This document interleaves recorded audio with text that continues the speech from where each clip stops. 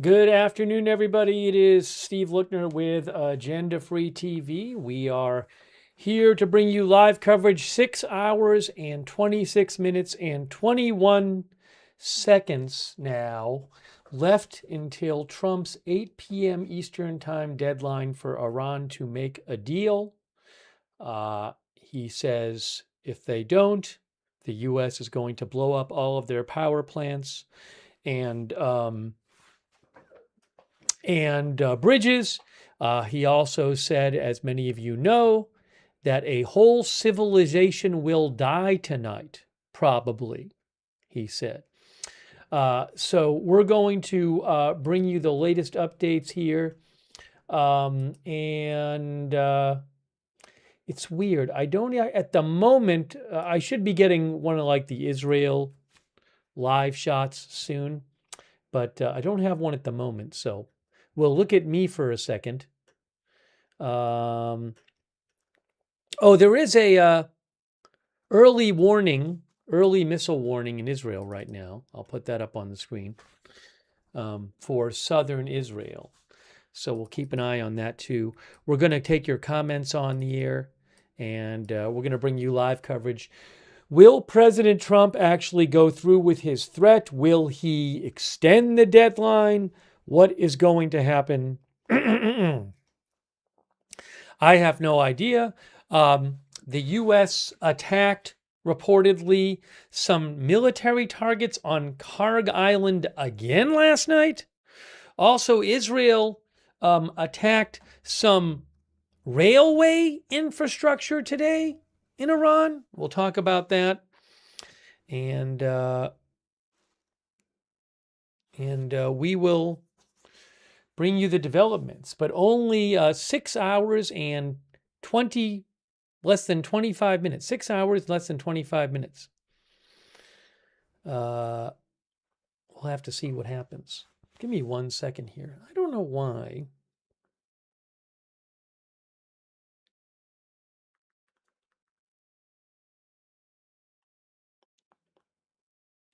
Thanks. Hold on. Let me just do something.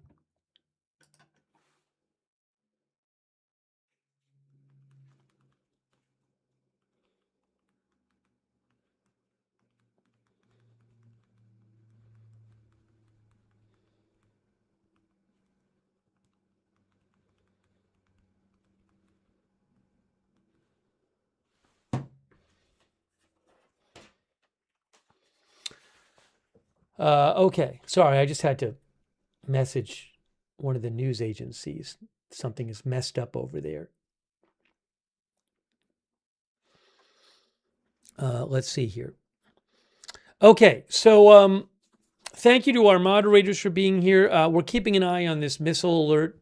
You're going to see this missile early warning. You're going to see missile alerts soon in Israel. Thank you, Ruth and Beth Mythical, who are modding right now over on YouTube. I appreciate it. Thank you also to our... hold on. Do we have moderate? I'll thank our Linda Belk, Larry, and Misha over there on X who are moderating, who moderate for us there. And hang on one moment.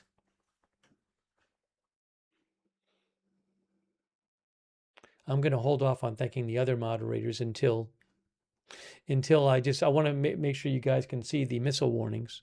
Just give me 1 second here. By the way, thanks to my YouTube for your support. Thanks, my YouTube, and also 24 Benjamin, who says, I live in Fairford, UK. It's been quiet all day. We had some planes land around me 3 a.m. this morning. Thank you so much, 24 Benjamin. Also our member, Priyavrat. Well, I think it's Priya Rachowdhury. Or Priyavra Chowdhury. Maybe it's Priyavra Chowdhury. Thank you so much, Priyavra. I really appreciate for being a member. Also, thanks to Debbie James, our moderator, who's moderating. And Debbie, thank you for the memberships as well. Thank you, Debbie. We're waiting any moment now to see missile alerts in Israel. This is in southern Israel.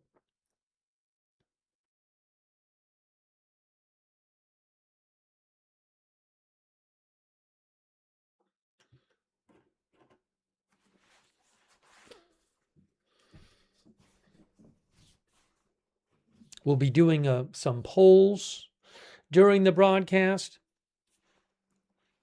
and getting you the latest. All right, so that's okay. There we have our missile alerts. Missile alerts in Israel and southern Israel, although one up by Ashdod, sort of by Ashdod. So I don't know if that's something different. But most of them down here. So we'll have to wait and see what plays out with those. Let me teach you something real quick. Hold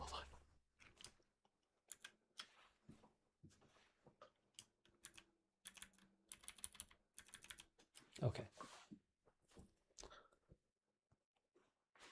Again, missile alerts in southern Israel. I do not have cameras from southern Israel.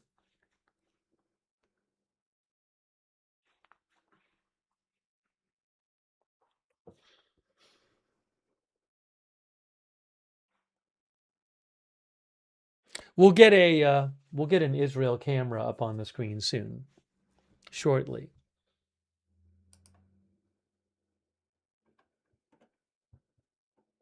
This is the so far red alert map.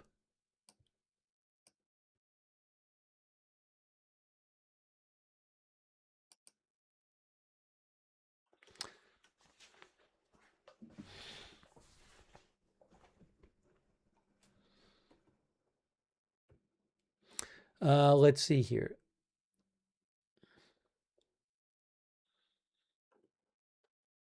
All right, so I'll keep an eye on this. Again, we have some missile alerts in southern Israel. I don't have a camera from there. I'm going to check. I'm going to check Israeli. Oops, we don't need that.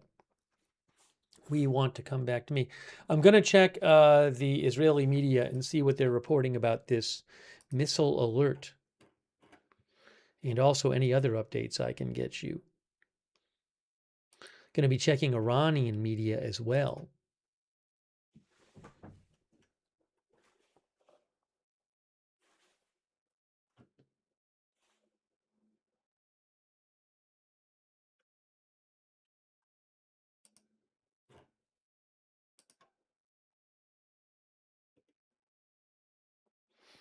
Let's take a look at, while we're waiting for some updates on that, let's take a look at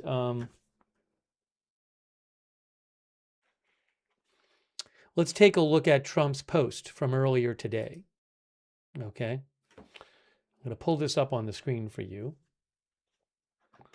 Here it is. We need to do this. Here is.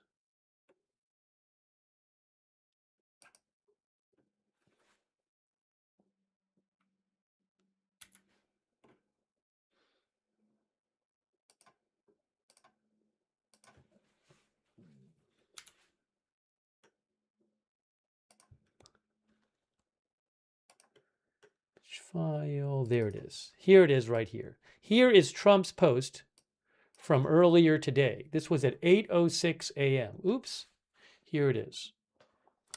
Trump said at 8:06 a.m., "A whole civilization will die tonight, never to be brought back again.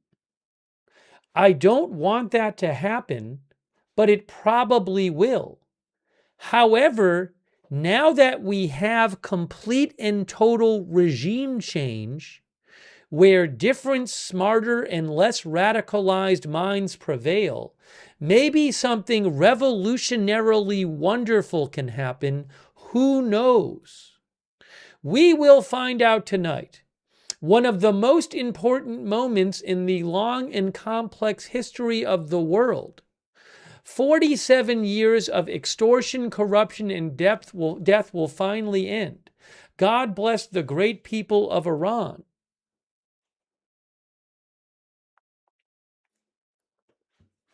That is from President Trump at 8:06 this morning.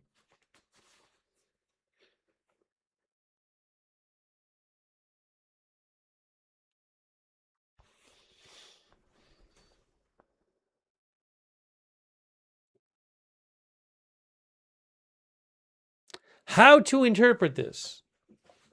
Does this mean an attack is coming? Does this mean he's bluffing? I don't know what he's going to do. Special Sauces thinks it's another masterstroke of diplomacy. Stephanie Kimber Hooper thinks this is going to be disastrous.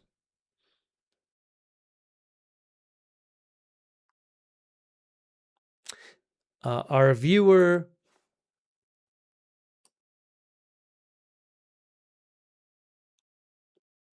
Snowkeeper says, tactical post, don't let this scare you. Analog Absinthe says he's lost his mind and should be removed from office. Dansky thinks not a lot will change.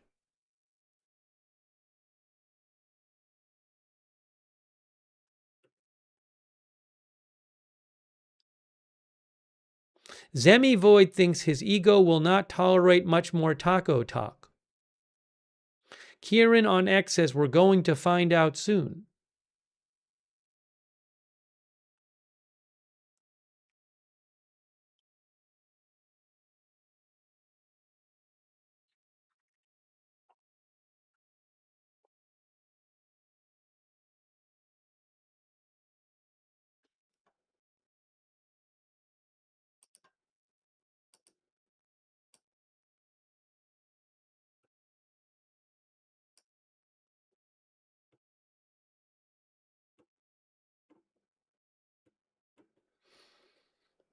Hang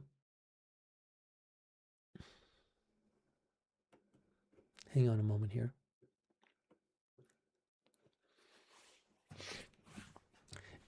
Two people have already asked if there's a countdown timer.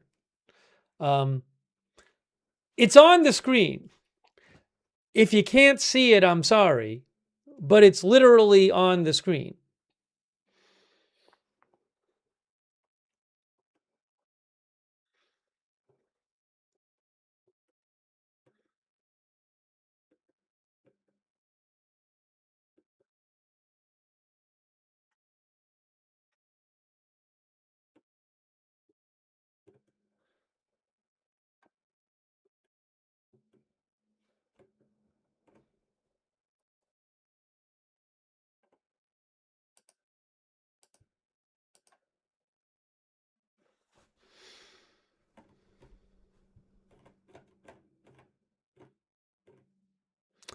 Okay.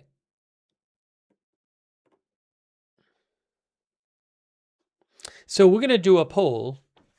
We'll do one poll. We'll probably do multiple polls. And I'm going to keep checking for updates here. Oh, hold on. I have the Tel Aviv feed. I have Tel Aviv, I think. We got the Tel Aviv feed back. That's good. It's Tel Aviv. All right, hold on. First of all, let me get the Tel Aviv feed up. So that's going to go here. There's Tel Aviv. We got to make it a little brighter, though. It's a little dark.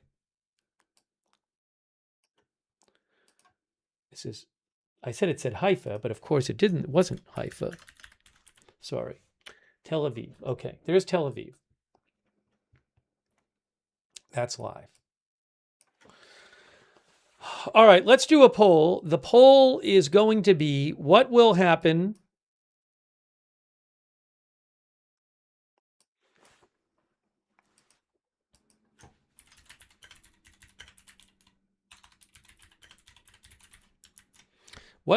tonight? U.S. attacks, deadline extended, deal, other. How's that? We're doing a poll right now.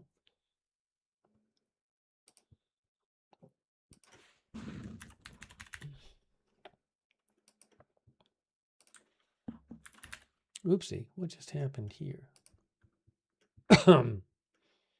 Where did this go?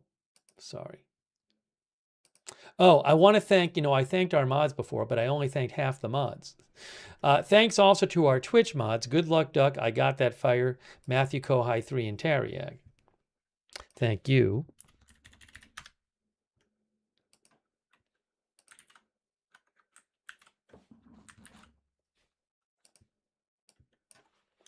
What will happen tonight? U.S. attack. Deadline extended. Deal nothing. Other. Also, thanks to our Facebook moderators.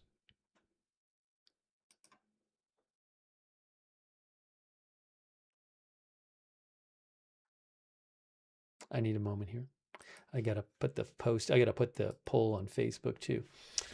Over on oh no, I can hear myself. I can hear myself. Not anymore though. Margaret Riley is moderating. Charlotte Webb is moderating. Thanks, David Bragier, for the Facebook stars. Thank you, David. Andrea Holder is moderating. Thank you.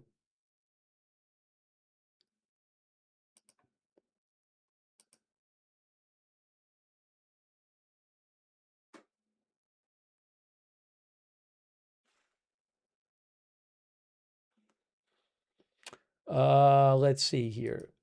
I got to post the poll on Facebook now.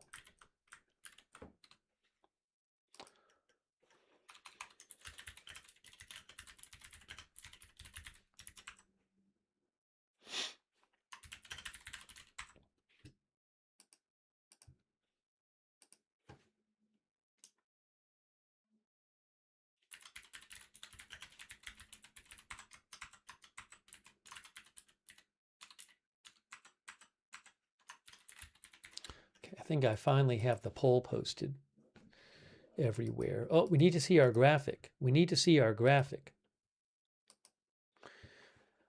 All right, let's see here. We have our poll graphic.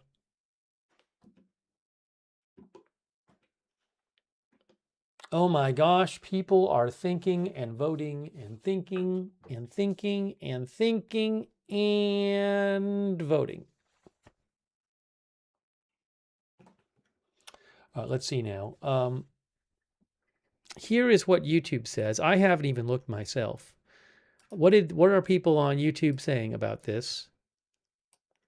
Interesting. Over on YouTube, we have U.S. attacks is in the lead.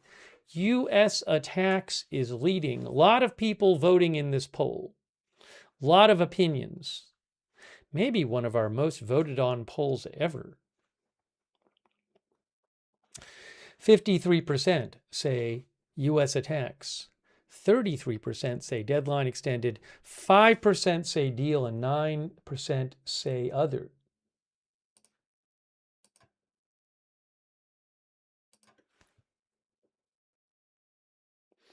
On Facebook, it's interesting. Facebook is 52% U.S. attacks, 31% deadline extended, 4% deal, 13% other. Facebook is actually very similar to YouTube right now. How about Twitch? How about Twitch? What are they saying? Look at this. Look at Twitch. Look at Twitch. It says 47% say U.S. attack, 38% deadline extended, 4% deal, 10% other. So the majority, well, if you add up all three, U.S. attack is the most popular one, but some of you think that it's going to be deadline extended. It's interesting. More of you think that it's going to be U.S. attack than deadline extended.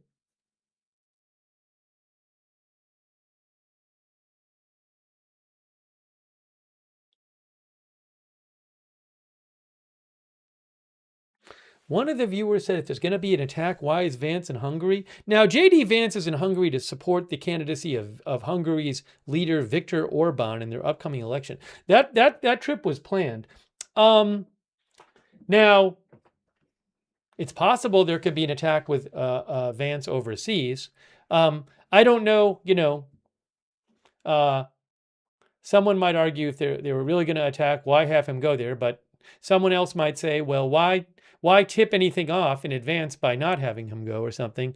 I'll let you debate that. I'm sure he can communicate if he needs to.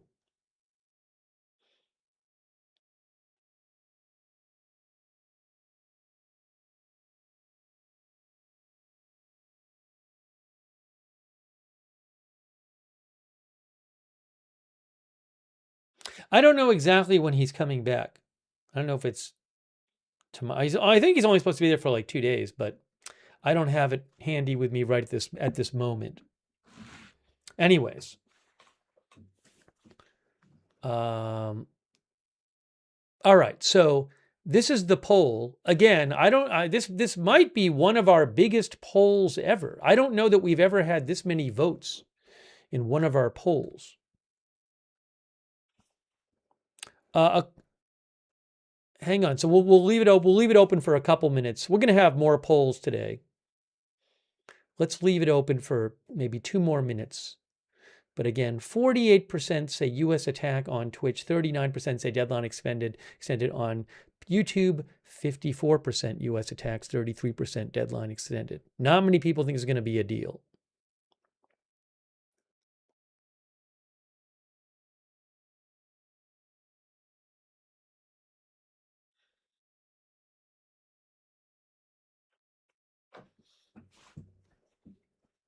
A lot of people voting. Wow. Yeah, this has to be, I think, our biggest poll ever. All right, you have your last chance to get your vote in. We'll do more polls. Wow, 10,000 people voted on YouTube. How about that? Okay, that's a record. All right, we're wrapping up this poll for now, but we'll do more polls. Maybe we'll do another one of those in a few hours if things are status quo. Thanks for voting.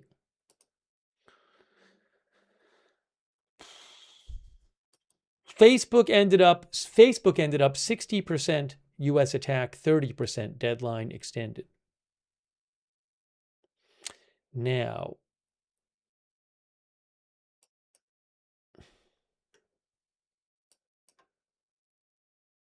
to repeat, President Trump posted at 8:06 a.m.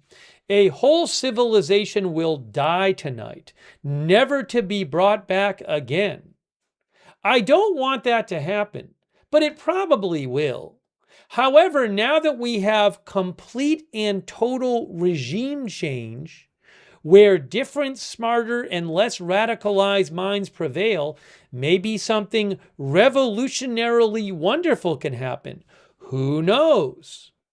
We will find out tonight, one of the most important moments in the long and complex history of the world. 47 years of extortion, corruption, and death will finally end. God bless the great people of Iran.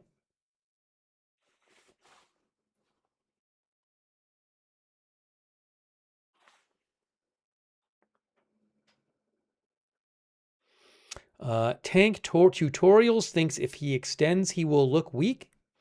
CK Drawn says nothing will happen. He is bluffing.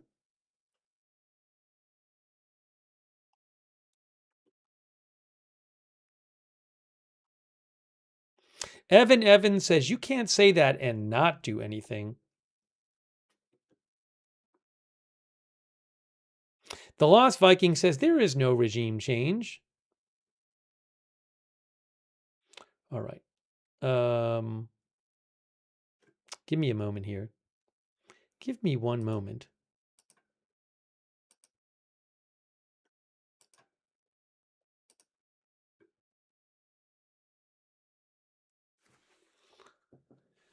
All right. Let me check on a couple things. By the way, a quick thank you to some people. Thank you to Hustle Zone, who thinks Trump's statements sound almost satirical, but this is real life. Thanks Cowboy, who thinks the IRGC is what he means. People will rise up tonight. Thanks Cowboy. Thanks Black Cat. Black Cat, I posted something about that a little while ago. Reuters had reported that Iraq's Kataib Hezbollah said they would release Shelley Kittleson, although I haven't checked in a few minutes. The kidnapped journalist, American journalist in Iraq. Joe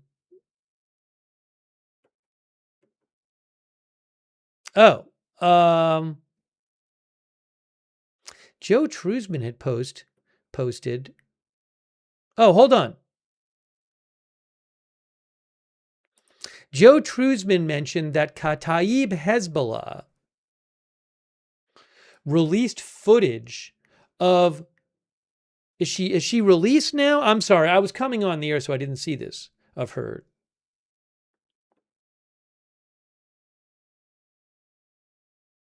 So I guess that they said that they released her. Let me take a second. I need 2 seconds. I can't do 5 things at once. Let me finish thanking a couple people, and then we'll get to that. Thank you to Melting Ice Forever, So Michi, Johan Wieback, who says the world is a strange place at the moment. Miss Curvy, thank you, who thinks Trump will be held accountable for innocent lives. Thanks also to Cowboy, to Black Cat, to Andy Crabtree, to JAH. Yeah, there were some Iranian state media has posted some videos of people gathering outside of, say, power plants. I don't know how widely that is going on in Iran. I also don't know. It's Iran state media. For all I know, this is something that the government organized as a PR thing, or maybe it's a spontaneous outpouring of support. I just don't know. We'll talk about that a little later. I would be careful of reading into state media videos like that. But we'll see. Anna P, thank you. Yeah, Israel hit some Iranian infrastructure, a railway infrastructure today. We'll talk about that. Thank you, Lidwine Elizabeth, who says, does he ever announce a date for attack, and does it on that date? I don't know the history of all of his announcements. Thanks for the question, though.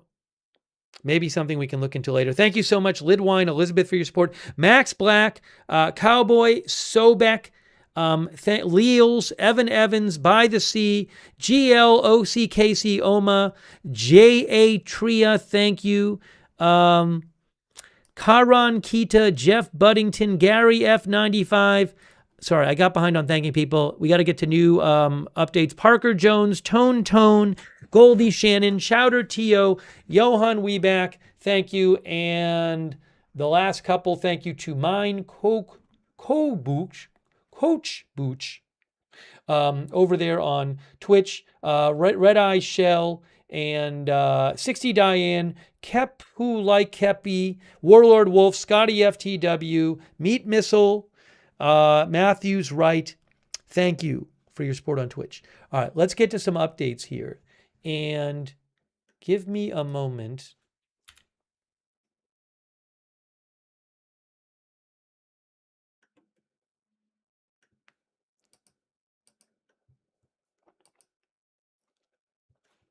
All right, hold on. I just did something dumb. All right, hold on a moment.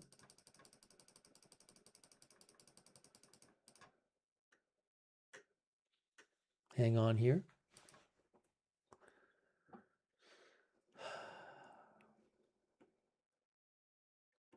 I'm trying to find an update about Shelley Kittleson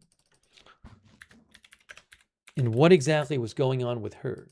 So Joe Truzman, who I follow, who's an expert on the Middle East, he said Kataib Hezbollah in Iraq, I believe in Iraq, released footage of former hostage Shelley Kittleson. She said she received training from American officers in Syria and was asked by the U.S. consul in Baghdad about Hasht and the so-called resistance factions. She appears to be reading some of her statement, and I have little doubt, says Joe, most of what she said was written by Kataib Hezbollah and is not a factual account from her experiences. Now, I think they said they released her, although I haven't seen confirmation she's released.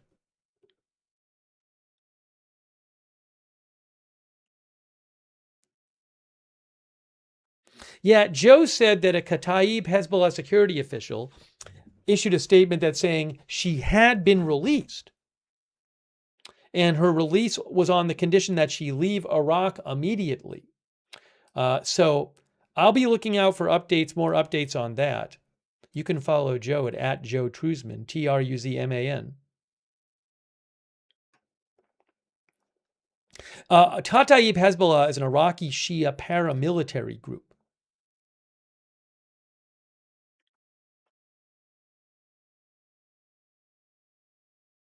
They are a pro-Iran group.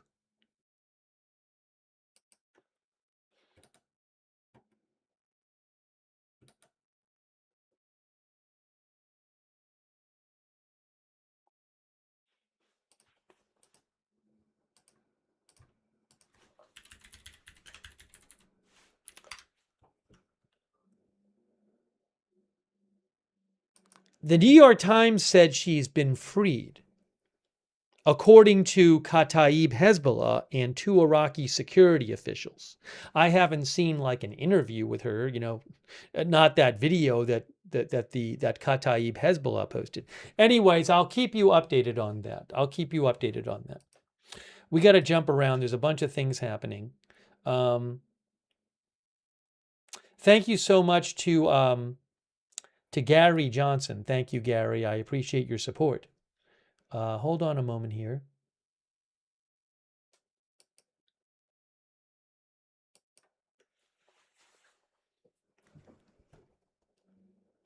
I didn't even get you updated on the last rocket alert or missile alert.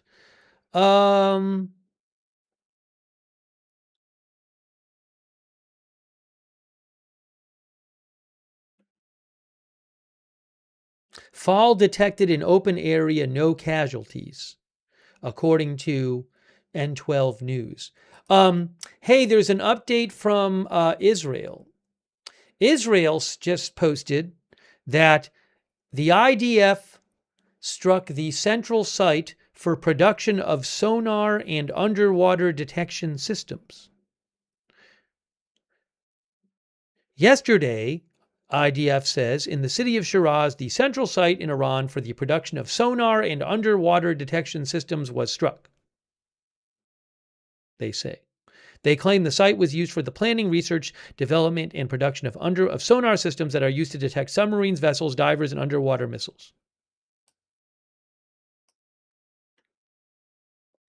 You can see this is the IDF's post. We got to talk about the railway stuff.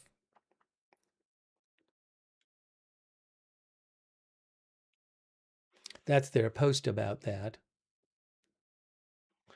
But Israel, overnight, Israel told Iranians to not take the train all day until 9 p.m. Now, it's after 9 p.m. now. But Israel issued this, very unconventional warning overnight to Iranians, where they said, this was the warning that they posted at the start of the day. Urgent warning to users and train passengers in the country of Iran. Dear citizens, for the sake of your security, we kindly request that from this moment until 9 p.m. Iran time, you refrain from using and traveling by train throughout Iran. Your presence on trains and near railway lines endangers your life. Wow. And then we heard that today, I saw this report from, I'll have to check and see if the IDF has said anything more about this. Manny Fabian of Times of Israel reported that the Israeli Air Force has bombed around 10 key rail sections and bridges in Iran as part of efforts to prevent the Revolutionary Guard Corps from moving weapon systems. Now, my general response to this is usually something like, well, that's why they say they're doing it. Is that really why they're doing it? Is there some other reason they're doing it? I have no idea. But the IDF said, according to Manny Fabian, who reports for the Times of Israel on military stuff, that they did it supposedly to prevent the Iranian Revolutionary Guard Corps from moving weapon systems. I posted on my X account, there's a video clip of a bridge that's destroyed as part of this, a railway bridge. And what I need to do is to post and pin my X account, because sometimes there's videos I don't have the rights to show here, but I can post them on my X account. So let me do that. If the mods can pin my account on Facebook and Twitch, that would be awesome. I will do it on YouTube.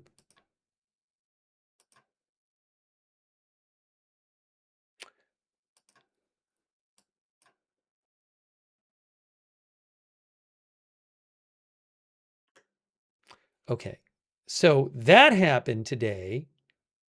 And also something else that happened. I mean, seems like a pretty big deal. That Israel attacked oh, by the way, that Israel attacked 10 different railway sites today in Iran. And then Faytux News said that the Kuwait Interior Ministry made an announcement. Hold on a second here.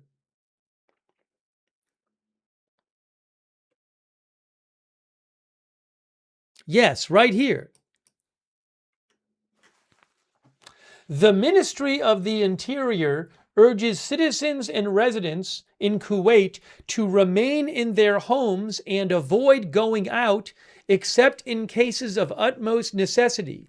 This is effective from midnight tonight until 6 a.m. tomorrow. Now, midnight Kuwait time is what? I have to look it up.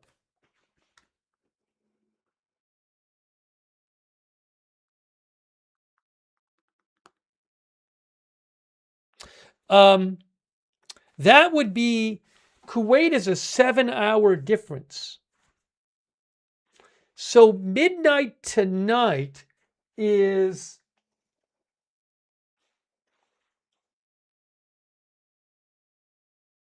(5 p.m. Eastern time till 5 p.m. Eastern time to 11 p.m. Eastern time. That begins 3 hours from now.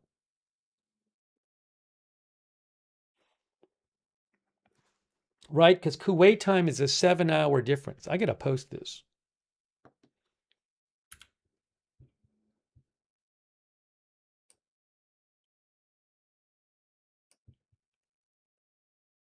Hang on. Thanks to Faytux News for the heads up.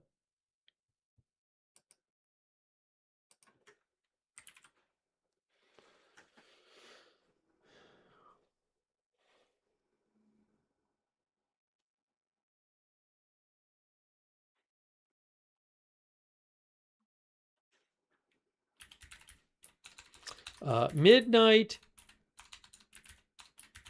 to 6 a.m. Kuwait time equals 5 p.m. ET to 11 p.m. ET.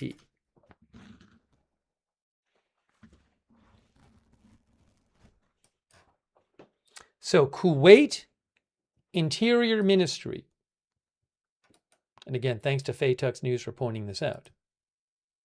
Kuwait Interior Ministry says citizens and residents should remain in their homes and avoid going out. Effective midnight to 6 a.m. tonight, which is 5 p.m.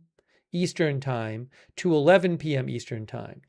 This is a precautionary measure taken in the context of ensuring everyone's safety, enhancing the level of prevention, and enabling security authorities to perform their duties with high efficiency.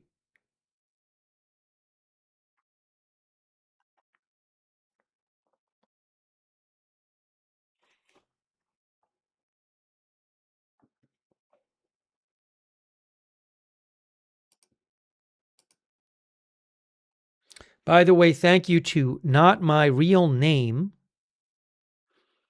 who says bombing civilian infrastructure is a war crime. Thank you also, MC116021. He says, I'm a postal worker. He said his family's having financial difficulties. He says, how will this war help us? The USPS needs money now. I hope things improve for you, MC. Thanks also The Fiend and Sauce Noir and Kenny E80. Kenny said gas went up over 37 cents in Iowa overnight. Thank you, Goldie Shannon. Thank you, Chowder Tio.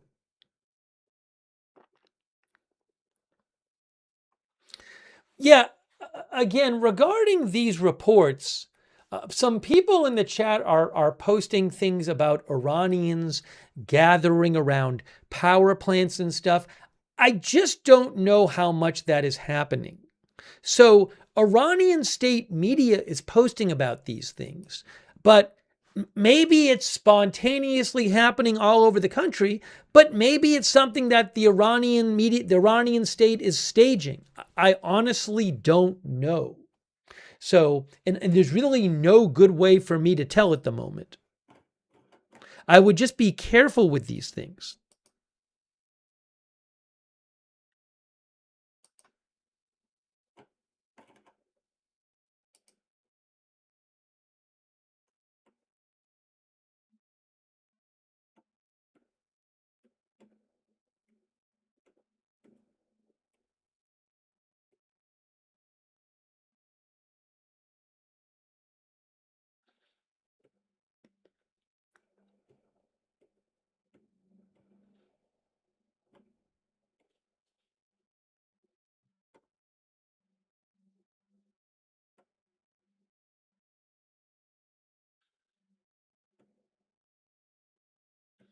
Some of our viewers think it's propaganda. Maybe it's not.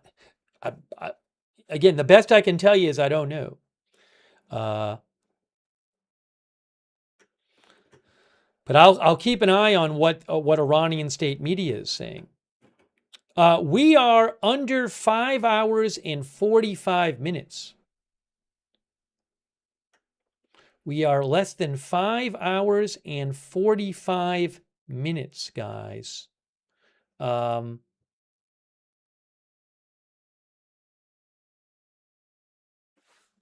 didn't talk about Karg Island. We did not talk about Karg Island.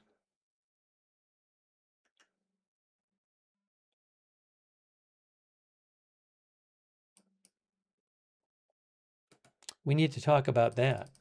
The U.S. reportedly hit more military targets on Karg Island. Look at this. U.S. hits military targets on Karg Island again.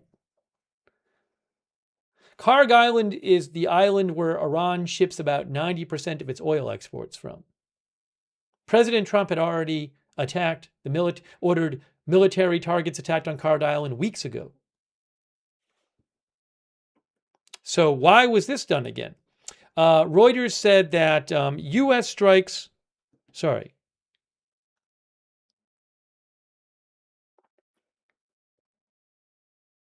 A U.S. official told Reuters that there were additional strikes on military targets on Karg Island. They did not impact the oil infrastructure. The official told Reuters that some of the strikes targeted sites that had been previously struck before, and said the attack on Karg Island occurred in the early morning hours of Tuesday.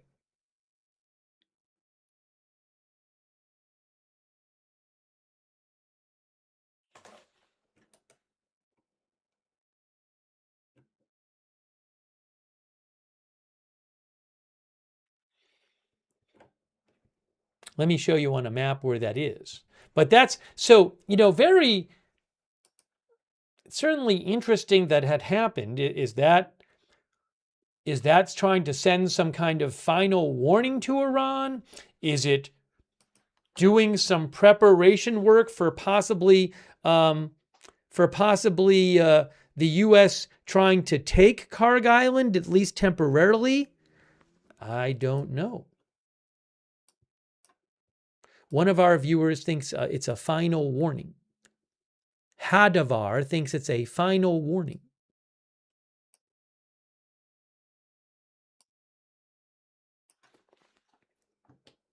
Let me just show you where this is, Karg Island.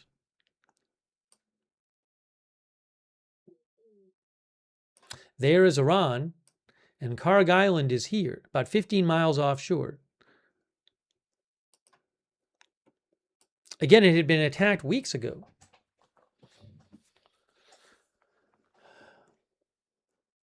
Oh, I should check Flight Radar 24. I don't know how much we'll see, but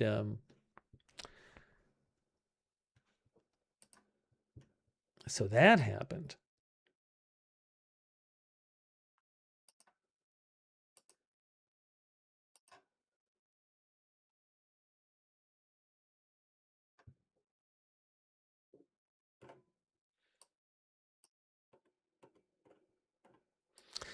You know, I'm guessing there might be a lot of planes, Israeli and American planes we can't see. The number one flight being tracked is a Kuwait Air Force plane flying over here. All right.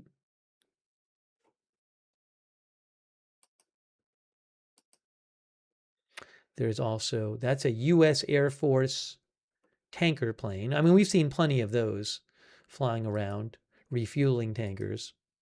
Anyways, refueling tanker. If you know, if any of the accounts I follow who pay attention, close attention to this stuff, post that there's something particularly interesting going on or new on the Flight Radar 24 or a different flight tracker, I'll let you know. I need to keep an eye on the updates. Oh, we have a Beirut camera too.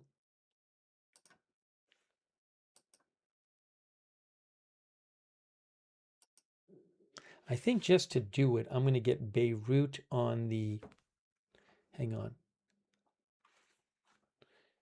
Give me a moment. I'm going to get Beirut up here and then Tel Aviv below it. But we don't need the volume on though. All right, there's Beirut. Bear with me, please.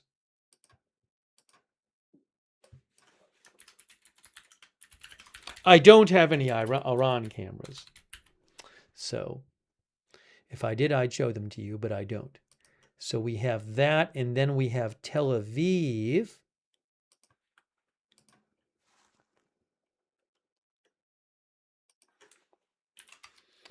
Here's Tel Aviv.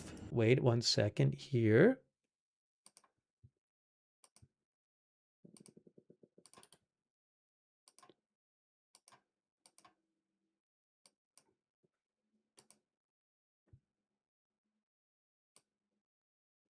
That is obviously not Tel Aviv. I will switch it to Tel Aviv.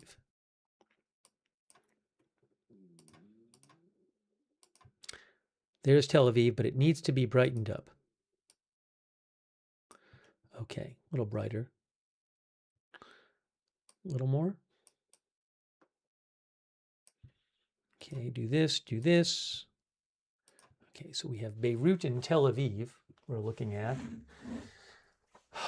Wow, so what is going to happen, guys? Hey, thanks to Anna P.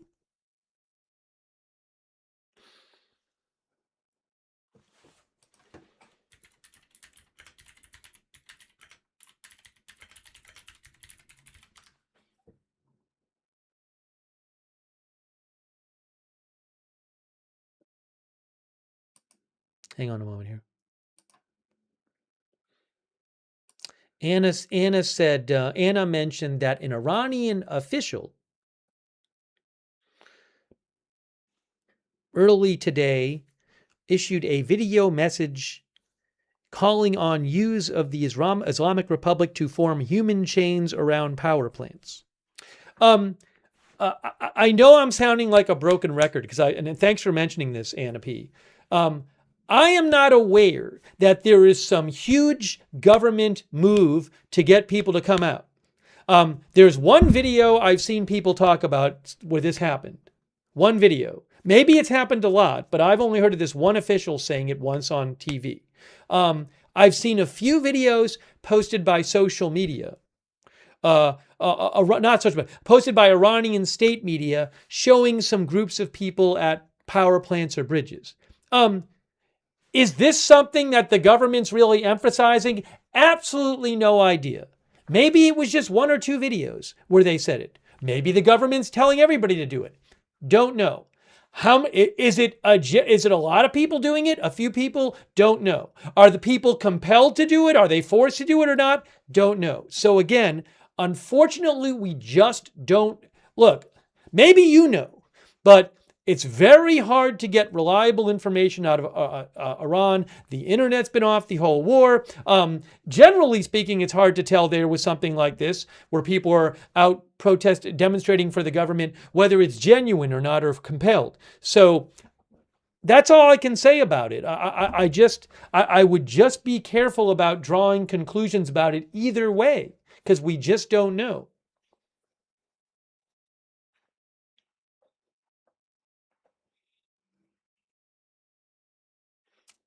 It's hard, but it's just the way it is. It's hard to get reliable info about this kind of thing.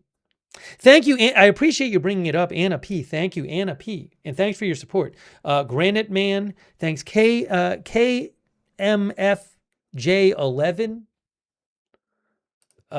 And Fast Peak.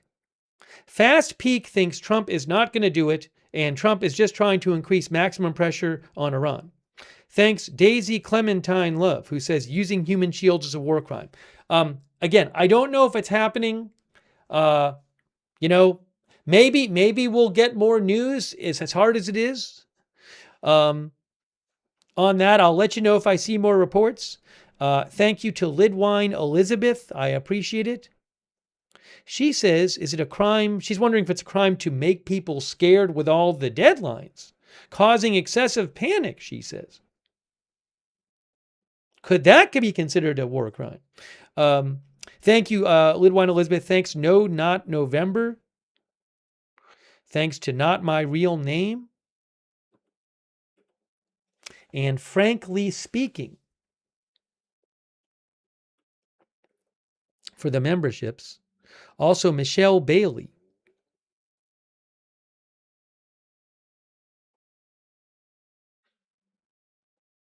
She thinks the fact that the Iraqi militia released the journalist shows they are scared. The pro-Iranian Iraqi militia Kataib Hezbollah has reportedly released that kidnapped American journalist today. We talked about that a little earlier. Thank you, Don't Know. And SP5MJB. All right, let's get to some more updates here.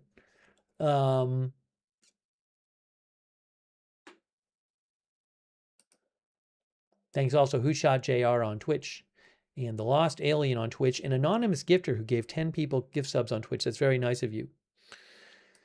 I got to check for some updates here. We got to. Okay, why are you looking at me? We should be looking at the footage, the live shots. Let me check for updates. I got to keep getting updates. I'm looking right now at some reporting from Iranian state media, and they have some videos of people out at night waving Iranian flags in Martyrs Square. Genuine outpouring of support? Staged propaganda? I can't tell you.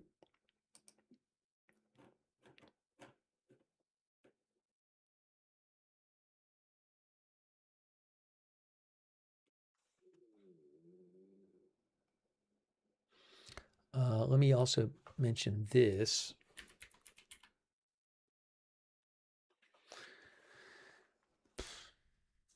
One moment.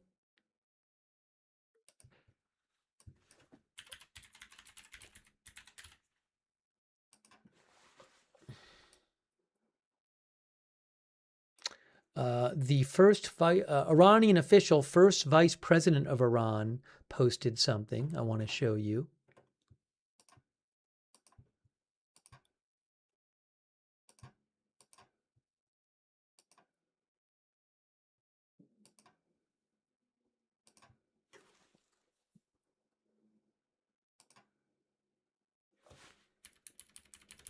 This is from the first vice president of Iran.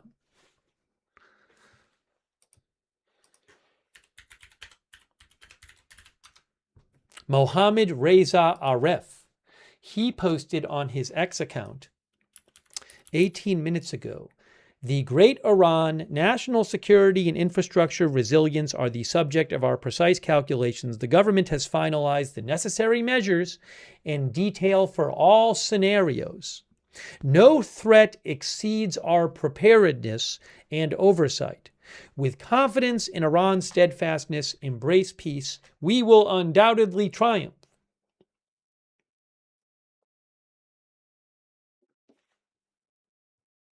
Okay.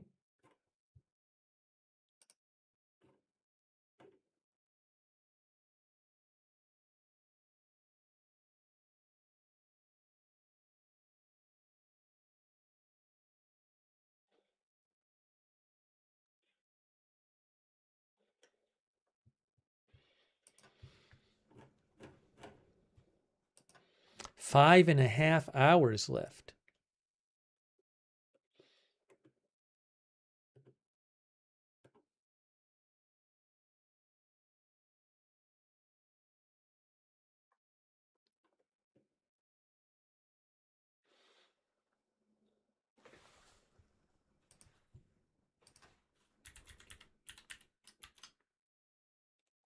Give me a moment here.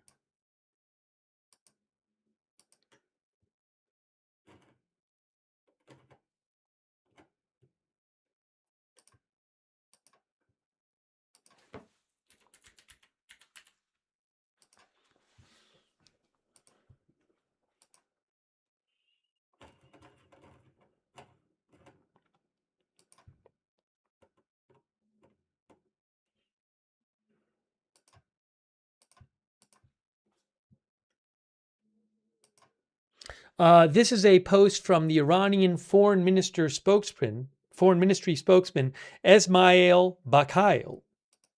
Esmail Bakai.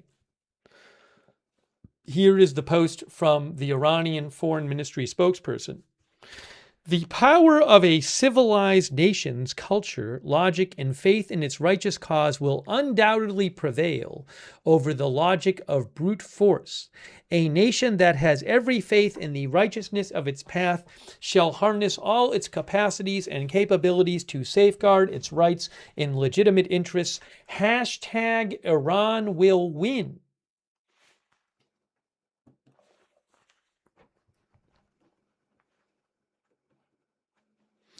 Roy says, I have a feeling they will target the Revolutionary Guard heavily. The civilian targets are a distraction.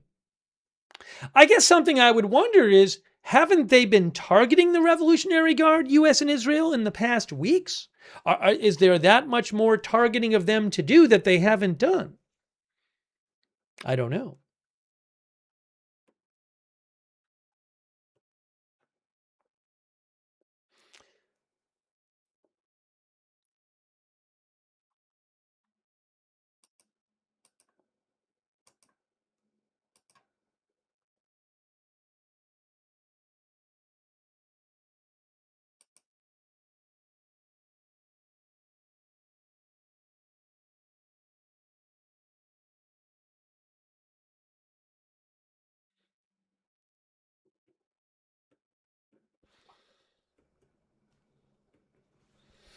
But look, I mean, certainly, I don't know what Trump is going to do. But certainly, if he does what he said he's going to do, that would certainly be an event of the utmost seriousness. I think you can imagine if Trump were to destroy all of the bridges and power plants in Iran, what an impact that would have on this country of 93 million people. And also, who knows what kind of response it would trigger from Iran.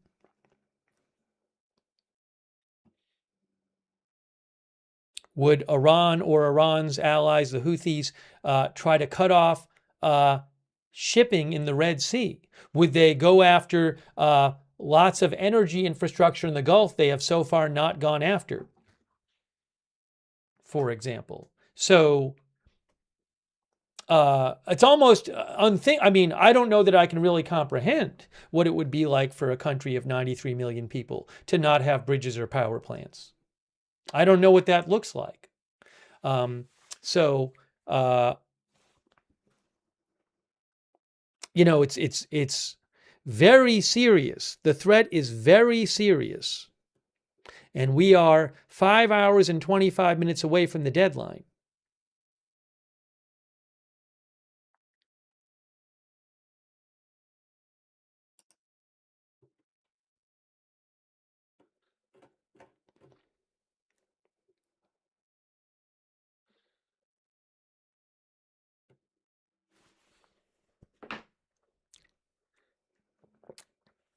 Michael D. Gagnon, our viewer, says there is no off-ramp. Does anyone see one?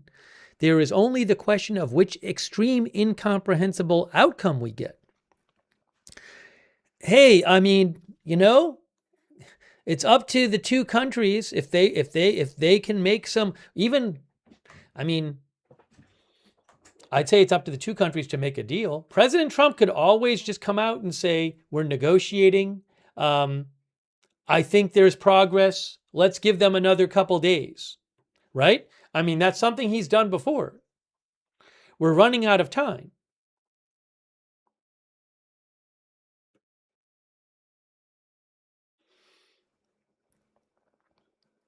Mouse Evil thinks Iran doesn't have many cards left to retaliate. Well, I mean, it is widely believed that the Houthis could begin attacking shipping in the Red Sea, which would be have a huge economic impact on the world, because here is the Persian Gulf, but Iran is controlling what's coming out of there because they are controlling what goes through the Strait of Hormuz here. But a lot of other products from the Gulf are coming out this way through the Red Sea. But there's Yemen where the Houthis are. What Saudi Arabia is doing is most of the oil they ship out, that they would normally ship out through the Persian Gulf, they are sending through a pipeline and shipping out through the Red Sea. But if with the Strait of Hormuz already cut off, you then get shipping out of the Red Sea cut off through the Bab al-Mandab Strait down here, that is going to significantly lessen the amount of oil and other products coming out of that area. And the Houthis have already in past years, the last several years, they've done that. They've attacked shipping in the Red Sea. They haven't done it during this conflict. So that's, for example, one escalation that would be quite serious that in theory could happen.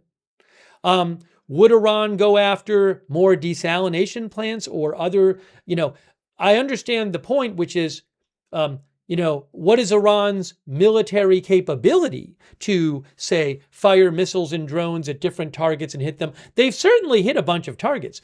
Just yesterday, it was reported that they hit a very important petrochemical facility in Saudi Arabia with missiles. How much capability do they have to do this kind of thing? I don't know. But they have certainly been hitting targets in different Gulf countries. How much could they escalate? It's a good question. One other thing I will point out. I don't want to sound like a crazy person, but I have said this before, and I don't know why no one's talking about this. And I think it's weird to me. So let me just point this out. Again, some of you have heard me talk about this. Iran has one working nuclear power plant. They built it with Russian help.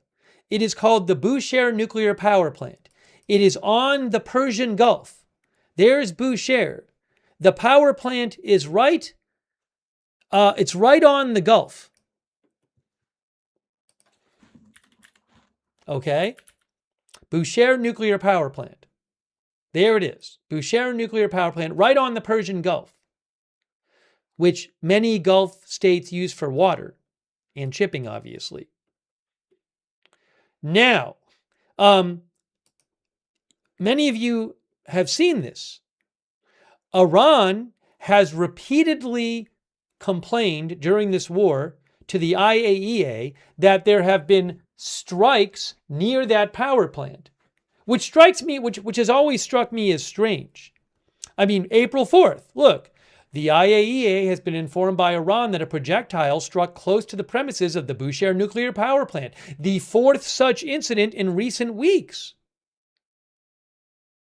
Iran informed the IAEA, this is just a few days ago, that one of the site's physical protection staff members was killed by a projectile fragment, and that a building on site was affected by shock waves and fragments. No increase in radiation levels was reported.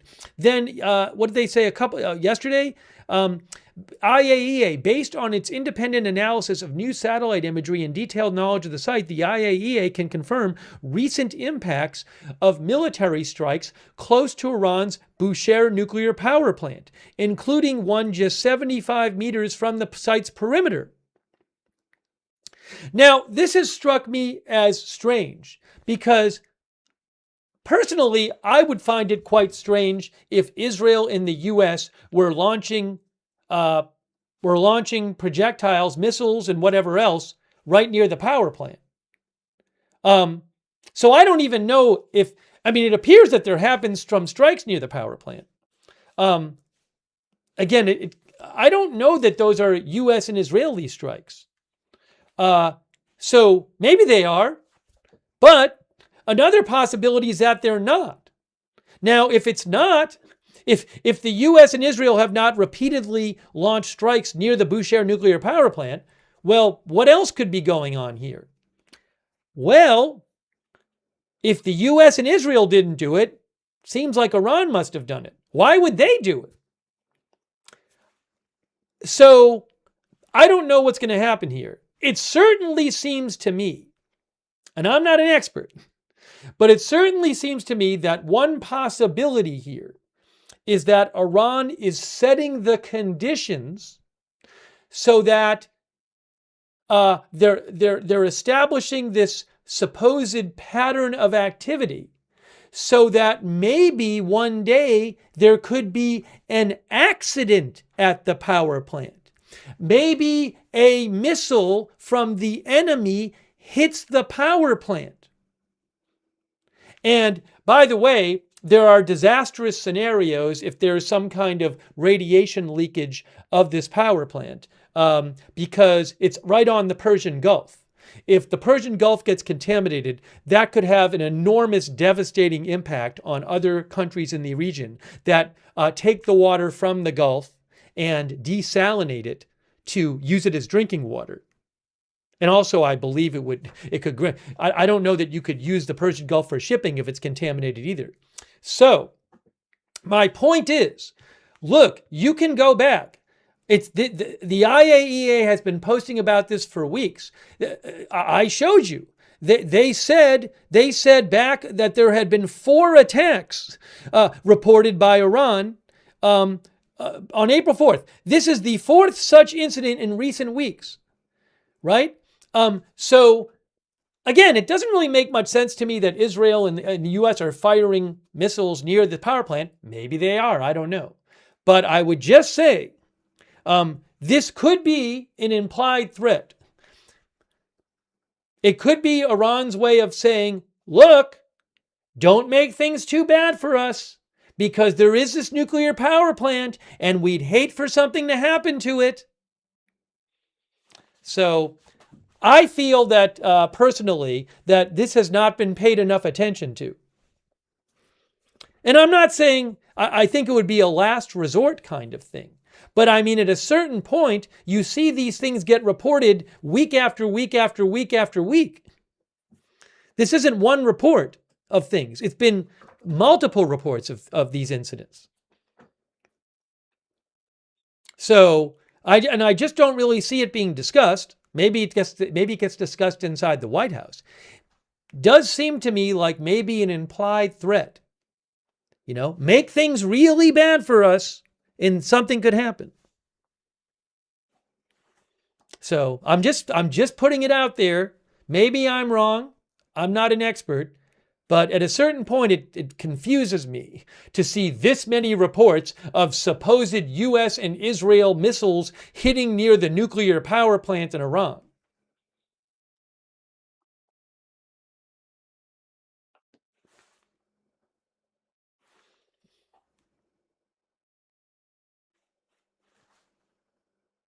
But one of the two things is happening. The IAEA says the IAEA can confirm recent impacts of military strikes close to Iran's nuclear power plant, including one just 75 meters from the site perimeter. That is happening. They have confirmed that. So it's either the US and Israel is doing that, which is kind of confusing to me if they are, or Iran is doing it. It's one of the two. It's happening. It is happening.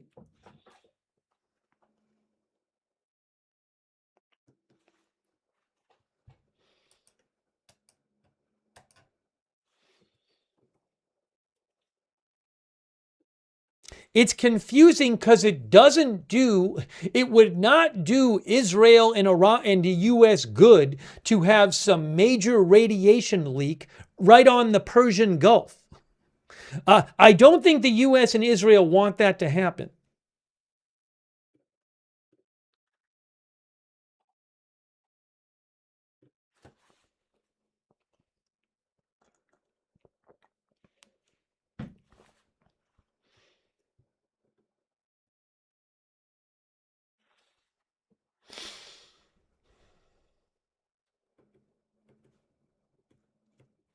We are at 5 hours and 14 minutes.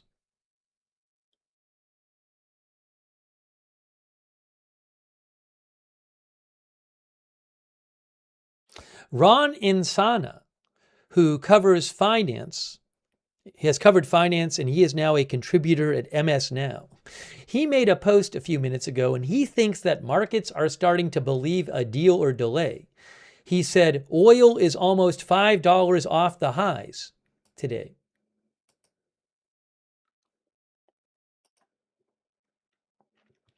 WTI crude, U.S. crude, is currently around 113. Earlier today, it was around 117, I think. Brent crude is about 109, and it was definitely higher earlier today, a little higher, 111, 112.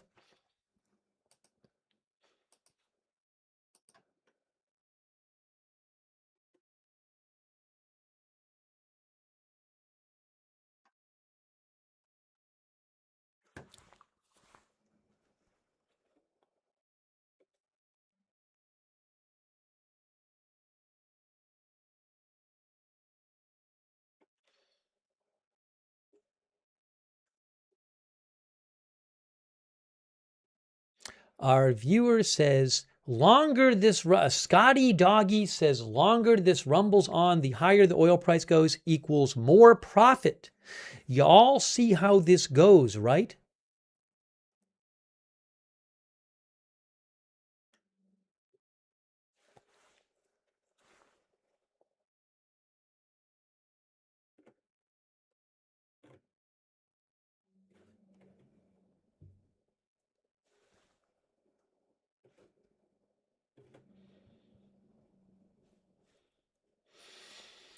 Five hours, 12 minutes. 5 hours, 12 minutes, guys. Thank you, by the way, to Patricia Grace. I appreciate it. Also, Lidwine Elizabeth, thank you. Brenda Delacroix, thank you. Thank you.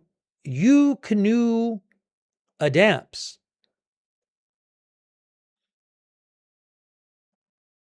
Says, I cannot defend this illegal war. Do you support it? Thank you, the Mon Captain. The Mon Captain, the deadline that Trump gave is 8 p.m. Eastern Time. 8 p.m. Eastern Time. That is the deadline, 8 p.m. Eastern Time. Thank you, KMFJ11.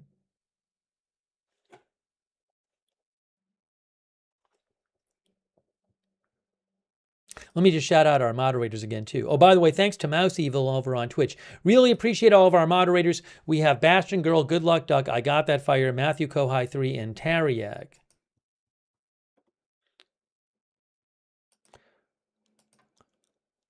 Thank you to Ruth and Beth Mythical and Roberts May Queen on YouTube.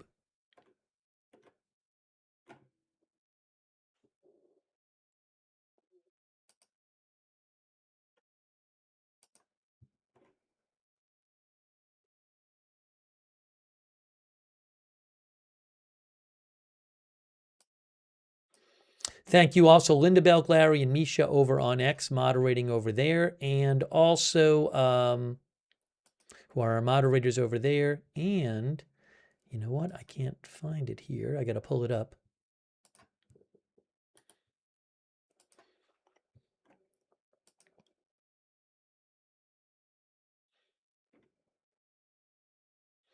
Margaret Riley, Kay Lowry, Body Matter, moderating over there on Facebook. Big thank you.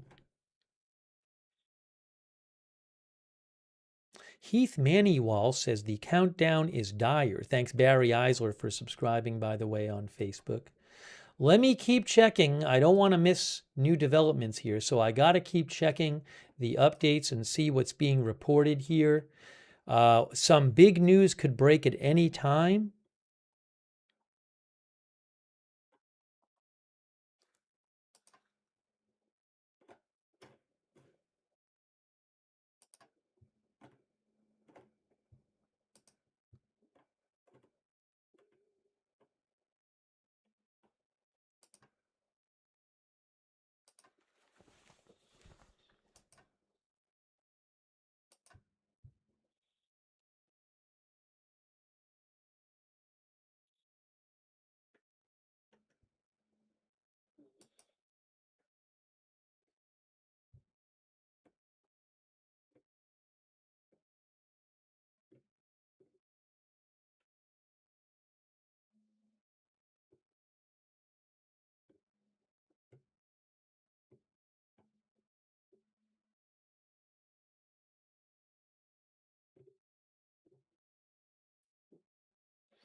The Wall Street Journal is reporting that the Revolutionary Guard in Iran sent a text message to Iranian mobile phone subscribers that said, "We will do something to deprive America and its allies of oil and gas in the region for years," they threatened to do. They said, "We have shown great restraint for the sake of good neighborliness. But since then, all these considerations have been lifted." That is from a text message that went out to Iranian mobile subscribers, according to Wall Street Journal.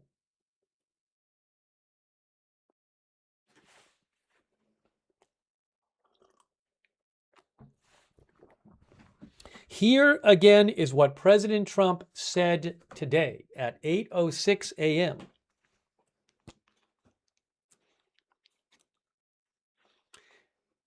"A whole civilization will die tonight, never to be brought back again.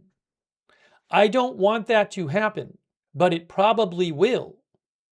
However, now that we have complete and total regime change, where different, smarter, and less radicalized minds prevail, maybe something revolutionary, wonderful can happen. Who knows? We will find out tonight, one of the most important moments in the long and complex history of the world. 47 years of extortion, corruption, and death will finally end. God bless the great people of Iran." Now, something President Trump could do is he could claim there's a breakthrough in negotiations, whether or not there is, and say we're going to give him more time. I mean, he has often extended various deadlines in the past, which most of you know. But certainly this is quite threatening language.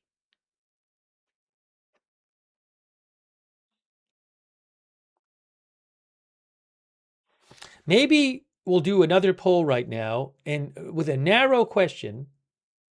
What just happened? Was there a strike or something? Let's see. I'm not seeing any smoke come up from there. Is there? No, I don't see it. Narrow question.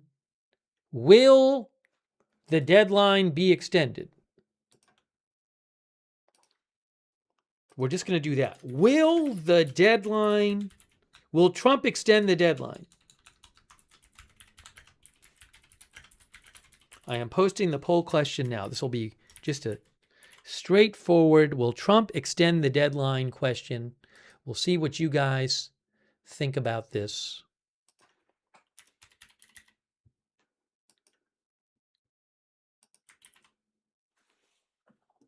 Yeah, I don't see anything big happening on the Beirut cam. The camera's moving around, but I don't see anything big happening on it.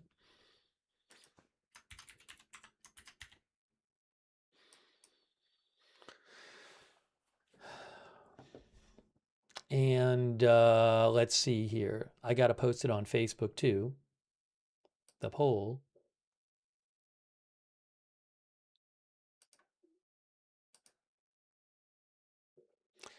Five hours and 5 minutes.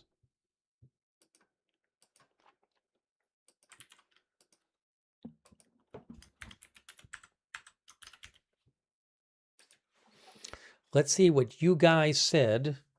But first, it's time for our poll graphic as you guys think about what is going to happen, and you think about it, and then you vote. Oops, we already saw that. Now we want to see what you said. Swift Baby says Trump all talk, nothing will happen. Let's see what people are saying. Let's see what people are saying. Will Trump? Nope, you can't see that. I didn't do it right. Let's try this again. Let's try this again. Will Trump extend the deadline? A lot of people voting. Wow. It is almost even on YouTube. 52% say no, 48% say yes.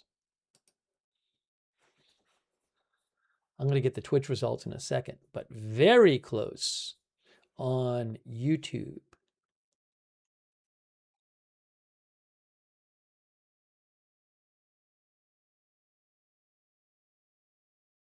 Now, another possibility would be some kind of attack, but not a big attack, like an initial attack or something. That's a whole other thing. There's all kinds of possibilities here. Mist thinks he'll do it early. Mist thinks he'll attack early before the deadline. Over on Facebook right now, it is 54% no, 46% yes. Very similar. Now let's look at Twitch and see what Twitch is saying. Look at Twitch. Wow. Look at this over on Twitch. It is 50-50. I mean, look, this is such a huge question. Will he extend the deadline? And our audience is basically split on this. People don't know. Well, maybe people think they know. People in the aggregate, though, don't have a sense of. The aggregate seems to be split.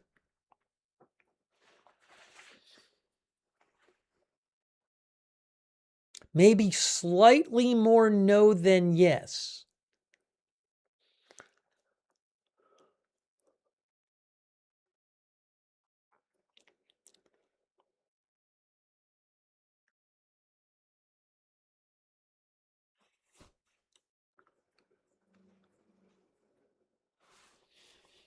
It is 52-48 on both Twitch and YouTube right now.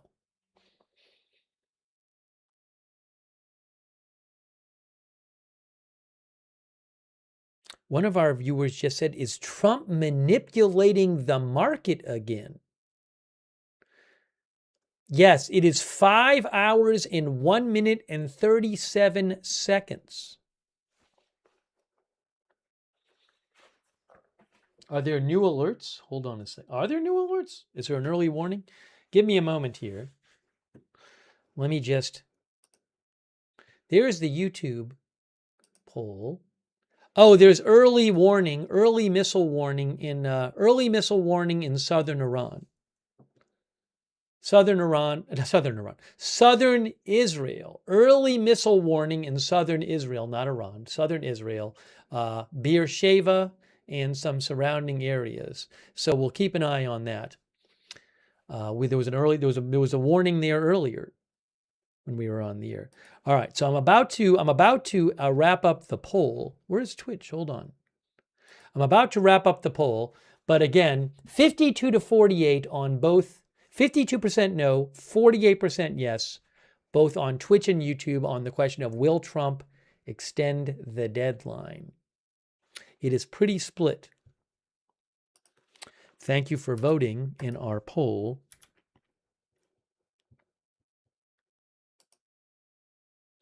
Over on Facebook, it ended up being, Facebook was 65% no.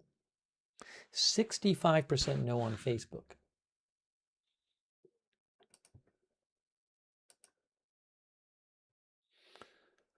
Let's see here. So we do have right now early warning alert in southern Israel.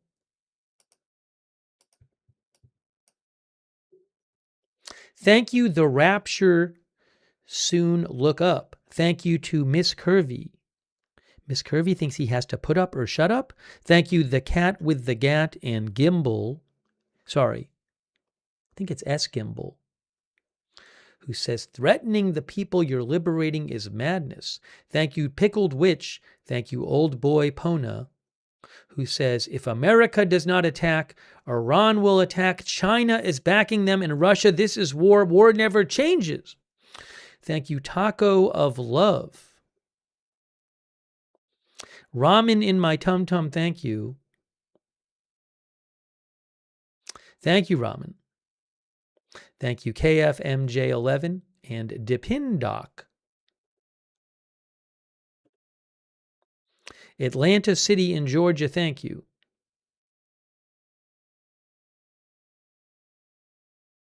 Thanks for your note, Atlanta City in Georgia as well. Also, Gino Lapointe, thank you. And Marco and Speedway Nostalgia. He says, sometimes it seems like they create a huge buildup, then at the last minute they come up with a deal. The thing about this situation, though, is I don't know if President Trump is going to be okay with any deal which doesn't involve Iran opening, which Trump wants Iran to open the Strait of Hormuz. But that's Iran's big leverage. So, I mean, but there's a world in which they don't, I mean, he can just extend the deadline if he wants to. He can just say, we're doing negotiations, deadline extended, right? And it kind of pushes it to the future. But at a certain point, I mean, you know, this has happened a number of times already. It was 48 hours, then it was 5 days, then it was 10 days. Thank you, Bent Stick.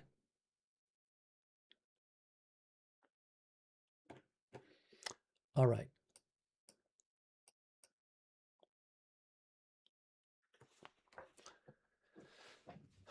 We're waiting for, while I was talking, we're now less than 5 hours. We're now less than 5 hours.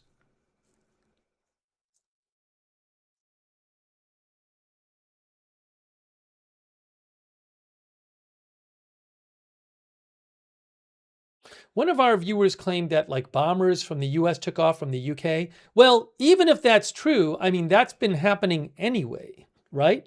The US has conducted, I think, over 10,000 strikes on Iran. So even if bombers took off from the UK, that kind of thing has been happening for weeks. So I don't think that really tells us much.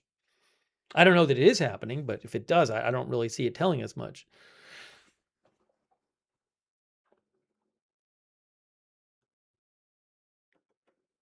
There could be new strikes happening, just regularly scheduled strikes.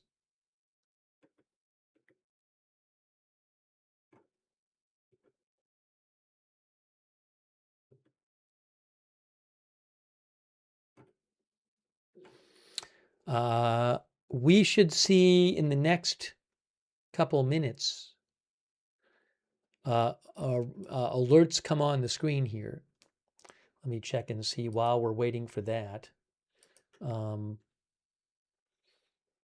other updates here.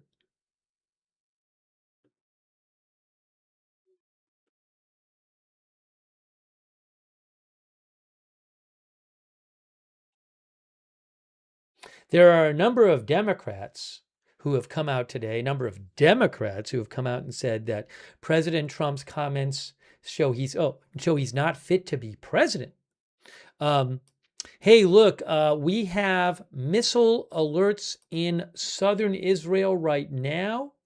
You can see them on your screen. I don't have a camera from southern Israel, but you can see the alerts. This could just be from one missile. Usually in this war, after the first couple days, the Iranian missile waves have been pretty small. Oh.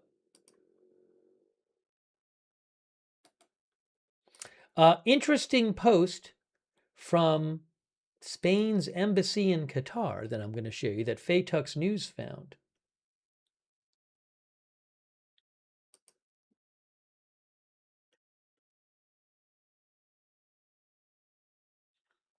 Hang on a moment.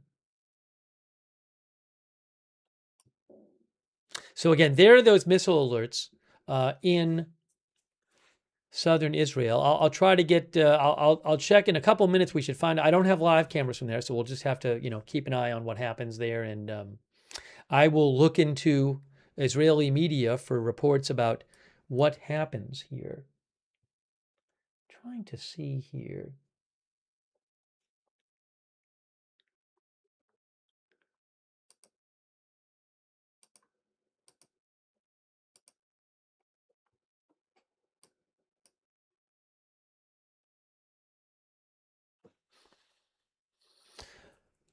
All right, I'm going to check something here, but you can see where the missile alerts are, and gradually they will disappear from the screen as the missile gets closer. But let me check something here. I just saw something interesting. I just saw something interesting that I wanted to show you, I think. Oh, hold on.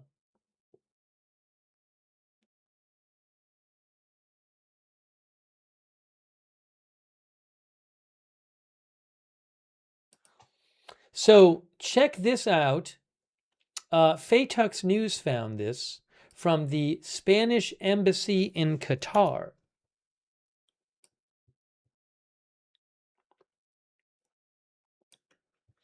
The Spanish embassy in Qatar posted on Instagram. You can see here it says, we're following closely the regional situation together with the Ministry of Foreign Affairs. I'm trying to translate this on the fly. If I can't, I will get it translated for me. We recommend that you have water, food, and medicine to be able to remain at home safely for several days in case that's necessary. That's what they said.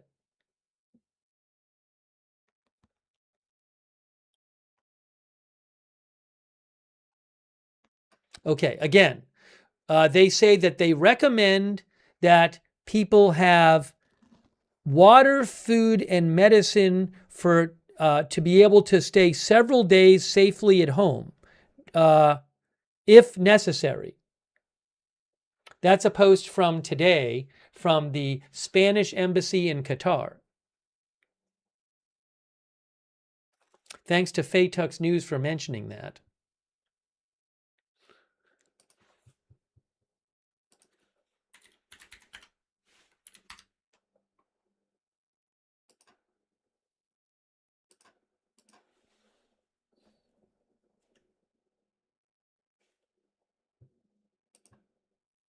Is there any update on the missile alert in southern Israel? I'll keep an eye on media in Israel. Initial report of a fall, but where? What happened with that missile? I don't know. I'm looking right now for updates on the latest missile alert. Hold on a second here.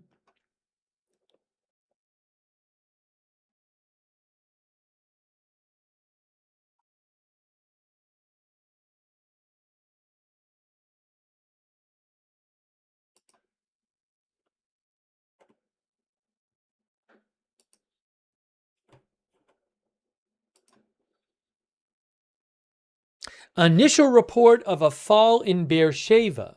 I'm hearing in some Israeli news accounts claiming that there's initial report that a missile hit in Beersheva, but I don't know the circumstances. So, waiting to hear about this, keeping an eye on updates. This is in southern Israel. They just had a missile alert there.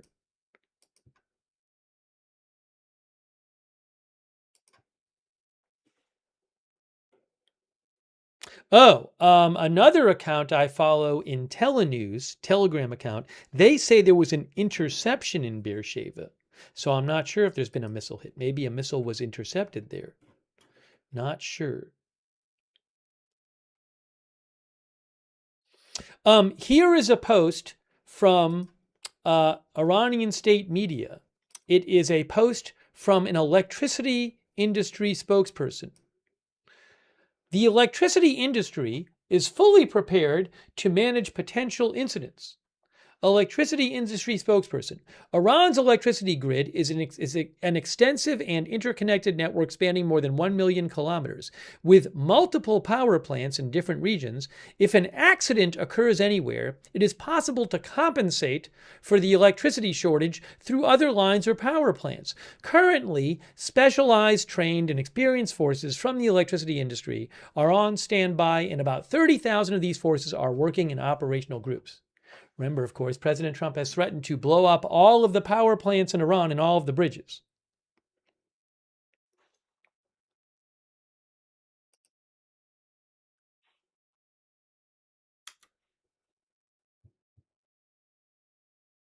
Tracy Ann thinks it's going to be a long night.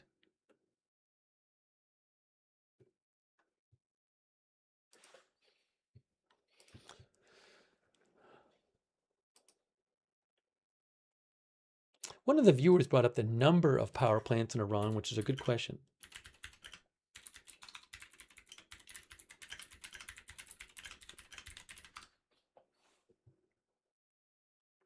Four hours, 48 minutes.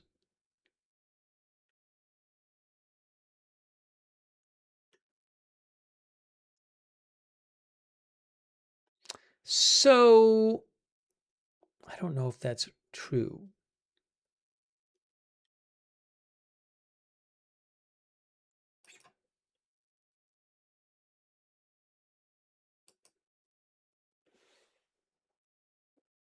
Hang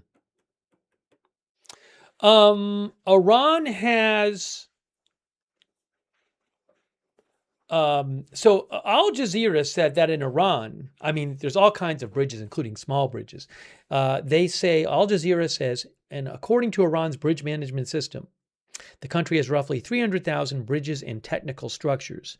Only about 185 bridges exceed 100 meters in length, and 42 bridges have a main span of more than 50 meters. 42 bridges have a main span of more than 50 meters.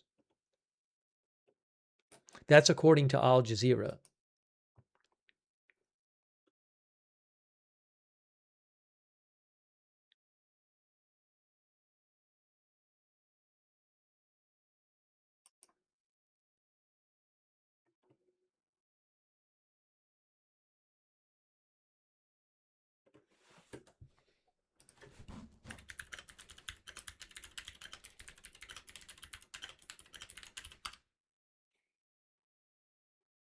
Iran operates, what is this here?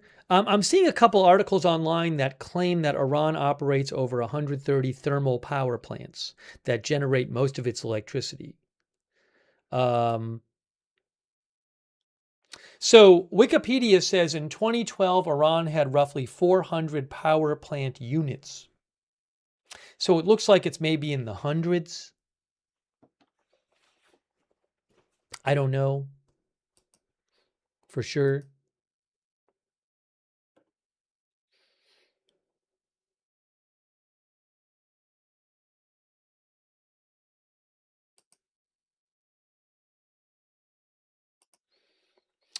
Joe, I got to check and see. Is there any update from Israel? Let's see. I haven't heard more there about the missile alert that happened. I'll keep an eye on that.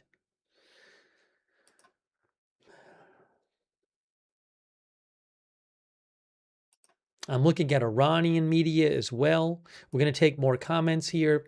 4 hours and 45 minutes, guys. 4 hours, 45 minutes.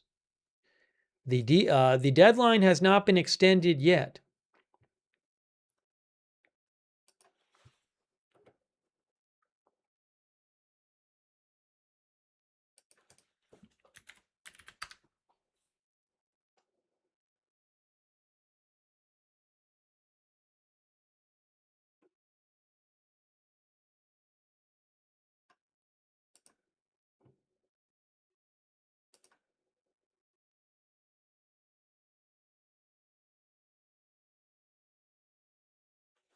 So remember, something that first of all, let me thank I just want to thank our moderators really quick. Again, I really appreciate them being here.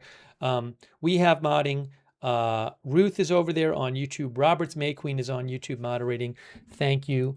Also, Linda Belk, Larry, Misha moderate for us on X, on Facebook.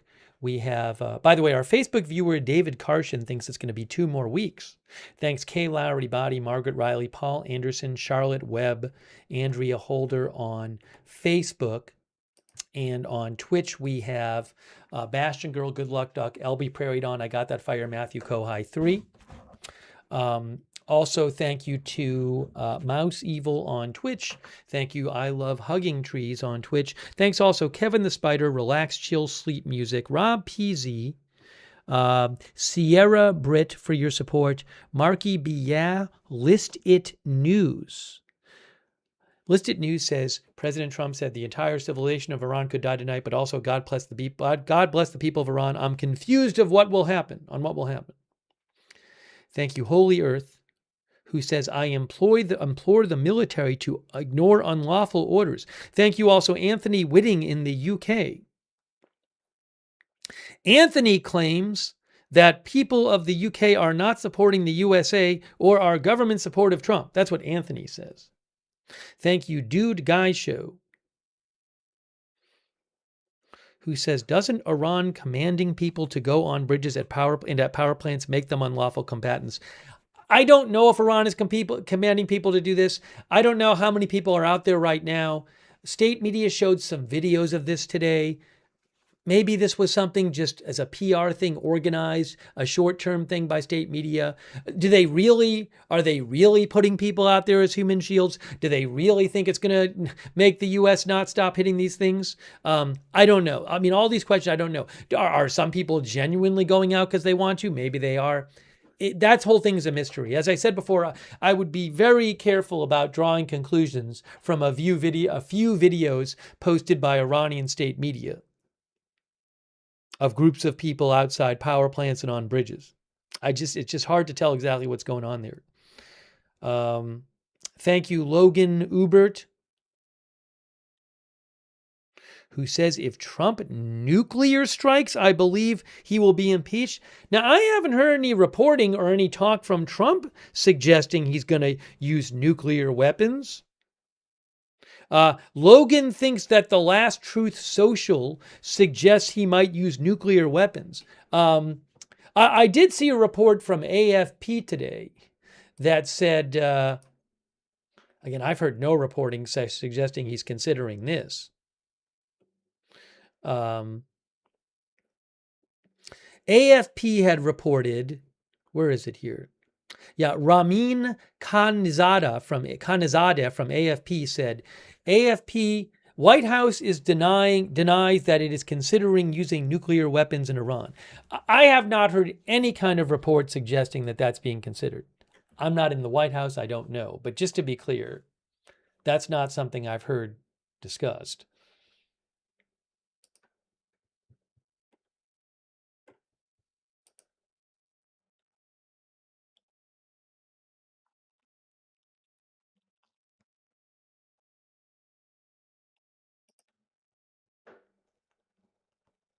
Oh, so hold on a second here.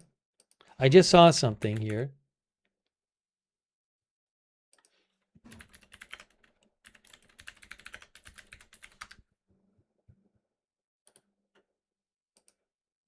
Hey guys, check it out. From the Prime Minister of Pakistan. This is the Prime Minister of Pakistan, Shehbaz Sharif. He just posted, diplomatic efforts for peaceful settlement of the ongoing war in the Middle East are progressing steadily, strongly, and powerfully, with the potential to lead to substantive results in the near future. To allow diplomacy to run its course, I earnestly request President Trump to extend the deadline for 2 weeks. Pakistan, in all sincerity, requests the Iranian brothers to open the Strait of Hormuz for a corresponding period of 2 weeks as a goodwill gesture. We also urge all warring parties to observe a ceasefire everywhere for 2 weeks to allow diplomacy to achieve conclusive termination of war in the interest of long-term peace and stability in the region. Is there any chance of this proposal being accepted by the various sides? Pakistan has been a mediator in this. That is the Pakistani Prime Minister who just posted saying they want a 2-week ceasefire, including a 2-week opening of the Strait of Hormuz.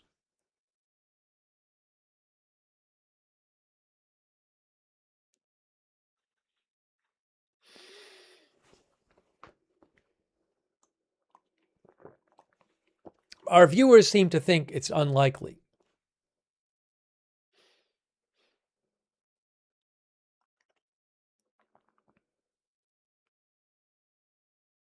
Chris says it could happen. Is there really good progress in the talks? That I don't know.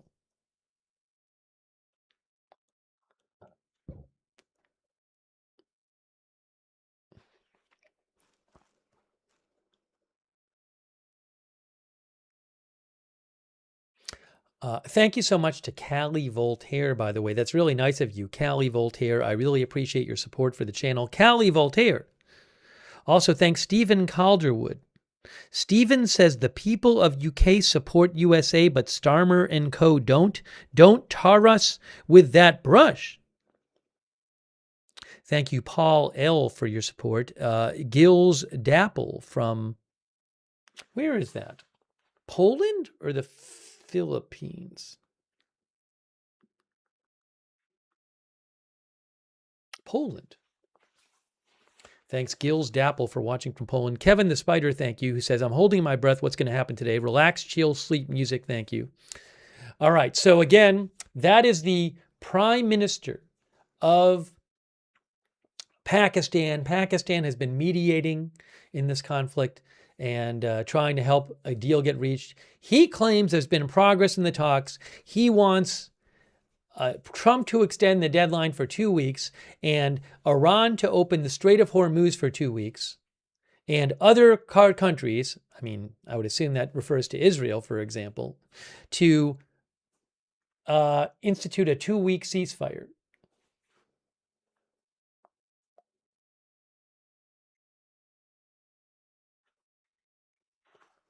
That just came out. So we'll have to see what happens. It's 4 hours and 36 minutes. Oh, hold on a second. I saw another report here.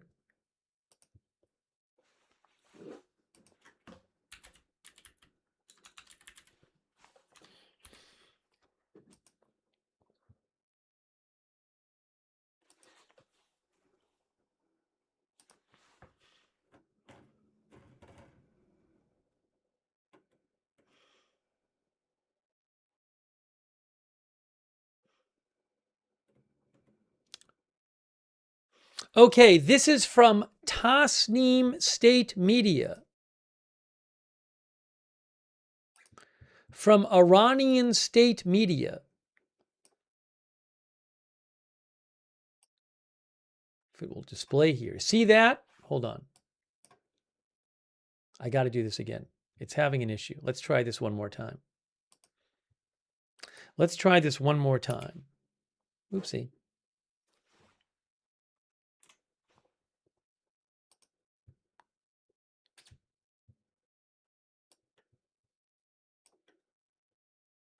Iranian state media Tasnim says, urgent, informed source.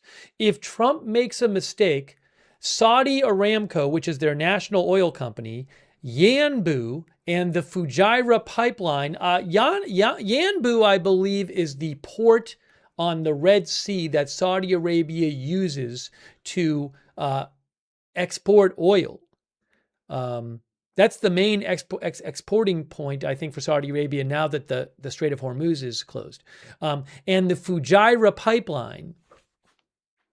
Now, is that the pipeline that the UAE uses to send oil to Fujairah, which is a port outside of the Strait of Hormuz? I think it is. Yeah, that's a UAE oil pipeline. So these are all very important. That pipeline handles about 1.5 million barrels a day, I believe. I'm seeing online from CNBC. So if Trump makes a mistake, Saudi Aramco, Yanbu, and the Fujairah pipeline will be added to Iran's targets. In response to a question from state media Tasnim news agency about Iran's responses to Trump's possible madness in targeting power plants and some other centers, an informed military source noted Trump's threats are more due to his desperation and helplessness and Iran's authority in the field than to his initiative and power. But if Trump wants to fall from one hole to another with his madness, we have prepared a black hole for him from which it will be impossible for him to get out. He noted, we have prepared some nice surprises for Trump's possible madness. One of them is the addition of Saudi Aramco oil facilities, right? That is the Saudi state-owned oil company. The world's largest oil producing company. We have prepared some surprises for Trump's possible madness. One of them is the addition of Aramco oil facilities, Yanbu oil facilities, and the Fujairah pipeline to Iran's targets. And in the event of Trump's crime, Iran will not hesitate to impose heavy costs on the U.S. and its partners. The military source emphasized, Trump thinks that with these threats, the strait will open and the price of oil will drop. He does not know that if he carries out his threat, he will have to wait for oil prices to reach $200 in the coming days. That is from Iranian state media.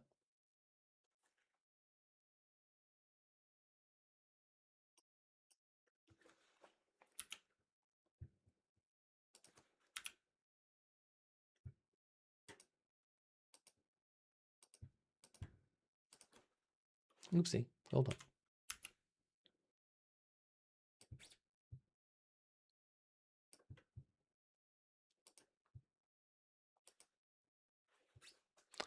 Let's see here. Hold on a moment real quick. I want to quickly do something.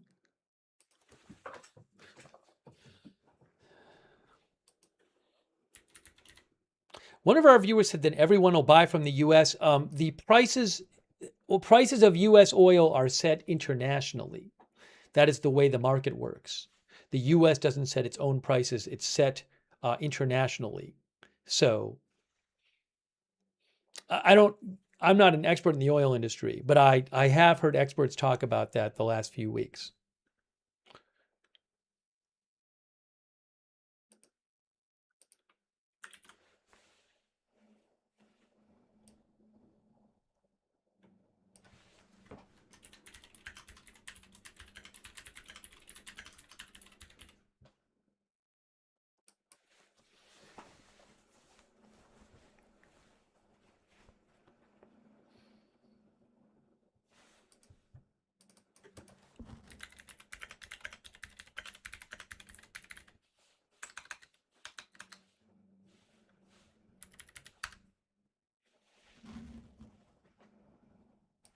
So, for example,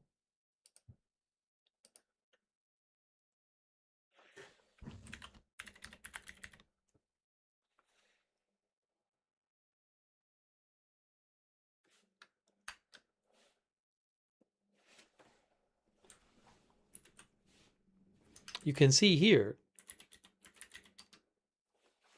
this is from the U.S. Energy Information Administration, government agency.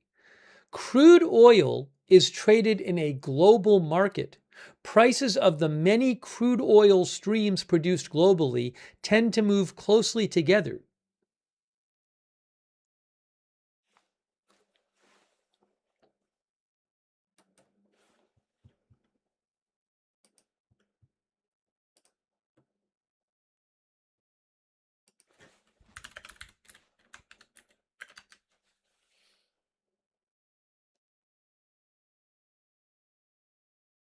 And then Wikipedia has something here where they say, hold on a second here.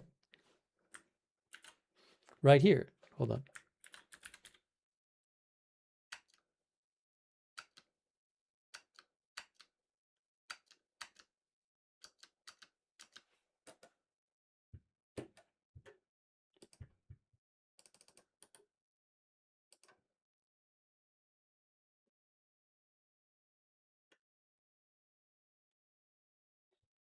Was it Wikipedia or is that a different source?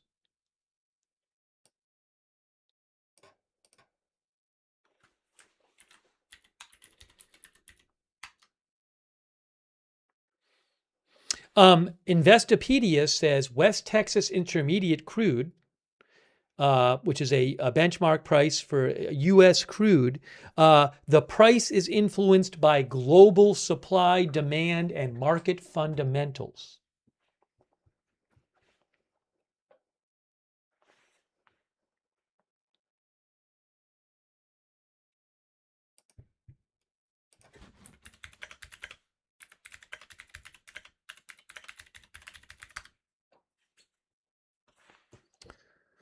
Okay, we have 4 hours and 27 minutes.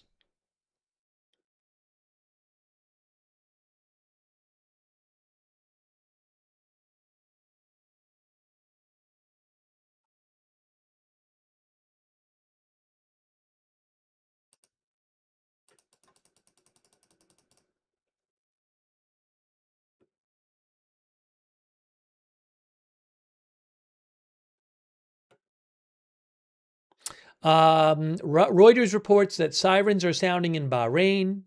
Booms are being heard in Qatar, and UAE air defense systems are currently responding to a missile threat. Look, that's not something special for tonight, okay? This is Iran has repeatedly launched missiles and drones at Qatar, at Bahrain, at the UAE. Sometimes you see them all have alerts at once. I think last night when we were on the air that happened, maybe multiple times. So you can see the UAE posted a minute ago, UAE air defenses are currently dealing with missile and drone attacks from Iran. That happens multiple times a day during this war. So I don't want people thinking that's some new thing.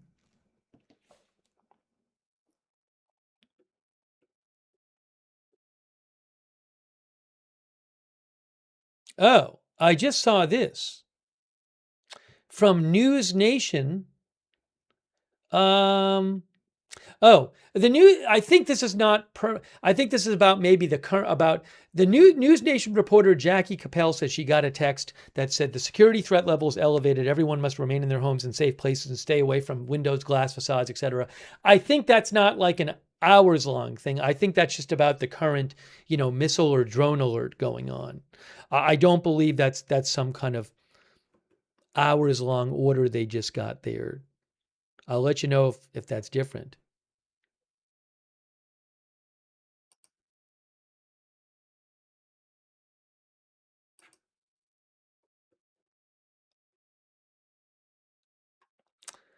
The U.S. Embassy in Riyadh just posted this. They say, we are monitoring the situation in the Middle East closely and will keep you updated so you can make decisions about your safety.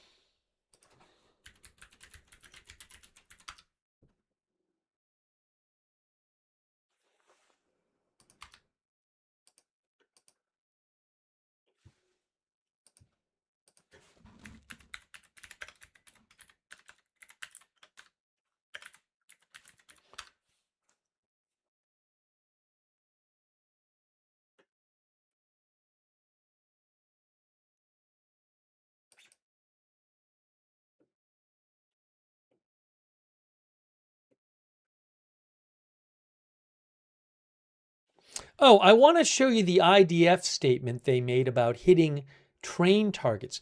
I think it hasn't gotten that much press, I feel like, and maybe it should be getting more attention.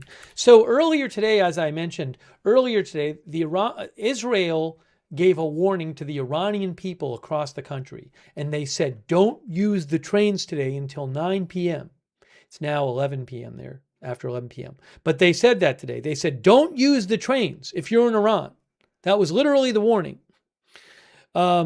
Which was quite odd to see. And now I thought they had made a post about this today. Yes, right here. Here is their statement. I'm going to show you their statement that they made about hitting the train-related stuff. First of all, they said bridge segments that were used by the Iranian terror regime forces for transporting weapons and military equipment. So Israel today destroyed all of those railway bridge sections in all those locations you see on the screen. Now, is the real reason they're doing it is to prevent the military from transporting stuff? Is there some other, there's been reporting suggesting that Israel is trying to hurt Iran economically. Could this be related to some future military move by Israel in the U.S.? I have no idea. But that was today.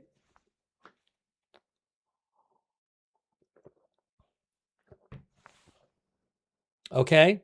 And they also said,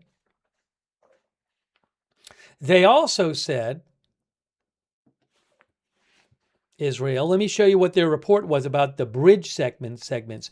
Again, this is after they told everybody in Iran, don't use the trains today. Here is what Israel said, the IDF. The IDF struck 8 bridge segments used by the Iranian terror regime for transporting weapons and military equipment in several areas of Iran today, including Tehran, Karaj, Tabriz, Kashan, and Qom. The Iran terror regime's armed forces used the bridges to transport weapons and military equipment and carry out terror attacks against the state of Israel and other countries in the Middle East. The crossings were struck in order to prevent the Iranian terror regime from using them to transport weapons and military equipment. Prior to the strike, steps were taken to mitigate harm to civilians.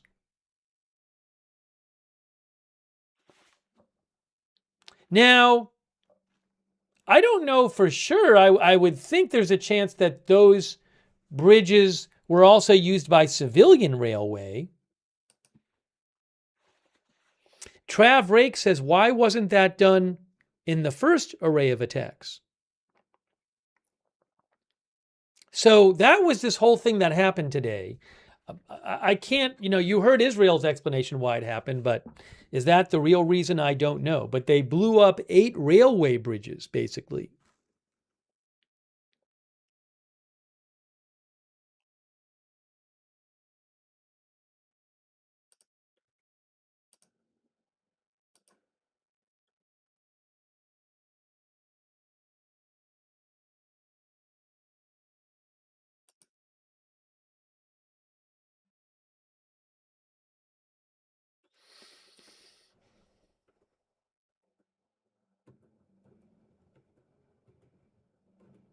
Hang on.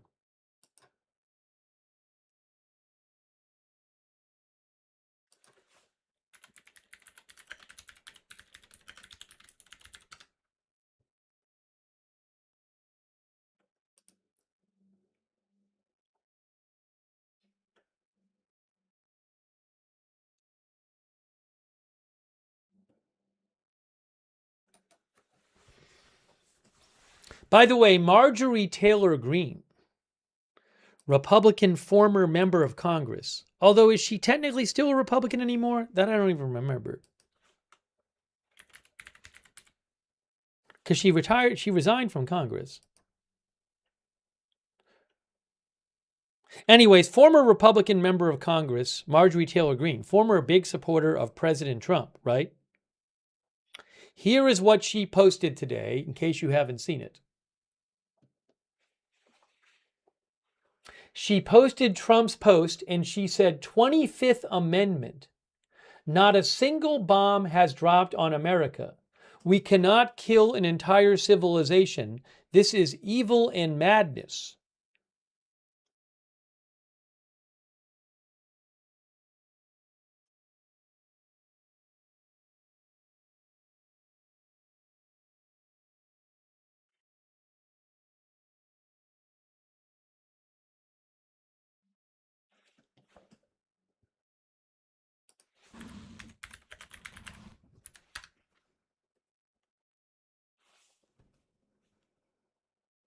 The 25th Amendment, by the way, which you sometimes seem referred to, in theory allows the president can be declared that it can be declared that the president is unable to discharge his duties.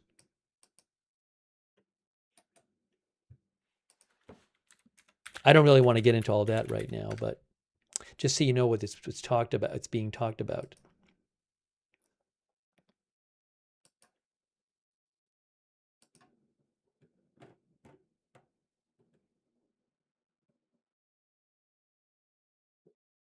It allows the president to be removed if, just so you know what it says. Here's the actual text of the 25th Amendment. Again, I don't really want to get into a big discussion of this, but it says, whenever the vice president and a majority of either the principal officers of the executive departments or of such other body as Congress may by law provide, transmit to the president pro tempore of the Senate and the Speaker of the House their written declaration that the president is unable to discharge the powers and duties of his office, the vice president shall immediately assume the powers and duties of the office as acting president. Thereafter, when the president transmits to the president pro tempore of the Senate and the Speaker of the House of Representatives his written declaration that no inability exists, he shall resume the powers and duties of the office unless the vice president and a majority of either the principal officers of the executive department or of such other body as Congress may by law provide transmit within 4 days to the president pro tempore of the Senate and the Speaker of the House of Representatives a written declaration that the president is unable to discharge the powers and duties of his office. Thereupon, Congress shall decide the issue.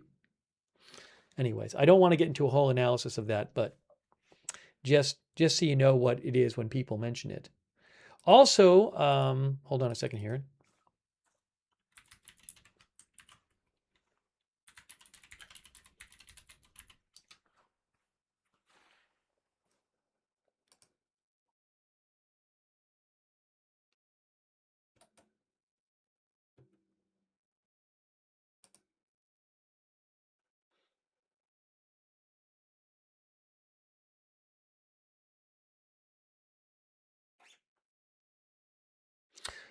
Tucker Carlson, a prominent conservative right-wing media personality, he has also been critical of President Trump's Iran war. The Washington Post said that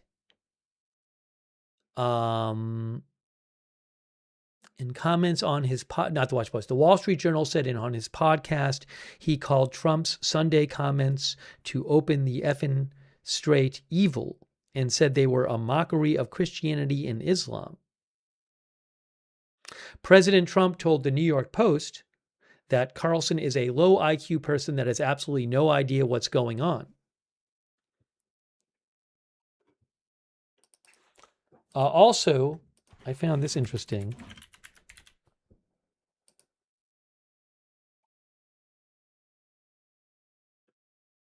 Tucker Carlson posted 22 hours ago. He said, if you see here, desecrating Easter was the first step toward nuclear war. Christians need to understand where Trump is taking us.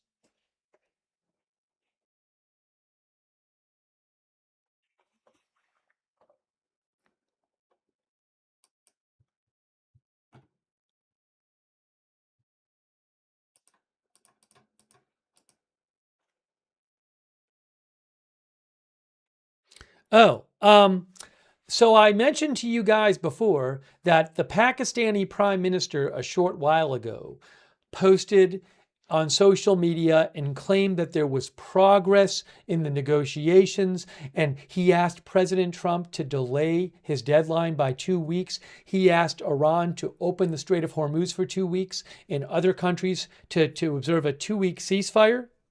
CNN's Elena Treen says, the White House press secretary tells CNN the president has been made aware of the proposal and a response will come. So the president is aware of the prime minister's proposal of Pakistan and a response will come. I don't know when the response will come.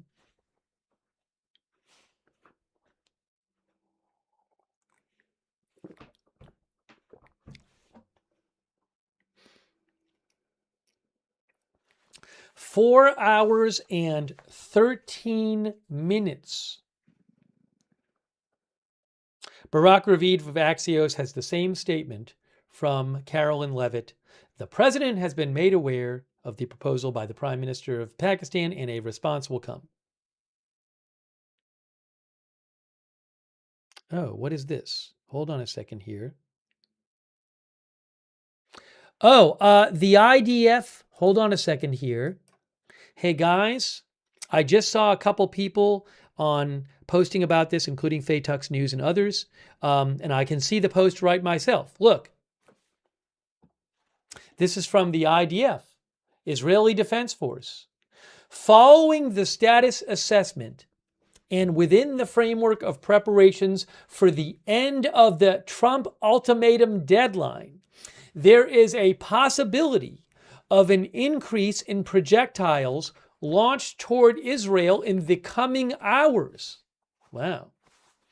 The Israeli army is on the defensive and offensive alert.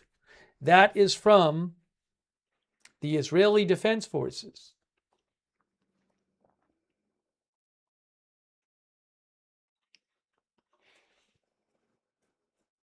I said Trump. When they say the ultimatum deadline, they mean the Trump ultimatum deadline. That's what they're talking about.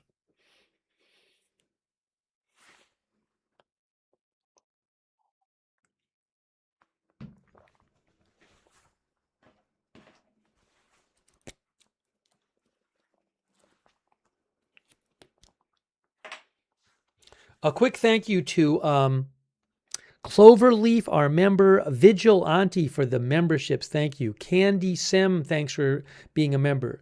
Lidwine Elizabeth,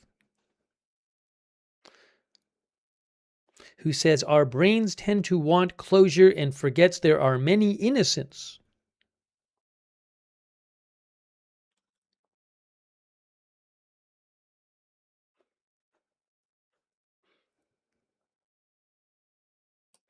She's saying some people could be disappointed if the deadline is moved. Well, I think people do want to know what's going to happen, but at the same time, I think many, many people don't want there to be war and destruction, but I can't speak for everyone. Thank you, Lidwine Elizabeth. Juan Carlos, thanks for being a member. Matidens, thanks for being a member. Criminy, thanks for your support.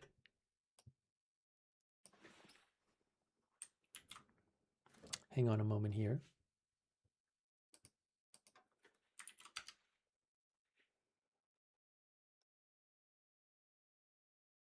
Criminy said Iran sent 13-year-olds into battle against Iraq in 1983. I don't, well, first of all, I have a hard time thinking Iran is going to try to compete in a ground war against U.S. forces head on. I don't think Iran has illusions about that. Although, I'm sure if the U.S. brings ground troops to Iran, they'll put up some resistance. But I don't think they're going to line up on a battlefield across the battlefield from them. But Human Rights Watch says that during the Iran-Iraq War, Iran recruited thousands of children into military forces. You can read about that at Human Rights Watch.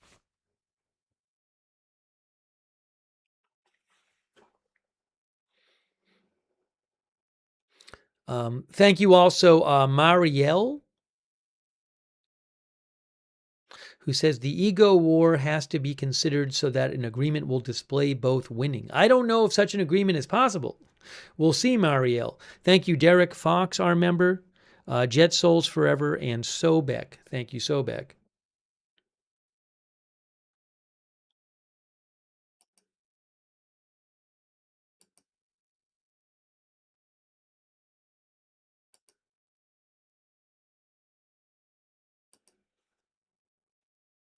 Oh, we have the stock market. Stocks are closing soon. It's 3:51 p.m. Let me show you the Dow Jones. Let's look at the Dow Jones via Reuters. Hey guys, it's the Dow. Oops, I didn't want to do that. Let's see here. We want it over here. It's time to look at the Dow Jones. Look, it's pretty even. As we get to the about 8 minutes till closing.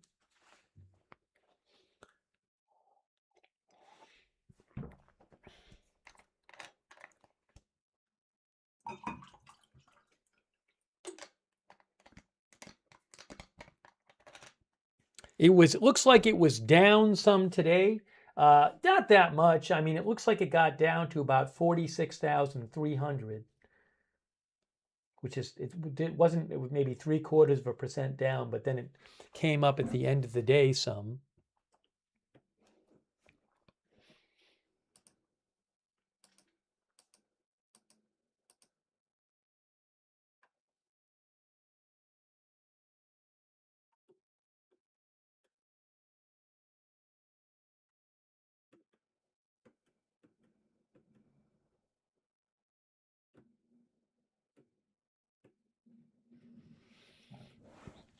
I am seeing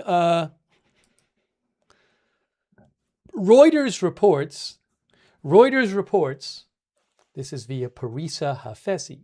Reuters reports that a senior Iranian official tells Reuters that Tehran is positively reviewing Pakistan's request for a 2-week ceasefire. Again, the Pakistani prime minister a short while ago requested a 2-week ceasefire, which would include a 2-week opening of the Strait of Hormuz.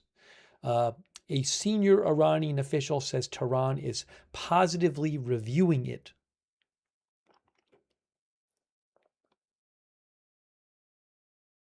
Could we have a 2-week ceasefire?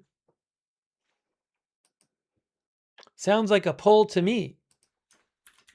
Will there be a 2-week ceasefire as the Pakistani prime minister has proposed? What was it, like an hour ago? All right, we're going to ask you guys what you think on this. And remember, his proposal included Iran agreeing to open the Strait of Hormuz.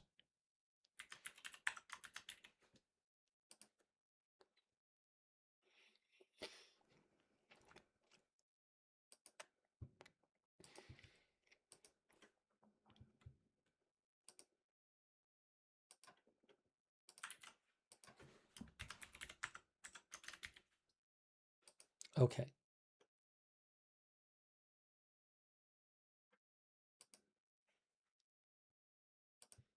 I'm going to show you what people are saying. Here is our poll graphic. As you guys think about this, what do you think? How are you going to vote? One of our viewers, Foxy Lady, says Trump will blink.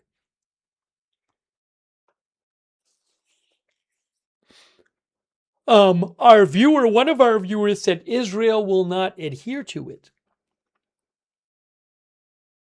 All right, let's look and see what you guys said about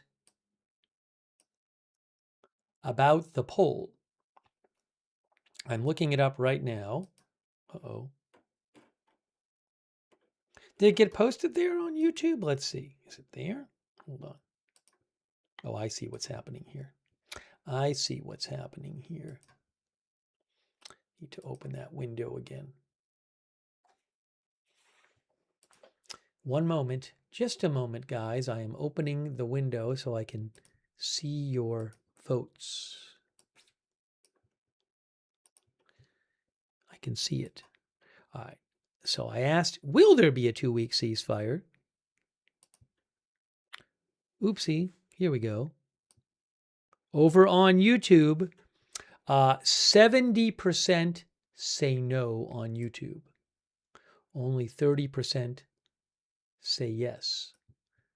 On Facebook, 70% say no. 30% say yes. On Twitch, 78% say no. 22% say yes.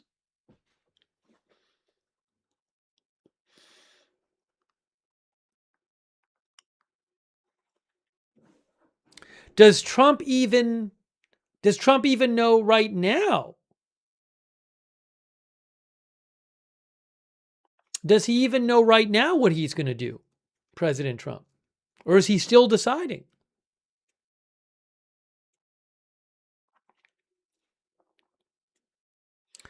In about 3 minutes, the market will close, stock market.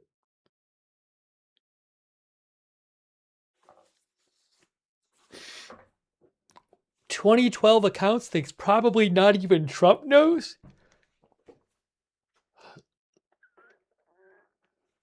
I don't know if he knows.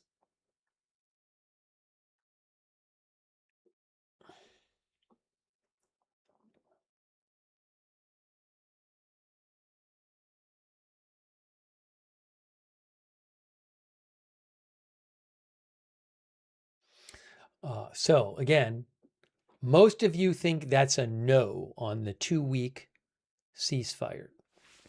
Thank you for voting in our poll. We'll do some more polls soon.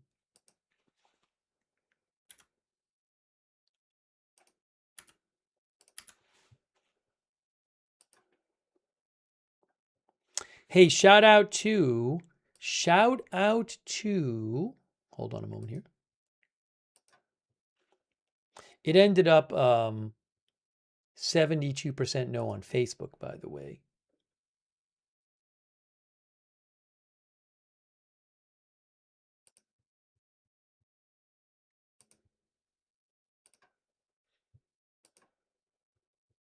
I want to thank a couple people. Thank you to Watchdog93, our member. Alex Brandt Zawadsky, thank you. Sarah Deacon, thank you. Anon Cognito, thank you. CDU424, thank you. All Sven, thank you. Thomas, PO419, thanks for your support, Thomas.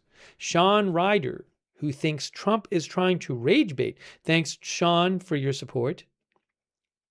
Thanks, Turned Off, who thinks Trump cursing on Easter was a slap to Christianity. Thanks, Turned Off, for your support. Least Trustworthy Weasel, thank you. JM1QFT, thank you. Q4T. Kevin Harris, thank you. Cecilia Joe from Norway, thank you. And Cloverleaf, thank you. Oh, also, ex-Navy and retired, I can't even see the whole name. Ex-Navy and retired Delta, thanks for your service. Thanks for your support, too. Who said the same people who bitch about human rights have no problem buying things from China. Thanks also to Emil Blagoychev. Thanks, Emil Blagoychev. We read that report a little while ago. Thanks, Emil. Also, Katie Kubiak. Thank you, Katie, for the memberships. I appreciate that. Thanks, Watchdog93, for being a member.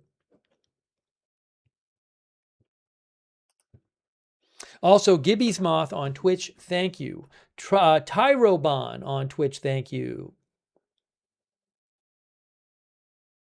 Knox Spector, thank you for your support on Twitch. Neil Howell, thanks for your support on Twitch. I love hugging trees as well. All right, let's see if we can get you some more updates here on what is going on. Also, Nathan Willis. Thank you so much, Nathan Willis, for supporting the channel. Um, Faytux News posted a clip of Trump telling Fox News that he is in heated negotiations with Iran. Let me look at the clip. I don't have the rights to play the clip. I'm going to look at it here.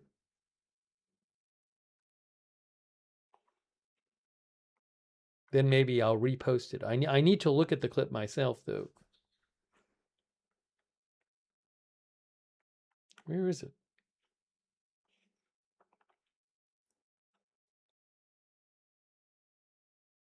Is it not posted anymore?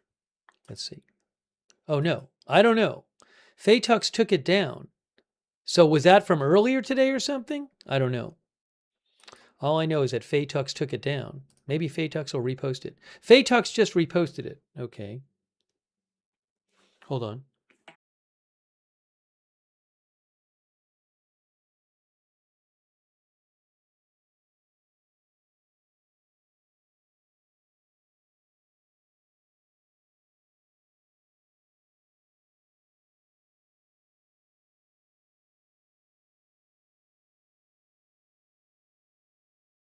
Yeah, I believe this just happened. Hold on a second. Negotiations. Hold on. Well, stop. Where's the time on this? Can't see the clock.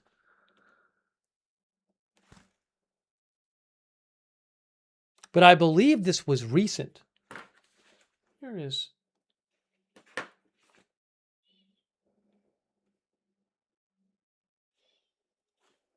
Again, Faytux News just posted a clip of Martha McCallum on Fox saying Trump says there are heated negotiations going on. Oh, hold on a second. Hold on. Jackie Heinrich says she spoke on the phone with Trump and he said, I cannot tell you how we are feeling because we are in the middle of heated negotiations. He said heated negotiations.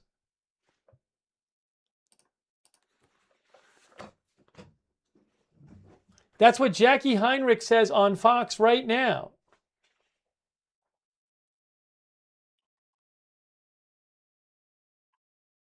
She talked to Trump, I guess, a short while ago.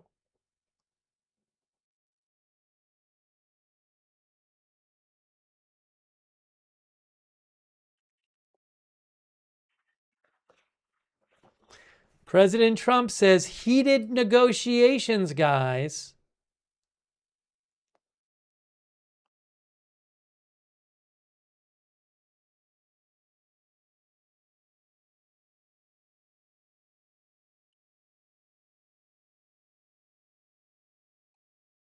One of our viewers, think it's going to be a deal.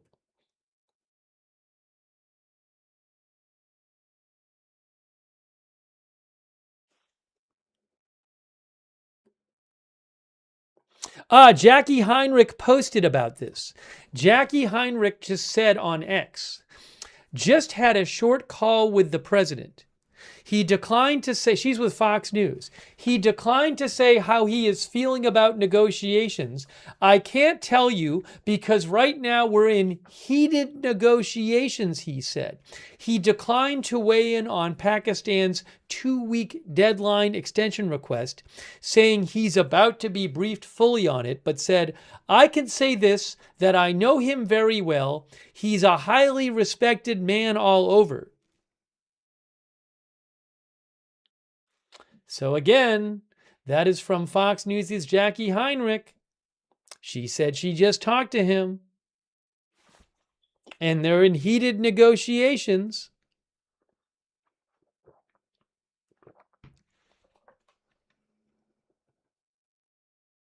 AFK Alien thinks there will be a deal at 7:59 p.m. What if it gets extended by 2 weeks or a few days or 1 day or 10 days?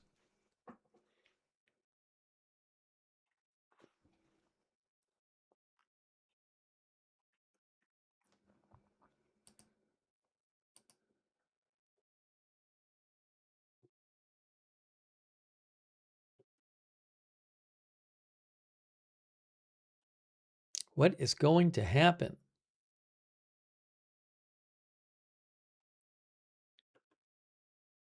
Will we be back here doing a countdown again in a week or 2 weeks? And will we be doing another deadline countdown stream?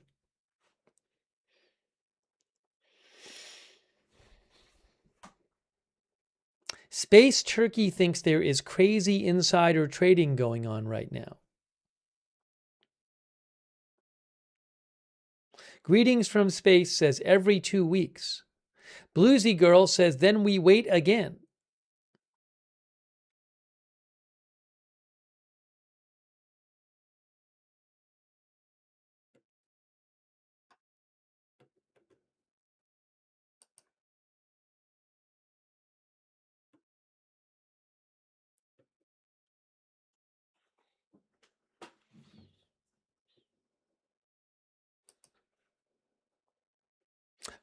So the market closed. The market is closed down a little bit. Down a little bit. It was down a little more today. Not down now, but down less than 1%, I think, earlier in the day, and then finished down 0.18%. So we don't need that up there anymore. We don't need that on the screen anymore.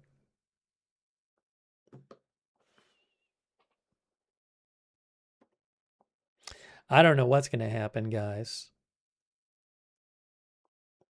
Thanks, Alex Brandt Zawatsky and Pablo Pena, who says, good sign that oil is dipping?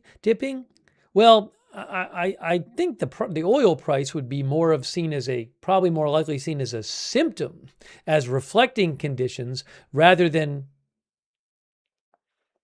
if the oil price is going down, that suggests that people who buy and sell oil might think there's more of a chance of a deal. But as to whether you think that's a good sign just depends on whether you think people who buy and sell oil are accurate predictors of the situation.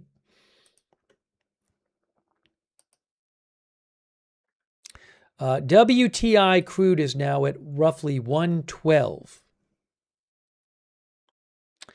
Earlier in the day, it was at about 117.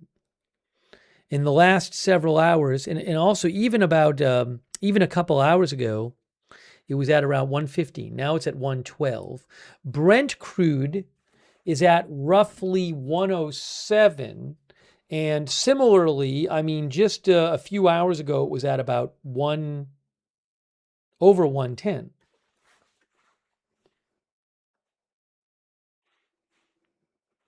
Johnny Cash says no deals. Grandpa says one way or the other, the strait is going to open. Hillspring says this is a reality TV show.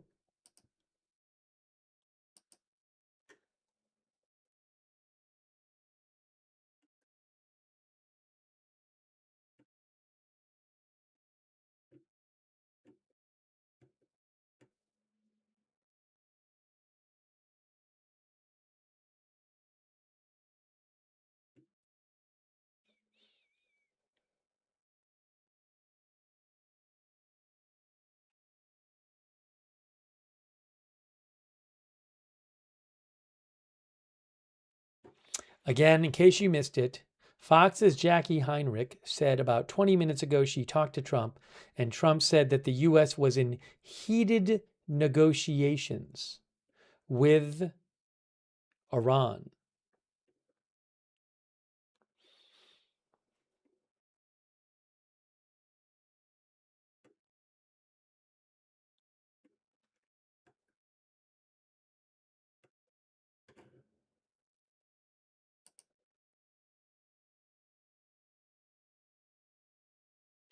Will Trump end up delaying the deadline again?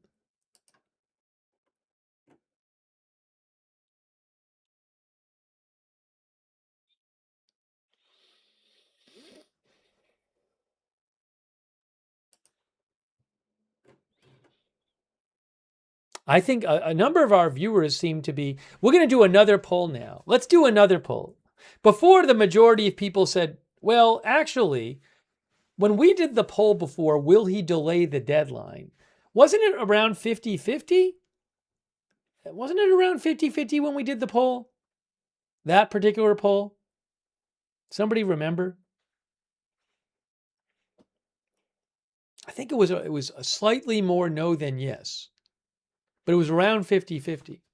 We're going to do this again. See if people have changed their minds.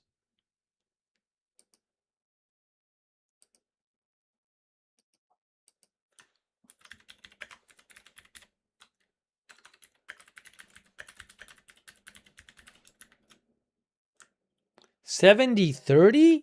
We've done. I'm gonna have to go back and check on my own stream because I don't remember exactly that poll what it was.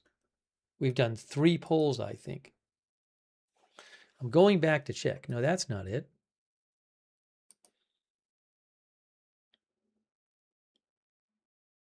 Hold on. Where was that one? Where was that poll?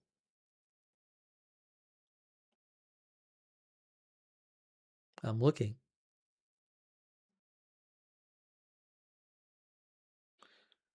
I have people are saying 2 different things in the chat. Some people are saying 50-50, some people are saying 70-30. What was the time code of that poll? Anybody know it? I can't even find it here. Can't find it. Don't know where it is. People are saying, okay. Yes, it was around 50-50. It was slight. I have it right in front of me. It was around 52-48. No. Okay. So we're going to ask it again. We're going to ask it again. We're asking again, poll time. Have people changed their mind?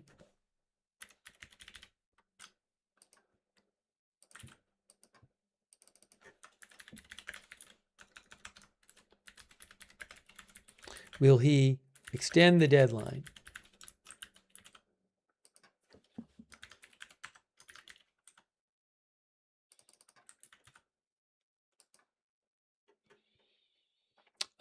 And hard. I got to post it one other place.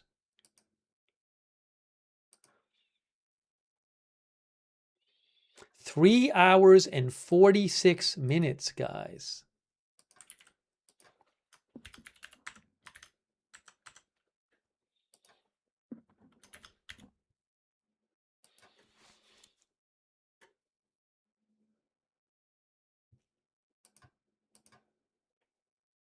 Uh-oh, what happened here?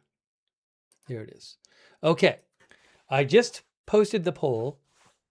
We'll go to the poll graphic again. You guys are thinking about it. Have you changed your mind? Our viewer Wolfie, there you go. You thought about it. Our viewer Wolfie Live says it's happening tonight. I just saw an AWACS flying low over Imperial, Missouri, outside of St. Louis. B-2s and Scott Air Force Base are near me, posting pic for you. Feel free to show lots of air activity. That's what Wolfie Live claims. Thank you, Wolfie Live, for your support, by the way.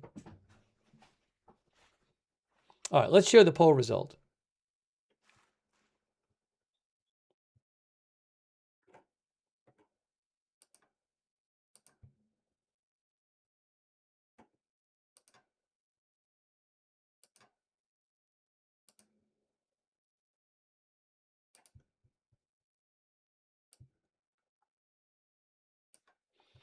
Okay. It has slightly shifted. Before it was 52% no. Now it's 47% no and 53% yes over there on YouTube. So slightly more people think now it's going to be a delayed deal. I think it shifted on Facebook too. If I remember right, I think on Facebook it might have been like 70-30 or something, or 60-something. Right now on Facebook, it's 57% no, which I believe, hold on, I can check here. Yes, so the previous poll on Facebook was 64% no. Right now on Facebook, it's 57% no. So people have shifted there. Now also, I need to, what is this?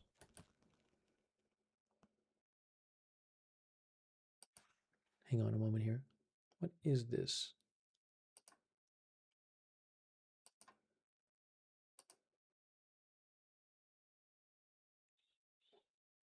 I'm going to get the Twitch one up in a second. Need 2 seconds.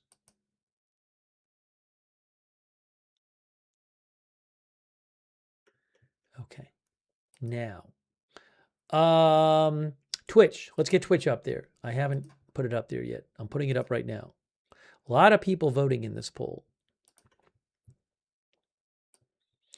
Twitch right now, I think Twitch has shifted some too. Yes. So all these polls shifted a bit. We're now at 55% yes on Twitch, 57% yes on Facebook, and 54% yes on YouTube. So in the last little while, some people have shifted. We're seeing more of a shift towards yes.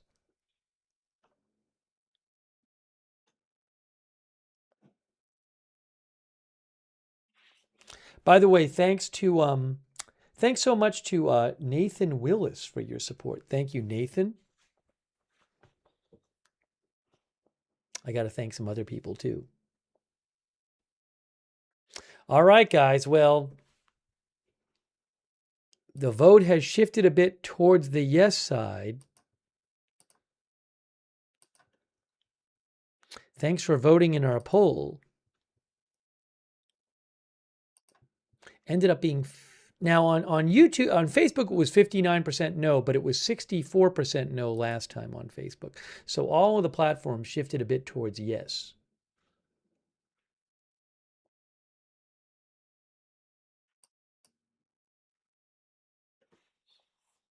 Oh, I did get Haifa. I do have a Haifa video. Oops, hold on. So what I'll do is I'll put that up here.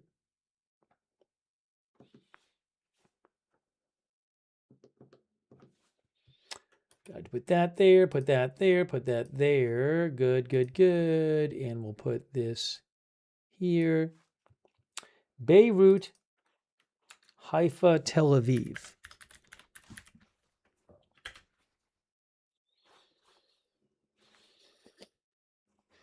Would Israel be part of the ceasefire? Our viewer asked. I would think they would have to be. I don't see how they wouldn't be.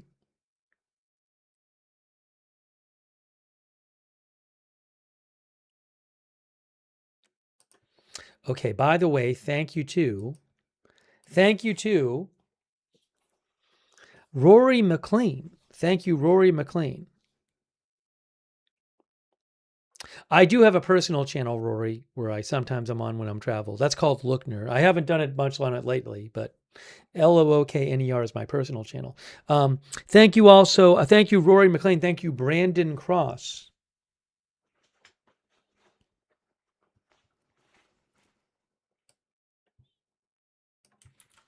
Thank you, Brandon. Brandon says we should all be upset that they hung Iranian wrestler Saleh Mohammadi.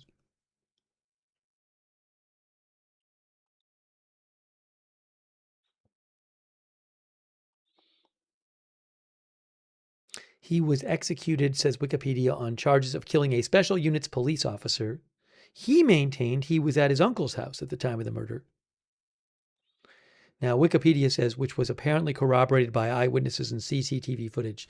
I have not had time to really review all the facts of this case. You can read about it over, for example, some of it on Wikipedia, Saleh Mohammadi, and they have links to different stories that you can read if you want to research it. Thank you for writing in, Brandon Cross. Thank you also, again, Wolfie Live, CJ Young, Evan Graham, and Pablo Pena. And Data Tui. Let's see here.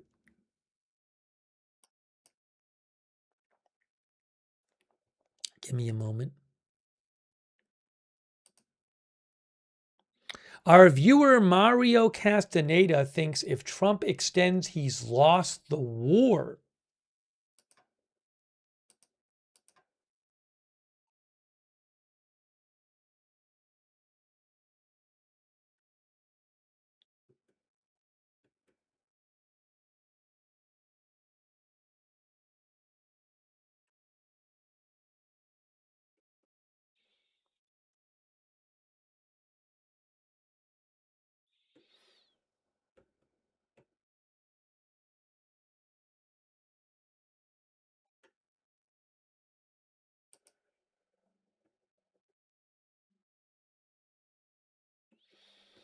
So we have 3 hours and 38 minutes left.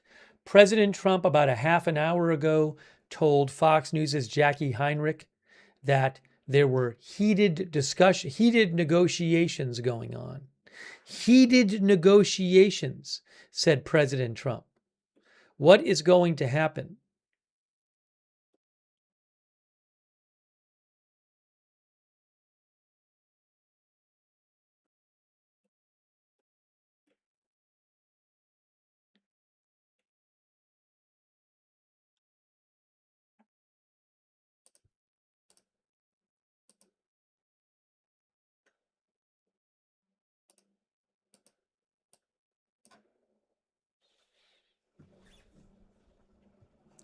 Our viewer Kate says no more negotiations.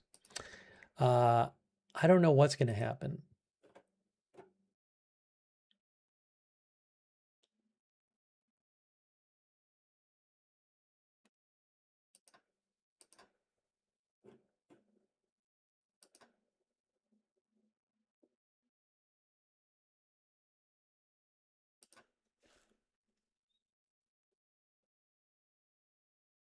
Janet says he will split the middle and extend 6 days. That's what Janet thinks. I am checking lots of different sources here to try to get you updates.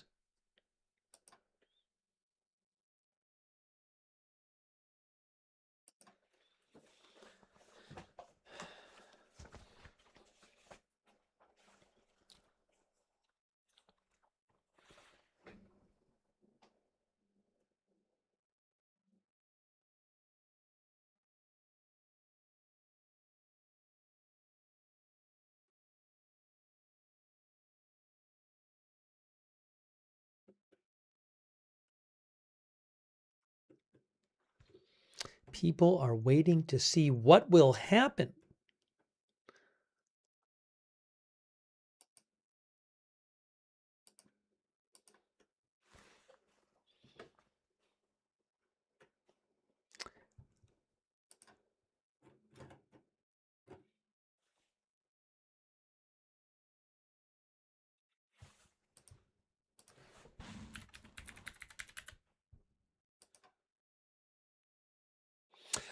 Secretary General of the UN, Antonio Guterres, if I'm pronouncing that right, he just posted, the Secretary General of the UN, there is no military objective that justifies the wholesale destruction of a society's infrastructure or the deliberate infliction of suffering on civilian populations. That is the Secretary General of the UN, Antonio Guterres.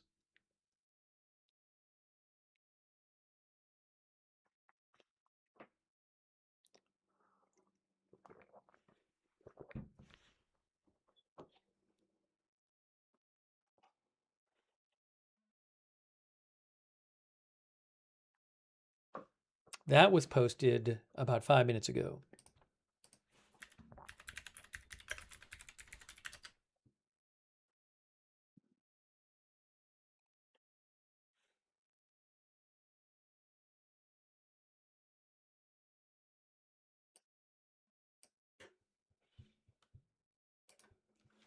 Thanks to TE88PFCR for your support. I appreciate it. TE88 is hoping for a delay. Thanks to our members, Joe Harmison and Miss Mandy. Thanks, Crimson Dingo. I appreciate that, Crimson Dingo. Thanks, the Ringa X, our member. Thanks, Ragnarok, who says EMP ordinance over a large city today. I have not heard any discussion about any of that kind of thing, Ragnarok. That's all I can say. I don't know what's going to happen, though. President Trump has said he's going to destroy all the power plants and bridges. Thanks, Ratatouille.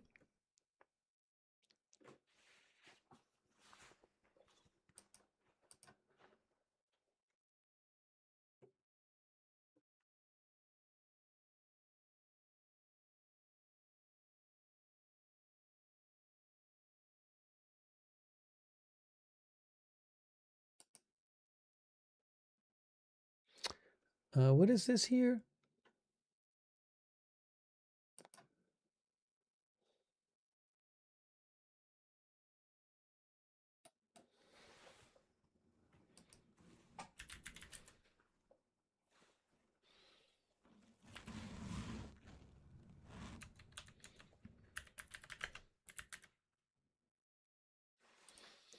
Okay.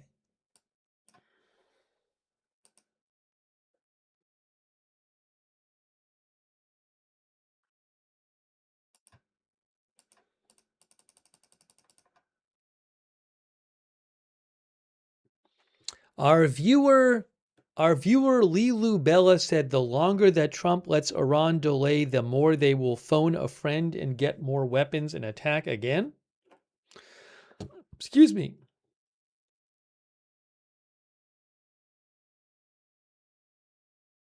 Faytux News mentioned that Trump did a phone call with NBC News. Trump seems to be doing some phone calls today with different short phone calls with different outlets, which he sometimes does.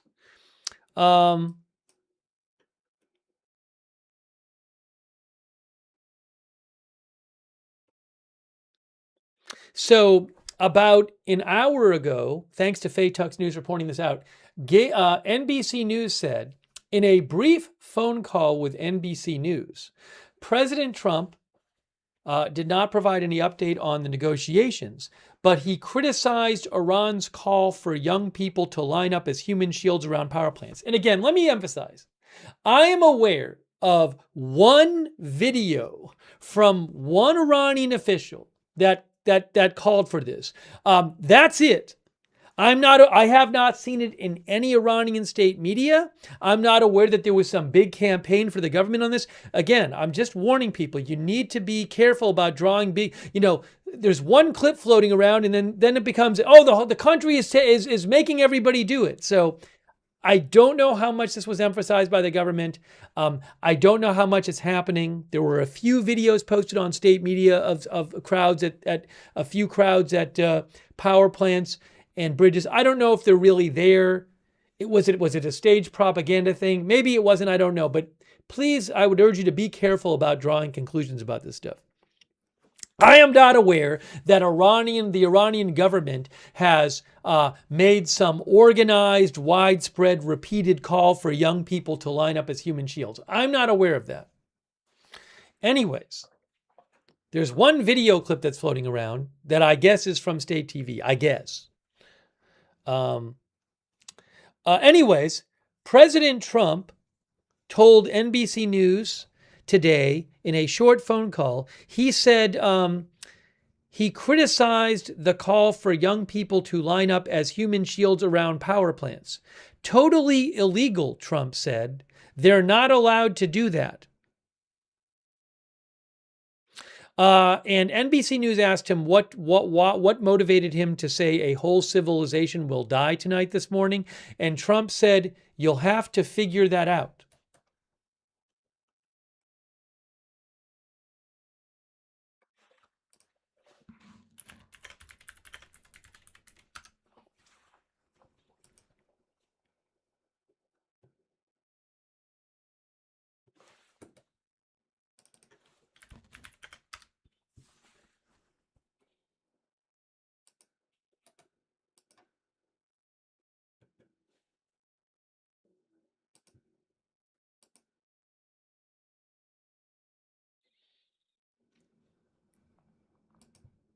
We are waiting to find out. The world is waiting to find out what's going to happen.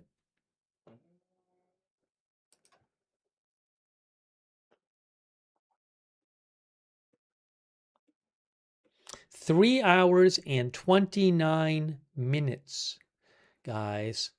3 hours and 29 minutes.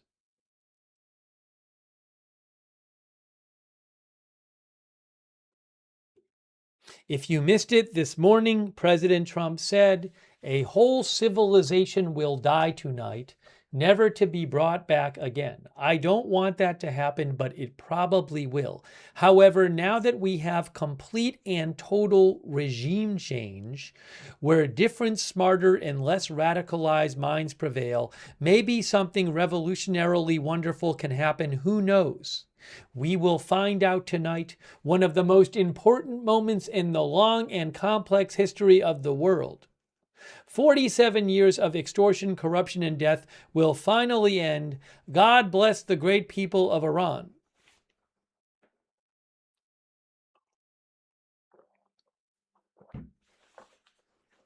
That was this morning.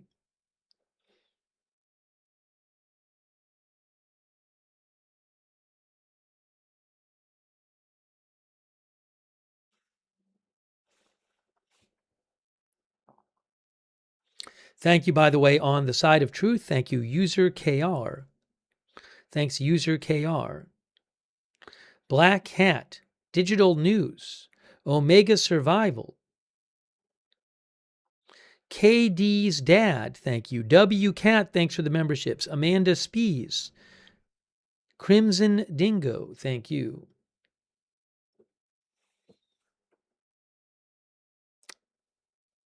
And Miss Mandy. We are bringing you live coverage. I don't know what is going to happen here. I just don't know. I have no idea.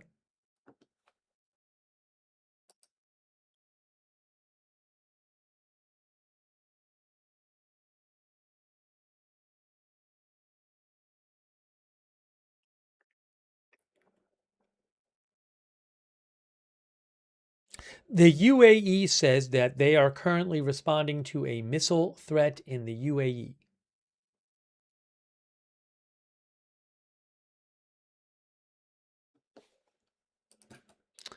Which is a pretty regular occurrence. That's not a brand new thing for tonight.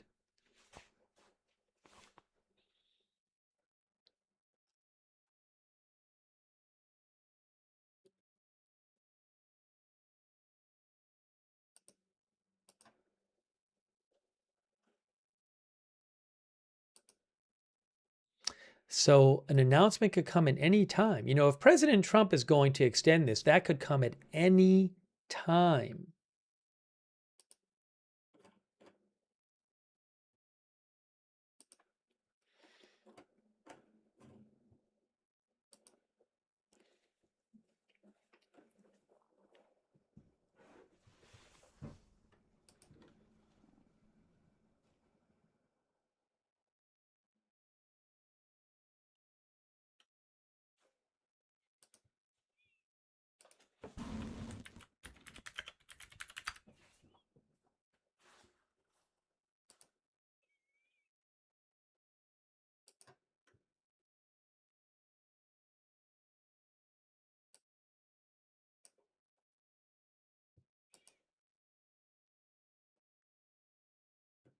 Now, the deadline is 8 p.m. Eastern Time.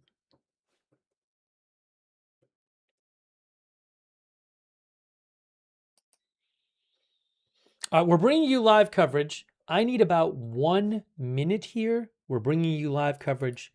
Live deadline coverage. When will we get the next big update?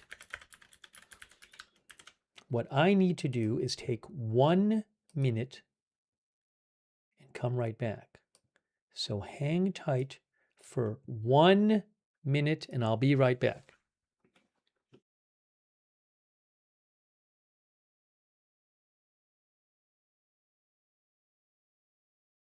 Oh, sorry, it was muted.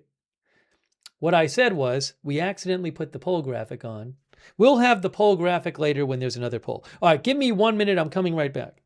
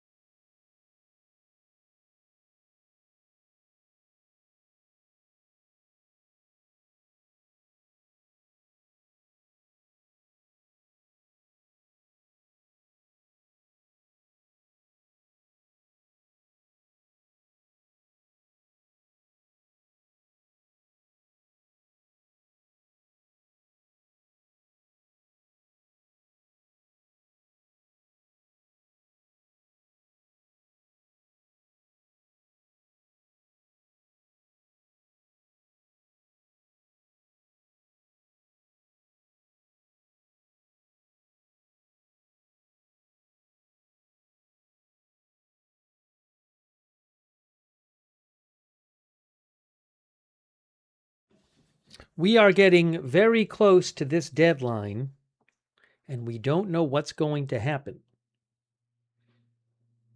Where is that? I am continually looking for updates here. 3 hours and 22 minutes. Will there be some kind of deal or ceasefire or extension?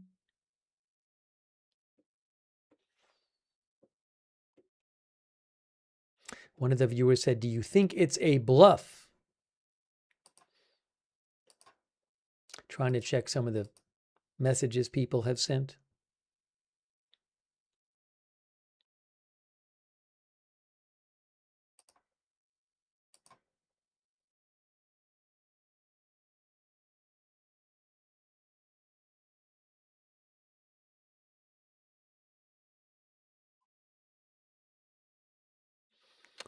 Let's see here.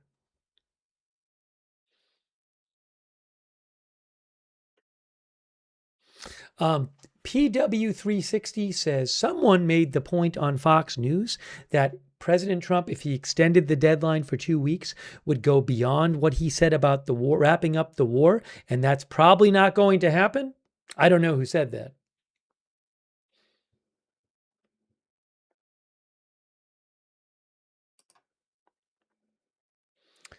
Daniel Lombard, our viewer, says they had 10 days to negotiate seriously. This last minute stuff is just making a fool out of Trump. Daniel Lombard says.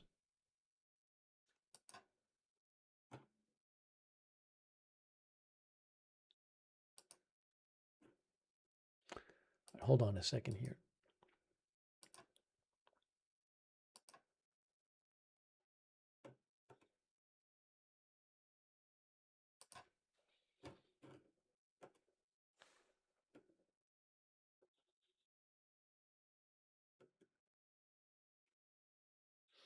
Seeing some reports of some explosions in Bahrain, which could be interceptions, of drones or missiles. I'll let you know if I hear more.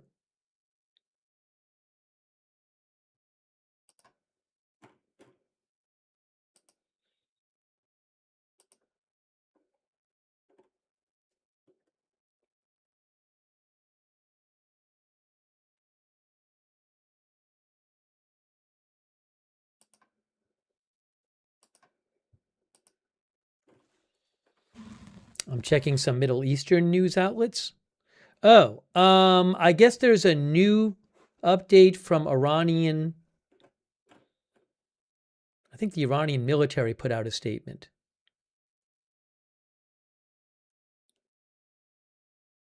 One moment.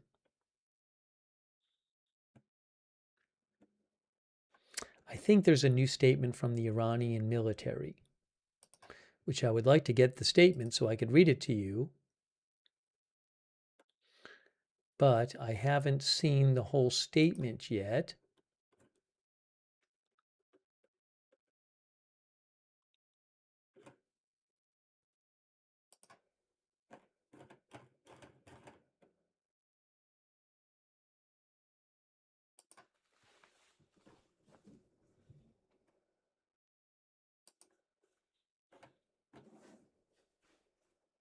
A lot of rumors floating around, but I would say we're still waiting for a big update about what's going to happen.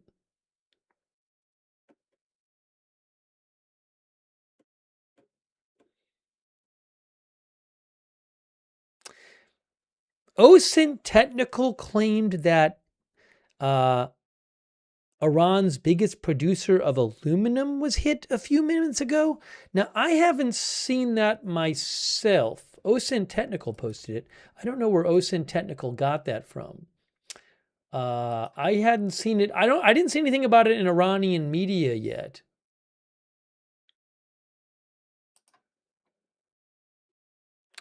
Oh, hey guys. Iran,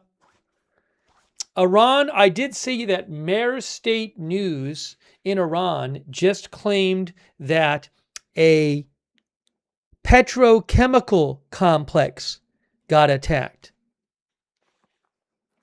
Now, this wouldn't be part of Trump's response. These kind of attacks have been going on. So I'm not saying Trump has begun his post-deadline response. But what I'm saying is, in recent days, the U.S. and Israel have attacked a number of. They seem to be attacking more infrastructure and economic sites. So I just saw this from Mer News, which is state media. The public relations manager of Amir Kabar Petrochemical Company announced the enemy's attack on one of the units of this complex in the Mashar Special Zone, and announced moments ago an attack was carried out on this unit. I believe Israel said yesterday that they had already reduced. They had destroyed 85% of Iran's petrochemical production ability. If I remember that yesterday, that's what Israel said.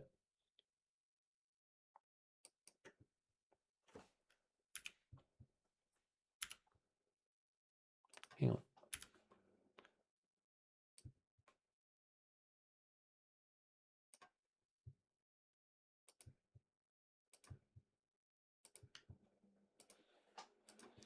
So Iranian state media claims the U.S. and says another petrochemical facility has been attacked in Iran.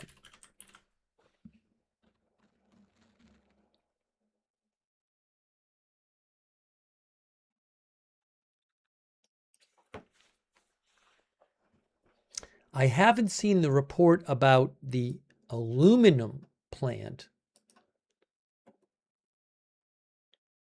Oh, I just saw this. Okay, so now I'm seeing this.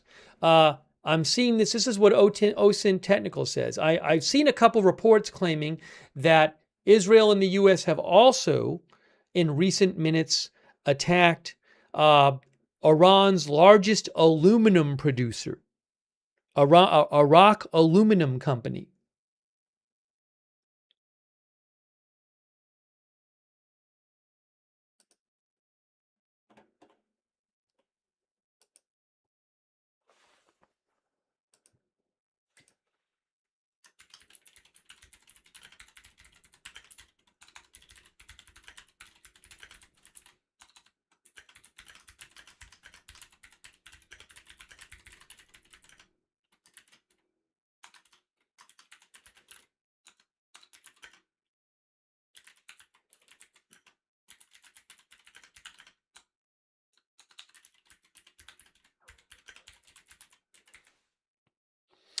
So this is something, in recent days and weeks, there have been more attacks on Iranian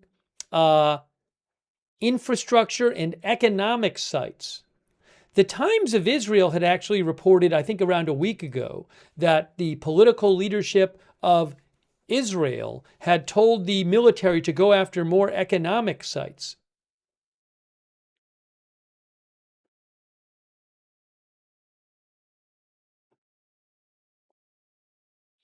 So we're hearing about possibly a petrochemical plant being attacked in Iran and their largest aluminum company.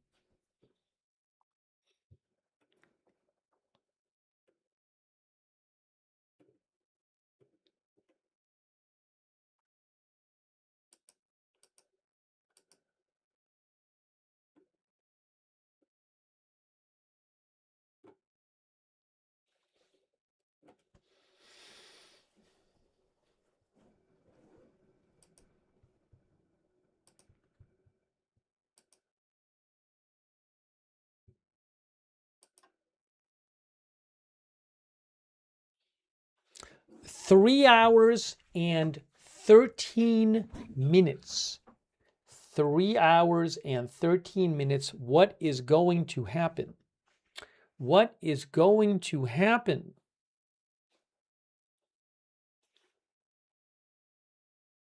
We have an update from our viewer, Wolfie Live. Thanks, Wolfie Live, for your support.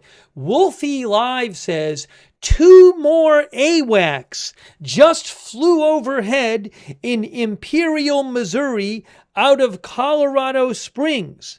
E2D Advanced Hawkeyes posted it on X.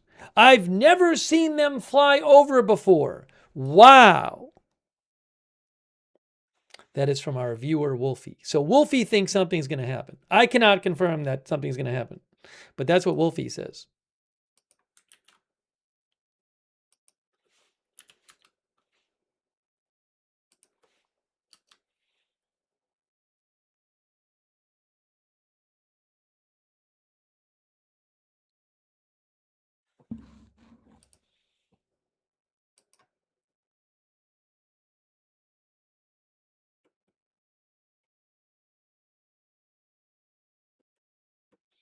Wolfie posted pictures. Hey guys, this is an unconfirmed photo from Wolfie. Look, I cannot confirm this photo. Wolfie sent me this photo. He said those are 2 AWACS, 2 more AWACS flying overhead in Imperial, Missouri.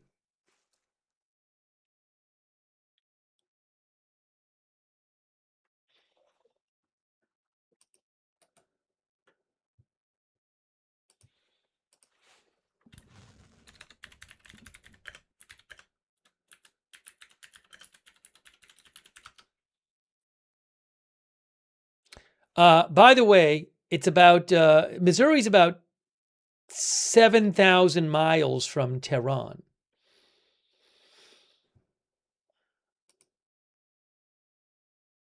A quick thanks to Goxbirds, who says tankers heading to Iran and transport planes leaving region game time. Yeah, thank you, Goxbirds. Hasn't that kind of stuff been going on for weeks? Haven't there been tankers heading to Iran for weeks?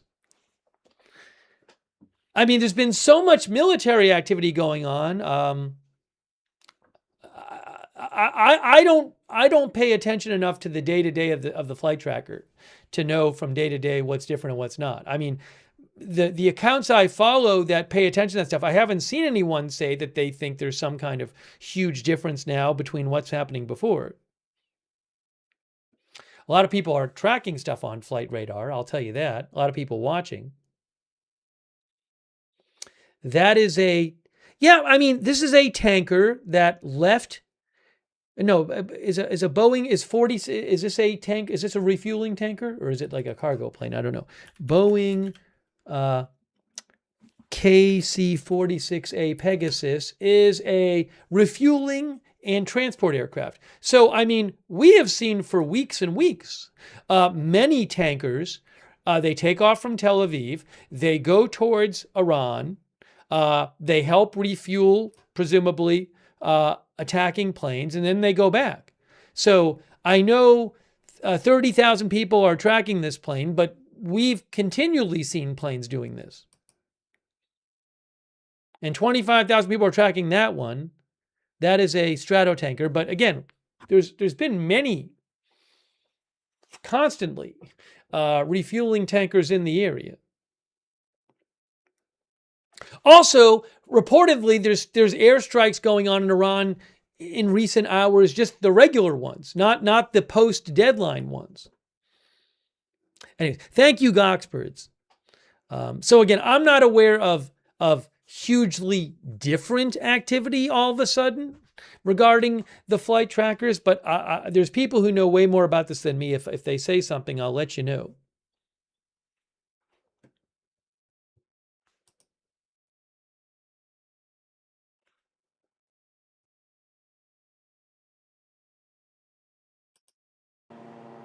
Sorry.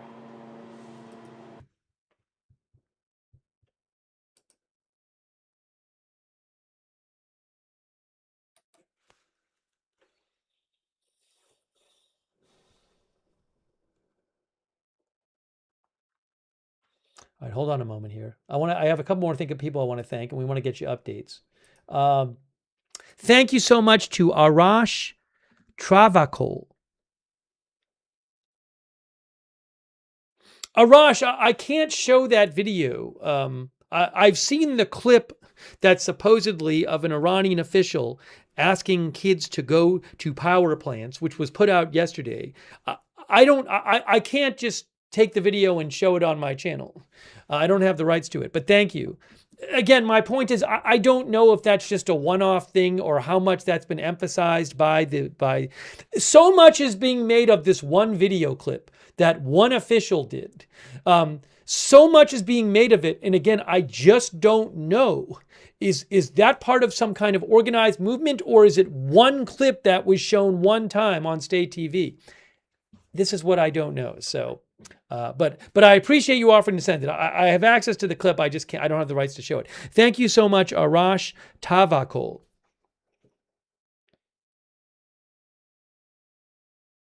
Also, Justin Gillespie.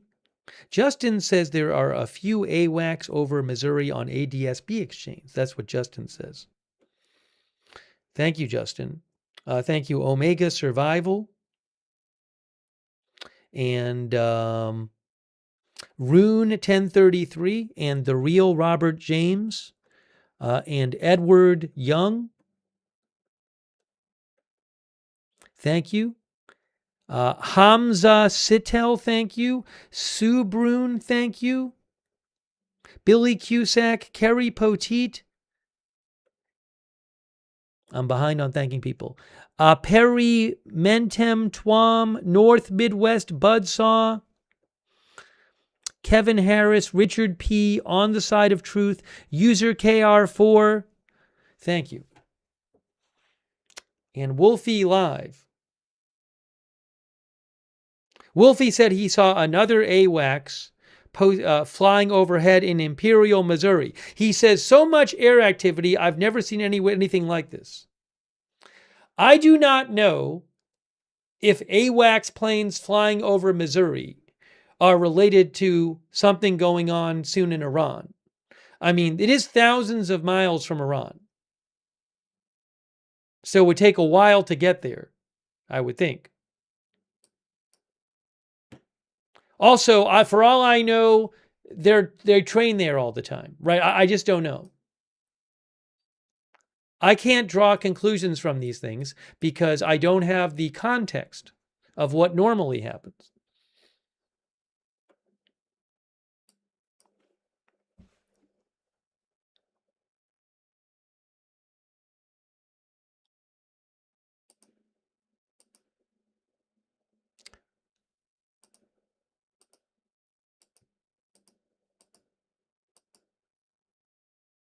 Ollie O says 99 million planes are taking off in England. That's what Ollie O said.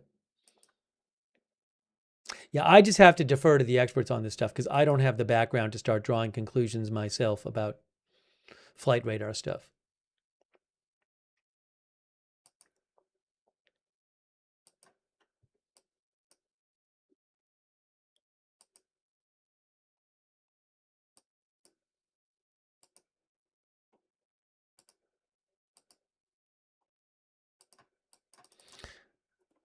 For what it's worth, you can go to ADSB Exchange, and they show Missouri, and they show an AWACS plane. It looks like, that says Northrop Grumman A2 Hawkeye.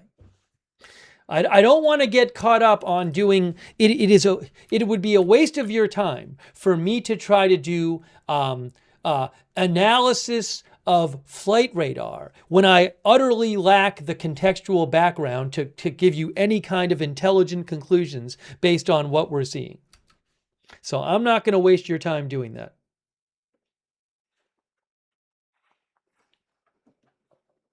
But I will keep an eye. There's plenty of people I follow. Yeah, there's one right there. That maybe Wolfie saw this one. There's a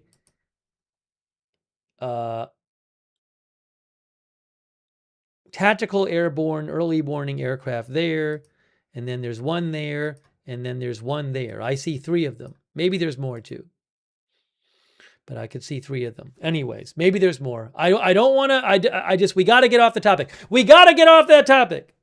We can't spend an hour on this. It's a waste of your time. You guys, if you want to go spend the time on it, that's fine. And maybe you can find out some really important stuff. I just can't do it. I'm not going to be a help to you. So I don't want to go down this rabbit hole. It's not going to be beneficial to anybody.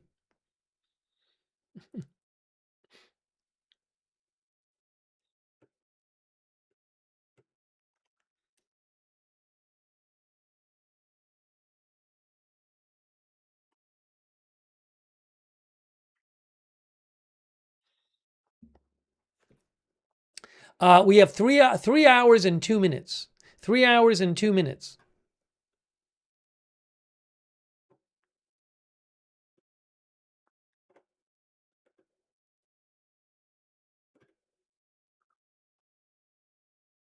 What I'll say is this: I remember when Operation Midnight Hammer happened, people were seeing a lot of bombers, people who know what they're talking about, were seeing a bunch of bombers heading for Iran. Although I think the ones they saw on flight radar, no, they saw them heading to the west, I think, across the country. And then they saw a bunch of bombers heading across the country in one direction. But apparently the actual bombers were not on radar and they headed in the other direction, towards Iran. But my point is, back then there were these people who specialize in this stuff, who really know this stuff, and they were posting online saying, look at this happening. I don't see anybody who I feel has that kind of specialized knowledge posting anything like that yet. If I see it, I'll certainly let you know. I just haven't seen it today.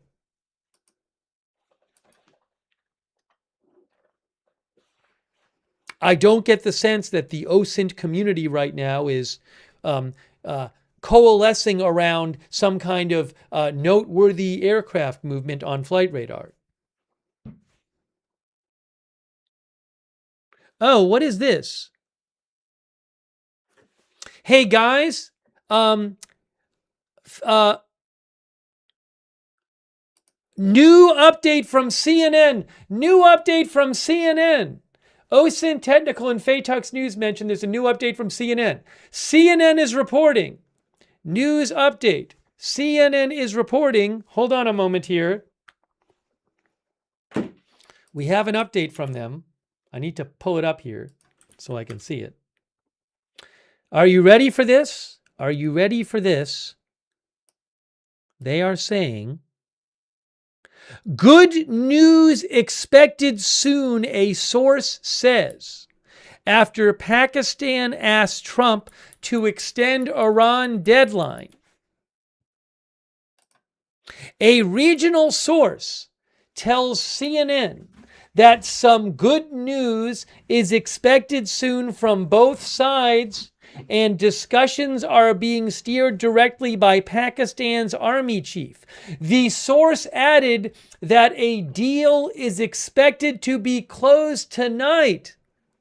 CNN is reporting that a regional source says some good news is expected from both sides soon, and the source says a deal is expected to be closed tonight.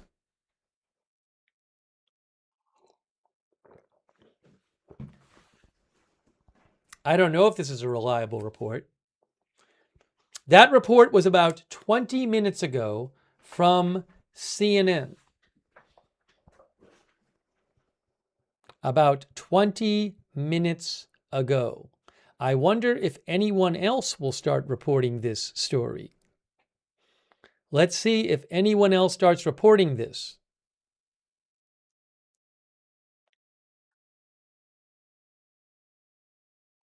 But that is from CNN. I'm going to check various news outlets and see what they say.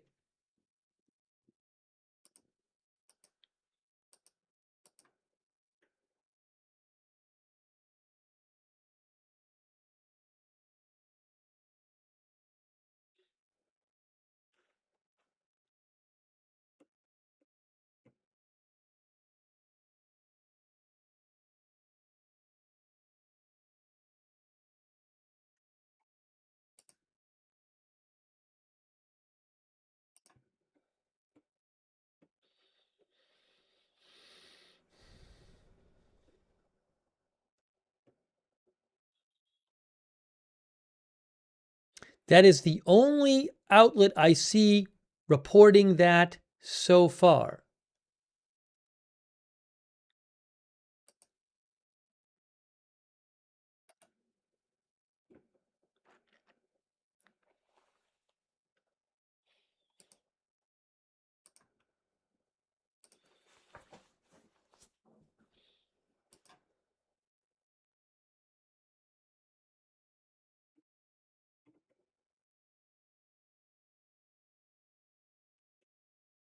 In case you missed it, CNN is reporting that a regional source tells them some good news is expected from both sides soon.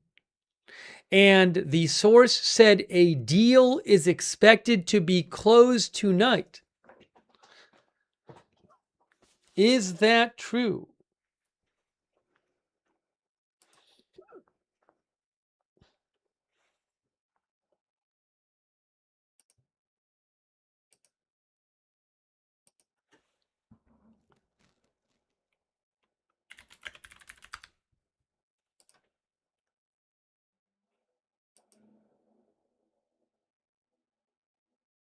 Remember, President Trump said earlier, about an hour or hour and a half ago, I think it was, he told Fox News that they were in heated negotiations with Iran.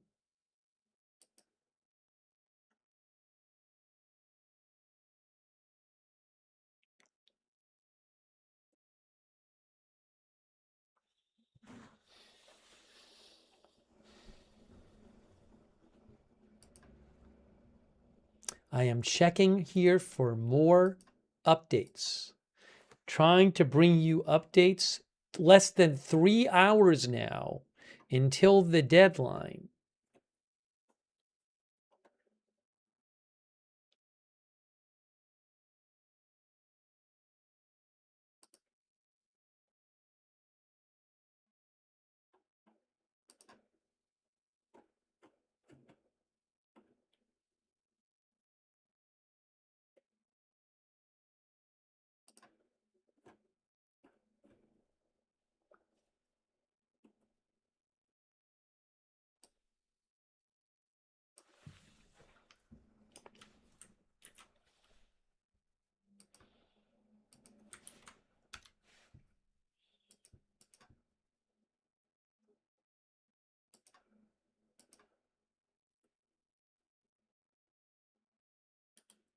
Hang on a moment here.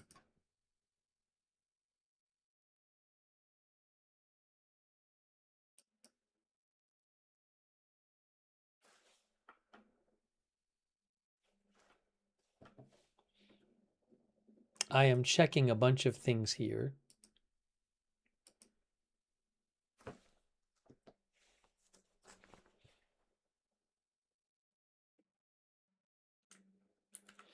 Thank you to Mr. Valerian. I checked that, Mr. Valerian. I didn't see a new report there, Mr. Valerian, but thank you.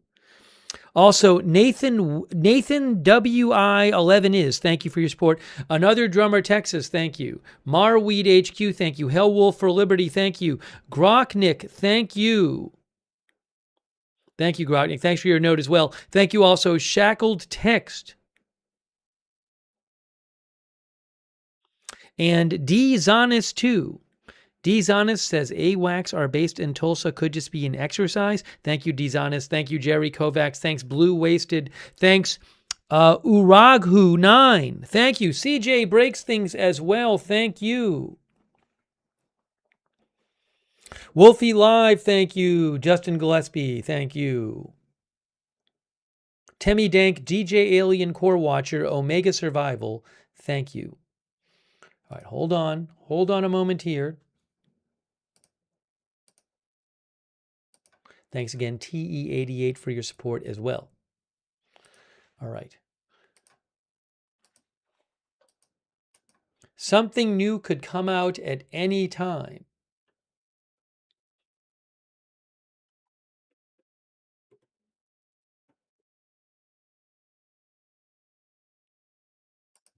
You got to keep an eye on President Trump's Truth Social as well.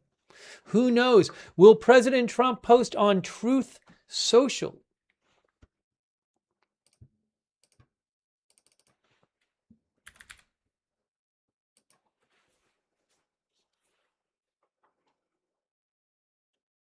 One of our viewers mentioned Bitcoin is going up. Well, it looks like it's up. I mean, this morning it was around 68,000 and now, well, in the last, it looks like several hours, it's gone up from like 68.5 roughly to roughly 70. It's not a huge, but it's some up some. Maybe it's up on these reports. I don't know.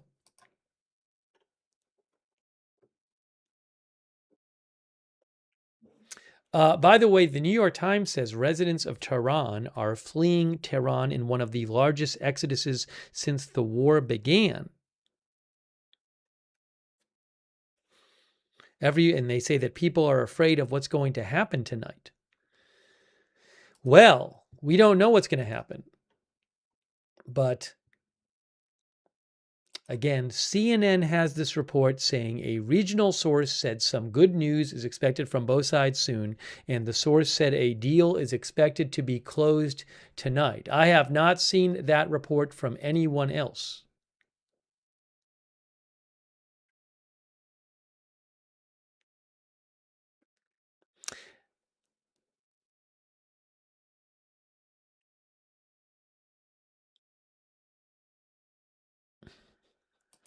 Oh, also, Faytux News found a report from Al Arabi, which is a Arabic language television network in Qatar.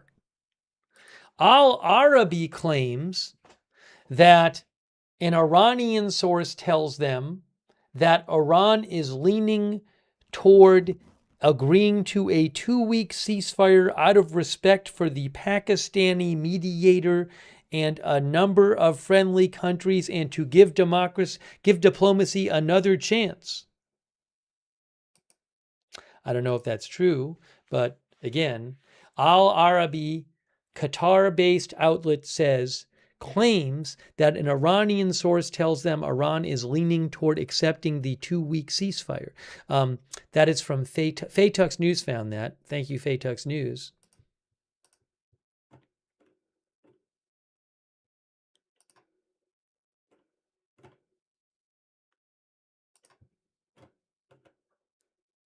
Iranian state media is claiming that an MQ-9 drone was shot down in Iran, in Tehran province. I don't know if that's true or not.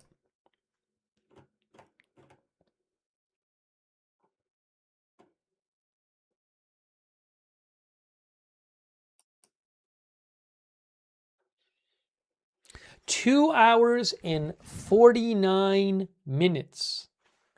Is there going to be a deal right before the deadline, guys? Is that where this is going? To a deal right before the deadline. Hey, shout out to our moderators. We should probably do another poll. I want to do another poll about whether there's going to be whether the deadline will be extended. Let me shout out our moderators first, though.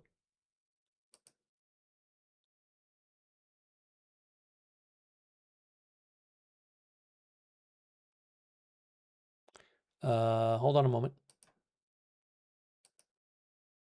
Deal or no deal, said one of our viewers.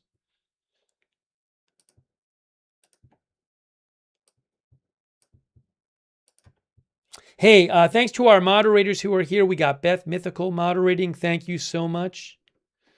Thank you, Beth. All of our other YouTube mods. And hold on a second here.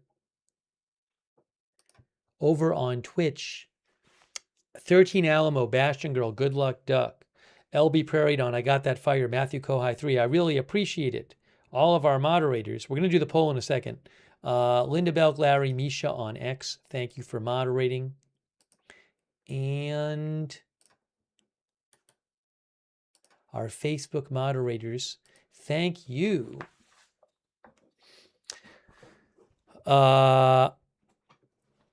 Charlotte Webb, Kay Lowry Body, Margaret Riley, thank you for moderating there. All of our other moderators, if I missed anybody. Okay, let's do a poll right now. And the poll is, once again, will the deadline be extended? Now, a deal counts. So I assume there's not going to be a permanent ceasefire. So we're talking, the deal we're hearing about is possibly a 2-week deal, maybe. That's what the Pakistani Prime Minister proposed. Although you never know. I mean, it's possible. It's possible that the two sides were telling each other, like, let's do a 2-week deal. But then they have the Pakistani Prime Minister go out there and say, hey, I think we should do this. And then the two sides can say, oh, well, you know what? Now that he's proposed it, maybe we'll do it. Even though maybe all I'm saying is, this could have been, if there is a deal, it could have been worked out before the Pakistani Prime Minister proposed it. Anyways, you never know. I don't know. But, so my poll is, will the deadline be extended?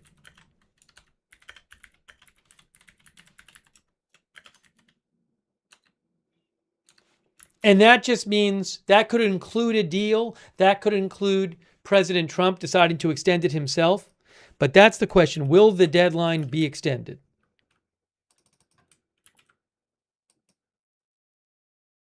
Okay. Now I'm going to post it everywhere. I just posted it on YouTube.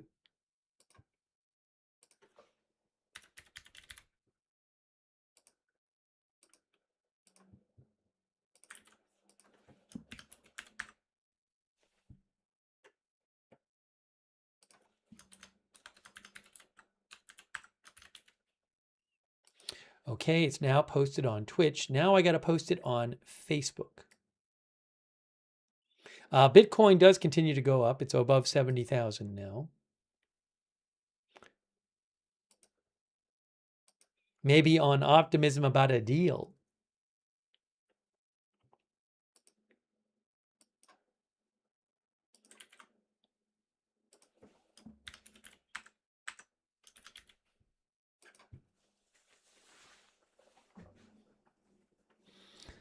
Okay. Let's see what people said. Let's see. I have the poll posted. Now, I'm going to, before I show you the results, I'm going to show you our poll graphic of you thinking what to write or what to choose. You thinking what to choose.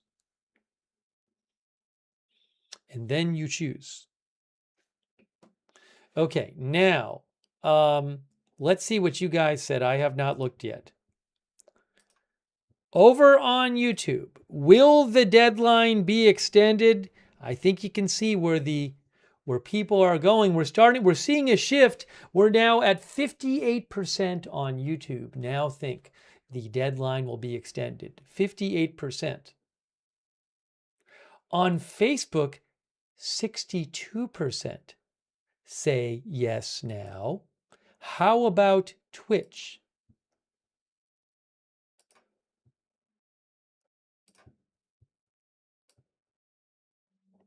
65% say yes on Twitch.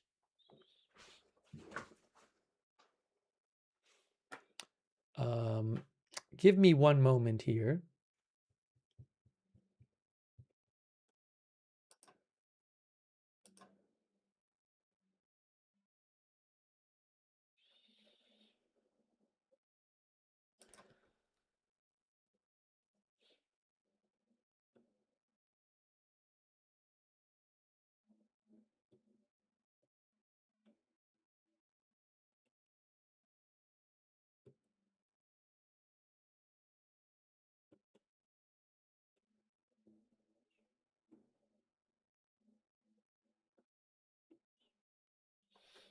All right, so we are seeing, again, YouTube 58% yes, Twitch 64% yes.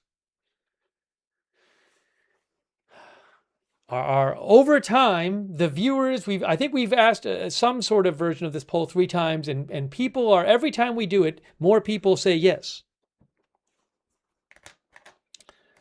Mafion Records says, stop playing and get this over with. We could be back here at some point doing the exact same stream in the future.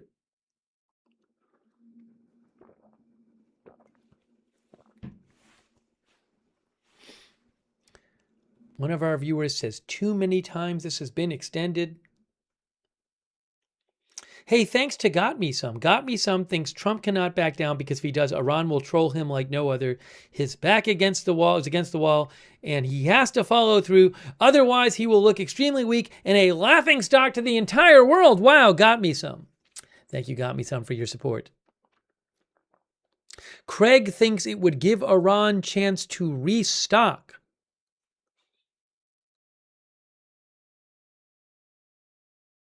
All right, we're ending the poll. We're going to end the poll now, but thank you for voting in our poll. 58% yes on YouTube, 63% yes on Twitch. A lot of people voting in the polls. Thank you for voting. What did it end up on Facebook? Facebook, it was 54% yes. Uh-oh. Hold on a second here.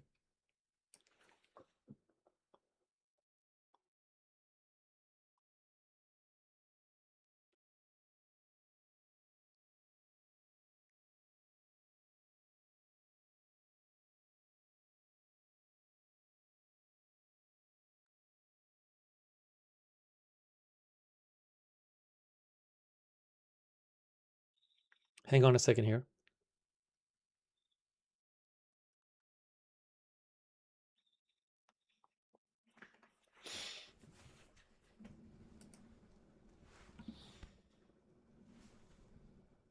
The deadline is 8 p.m. Eastern.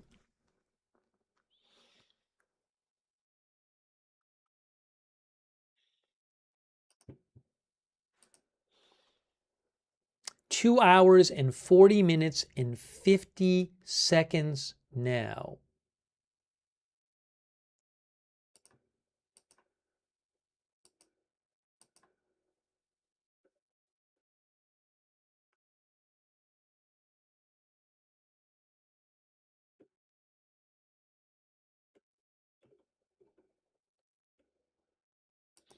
Qatar Ministry of the Interior says, security authorities have begun dealing with an incident resulting from the interception of an Iranian missiles by Qatari air defenses, which led to shrapnel falling on a citizen's house in the Muraik area. So I will say here what I've said for days and maybe weeks now. It seems to me like most, if not all of the times that several Gulf countries report damage from Iranian attacks, whenever I see it, it always seems to be that they're saying it's due to falling debris from interceptions. And my comment on this is, I don't know if all of these are interceptions. Now, maybe they really are. But it seems strange to me that, I mean, I can't remember the last time I saw one of these damage reports where they say, oh, it was because the missile or drone directly hit. It's been a while since I last saw it. So again, maybe they are all interceptions. I just want to be clear on this. I don't know.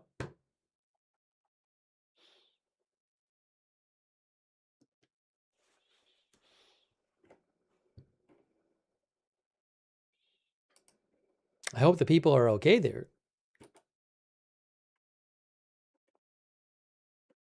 Some of our viewers have noticed the same thing. But again, I can't say what really happened in any of these cases.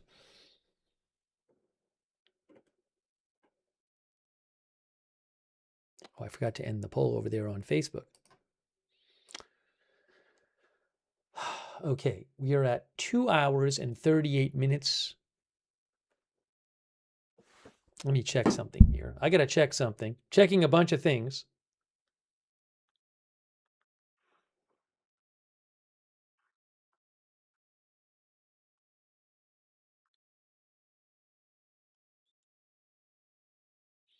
So again, CNN still has that report up where they claim that a regional source said some good news is expected from both sides soon. And they claim that the source said a deal is expected to be closed tonight. That is what CNN said. I have not seen anyone else report that.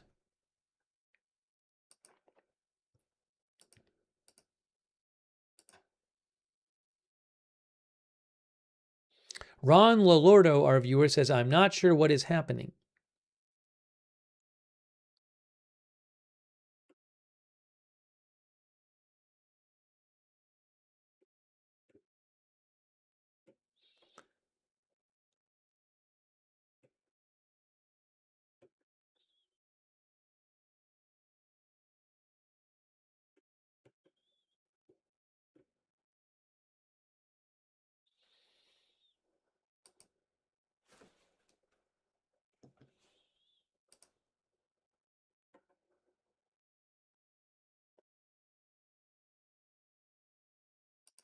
When will we hear something more? When will we hear something more? I am looking, I am doing my best to try to find you updates.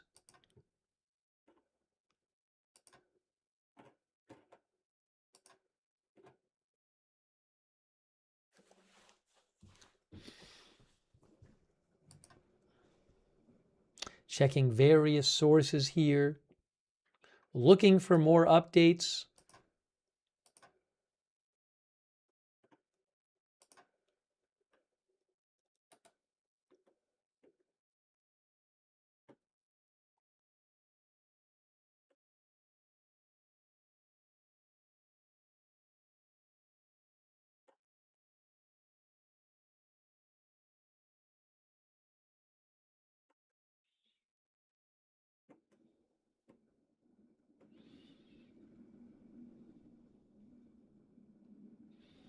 Breaking Waves, our viewer, says enough delays from this regime, they just lie, let's roll.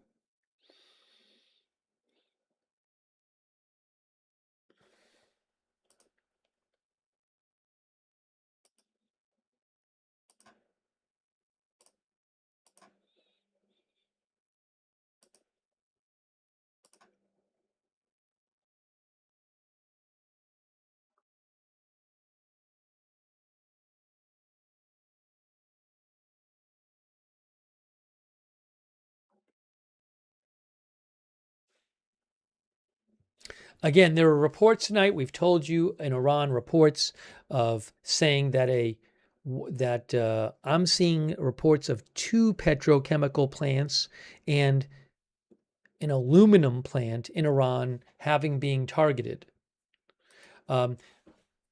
Remember also that earlier today, the U.S. attacked military targets on Karg Island again. That is something President Trump had ordered several weeks ago, and it happened again this morning. Wasn't exactly clear why that happened.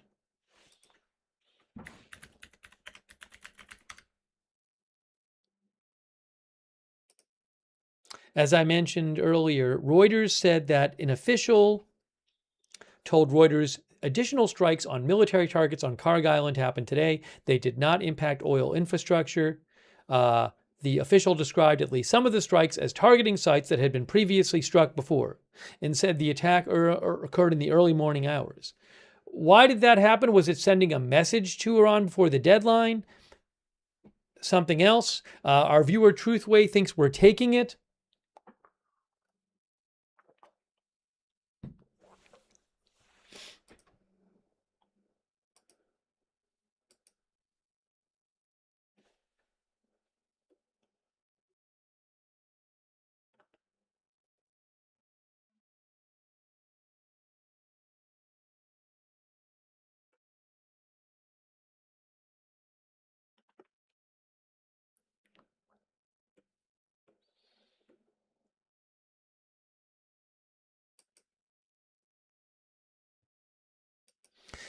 Lindsey Graham, he's really been pushing for military action.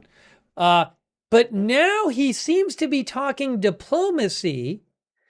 Lindsey Graham says, I have all the confidence in the world that the president understands who he's talking to in Iran and earnestly seeks a diplomatic solution, but it has to be the right deal. President Trump, better than anyone I know, understands how to deal with the toughest of people.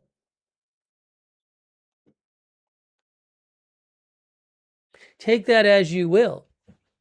take that as you will. He says it has to be the right deal.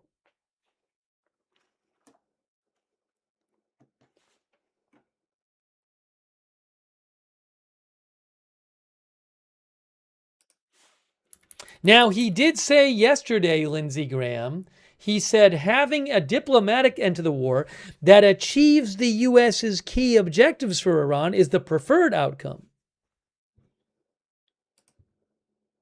He said, though, however, we must remember who we're dealing with in Iran and an evil regime that is severely wounded and has cheated at every turn, said Lindsey Graham yesterday.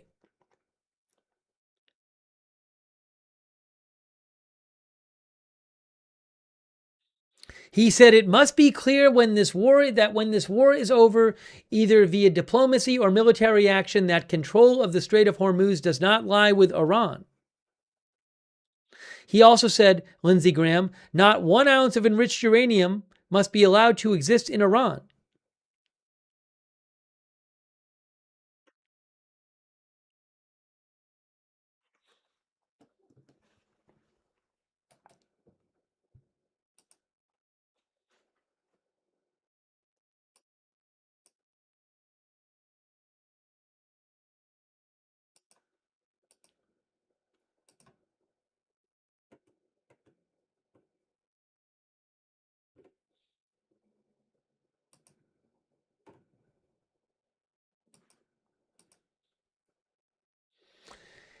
Two hours and 30 minutes.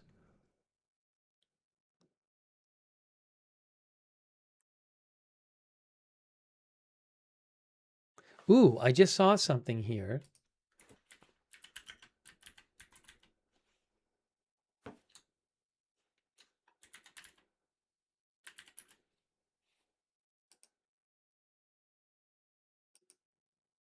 A new post that Michael Horowitz found, guys. Look, Michael Horowitz found this post from the Iranian ambassador to Pakistan.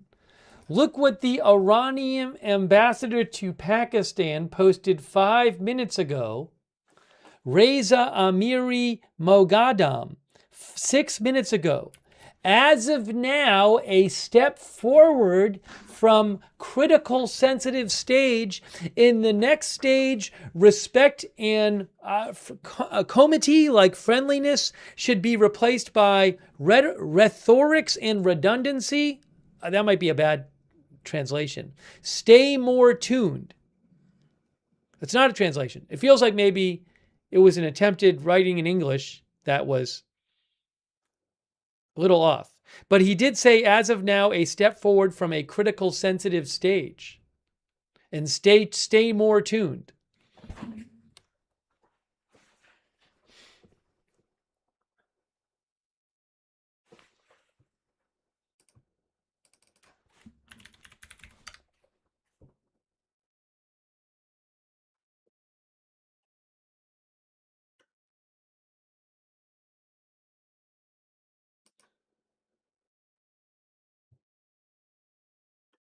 Comedy means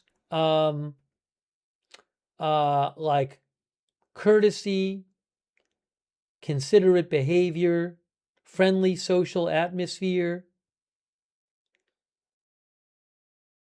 So he's talking about another stage.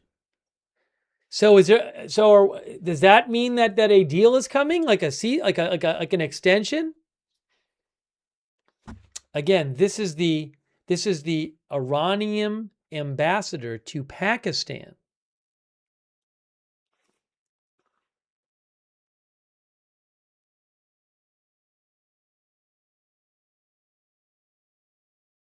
I think one of the viewers think this. I think maybe what he wanted to say is, in the next stage, respect and comedy should replace rhetoric and redundancy. I think one of the viewers might have said that. Maybe that's what he was, because this is not translated. This is written it's supposed to be written in English, but I think there might have been a little bit of difficulty by whether it was him or somebody who works for him translating it. But maybe it's meant to say that it should be better in the next stage than it was this stage.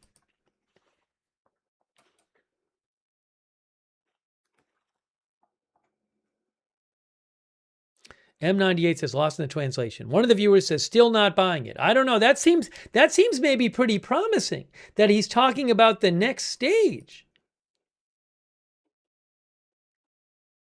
Right?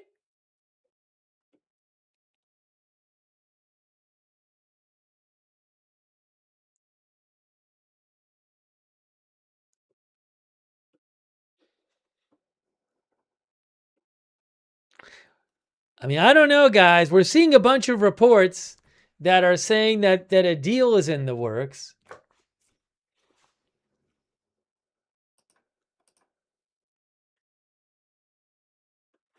Yeah, people keep mentioning that the White House posted. This feels like some sort of I'm not reading into this. This feels like this could have been a pre-scheduled post. It says Iran's decades of terrorism won't continue under President Trump. I am not reading into that being posted at all. I mean, that could have been posted at any time could have been posted 2 months ago. So that doesn't look to me like something that they just came up with to signal something important. So I'm not really, I mean, maybe I'm wrong, but I'm not really looking into that as very revelatory.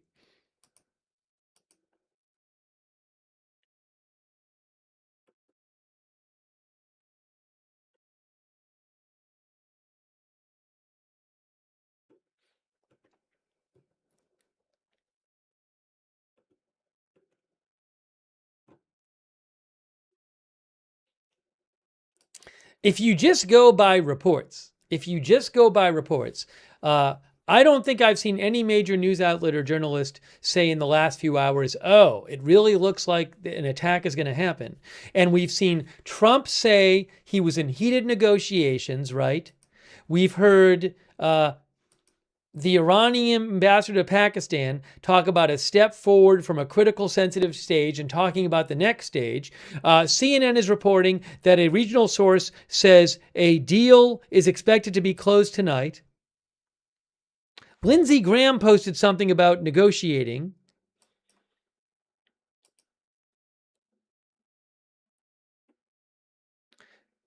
So just going based on the reports, we're hearing a bunch that suggests negotiations.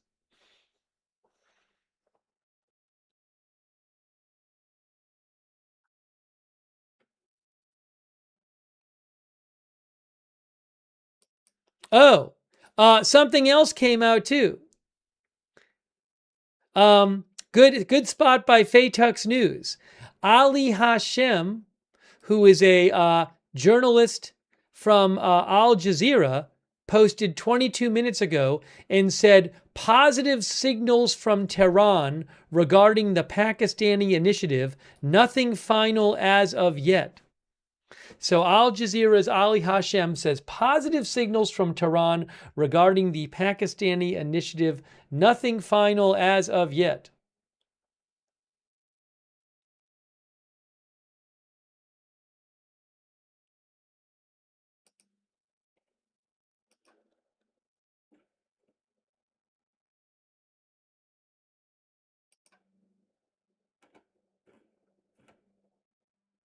Two hours and 23 minutes.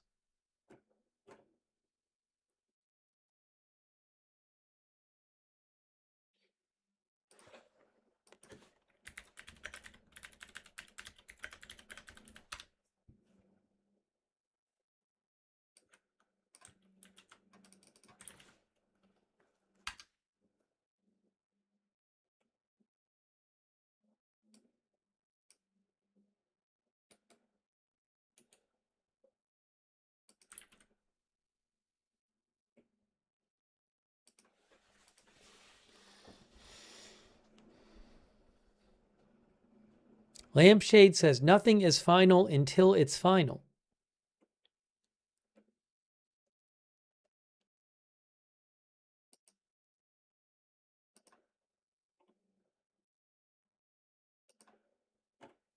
What is going to happen? I've seen some reporting that said Iran's UN representative says we will not accept a temporary ceasefire. I didn't find his post, though. But Al Mayadeen says the Iran representative to the UN says we will not accept a temporary ceasefire. Where is this statement coming from?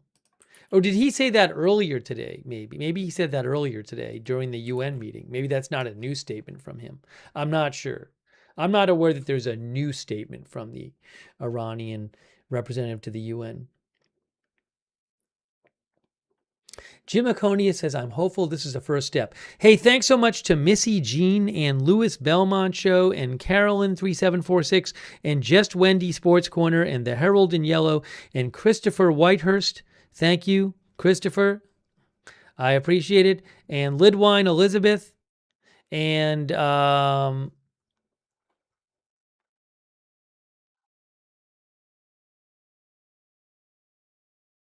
yeah, Chris, I think you sent a message. I'll be getting to my email later. Thank you, Christopher. Lidwine Elizabeth, thank you.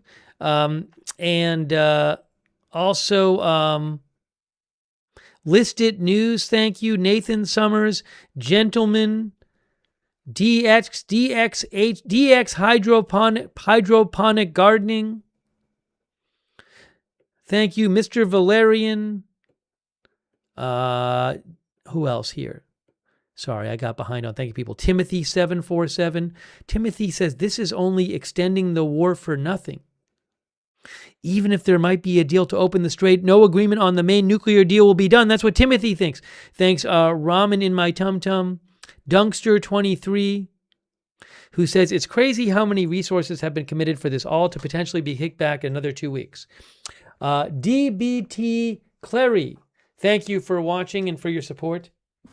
And Sage Lake, and also Wicked Knight, and Rajith MC, I think it is. Or Ranjith MC, thank you. All right, let's see if we have any updates here.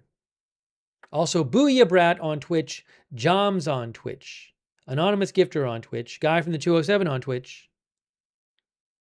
The guy from the 207 thinks the AWACS are trading flights in Missouri. That's what the guy from the 207 thinks. Thanks, Who Shot JR and Oxytropis on Twitch, and Woodland Creatures, and Rupert Lionheart, and Zatho Gear. I got behind on thanking people on Twitch, I'm sorry. Also, King Kurgs on Twitch, and Get Her Done, and Meat Missile. And Ikus, and Miles Bixie, and Oxytropis again on Twitch. Thank you. Also, Gibby's Moth, Tyroban, Nox Spectre, and Nihal. Sorry, Twitch, for the delay. My bad. 2 hours and 19 minutes. Is there going to be a deal? Is there going to be a deal? What's going to happen?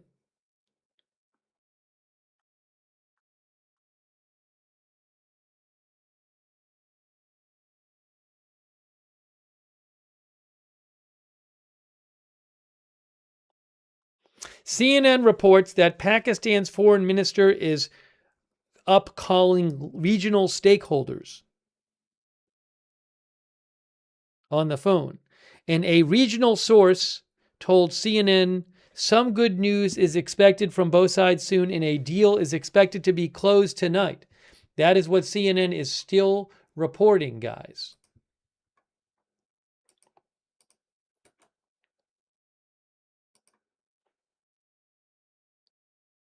Uzi Best says, I think there will be a deal and hope.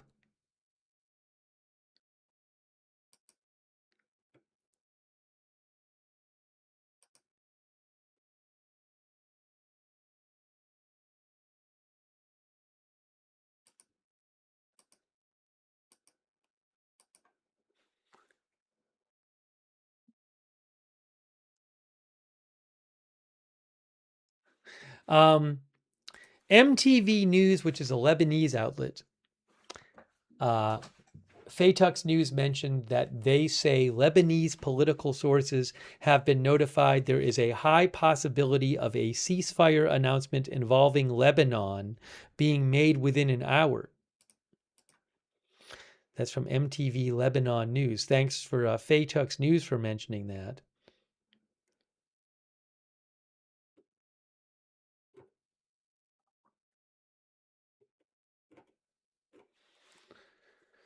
Guys, what's going to happen? What is happening here?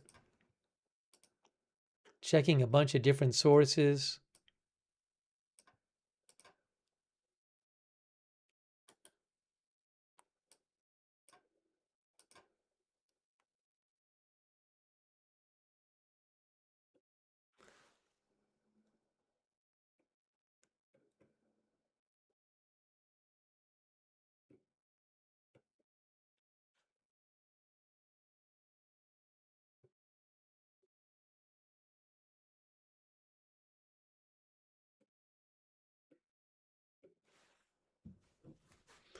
Everyone is waiting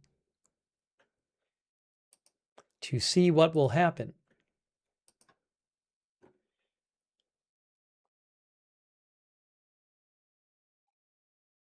Yes, by the way, Al Jazeera had a translation of the Iranian ambassador. So the Iranian ambassador to Pakistan posted on X, and it was a little bit confusing, the language.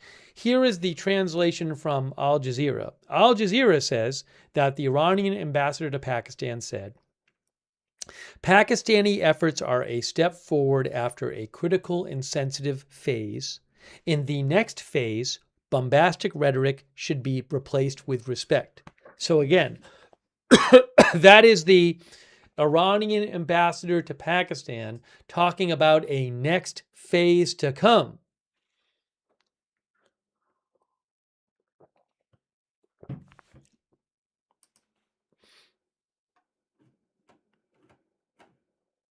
I don't know, guys. It's feeling to me that I would not be surprised if we get some kind of deal announcement soon for a ceasefire. It's feeling like that. With all we're hearing, you never know, though.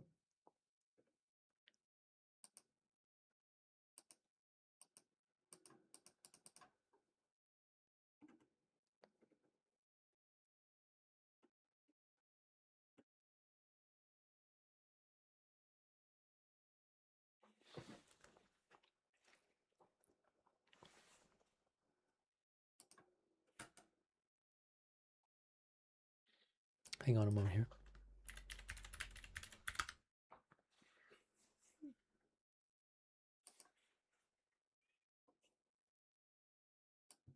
Just to mention this again, in case you didn't hear, reportedly American journalist Shelley Kittleson, who was kidnapped in Iraq, has been released. Okay, so reportedly, you can see right here, we talked about this earlier. American journalist Shelley Kittleson has been released, Iraqi officials tell the AP. That came after the powerful Iran-backed militia Kataib Hezbollah said in a statement earlier in the day that it had decided to free her. She was abducted on March 31st. Its condition was that she must leave the country immediately. Two officials within the group told the AP that in exchange for freeing her, several members of the group who had previously been detained by Iraqi authorities would be released.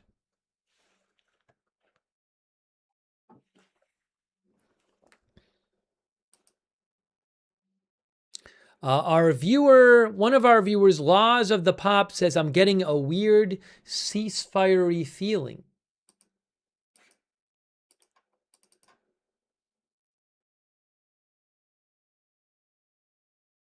Oh, CBS News has a report, which Faytux spotted. Good job, Faytux. Faytux News. CBS News just posted something new. Are you ready to hear this from CBS News? They say ceasefire is being negotiated with Iran, Pakistani sources say. A ceasefire with Iran is being negotiated by Pakistani Prime Minister Shehbaz Sharif. Pakistani government of sources tell CBS News and a source familiar with the matter. Vice President J.D. Vance is serving as the U.S. interlocutor, the U.S. negotiator in the talks, the sources said. Oh my gosh. CBS News, again, writes, a ceasefire with Iran is being negotiated by the Pakistani Prime Minister. According to Pakistani government sources and a source familiar with the matter, Vice President J.D. Vance is serving as the U.S. negotiator in the talks, the sources said. I think he's still in Hungary. That is brand new from CBS News.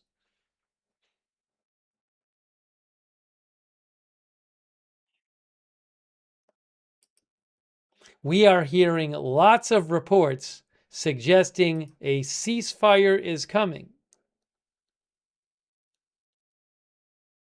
Lots of reports now.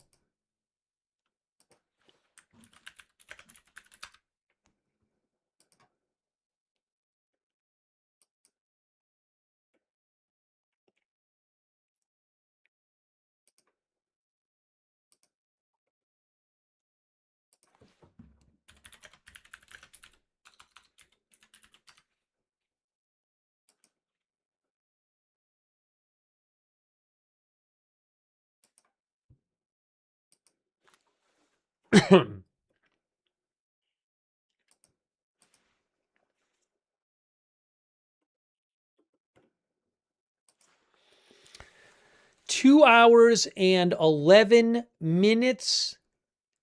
Guys, are we going to see an announcement?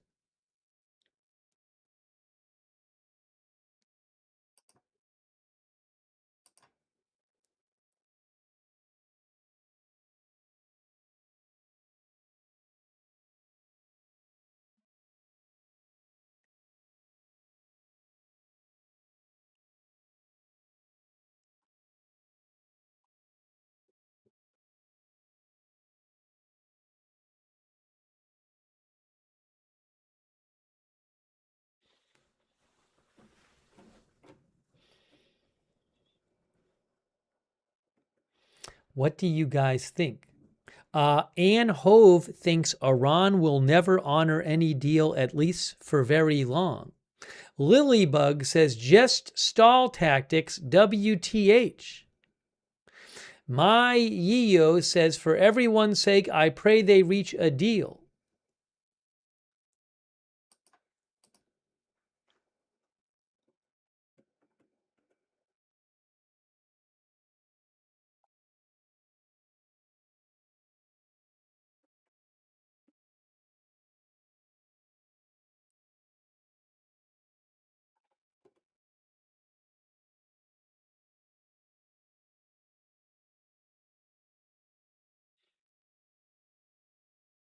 Heidi says, how can a ceasefire work? Because that's not opening a strait. Well, the Pakistani prime minister had proposed a 2-week ceasefire where they would open the strait. So we don't know if there's a deal what it's going to be. But we are certainly hearing all kinds of reports suggesting a deal is close. Thank you so much, Tepi, who says, I don't think Iran will agree, but I hope so. Thanks, Tepi. Thanks also, Dwani Prabhu. Thanks, Dwani. Yeah, I've seen some people claiming, I have to look into this. Some people online are claiming that you can see the edited history of the Pakistani prime minister's post, and it seems like maybe somebody else wrote the post for him. Which, look, I wouldn't be surprised if that happened. But I don't know how to see the edit history myself, and I'm just not sure if that's true. Maybe it is true, I don't know. But look, I said before, as I said a short while ago, a few hours ago, the Pakistani prime minister basically posted and suggested this 2-week ceasefire. What I said is, well, it's possible that he just posted that, but the two sides had already discussed it, but they have him posted, and then they can say, oh, well, you know what, it was his idea, so why don't we go along with his idea, which maybe is better politics for both sides than just saying we agreed to it. I don't know that, but I would not be at all surprised. I would be shocked. Let me say this. I would be shocked if the negotiations weren't going well and the prime minister of Pakistan, without talking to the two sides, posted on X, hey, let's do a 2-week ceasefire. And then what? Both sides are looking at their phones and they're like, hey, wow, did you see what the Pakistani prime minister just posted? You know what? Let's think about this and reconsider. Is that what really happened? I mean, is that really what happened? I have a hard time thinking that's what happened, but I don't know. But it just seems a little strange to me that that's what would happen. So, if I had to guess, I'd guess it's a little more choreographed than that. You know? But anyways.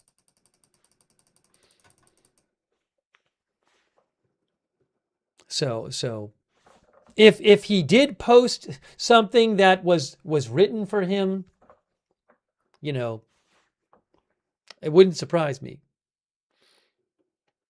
But I can't speak. I don't want to get into the whole. Thank you for mentioning it, by the way. I do appreciate you mentioning that, Dewani, so we could talk about it. Thanks, Dewani, for bringing it up. I cannot. I'm not going to get into it right now. Trying to do research on X version histories, whether you can see them or not, and all that stuff.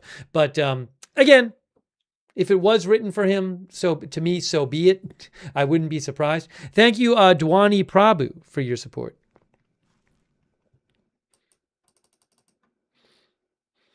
Also, Kevin Harris, and Kevin thinks there's market manipulation going on. Thank you, Belfast Stargazer,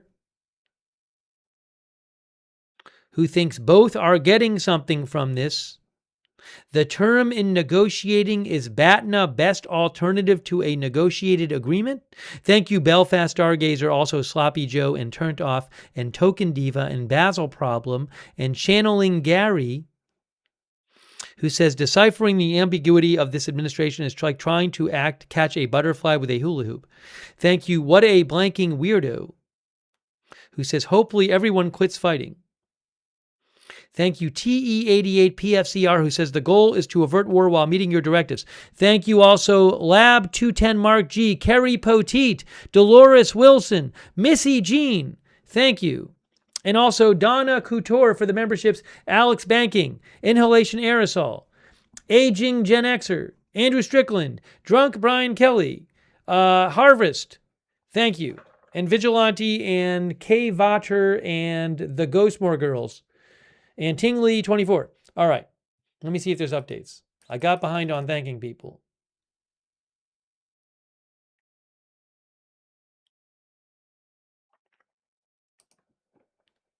Uh, 2 hours and 4 minutes. 2 hours and 4 minutes. We have heard a number of reports that suggest a deal could happen tonight. Looking for more updates.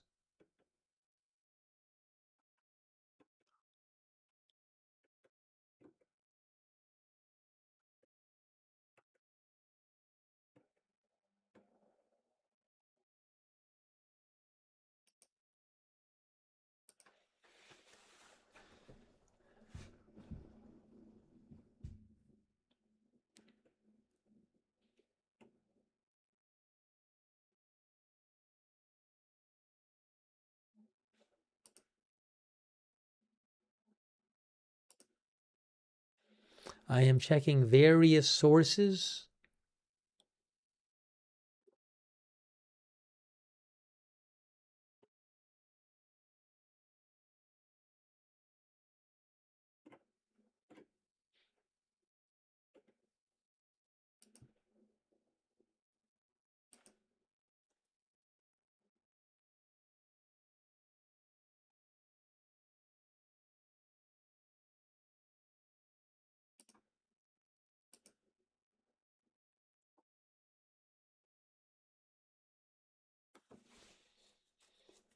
Again, the Iranian ambassador to Pakistan posted on social media that there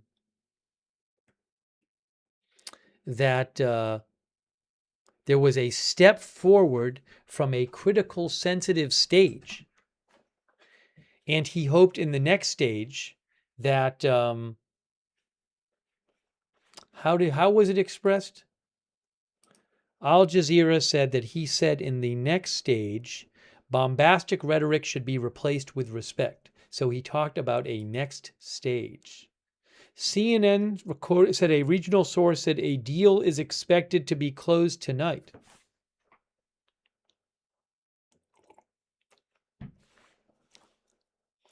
Two hours and 2 minutes.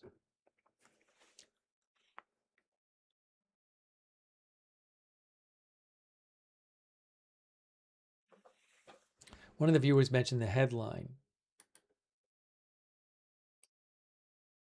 Trump-Iran deadline approaches.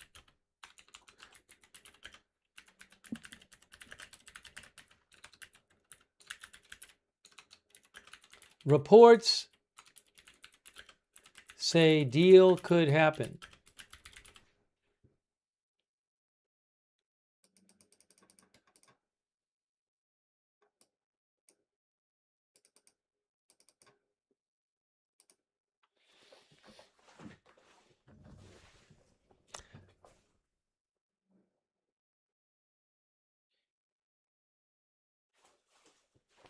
How about reports ceasefire possible? Because deal sounds more permanent. Reports ceasefire possible.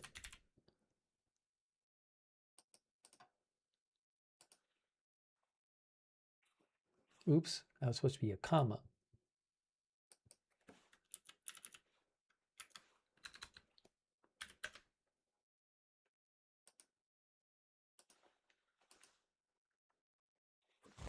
Okay. Thank you so much, by the way. Hold on a quick second here. Andrew Schlegel, thank you. Who says, deal or no deal, Trump has said many times regime change is needed, and I can't imagine we or Israel stop completely without it, and I don't see them leaving. Thank you, Andrew Schlegel. Thank you, Donald the Trump 1946. Also, thanks for the memberships. That's so nice of you. Zetod K, thanks for the memberships.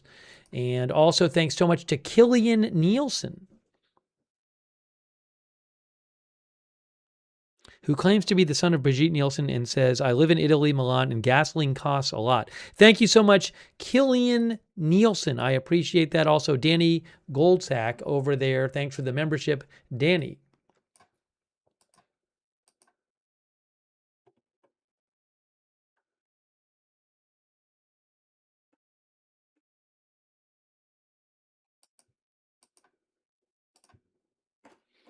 Waiting. Oh, just in case you missed it, that's CBS News report. CBS News said a ceasefire with Iran is being negotiated by Prime Minister of Pakistan, Shehbaz Sharif, according to Pakistani government sources. Vice President Vance is serving as the U.S. interlocutor in the talks. And so that's from CBS News.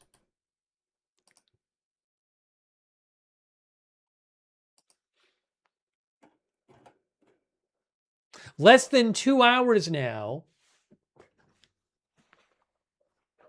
Less than 2 hours.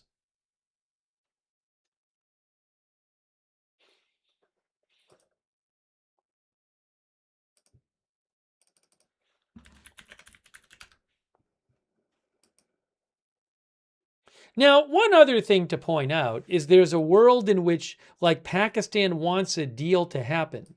So there is a world in which Pakistan puts out, positive news. Although, I mean, at this point, it's so down to the end that I don't know that that would really benefit Pakistan.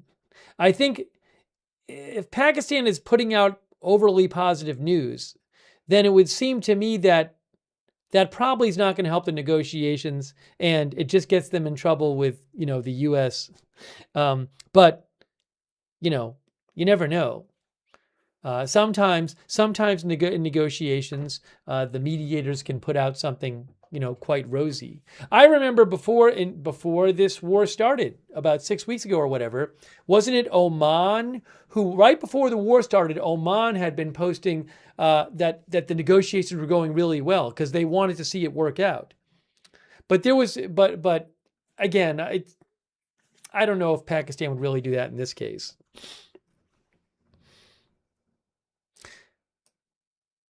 But you never know. Pakistan could put out there that things are close to try to maybe influence, a move towards a deadline extension.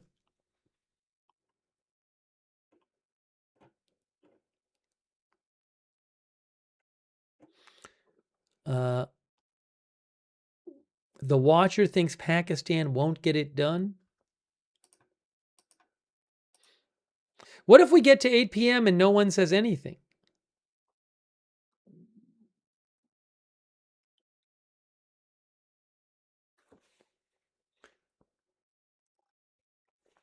One hour and 56 minutes.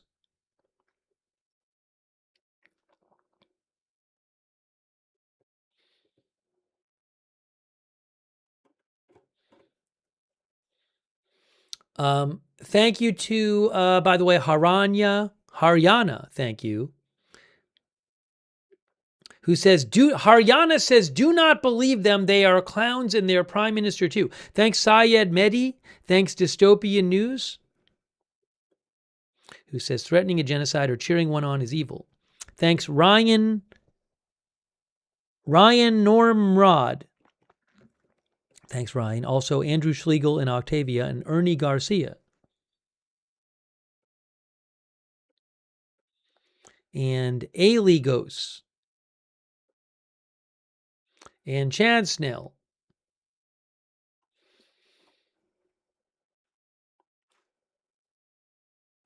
Who knows? We may not. We could get to 8 p.m. and then not hear anything.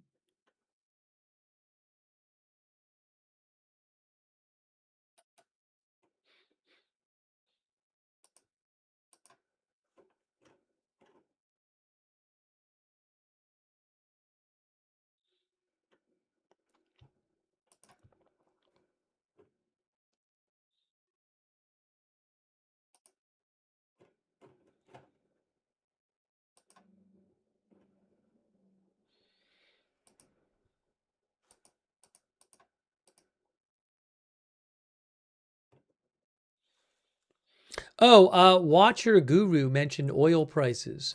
Let me check the oil prices. Brent crude is now at 103.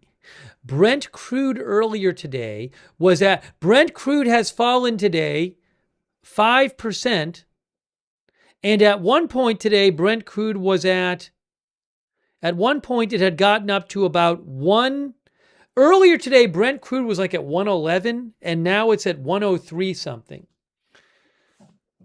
So oil in the last several hours has dropped.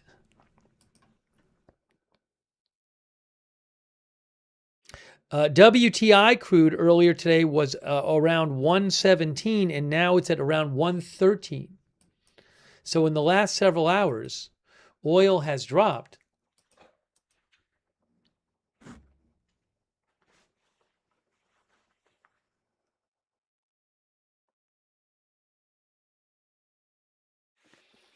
All right, I have a question here. Do I have time? We've been on several hours, and we have 2 hours till the deadline. Do I have time to eat a bowl of cereal or something? Because I got to eat something. This won't be good if I don't eat anything at all. I'm thinking of taking just a couple minutes, literally having a bowl of cereal, not a big meal. So that is what I'm going to do really quick. Let me just say, Steve will be back in around 5 minutes. I'll say around 5 minutes, okay? I hate to do it, but I got to do it. It's not going to be a good scene if I don't. So hang out for about 5 minutes if you want. You don't have to, but If you want to, you can. Steve will be back in around 5 minutes. Let me just have like a quick bowl of cereal, and I'll put the audio on from the. It's playing TV. I can't play the audio there. It's playing TV. I'll leave the video up. Give me about 5 minutes. I'm coming right back. And then hopefully if I have a bowl of cereal, that'll take me through to the deadline. But I'll be checking. If in like 2 minutes, if I'm eating my cereal and I say big news, I'll put down my spoon and I'll run in here, okay? So give me about 5 minutes.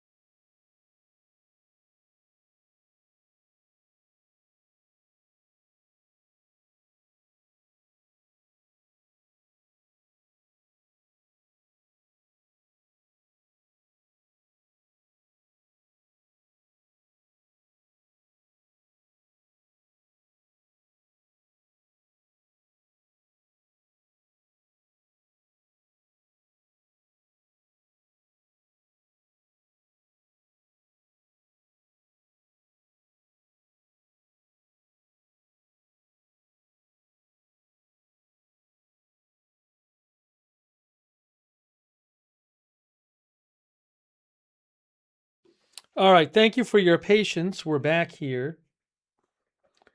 And it's now 1:43. 1:43. All right, thank you for your patience. I'm hearing two of myself. We don't want that to happen. I'm gonna have to get more water in my water bottle. Okay, so we're back. I was looking when I was away, and I didn't see anything big and new.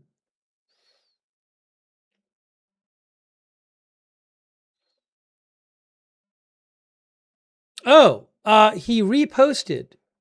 Hey guys, the ambassador reposted his post. So look at this. This is the Iranian ambassador to Pakistan.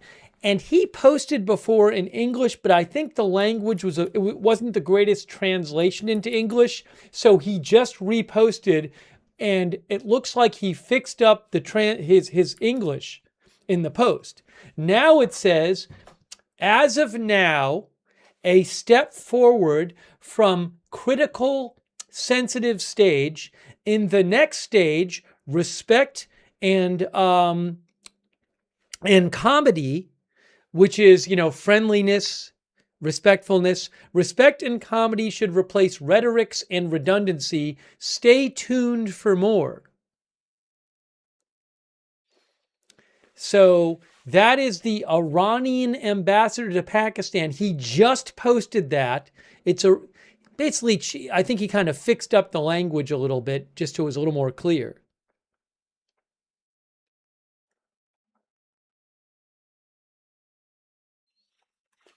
So that is certainly looking like he is acting like there's going to be a deal. And that's in the Iranian ambassador to Pakistan.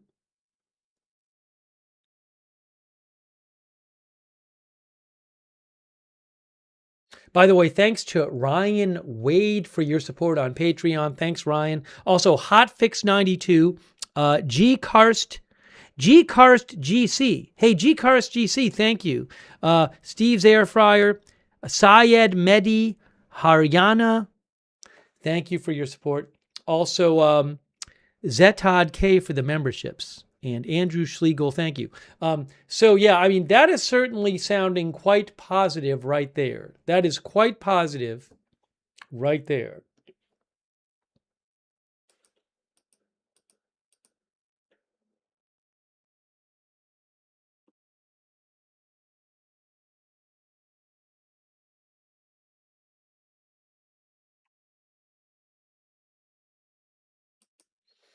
Oh, and then also, there was a post that Faytux News mentioned from Ali Hashem of Al Jazeera.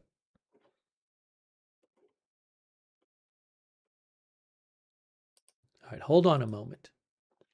Faytux News pointed this out. Ali Hashem of Al Jazeera said that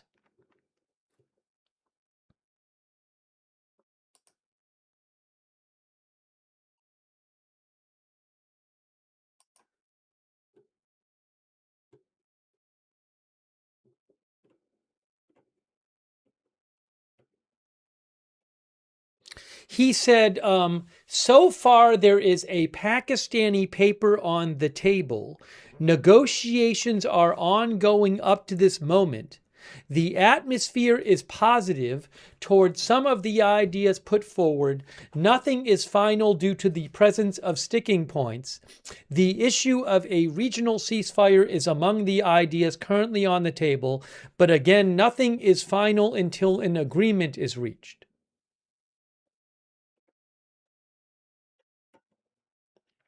Also,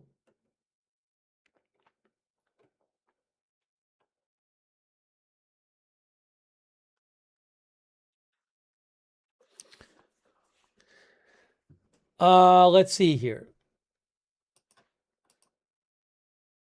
So again, the reporting is suggesting not just the reporting, but the post by the Iranian ambassador to Pakistan is suggesting that this is going to an agreement, but nothing firm yet.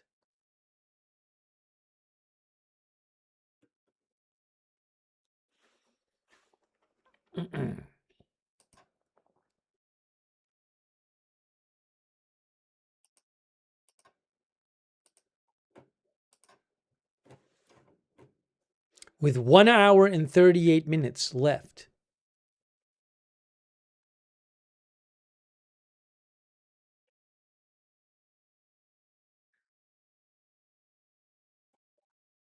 Is oil still dropping?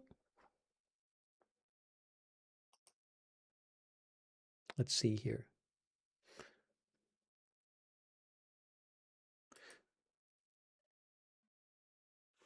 That's weird. Why did Brent crude go up all of a sudden? I'm looking at oil. Am I just looking at a weird?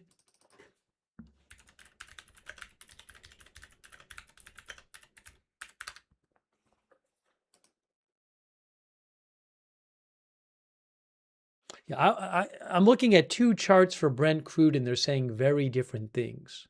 So now I'm confused. I think one of them is mistaken.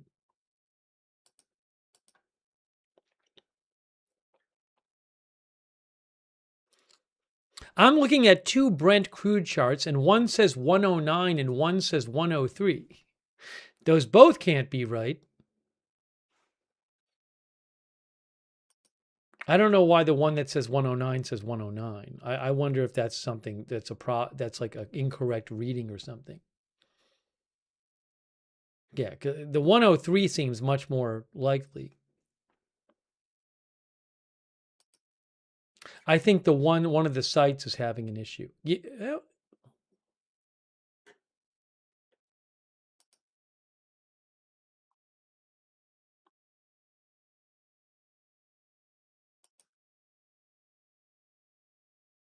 Yeah, I'm seeing WTI roughly 108 and Brent around 103. That's what I believe it is.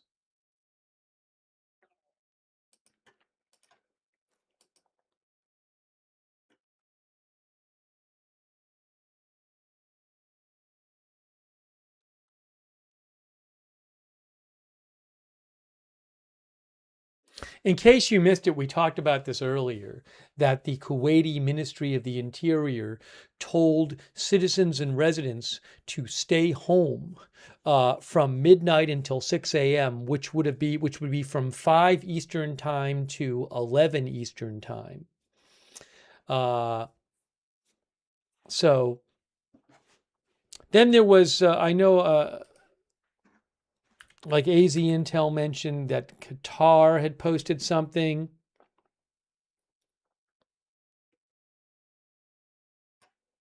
about canceling school or something, was it? Let's see here.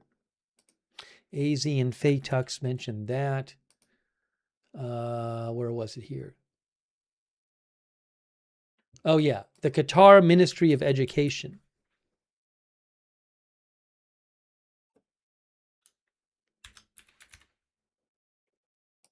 Here, look. Tux News. I mean, Tux and AZ Intel pointed this out, that the Qatar Ministry of Education 47 minutes ago said they were going to have an extended weekend holiday starting today. No school for the weekend starting today. Cancel school for the rest of the week there. We'll see what happens if there's a deal, though.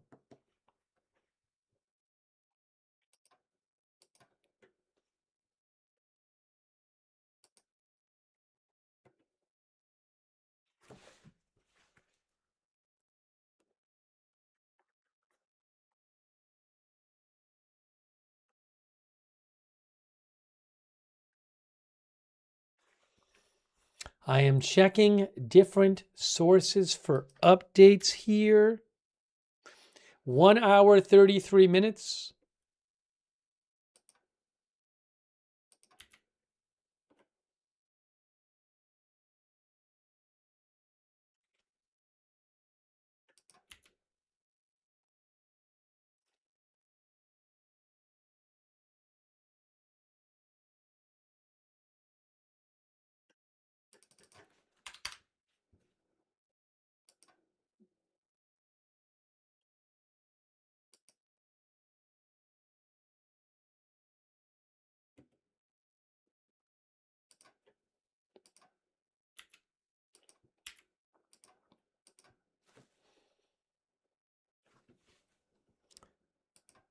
soon as I hear anything more new, I will let you know. Not seeing it at the moment.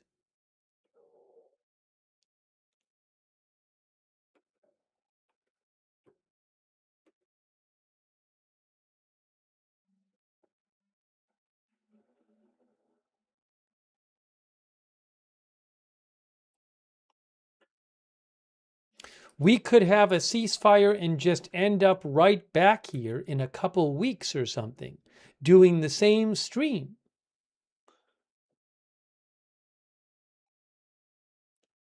Al Jazeera reports an Israeli drone strike on the coastal road in the city of Sidon in southern Lebanon. A vehicle was reportedly targeted by Israel in southern Lebanon. Thanks to Isaiah Ajayi. Thank you, Isaiah, for your support of the channel.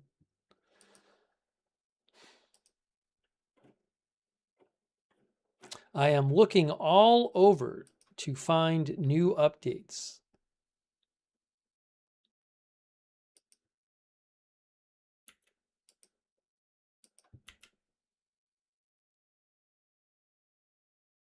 One hour, 31 minutes.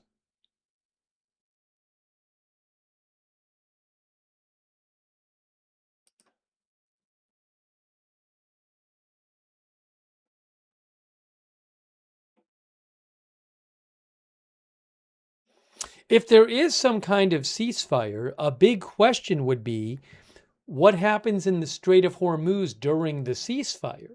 Does it open up? Does it not open up? Does it open up more than it has been?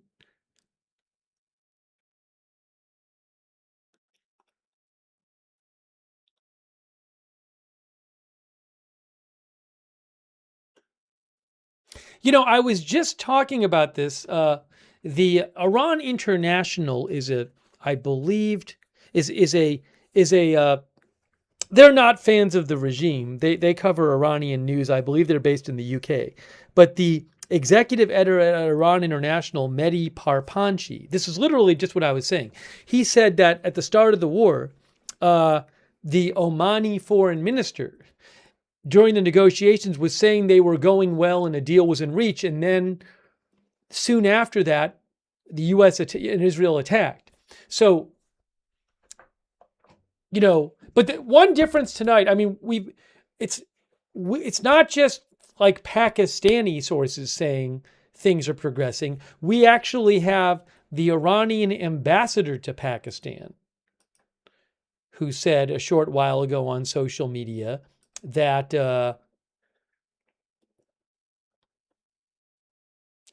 he said, as of now, a step forward from a critical, sensitive stage. In the next stage, respect and comedy should replace rhetorics and redundancy. Stay tuned. I mean, that reads like that's progress being made. And that's not the mediating country. That's an Iranian representative saying that. Yeah, Cheyenne said, is that, I think you might be right about that, Cheyenne. That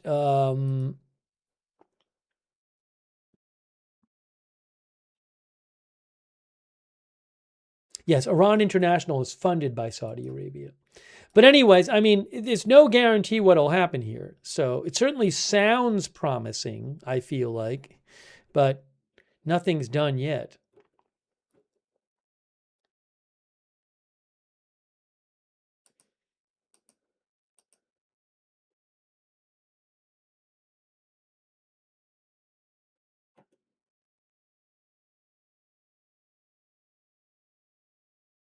Hmm?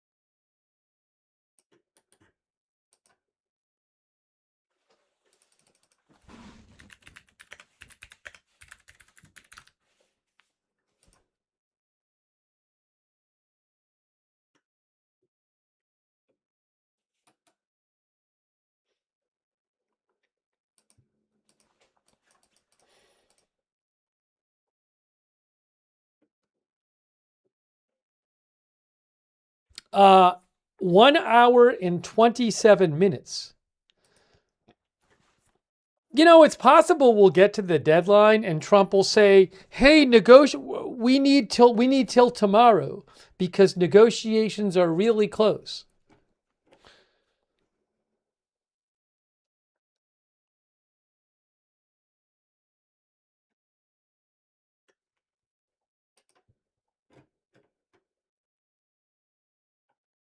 I've been looking at Iranian state media and I haven't seen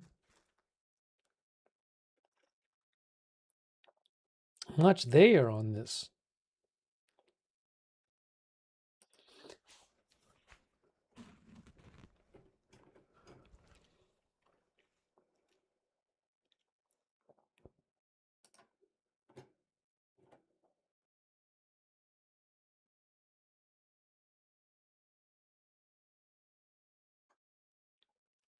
Oh, what's this? Hold on.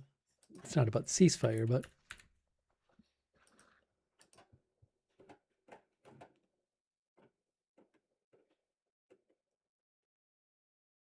oh, hold on.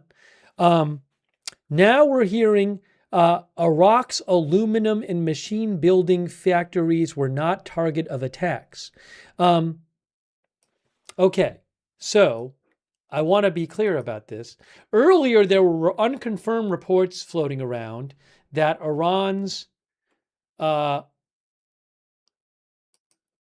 largest aluminum producer in Iraq had been attacked. ARAK.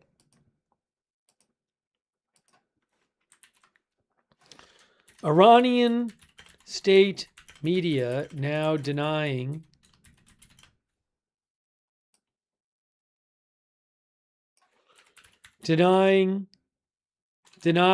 that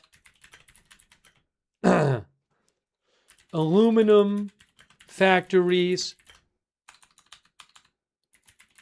in Iraq, ARAK, were attacked by Israel, U.S. tonight, as some reports had claimed.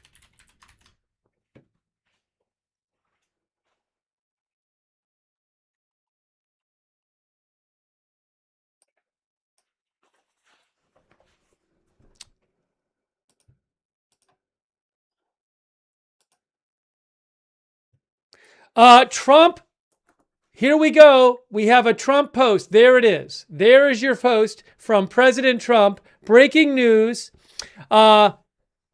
He's going to hold off on the destructive force. President Trump is holding off on the destructive force. Complete ceasefire. Double-sided ceasefire for 2 weeks. He has suspended the bombing and attack of Iran for 2 weeks. 2 weeks.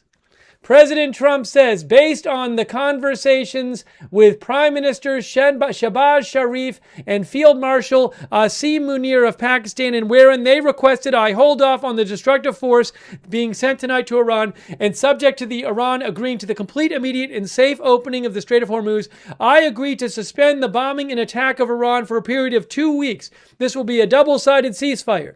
The reason for doing so is we have already met and exceeded all military objectives, and we are very far along with a definitive agreement concerning long-term peace with Iran and peace in the Middle East. We received a 10-point proposal from Iran and believe it is a workable basis on which to negotiate. Almost all of the various points of contention have been agreed to between the U.S. and Iran, but a 2-week period will allow the agreement to be finalized and consummated on behalf of the USA as president and also representing the countries of the Middle East. It is an honor to have this long-term problem close to resolution. Thank you for your attention to this matter, President Trump. Trump announces 2-week ceasefire, and he says that they're close to a long-term deal that fixes the problem. Now, I don't know about that. That all remains to be seen. Is Iran really going to not attack shipping ever in the future in Strait of Hormuz? I have no idea. But Trump announces 2-week ceasefire. Breaking news.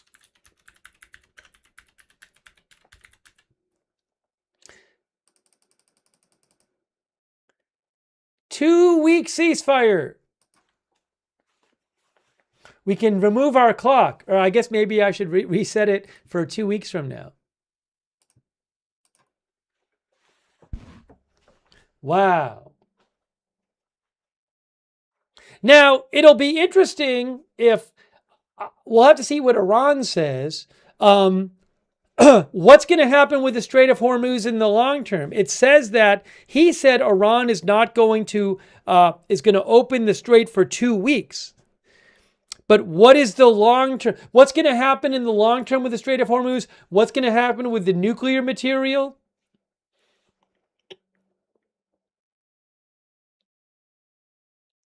President Trump claims we are very far along with a definitive agreement concerning long-term peace with Iran and peace in the Middle East. I don't know. We'll have to see.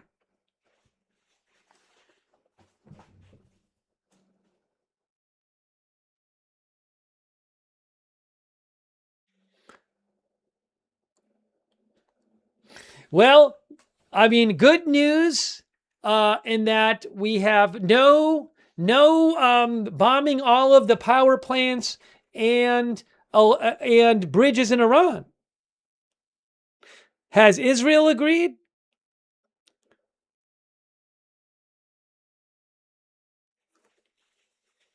Breaking news. Hey guys, it's breaking news.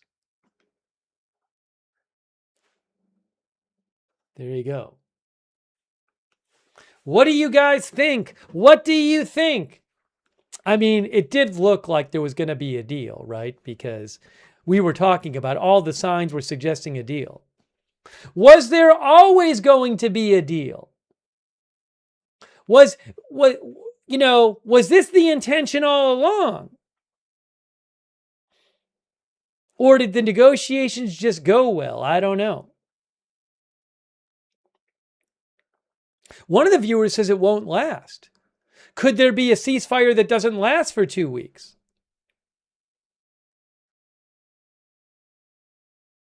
What's happening to oil? What's happening to the price of oil and Bitcoin? Let's see. Oil. Hold on.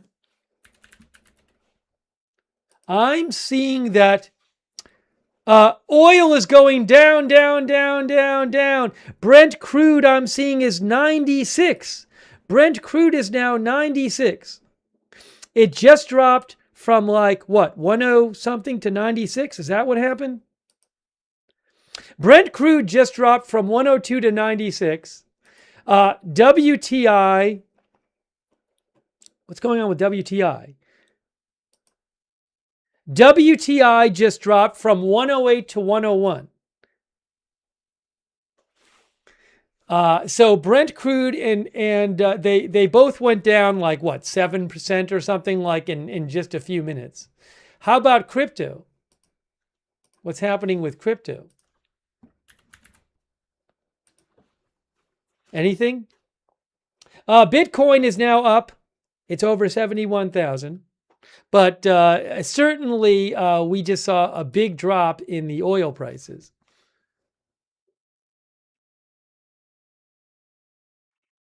Now we have also to keep an eye on here. Hey, there is, there are early warnings, early missile warning for alert for Israel. Early missile warning. This makes me think of when Israel for years used to have these limited fights with Gaza and with Hezbollah, with Hamas and Hezbollah, and they would do these, several day, like mini war kind of things or whatever it was, or hostilities. And often at the end, when there was a ceasefire, you would get these after the ceasefire final firing of things. So this could be something like that. where you have a deal announced, but you still have the sides kind of getting in their last shots. So I don't know that this is going to break the deal. I mean, I've seen these kind of things before. So this could be, could be just an Iranian statement of a way of saying that, yeah, we're signing this deal, but we can still attack or whatever. So we'll keep an eye on this, but it looks like we're going to see. What I should do is put the Tel Aviv cam on big. I'll put it on big, anyways. If there's alerts, well, it's probably going to zoom in that Tel Aviv cam because it can't show the sky. But I will get it up there.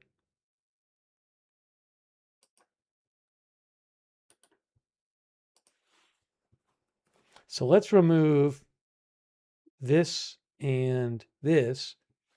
And that's just, we'll just have Tel Aviv.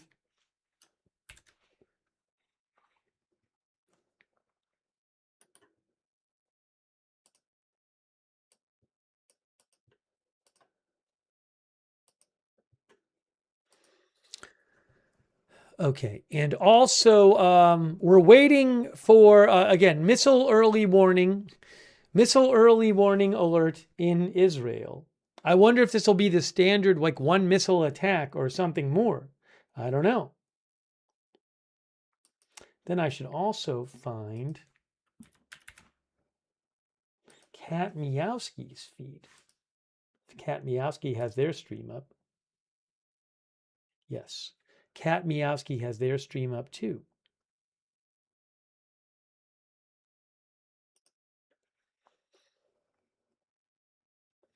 All right. So again, we are looking. If you missed it, President Trump. Hold on. Let me just go over to. Let me just get on the screen right now. These cameras here. That's Tel Aviv, and then there's a. I'll put the audio on from there. Then I'll put on the Cat Miowski cam from Tel Aviv.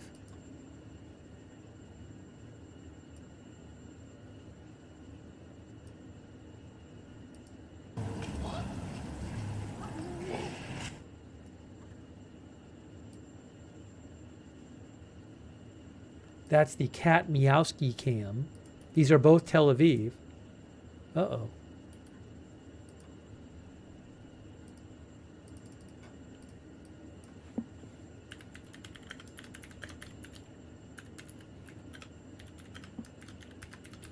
So again, we are expecting missile warnings in central Israel, possibly Tel Aviv. And I have a couple cameras up there. Ooh, the Cat Miowski is having a little bit of an issue. Okay. No.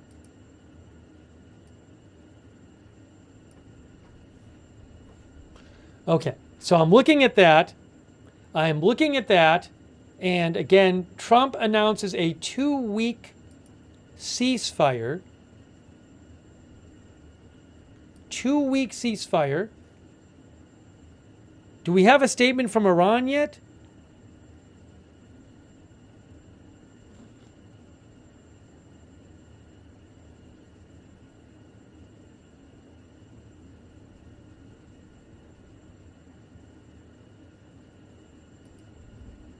Aurora Intel says, I wouldn't be surprised if Iranian media start saying they didn't agree to any ceasefire, as that's how it usually rolls.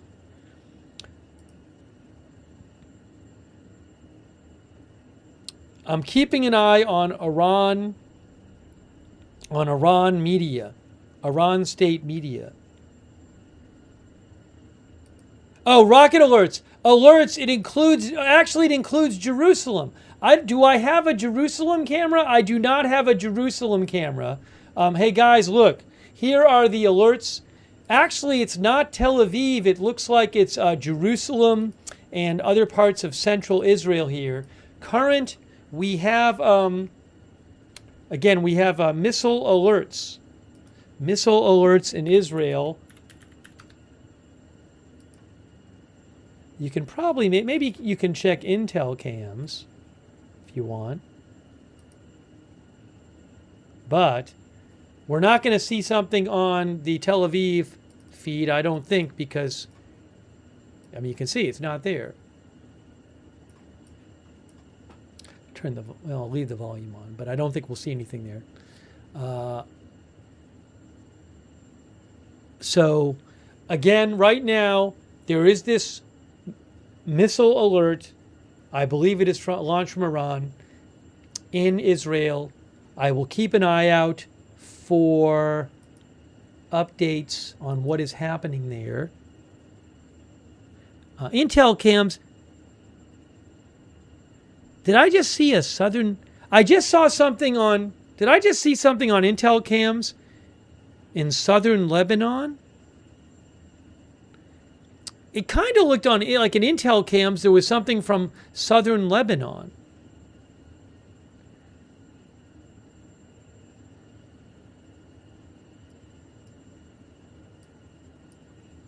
But it could have flown in an open area. You know, Israel, if a missile's going to come down in an open area, Israel will just let it land. They're not going to use an interceptor on it.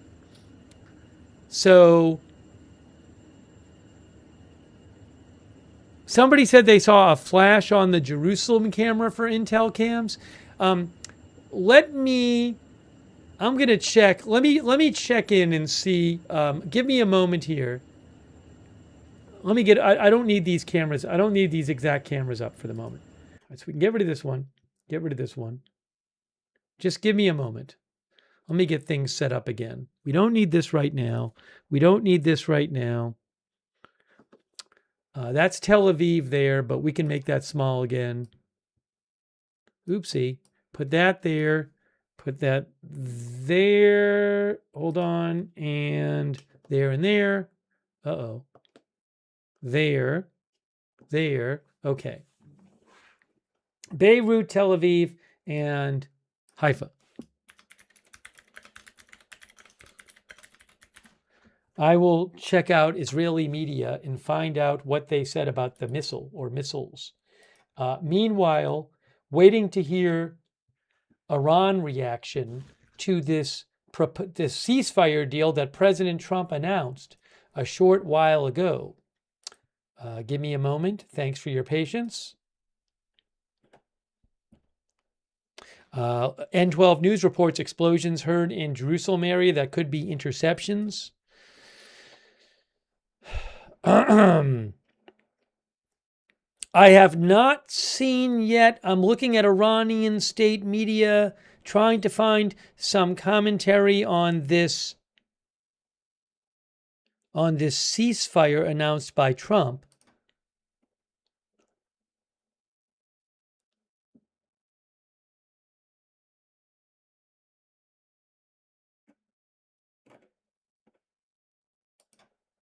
And I haven't seen it yet.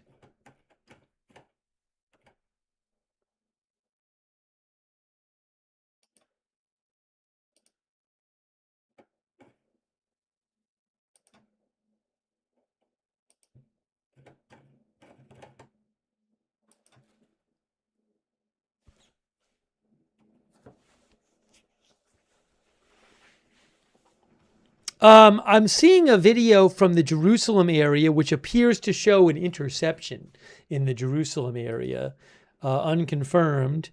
Now, N12 News says report from MTV Lebanon that's not part of the deal. That's interesting if that's true.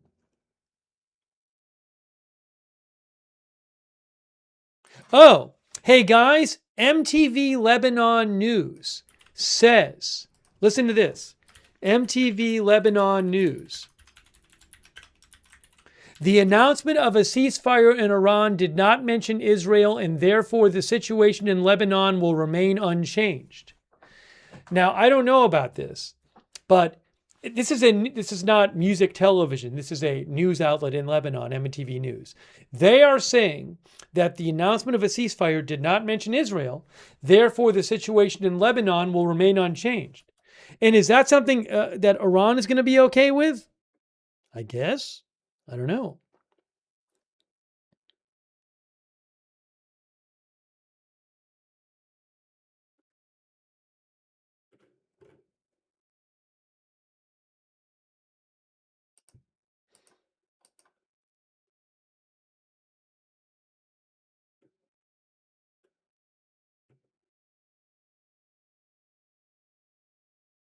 However, a White House official said that Israel has agreed to a ceasefire. Although, is it a ceasefire with Iran and not Lebanon? I don't know. That's a whole other thing. Is if Israel is part of this, in what sense are they a part of it? Right? Because it could be that Israel won't attack Iran, but they're not saying they won't attack Hezbollah in Lebanon.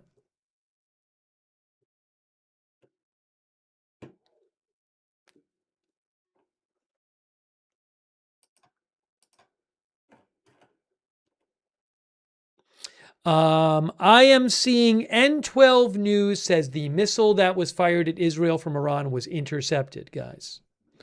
The missile was intercepted according to N12 News.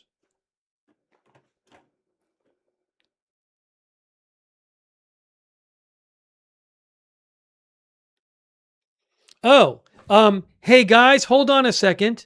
Iranian state media just posted. Iranian state media says more details will be announced from Iran in the coming minutes.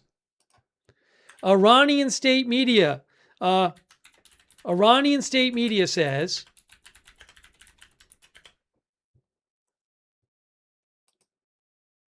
more details about the ceasefire will be announced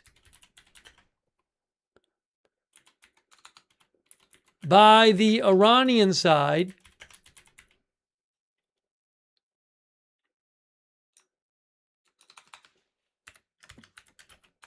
in the coming minutes.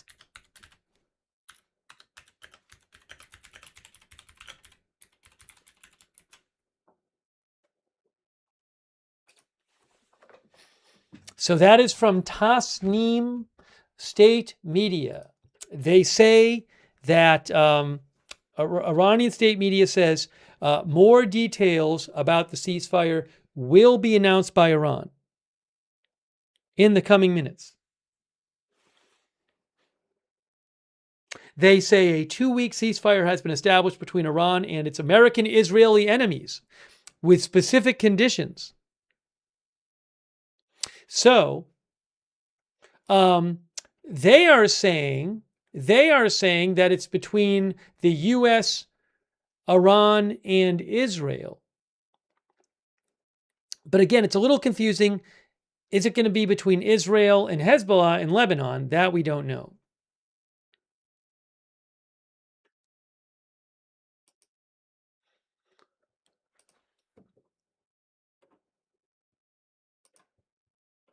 We're waiting for the details.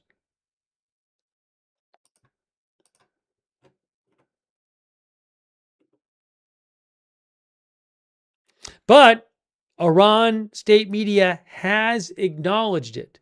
Iranian state media has acknowledged this. Let me actually just put on the screen what they said.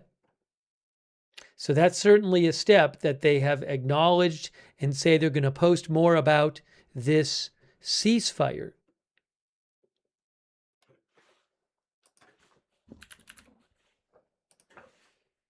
Here is what they said. Iranian state media claims Trump backed down.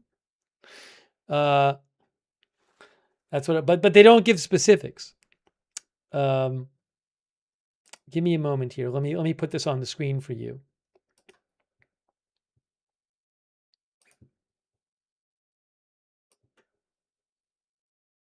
Here, so if you look here, it says Trump backed down, says Tasnim, Iran state media.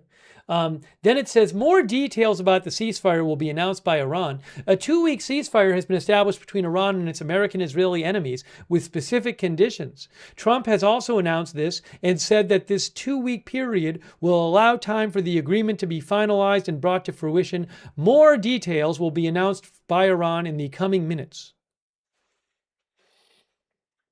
One of our viewers said Iran backed down if they open the strait. We don't know what the details are yet on this.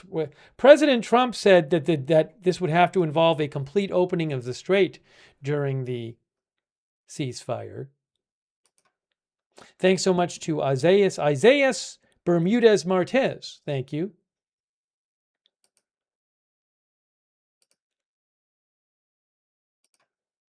One of our viewers said, how about they both back down?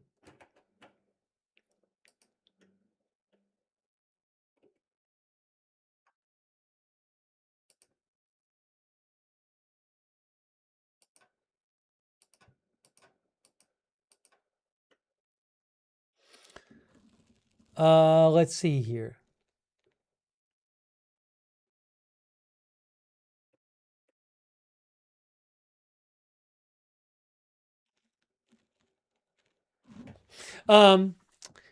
Shin mentions that on Iranian regimes, on Iranian state TV, they are saying humiliating retreat of Trump. Trump agreed to Iran's terms on ending the war. Now, I don't know if that's really true.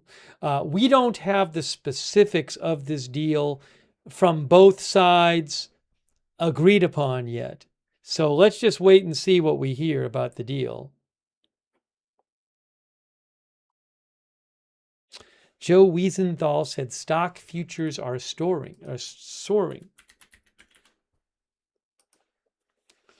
I'm looking. Yes, stock futures, Dow futures are up 1.5%, and S&P and Nasdaq are S&P's up about 1.5%, Nasdaq up about 1.7%. Stock futures up.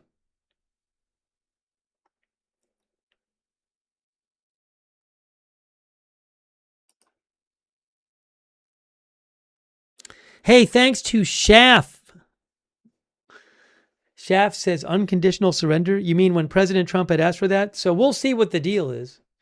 Thanks, Schaff. Also, TE88, who thinks Iran is saving face. Are you shocked? Thanks for He Shall Save, who says we shall see tomorrow. For he shall save is skeptical. Thanks to Josh Barnes. Night Vibe TV said this is insanity. Thank God this is insanity. Thanks Dolly Hollick. Danny has receipts. Black Cat.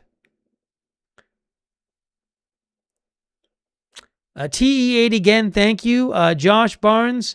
Avishek Gosh, who thinks Trump is a paper tiger. Marcus Planespotting Germany, thank you. Walker J, who said, why would they lose their leverage when literally 5 minutes ago they were being bombed? They have to open the strait. Walker J, you're saying about Iran. We'll see. Again, we don't have the President Trump said they're opening the strait up for the ceasefire, but I haven't heard Iran say that yet, so we'll see.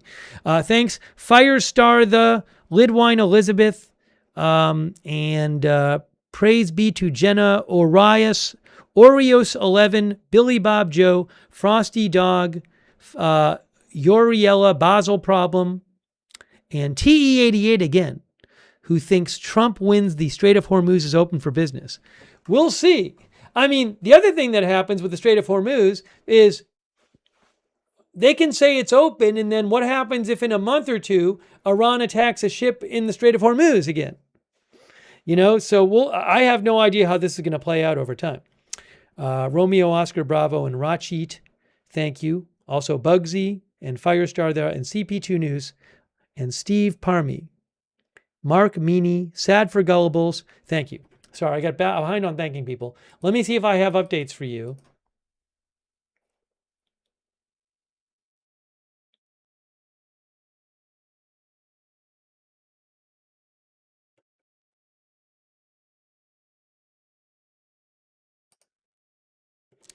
The New York Times said that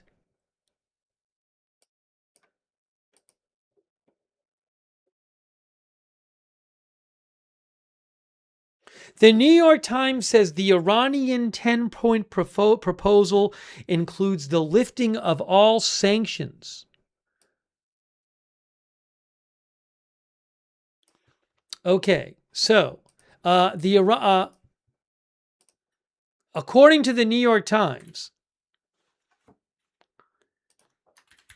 they are saying that the Iranian 10-point proposal, right? Where'd it go here? Where'd it go? What did I do? Where did it go? The New York Times is saying that the Iranian proposal includes a lifting of all sanctions placed on Iran by every administration since the George W. Bush administration, but it's unclear whether the West would want to give up that powerful economic leverage before winning concessions on things like enriched uranium.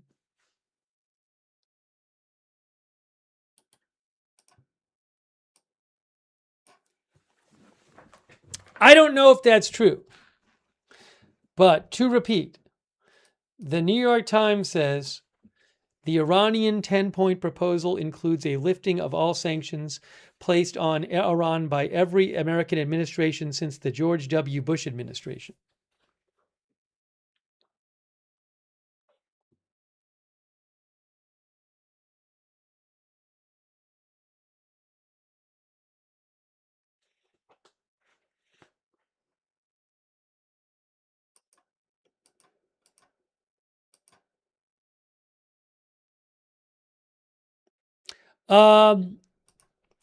Breaking news, breaking update.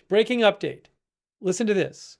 Barak Ravid has a report, and Barak Ravid of Axios says that Israel has agreed to the ceasefire and will also suspend its strikes on Iran for 2 weeks, a White House official said. The White House official said the ceasefire will begin.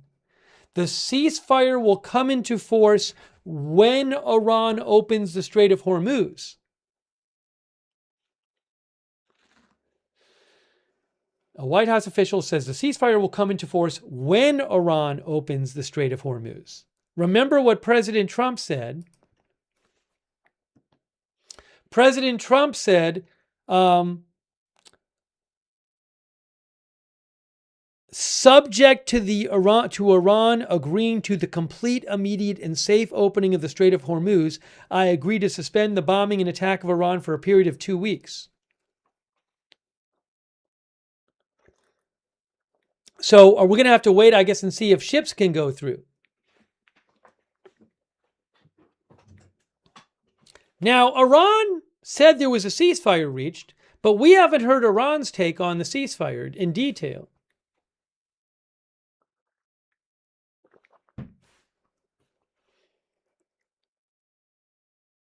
I have not heard Iran yet say, we are opening the Strait of Hormuz. I have not heard that from Iran yet.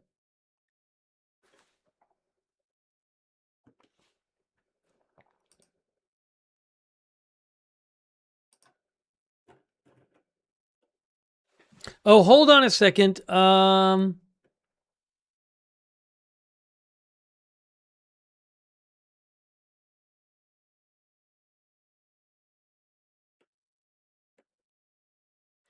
Oh, Iran posted like a huge statement. A huge statement, guys, from Iran. Hold on a second. I got to get this on the screen. This is it's a long statement by Iran's Supreme National Security Council.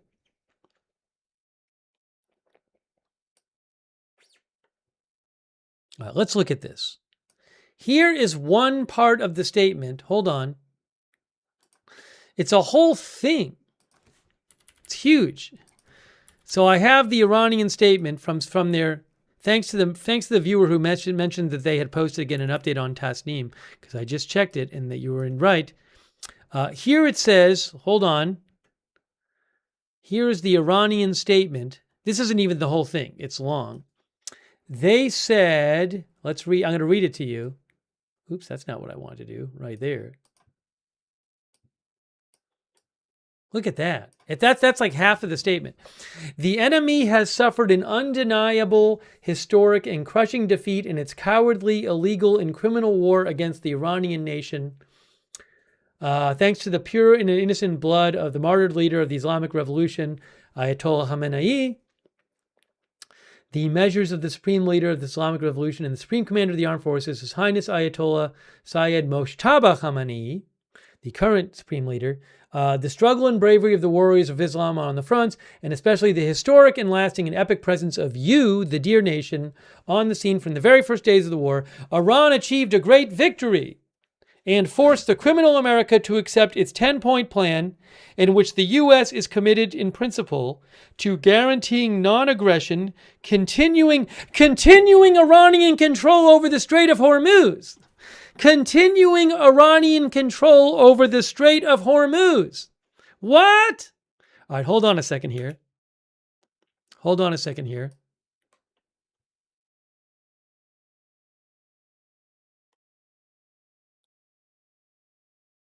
You see that?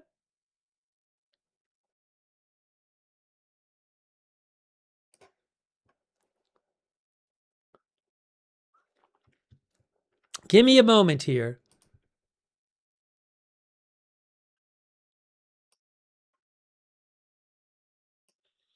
All right, hold on. I got to post this. Hang on a moment. One moment here. I just started reading the Iranian response to the ceasefire, and it does say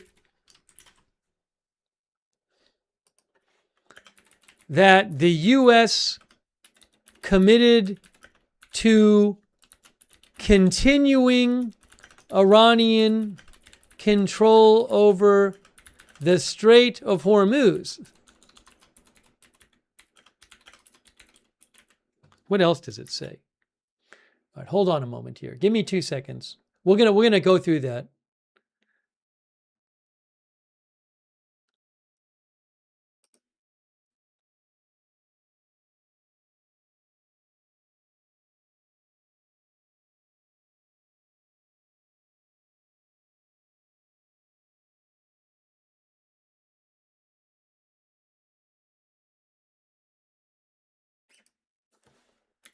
Yeah, they call for they also call for, let me show you this.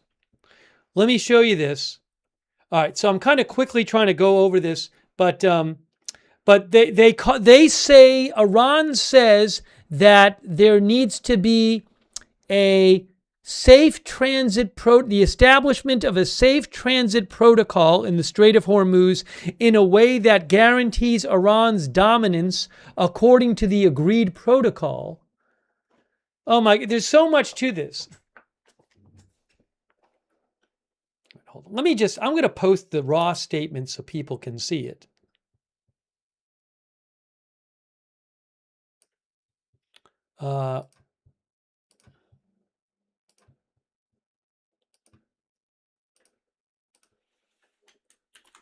I'm going to post it right now, and then we'll go over it together. It's too long, but we're going to look at this in detail. I don't know that the U.S. is going to be, thrilled with all of this, but just in the interest of getting it out there, and you'll be able to see it. I'm posting it on my X account right now, and you guys can go look at it yourself. Let me just get it posted. And then you guys can read it with me. But I'm just posting it right now. Sorry for the delay, but I just want to get this posted.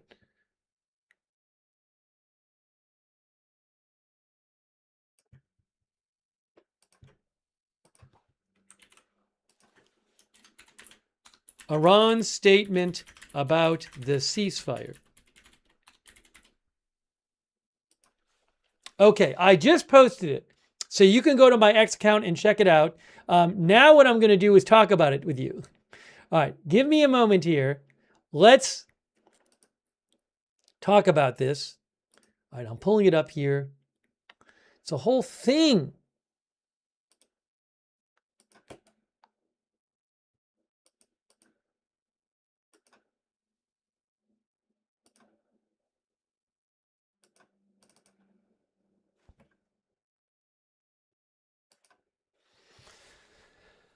Whew.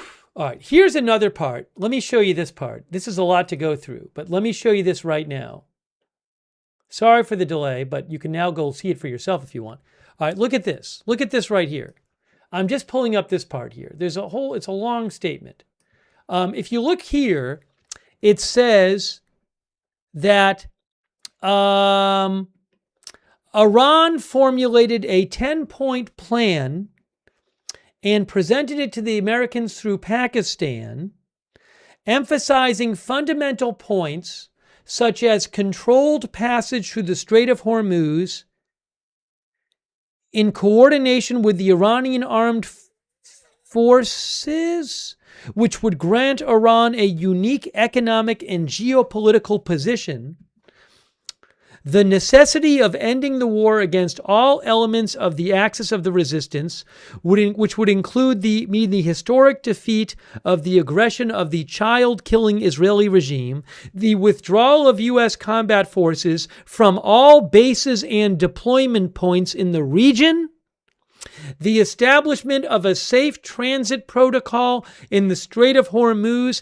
in a way that guarantees Iran's dominance according to the agreed protocol, full payment of Iran's damages according to estimates, the lifting of all primary and secondary sanctions and resolutions of the Board of Governors and the Security Council, the release of all Iranian assets and properties frozen abroad, and finally the ratification of all these matters in a binding Security Council resolution.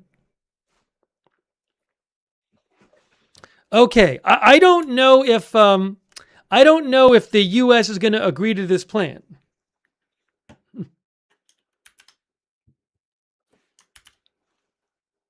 Hold on a moment here.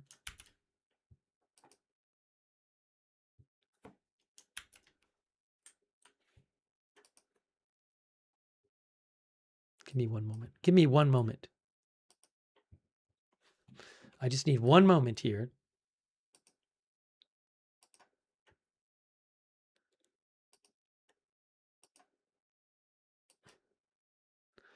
That sounds like a lot of demands that the U.S. might not agree to.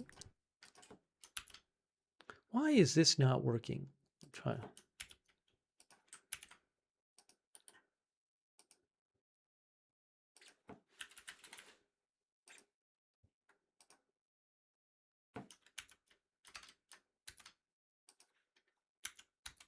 Oh, okay, I did it. Sorry. Give me one more moment. Give me one moment here. Give me one moment here, and we're going to talk about this some more.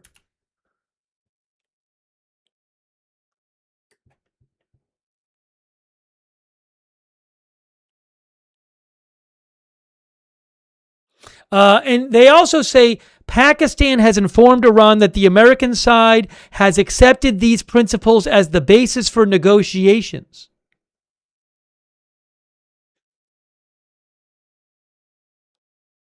Iran will hold negotiations for 2 weeks on the basis of these principles.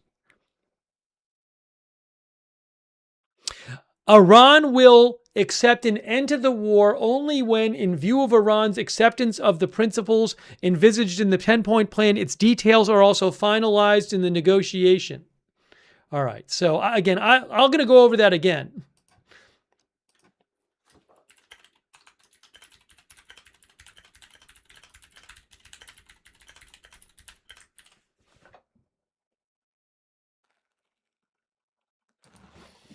Okay, so let's look at this again. I'm reading you the official response from Iran, and here is what they said. This is their list of what they said about that they want. Okay, hold on here. So if you look here, it says It says here, in this regard, Iran, while rejecting all plans presented by the enemy, formulated a 10-point plan and presented it to the American side through Pakistan, emphasizing fundamental points such as controlled passage through the Strait of Hormuz in coordination with the Iranian armed forces, which would grant Iran a unique economic and geopolitical position. I mean, that sounds like every ship that goes through has to clear it with the Iranian armed forces. And maybe they're talking about, when they say economic, getting some kind of payment for each one. I don't know.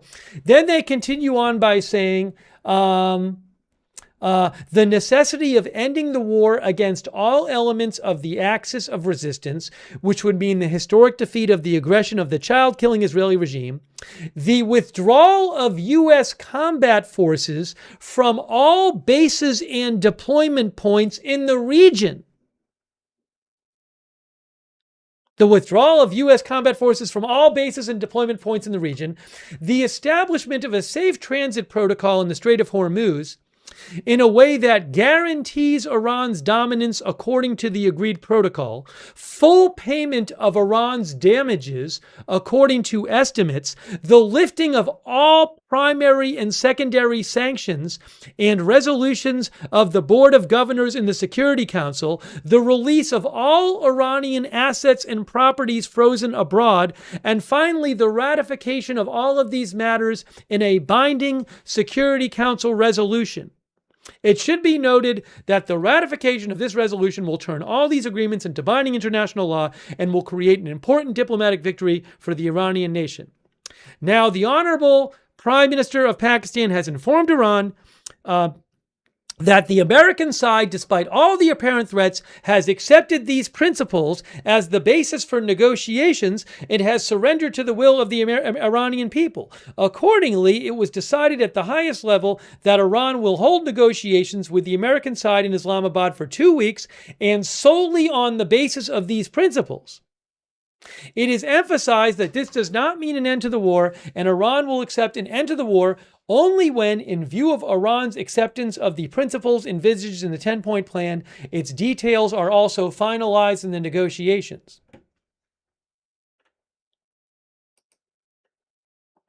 The negotiations will begin in Islamabad on Friday, April 11th, with complete distrust of the American side, and Iran will allocate 2 weeks for these negotiations. This time can be extended by agreement of the parties. It is necessary to maintain complete national unity during this period and to continue the victory celebrations with strength. The current negotiations are national negotiations and a continuation of the field, and it is necessary for all people, elites, and political groups to trust and support this process, which is under the supervision of the revolutionary leaders, blah, blah, blah, blah, blah. Let's see here. If the surrender of the enemy in the field becomes a decisive political achievement in the negotiations, we will celebrate this great historical victory together. Otherwise, we will fight side by side in the field until all the demands of the Iranian nation are achieved. Our hands are on the trigger, and as soon as the slightest mistake by the enemy is made, it will be responded to with full force.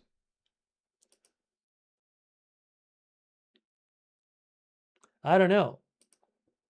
Seems like these demands are not going to be agreed upon by the U.S. I don't know if there can be a compromise here.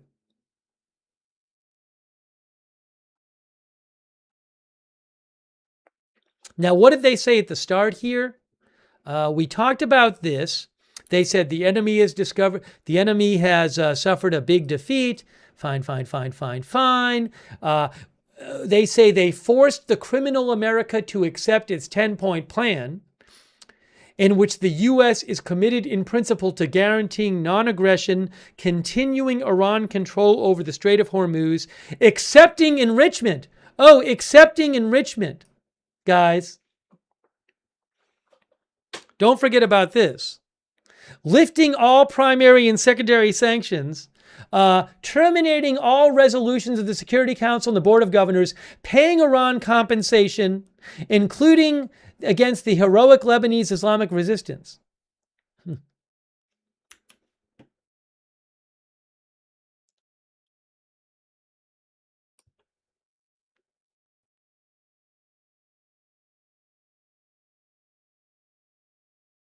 I mean, look at that.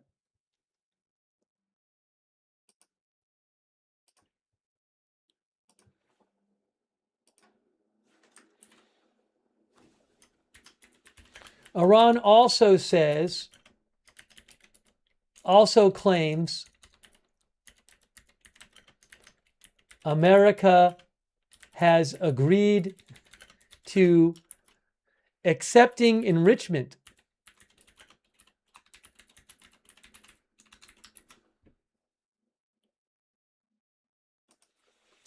Yeah, so, I mean, look, I don't know what's going to happen with negotiations, but these seem like pretty maximal demands from Iran. Yes, this is real. This is the real statement. This is from Iranian state media. This is the statement from the Supreme National Council. This is a real statement. So, I mean, it really seems like, at least for now, Iran has basically agreed to this. The sides agreed to not to just push it a couple weeks. But I mean, you're seeing what Iran is saying for their demands. These are not going to be things that I don't think most of these things that the U.S. is going to agree to. Now, maybe they both compromise in the end. I don't know. It doesn't seem like there's been a lot of compromising so far.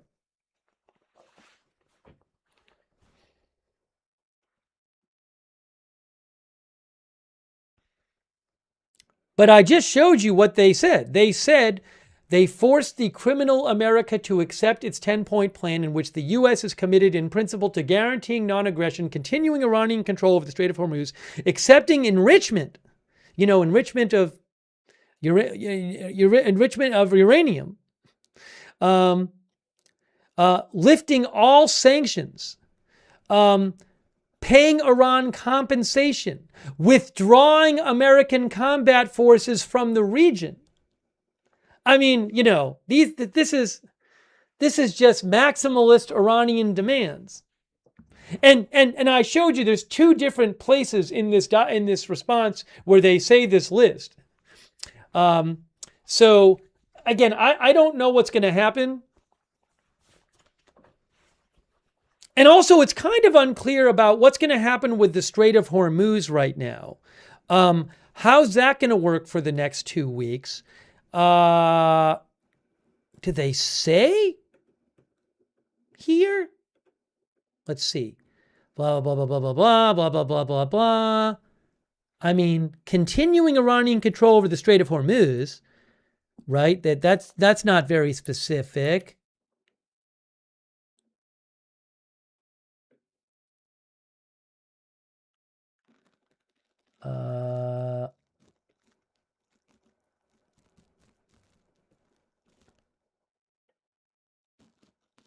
They say they're going to do 15 days, 2 weeks of negotiations.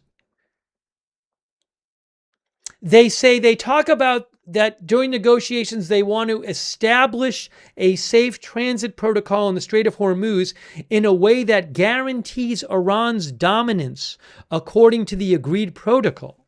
That's not really specific, but they say Iran is dominant and they want to maintain Iranian control of the Strait of Hormuz. So I don't see anything in here on an initial skimming through that screams out to me that Iran has agreed to completely open up the Strait of Hormuz for 2 weeks. Let me say again, I posted this whole statement on my X account. I will post a link to it in the chat and you can go read the whole thing. I just posted it. My X account is pinned in the chat. So if you want to, you can read the whole thing. It's possible I missed something. It's certainly possible. But, you can see this does certainly look like maximalist Iranian demands. And now I don't know what the U.S. take on this is, but at least from what Iran is writing, it doesn't look like they've made many concessions.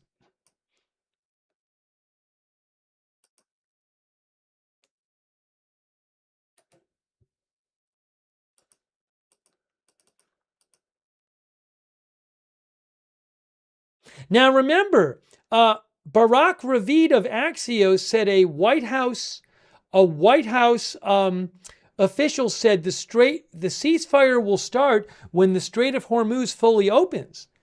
I don't know that if it will fully open. Maybe we'll have to just wait and see what happens, I guess.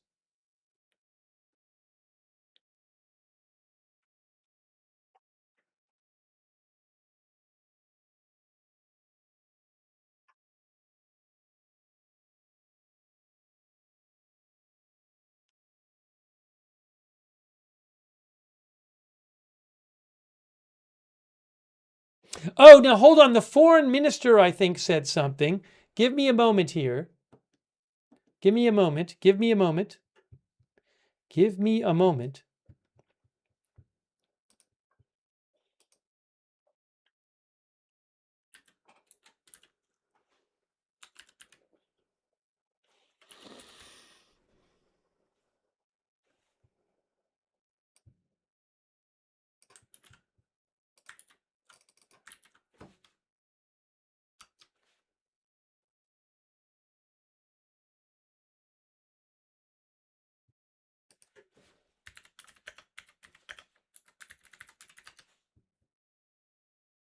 Syed Arakchi. Did he post? Here, look.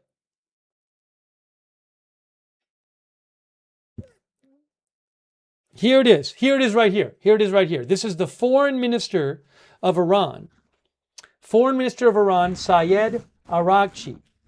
On behalf of the Islamic Republic of Iran, I express gratitude and appreciation for my dear brothers, the Prime Minister of Pakistan, Sharif, and Field Marshal Munir for their tireless efforts to end the war in the region. In response to the brotherly request of the Prime Minister of Pakistan in his tweet, and considering the request by the U.S. for negotiations based on its 15-point proposal, as well as announcement by the President about acceptance of the general framework of Iran's 10-point proposal as a basis for negotiations, I hereby declare on behalf of the Iran's Supreme National Security Council, if attacks against Iran are halted, our powerful armed forces will cease their defensive operations.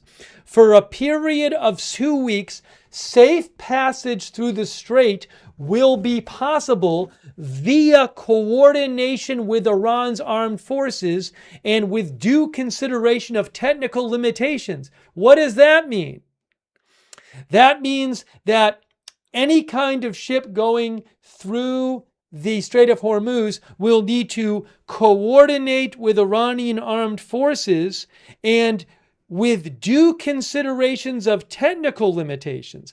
I don't know what that means. Are there mines in the strait? I don't know. But that does not say for 2 weeks it's just open like before and anybody can go through there. Okay, so I don't know what that means. It is totally unclear what Iran is committing to with the next 2 weeks in terms of the Strait of Hormuz. And remember what President Trump said, right? President Trump said, if I can get it up here on the screen, he said that the ceasefire deal is subject to the complete, immediate, and safe opening of the Strait of Hormuz.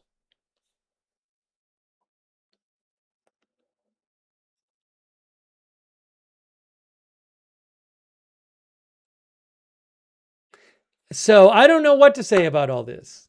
It's kind of confusing. Give me a moment. Give me a quick moment here. Hey, somebody mentioned something. I want to take your comments on the air, but I need a second here.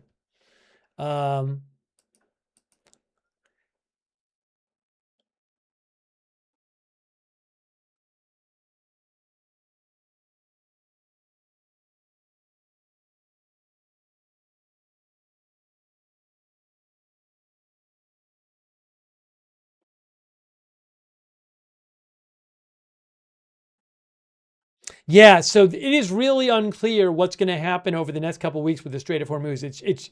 It's not clear from what Iran has said so far.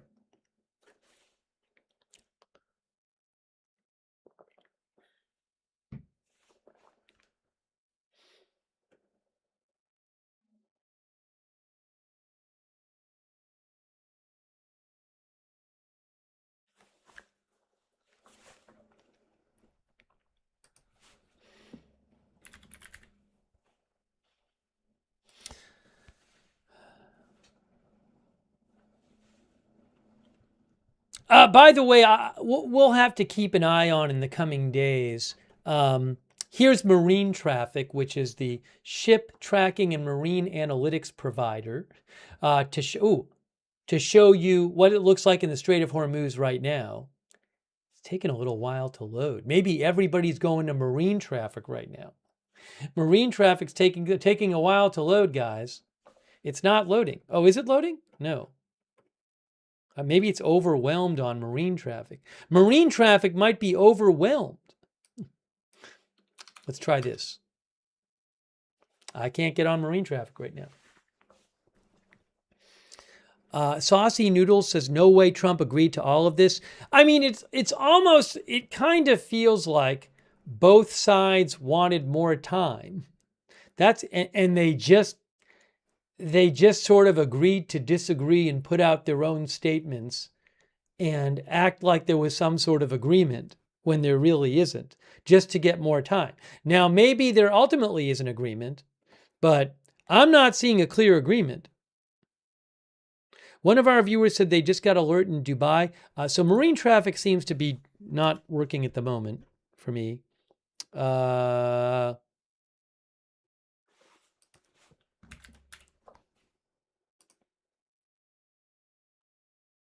Yes, air defense systems in the UAE are currently responding to a missile threat. Oh, and do we have a pre-alert as well? Yes, there is a pre-alert. There is a missile pre-alert in southern Israel. Pre-alert in southern Israel. Remember, President Trump said that the ceasefire was subject to the opening of the Strait of Hormuz. I'm not aware that that's been confirmed yet. So as of right now, it seems like the ceasefire isn't in place or isn't in effect.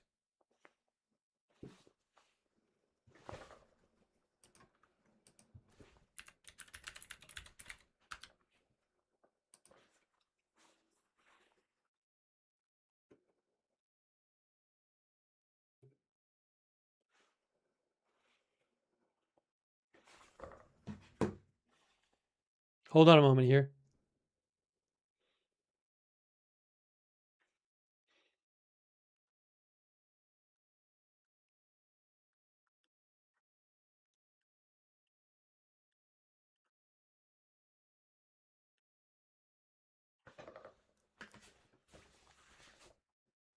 People are talking about oil prices. Let me check on that real quick.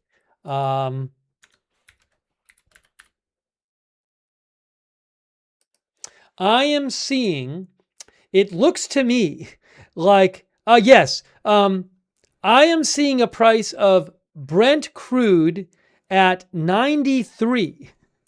So Brent crude looks like it earlier today, it was around 105, it was actually about 110 today. It was about 110 today, and now it's at 93.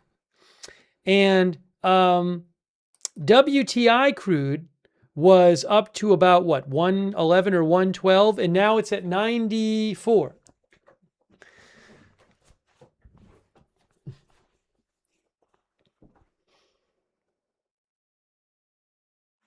One of the viewers said it was higher. I don't know. I'm just looking at one chart here.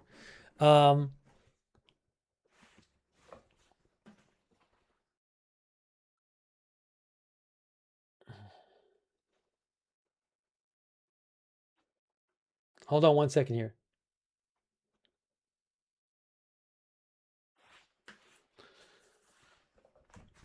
Okay. So we're waiting. Apparently there's going to be new missile alerts coming in Israel because there's an early warning. Let me check on other things here.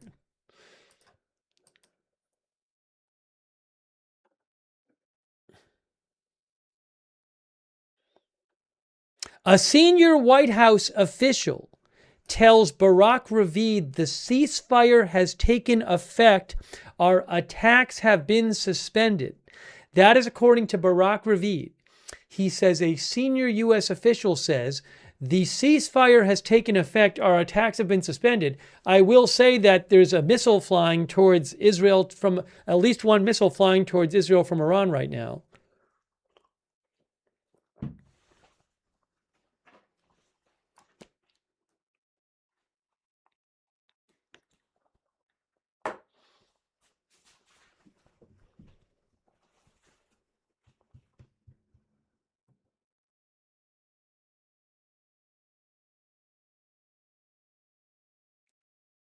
So again, Iran's demands that it says the U.S. has agreed to as a basis for negotiations, which I don't know that the U.S. agreed for this.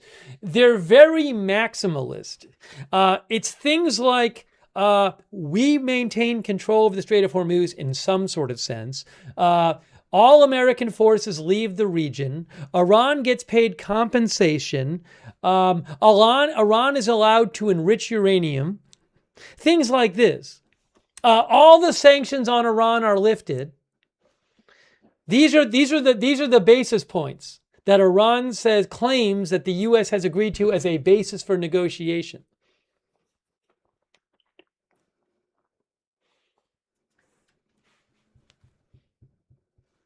So this is there does not. I have not yet seen any significant. I don't see that Iran has agreed to any significant compromise yet. It doesn't mean that they won't. But I have not. We read through the Iranian statement. I do not see any significant compromise. Now, the one thing is, President Trump said that this ceasefire would involve 2 weeks of open Strait of Hormuz, which would be a compromise. But the Iranian language that they used, they said for a period of 2 weeks, safe passage of the Strait of Hormuz will be possible via coordination with Iran's armed forces and with due consideration of technical limitations. That's not open Strait of Hormuz necessarily. They said safe passage will be possible via coordination with Iran's armed forces and with due consideration of technical limitations. Okay, well, we have in southern Israel now, you're seeing right there, missile alerts. So one or more missiles from Iran coming in to southern Israel right now.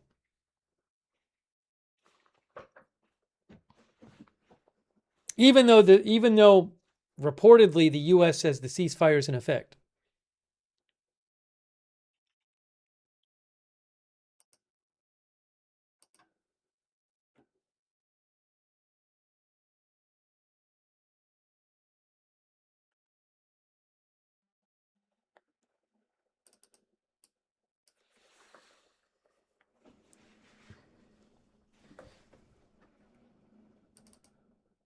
I mean, look, I don't know as we look at the missile alerts here, I don't know what was said behind closed doors.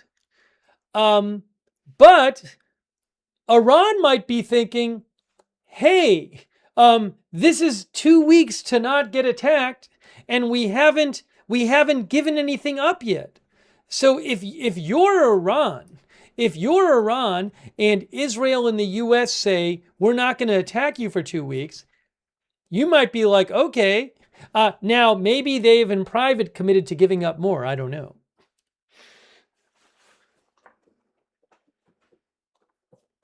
Who knows what they're talking about behind closed doors? Maybe Iran has committed to giving up more, but they feel like they can't announce it for political reasons yet. Who knows?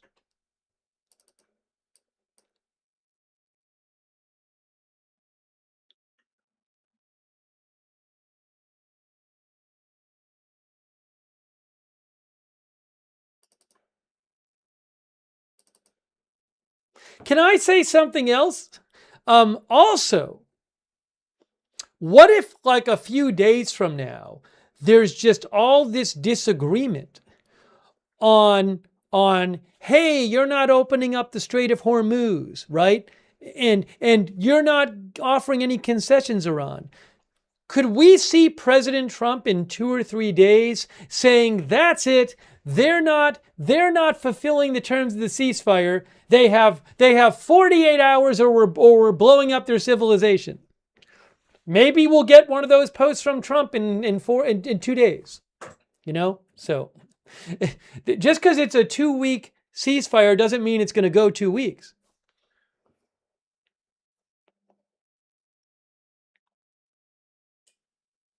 The ceasefire doesn't say that Trump can't post on Truth Social for 2 weeks. Yeah, one of our viewers said, or in 2 hours.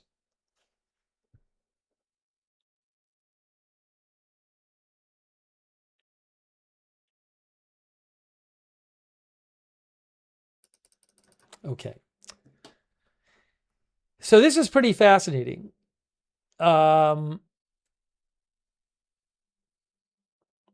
Also, who knows what's going to happen in the coming hours? Is there going to be more fighting there? Is Iran going to keep launching strikes? Is Israel going to keep launching? Now, I have to imagine, I don't think Israel's going to sit there and not retaliate against Iran if Iran keeps launching missiles into Israel, by the way. Barak Ravid said, will we get to these negotiations? Barak Ravid says a first round of negotiations is set to take place on Friday. I think that might have been in the Iranian response too. Are they going to get to Friday with this still intact?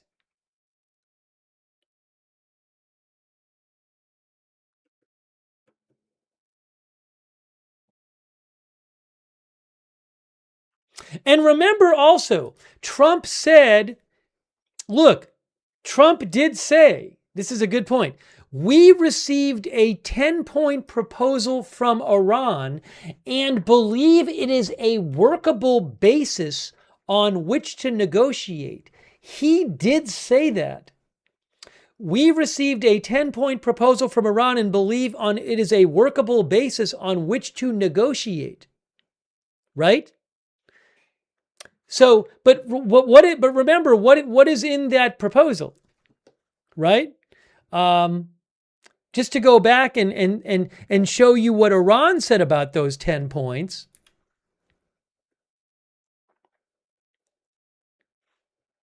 Here's what Iran had to say about the 10 points.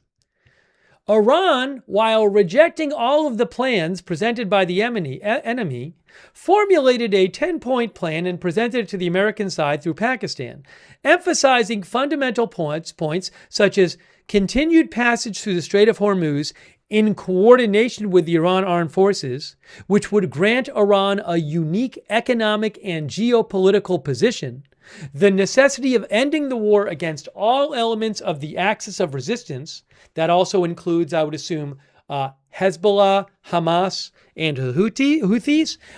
The establishment of a safe transit protocol in the Strait of Hormuz in a way that guarantees Iran's dominance according to the agreed protocol. Full payment of Iran's damages according to estimates. Full payment. The lifting of all primary and secondary sanctions and resolutions of the Board of Governors and the Security Council, the release of all Iranian assets and properties frozen abroad, and finally the ratification of all of these matters in a binding Security Council resolution. And also at the top, they did say the 10-point plan also included the U.S. guarantees non-aggression, continues Iranian control over the Strait of Hormuz, accepting enrichment, accepting that Iran can enrich uranium, lifting all primary and secondary sanctions, terminating all resolutions of the Security Council and the Board of Governors, paying Iran compensation, withdrawing American combat forces from the region, and stopping the war on all fronts, including against Hezbollah. So that's the 10 points, and Trump says we received a 10-point proposal from Iran, and he says that we believe it is a workable basis on which to negotiate.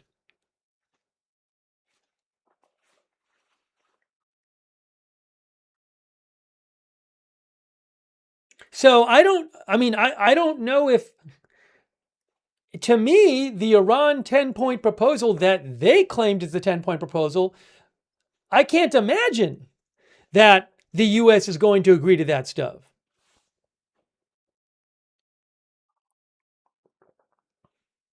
I mean, I literally just showed you what they said the 10-point proposal was. So I don't know what's going on.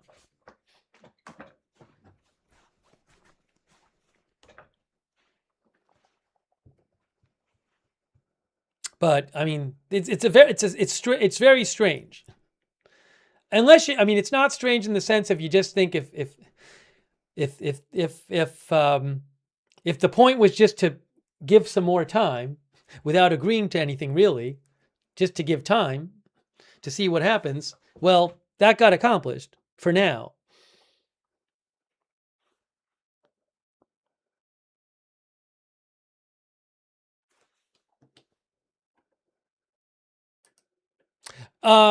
New early warning, new alerts, including Tel Aviv, new missile alert. What happened in the last one? Hold on. So new missile early warning. Iran is firing missiles, guys. Iran is firing missiles. There was an interception in the previous firing towards south. N12 News says in the previous alert, it was a missile fired at southern Israel, and that was intercepted. So now we have Tel Aviv, possibly. Let me just fix this here and get Tel Aviv full screen. Okay. Oops. There's Tel Aviv. There is Tel Aviv, and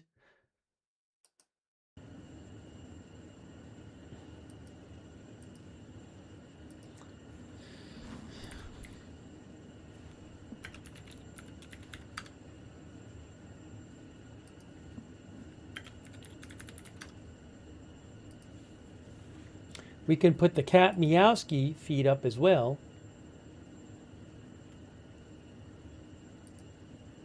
So Iran is still firing missiles at Israel. Just to be clear.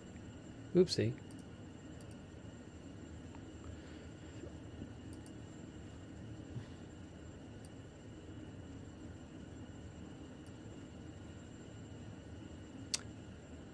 The bottom, the Reuters feed is going to end up zooming in, I think. So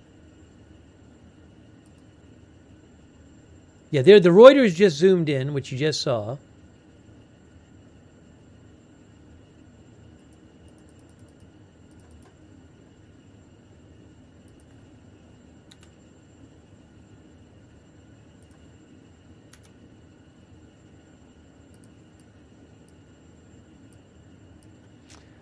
So again, we're expecting missile early warning here. Oh, that's not going to be Tel Aviv.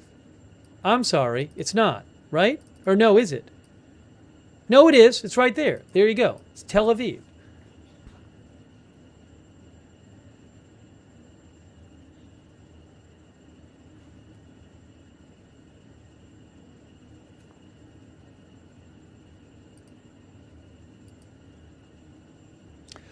Trump reposted the Iranian foreign minister's statement, which we already read. What he didn't repost is he didn't repost the long version of the statement that I showed you, which goes into detail about the 10-point plan. We'll see if he reposts that.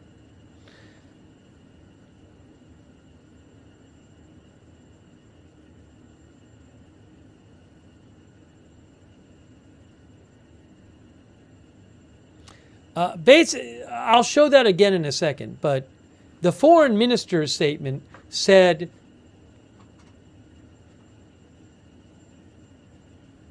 I'll show you in a second, but they basically said for a period. It announced the ceasefire and said, for a period of 2 weeks, safe passage through the Strait of Hormuz will be possible via coordination with Iran's armed forces and with due consideration of technical limitations. Who knows what that means?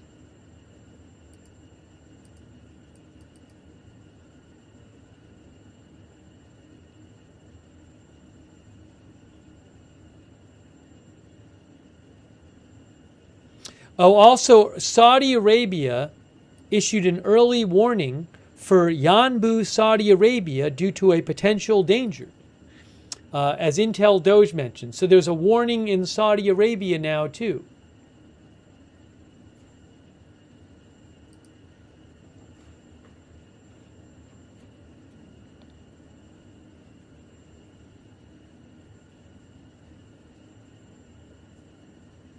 Castle Keeper thinks the toll pass is here to stay. Well, I think there's going to be some discussion over whether Iran's going to want to charge tolls. CNN says Israel has concerns about U.S.-Iran ceasefire agreement. I would certainly assume so.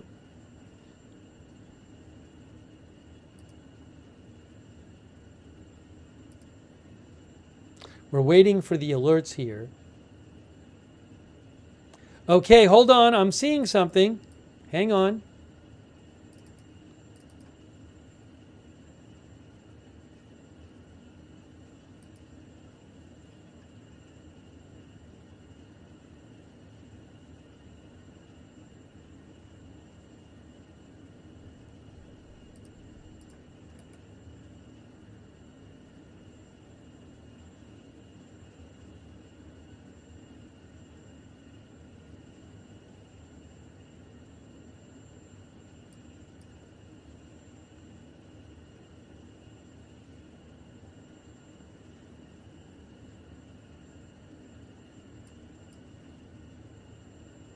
Yeah, maybe more alerts in the north now? Okay, we have some. Oh, here we go. Tel Aviv. Tel Aviv right now. Alerts there for Tel Aviv. So let's go to the Tel Aviv feeds. I think you're going to hear sirens in a second. You're going to hear sirens in a moment in Tel Aviv.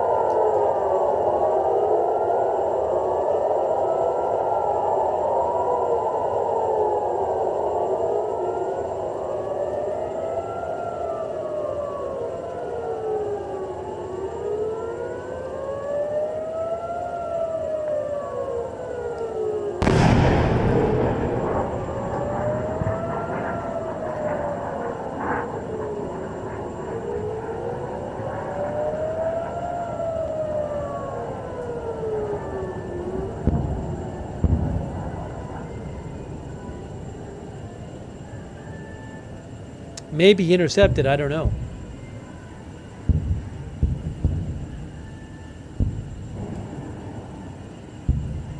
Whoa.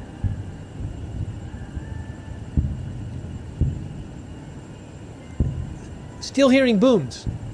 Maybe a cluster?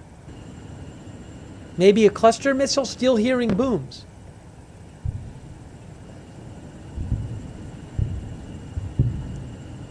Still hearing them.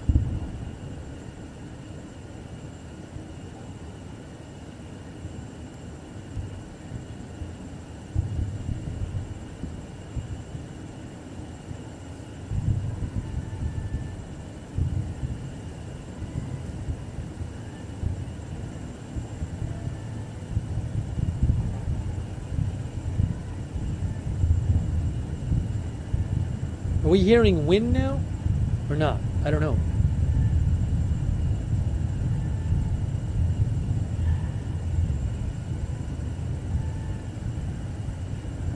We definitely heard a bunch of booms. A big one, and then we heard a number of them. So I wonder if it was a cluster warhead that dropped about a bunch of submunitions. All right, so let me just do this.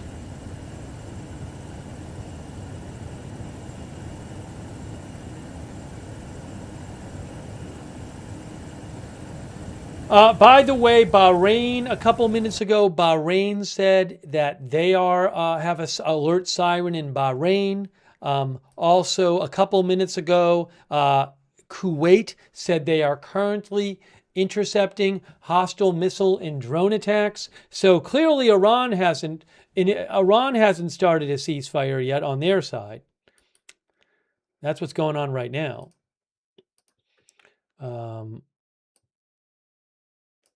That I can tell you. Oops, sorry. What happened here? Let's see. There's this. Everything's all messed up. Why is everything messed up? Give me 1 second. Oh, I see.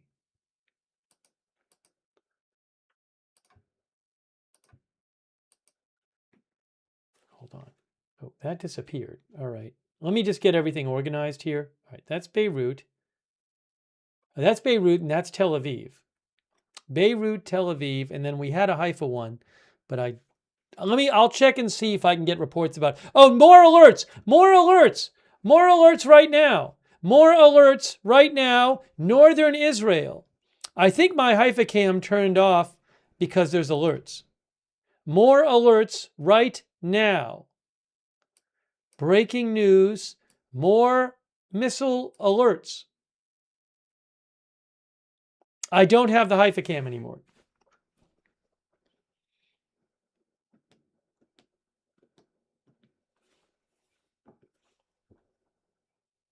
You can look at, maybe look at Intel cams on YouTube.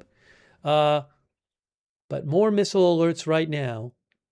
Haifa and surrounding area. And I got to check about what happened with Tel Aviv area too.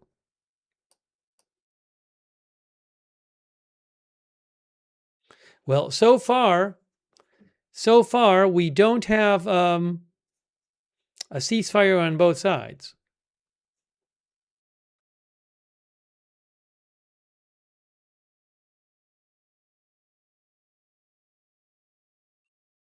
Oh, I'm seeing.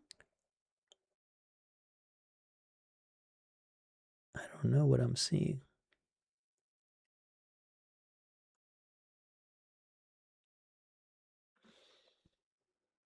Again, this is a missile alerts in northern Israel right now. Right now. Missile alerts. I was peeking at Intel. Intel cams just showed something from northern Israel. Intel cams just showed a camera where something was falling out of the sky. They just showed it on Intel cams. I can tell you I saw one thing there. All right, let me see. Let me go check in and see what Israeli media is reporting about these alerts.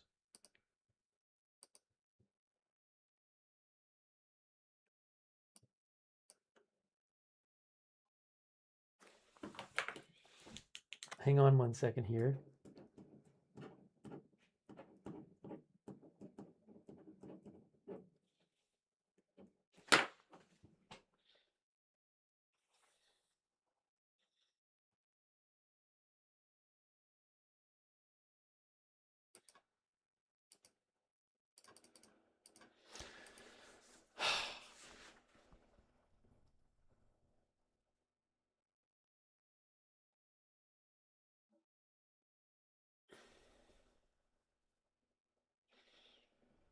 So Iran is still firing missiles.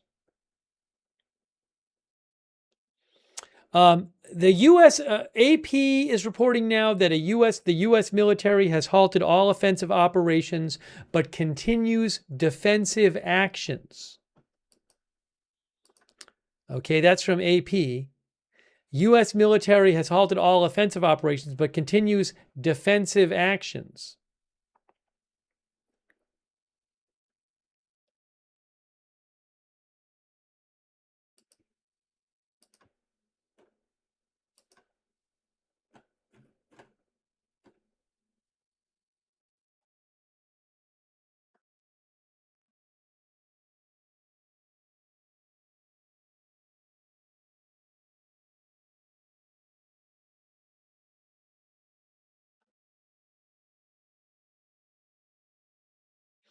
Oh,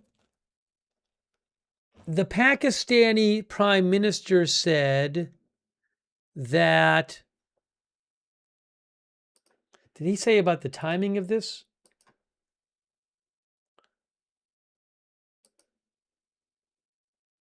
You know, Iran state media said the ceasefire will take effect at 3:30 a.m. on Wednesday. So it's now 3:34 Iran time. Iran posted on state media, they posted the ceasefire will take place at 3:30 a.m. on Wednesday, which is 4 minutes ago.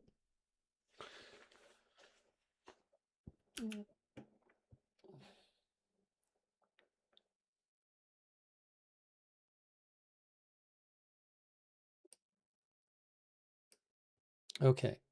So we'll see if we see anything more from them.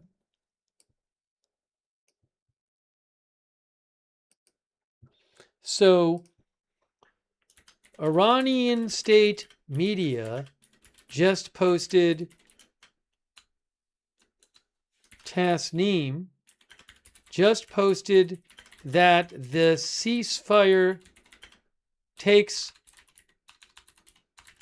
effect at 3:30 a.m. Wednesday, which is, just to double check here,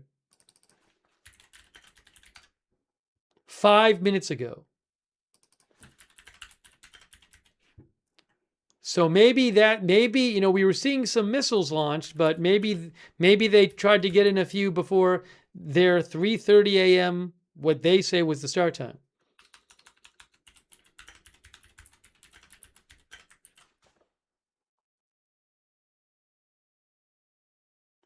Yeah, they said 8 a.m. Eastern time.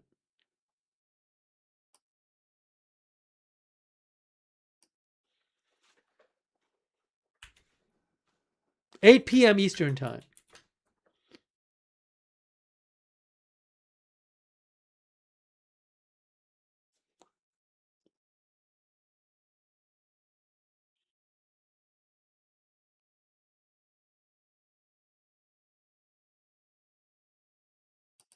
Okay, so Iran state media posted that the ceasefire takes effect starting at 8 p.m. Eastern time on Tuesday, which was 5 minutes ago. So in theory, those missile alerts we just saw, Iran can say, well, that the ceasefire hadn't taken effect yet.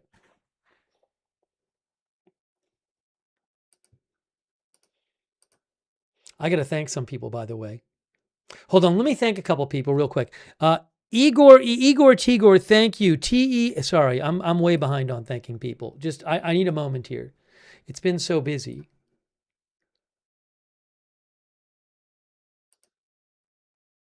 It's been so busy.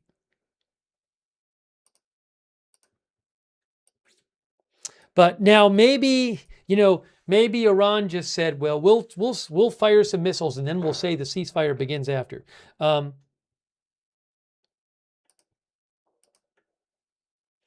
on a second. Thanks to Steve B, who says, is the Iranian military trying to show they have the final say on what Iran does? It's possible. It's possible they make a statement about it by trying to be the last ones that fire or whatever. I don't know. Thank you, Steve B. Thanks also Tyler Guy, Raj. I need to say a couple of thanks. couple thanks here. Raji Pilpia, Shadow Fox, GT500, Danielle 365, Haley Girl, JFK's Ghost, Christy Hack, Gox Birds, Nashinas, Angelic Slayer, It's Sultrix, JMVL, thank you, Susie Q, RSE Sparky, Jean, Angelic Slayer, Kent Blaum, Rohit Kumarja, Anon Cognito, Greg M. Berry, Miss Curvy, Twisted Dude, Chris D, Shaft, Belfast Stargazer, LS Dink, Price is Right, Claire Bentley, hang on, Kenneth Colton, Firestar, the TE88, The One Game Freak, thank you, Just Facts, Flat for Life, Mr. Eric B, Mad Solar, Frost, HS, Igor Tiger, Firestar, the Feeling the Future with Geometry. I'm almost done. Shelly Amsterdam, thank you. I really appreciate it. UFAM Mike P, Miss Curvy, Yuki Roll, Real Virtual Outdoors, Crosshair NY, Loria, Haruna Q, Tashafa, thank you. Oh, and also on Twitch, Rated Roy Tetsiki, Synapse Don, Whoshot JR, Justin D. Winters, Tribal Convictions, RJ603, Oxytropis, Dean the Machine, CC, Foishin Gonzalez, Trump's Pool Guy, Scott Zero to Do, Oxytropis, thank you. Okay, now, some people said they saw some tracers on the Beirut cam. We've seen that once in a while. Some people said they saw some tracer fire on the Beirut cam. Again, we have seen that once in a while on the Beirut camera. Sorry, I didn't see it. I'll take the Tel Aviv off for now and just let you see up there. Maybe there'll be some more of it.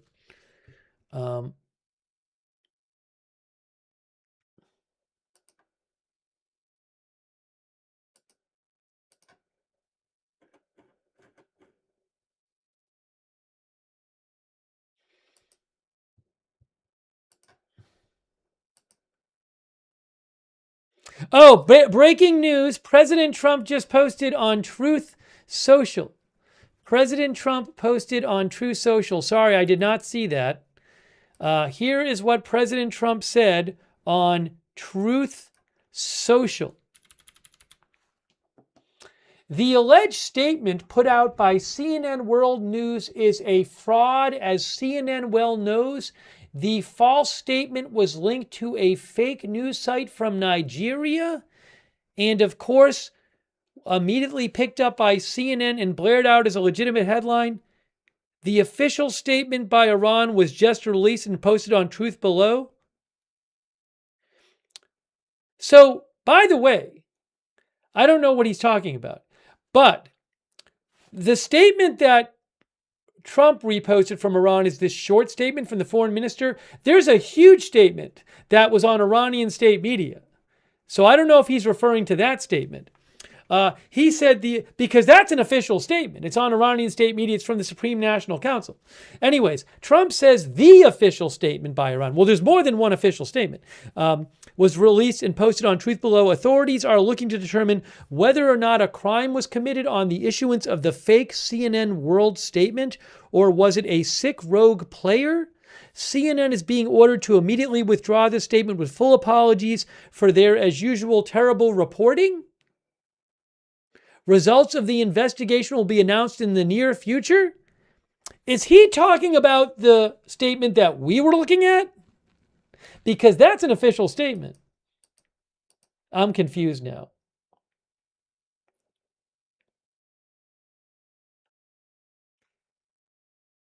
I don't know what CNN talked about.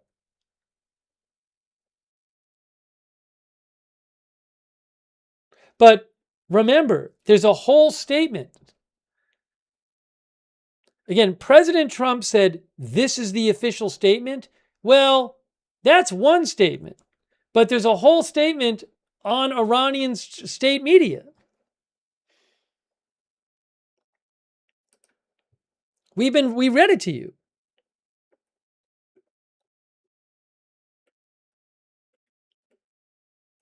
This one right here. This whole big statement from the Supreme, is that the one he's saying is fake, or is it something else he's saying is fake? Is that the one CNN had? I didn't see the CNN coverage. Because if he's talking about this one, that's not fake. I don't know why. And also he said, President Trump said that it was linked to a fake news site from Nigeria. Well, this, what I'm showing you is literally Iran state media.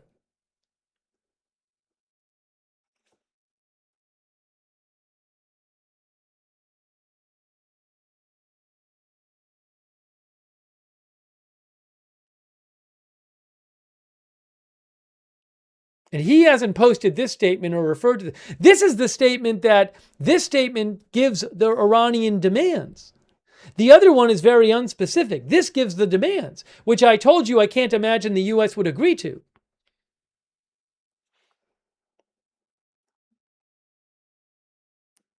Anyways, if CNN talked about this statement, well, this statement is not from Nigeria. This statement is from Iranian state media.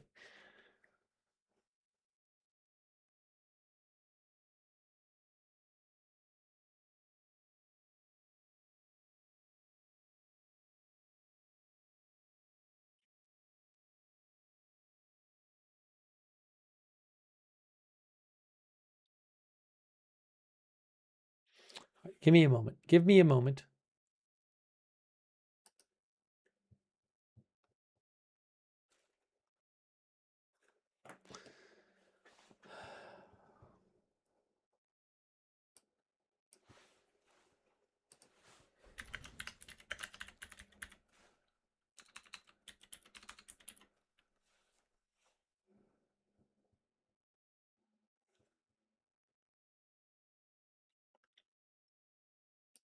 Bear with me for a second.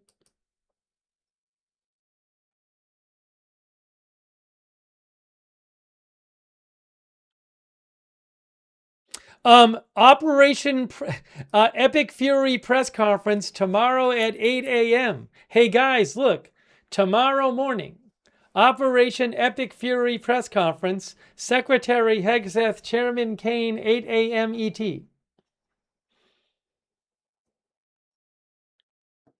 Oh, more alerts? More alerts. Oh, more alerts in southern Israel. Pre-alert. Pre-alert, it looks like another missile has been fired at southern Israel by Iran. More pre-alerts.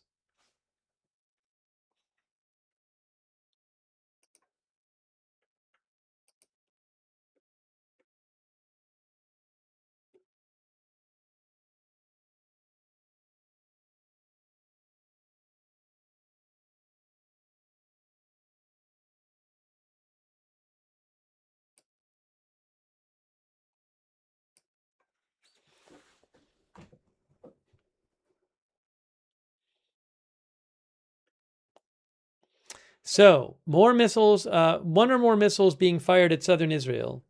We'll keep an eye on that. There's so much going on. I don't know what's going to happen with this whole ceasefire thing.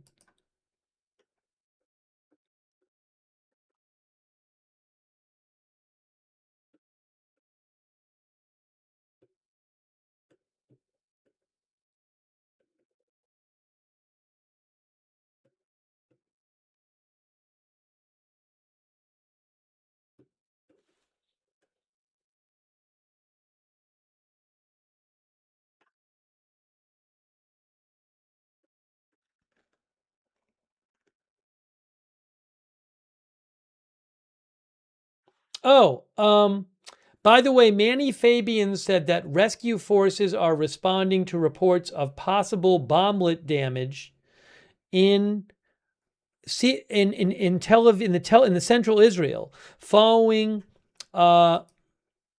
following the latest launch before this one that we just saw in central Israel. No immediate reports of injuries. According to the IDF, some of the missiles that were just recently launched at central and northern Israel carried cluster bomb warheads, and some were intercepted. We don't know how many total there were.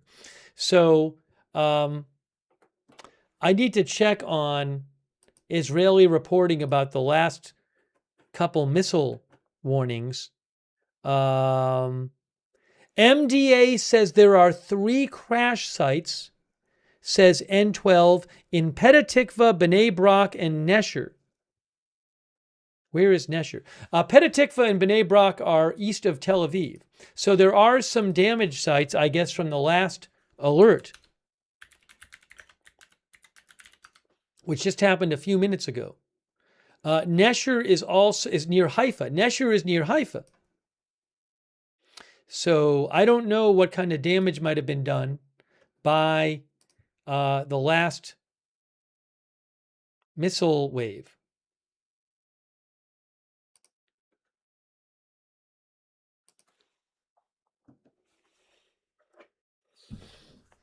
And they're still firing missiles.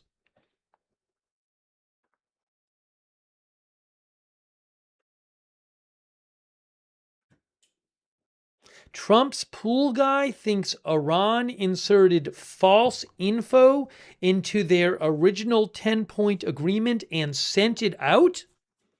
You're saying that they sent out what they said their 10-point plan was, and it was different than the one they presented from Trump? Now, that's not what Trump said. Well, I don't know. Trump referred to some document that CNN had and claimed it was linked to a fake news site from Nigeria. I mean, the statement that I read you was from Iranian state media. Oh, more? Is this more early warnings? More early warnings. And that includes Tel Aviv now. The early warnings include Tel Aviv. They're firing more missiles. Iran is firing more missiles. More early warnings. Now we have to get the Tel Aviv cam back up. We have to get the Tel Aviv cam back up.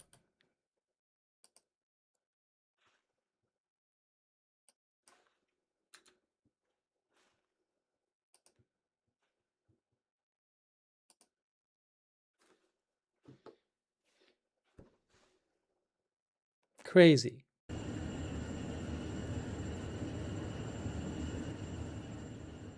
Iran is launching more missiles.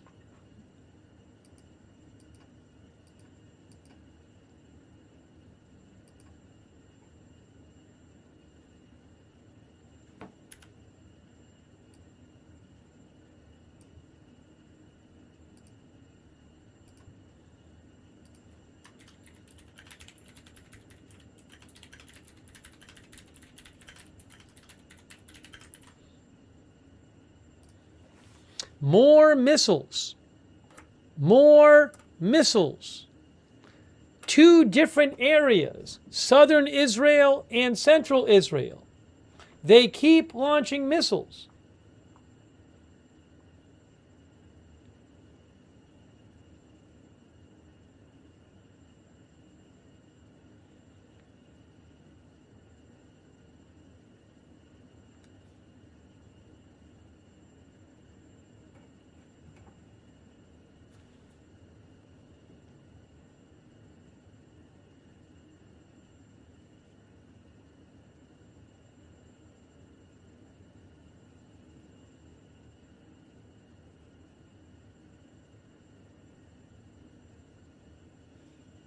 The alerts haven't come up yet.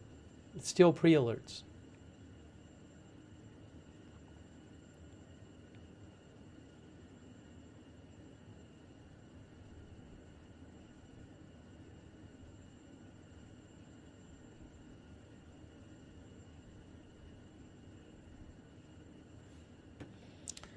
Okay, hold on. We're waiting for the alerts. Okay, so we now have in southern Israel. I don't have cameras from there. Now you have missile alerts in southern Israel, Beersheba area, and surrounding areas. That's southern Israel. And then shortly we're going to have alerts expected by Tel Aviv here. So Iran is firing a bunch of missiles now. Oh, hold on a second. Faytux Network said I-24 News said the IDF is attacking Israel now? Hold on a moment here. Give me a second here. So, did they make an announcement? Did they make an announcement, the IDF, that they're attacking Israel? Let's see.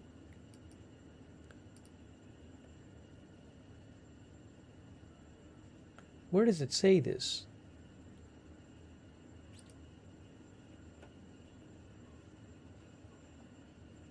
All right, I haven't seen the announcement by the IDF, but they may be attacking Israel right now. Oh, Tel Aviv! Tel Aviv alerts! Tel Aviv alerts! In the south, look in the south and center. We got to turn it on the Tel Aviv feed. You're going to hear sirens soon. Sirens soon in Tel Aviv, I think.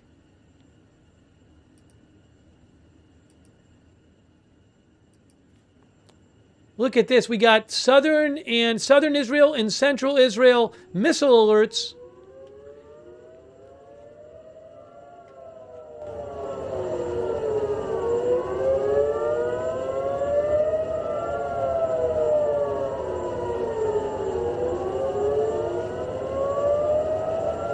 This is Iran. This is Iran. Iran is launching missiles.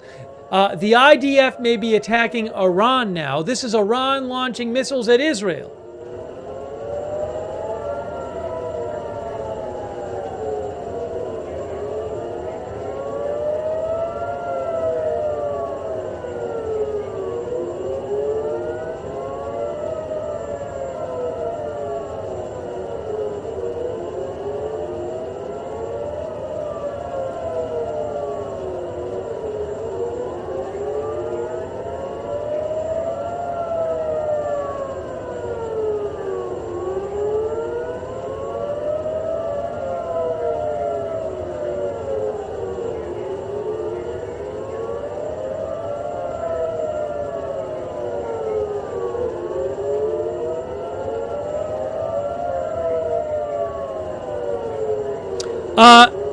Intel cams is showing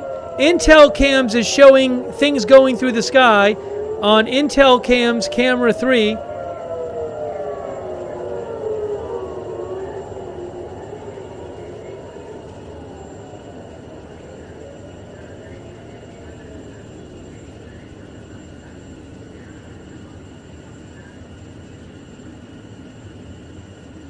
Keep listening.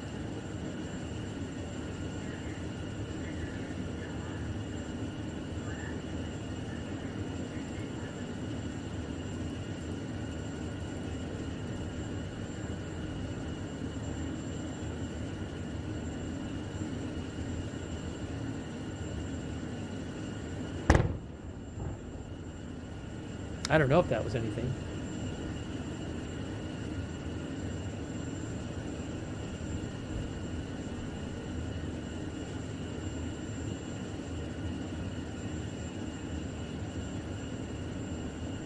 I'm sorry for the confusion before. What I was trying to say before is I read an unconfirmed report that said Israel had started attacking Iran again in response to the Iranian missiles that are being fired.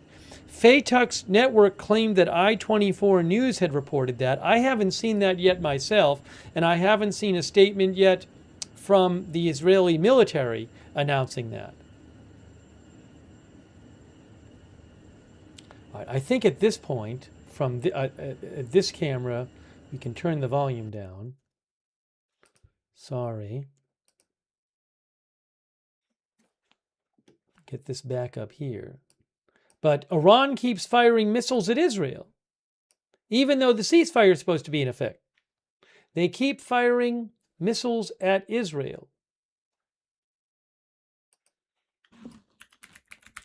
I need to see if I can find information about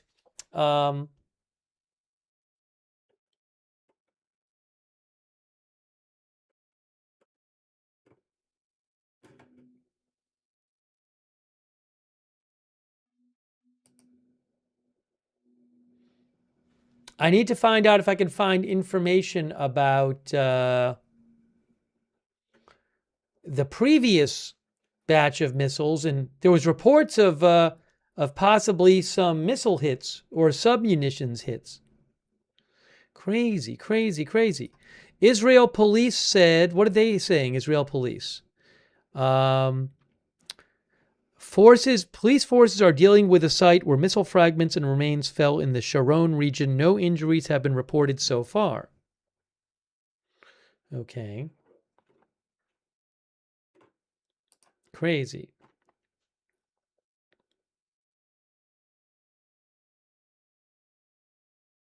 No casualties reported that I've seen from the recent missile launches into Israel from Iran.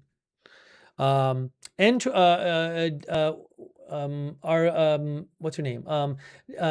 Daphne Leal in Israel, reporter says, initial reports of damage in Tel Aviv and Beersheba, but no casualties reported so far from these latest missiles from Iran.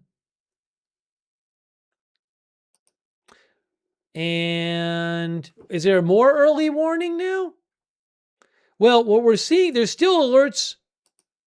Yes, guys, more early warnings for the Tel Aviv area and currently alerts in the south. So more alerts in the south and more early warnings in Tel Aviv area. Again.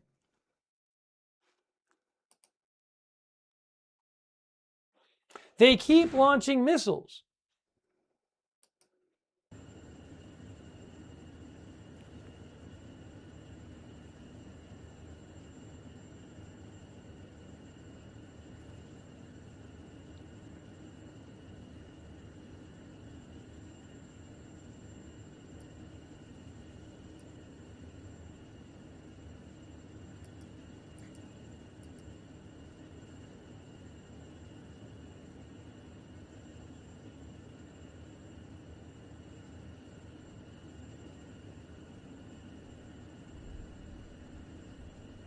So again, more launches.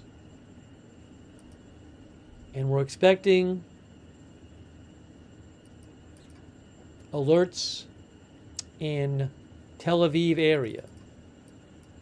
There were just some in the south. I'll keep you updated on that as well.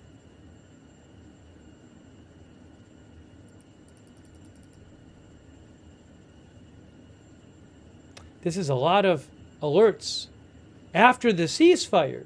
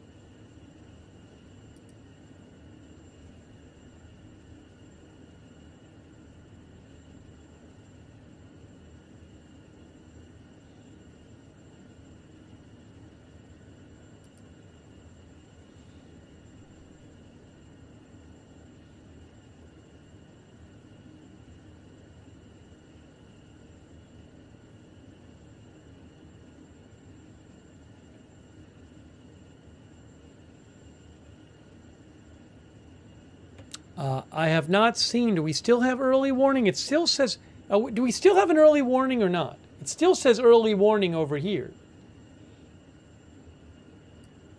So we'll see. I'm keeping an eye on it. Oh, it disappeared. It disappeared. No more early warning there. And this is past warning, recent alerts. So no more early warning there. So for the moment, I'm getting rid of that. Hang on a second here.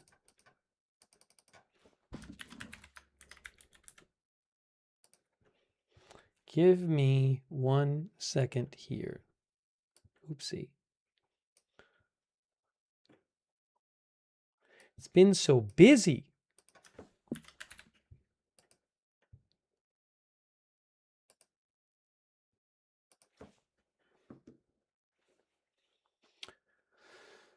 Okay, so no, we'll put this back now.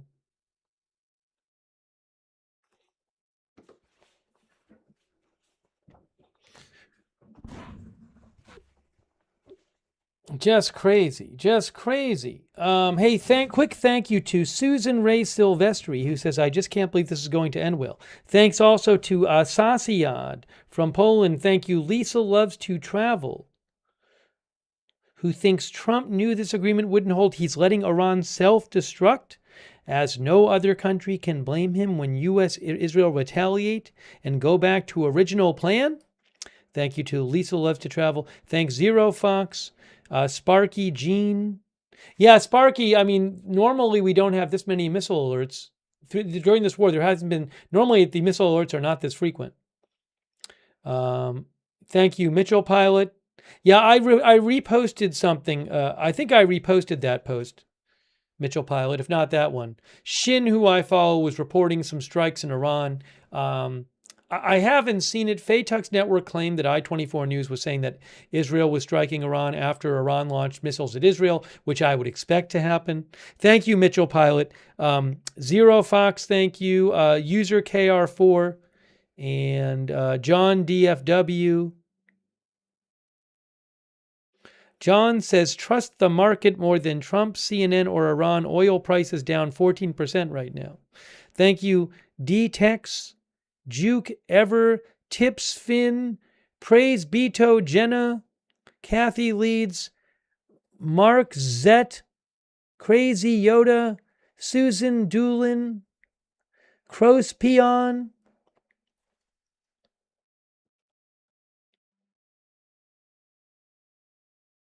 Now, Crazy Yoda says Trump has not agreed to one thing on Iran's 10-point list. Yeah, I mean, that's true. There's no agreement. But, you know, if they negotiate for 2 weeks and then can't agree on a deal, then where does that leave things? Crazy Yoda says we're still in Iran too. That's true. Yeah, I mean there could be fighting at any moment. I have no idea if there's going to be negotiations for 2 weeks or if it'll go south. Crows Beyond, thank you, Susan Doolin, Courtney Daffern. Courtney says, I'm so tired of living in a bad reality TV show. Thank you, Bray J.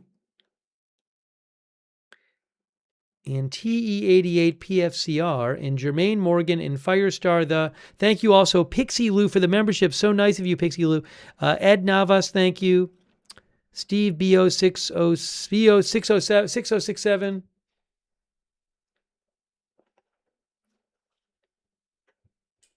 Also, Bonnie Goodwin, thank you, Bonnie Goodwin. Sorry, I got behind on thanking people. Bonnie Goodwin, thank you.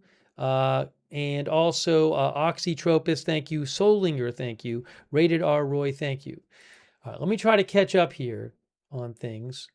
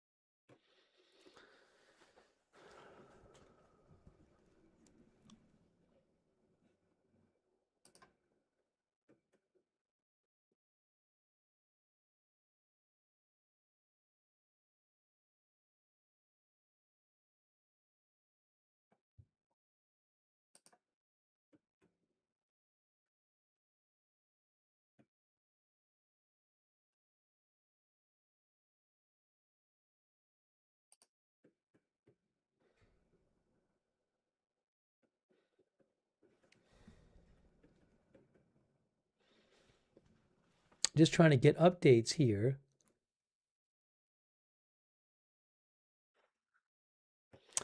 Thanks also to very much to Route 66 custom t-shirts. Thank you, Route 66 custom t-shirts.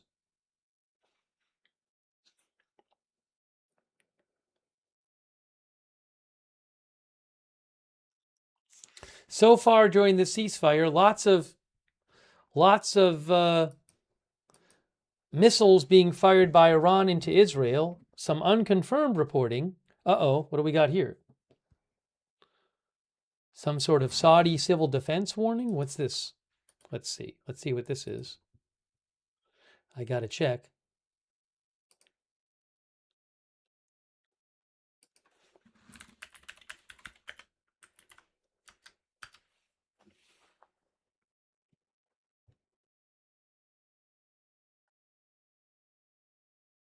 Oh no, it's about that. Not about that.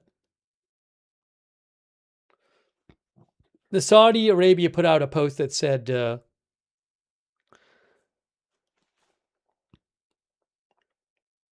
verify news and media before sharing it in Saudi Arabia. Beware.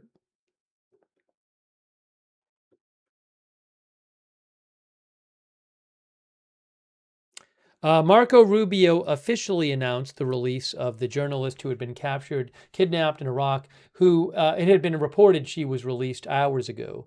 Marco Rubio just said, I am pleased to announce the release of American journalist Shelley Kittleson, who was recently kidnapped by members of the foreign terrorist organization Kataib Hezbollah near Baghdad, Iraq.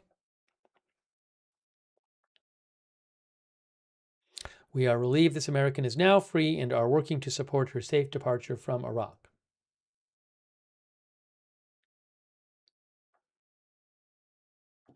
Well, that is good that she is free.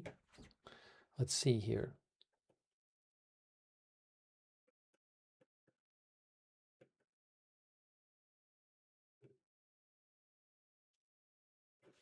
Thanks also to Liami. Thank you, Liami. Also, Jaru Lara, thank you.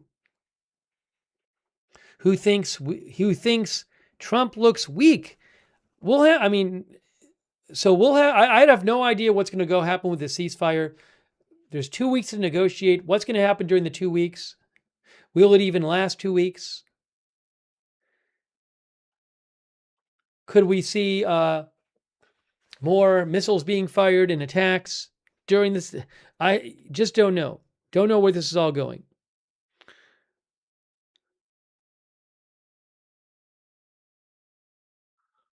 Thank you, Elaine Guy the Ellen and Jordan Nisler.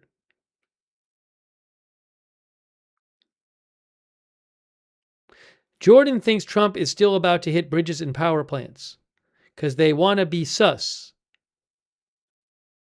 Iran, he says. Thank you, Liamel and Maxie and Ed Weeby. So a reminder, President Trump declared a ceasefire, said there's a ceasefire. He announced a ceasefire, okay? And he said, subject to the Islamic Republic agreeing to the complete, immediate, and safe opening of the Strait of Hormuz, I agreed to suspend the bombing and attack of Iran for a period of 2 weeks. This will be a double-sided ceasefire.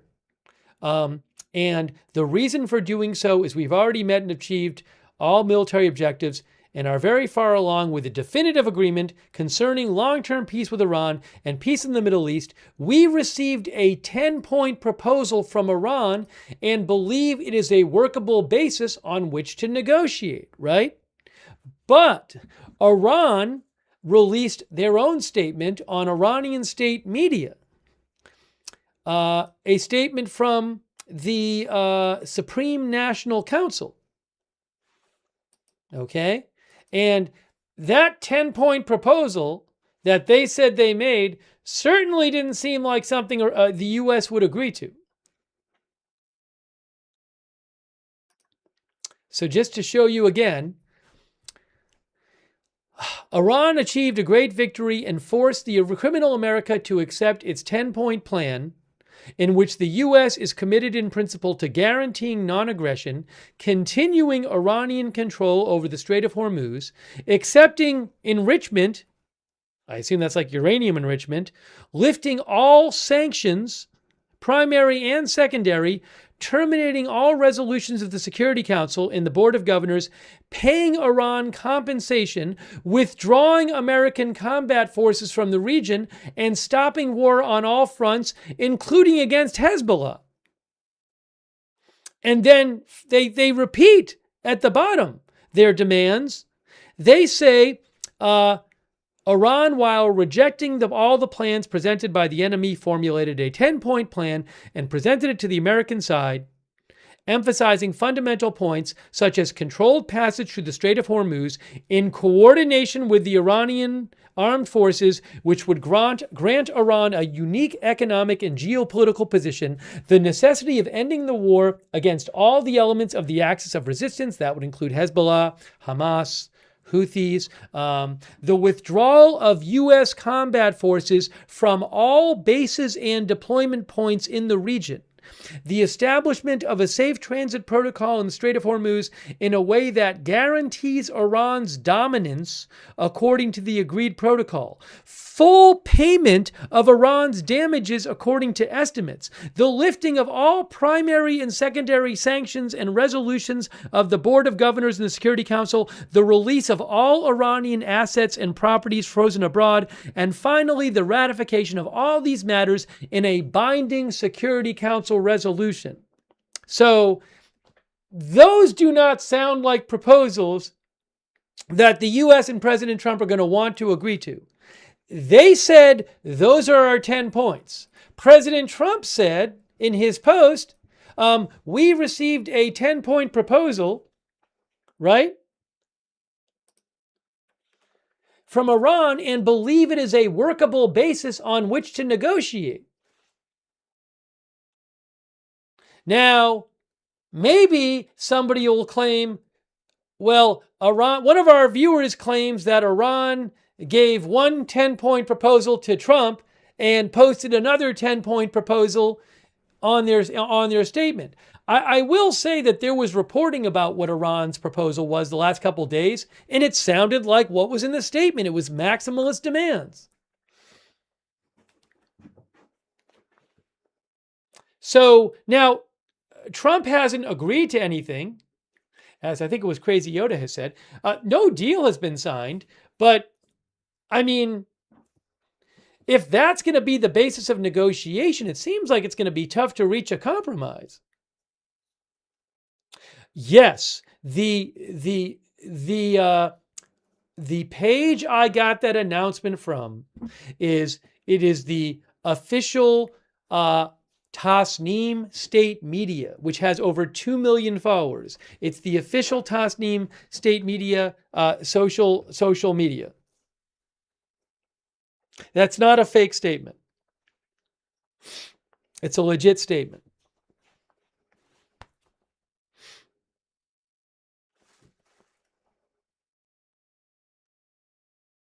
So, I mean, I don't know what's going to happen here, but they don't seem like they're close to a deal.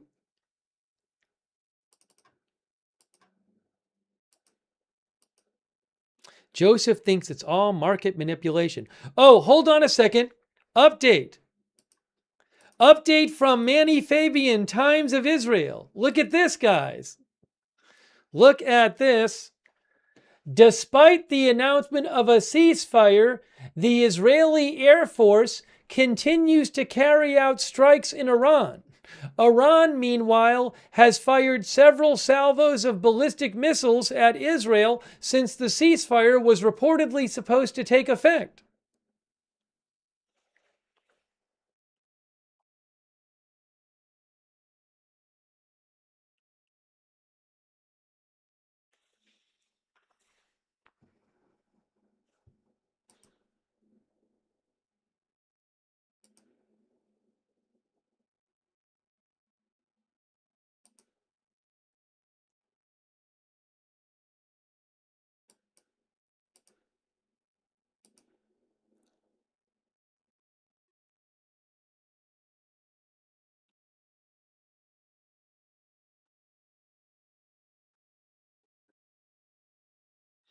Oh,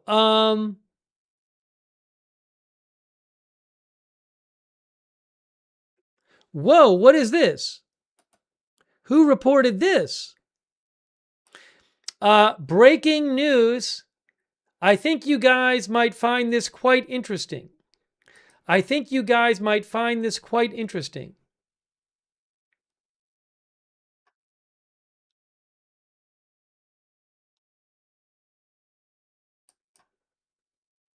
If I can find breaking news, look at this. This is something. This is really something. Wow. Breaking news. Look at this report from Associated Press. AP reports Iran and Oman to be allowed to charge for Strait of Hormuz passage. The 2-week ceasefire plan includes allowing both Iran and Oman to charge fees on ships transiting through the Strait of Hormuz. The official said a regional official said Iran would use the money it raised for reconstruction. It wasn't immediately clear what Oman would use the money for. The strait is in the territorial waters of both Oman and Iran. The world had considered the passage an international waterway and never paid tolls before. That official who said that was directly involved in the negotiations.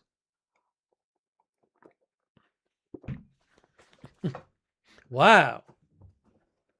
Breaking news. Breaking news. No comment from the U.S. on that yet. We'll see what the U.S. says. Is that something the U.S. is really going to allow?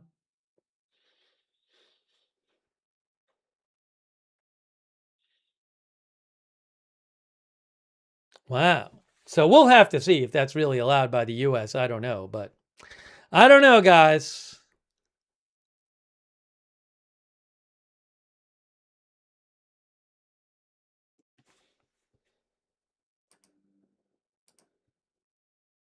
Also, hold on a moment here. I just saw something here.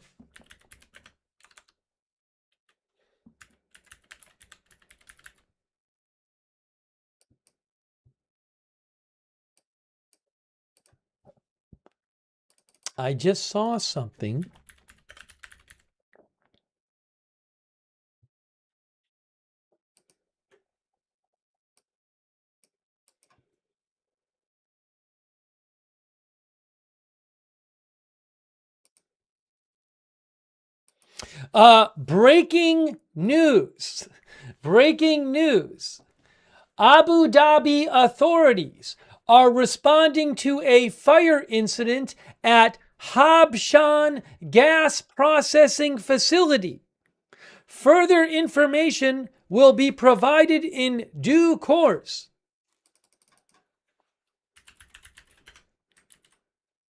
My guess is that must have been caused by an Iranian attack.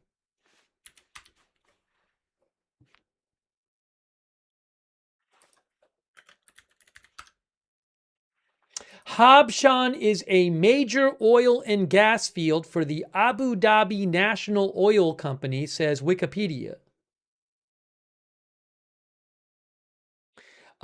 This field, the gas facility, was already damaged in April, in early April, April 3rd, during an Iranian attack, says Wikipedia. Well, now there is a fire incident there.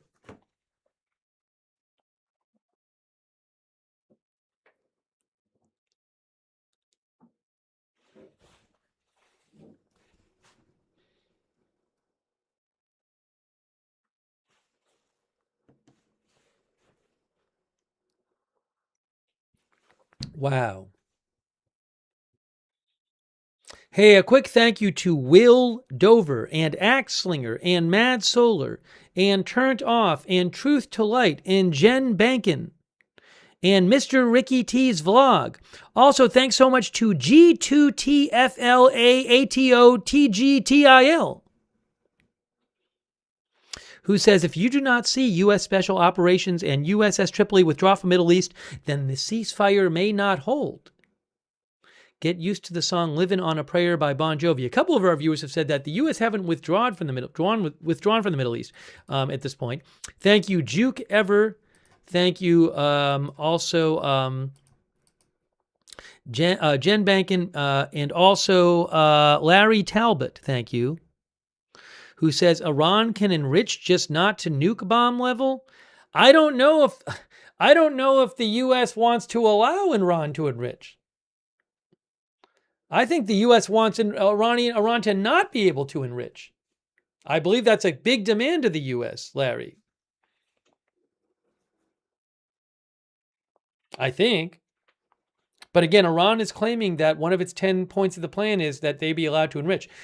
We'll have to see. Thanks, Larry Talbot. Thank you. Dr. Beef, PhD, Feel Real Therapist. Thank you. Also, iReplays.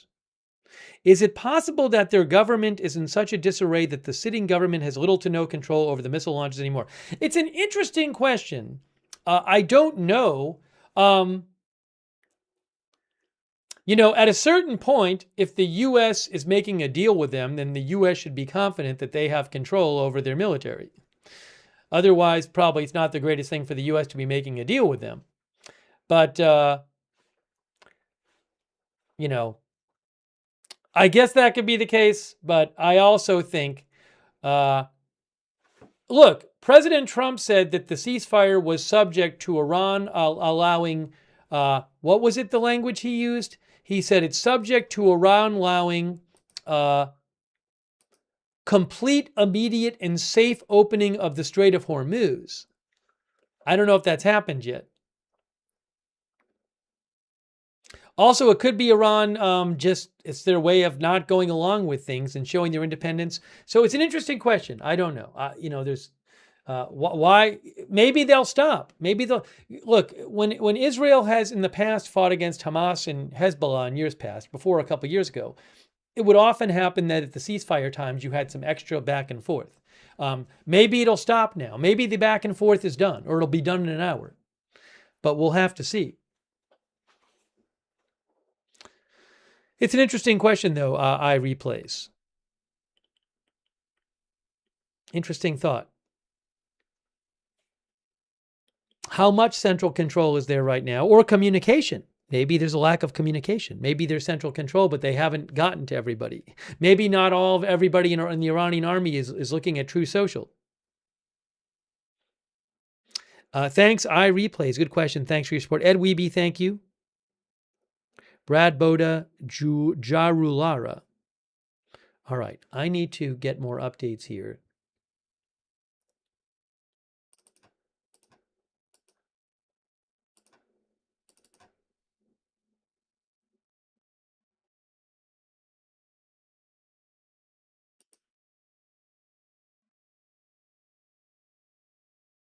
Mark Levin, who's a big fan of President Trump, and President Trump often talks about, Mark Levin just posted, the 2-week ceasefire is being violated right now by the Iranian Nazi regime. Missiles are being fired into Israel and perhaps other countries in the region. Are they able to defend themselves? We have the right man as president, and I bet he's furious about this. I don't personally know.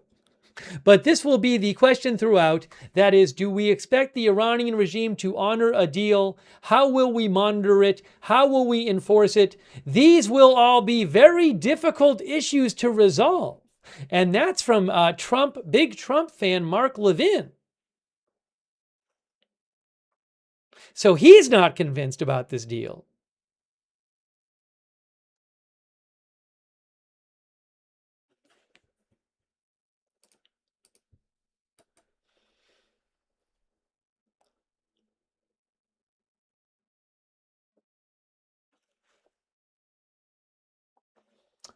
Thank you to Carly Greenfield. Thank you, Carly Greenfield. I appreciate it.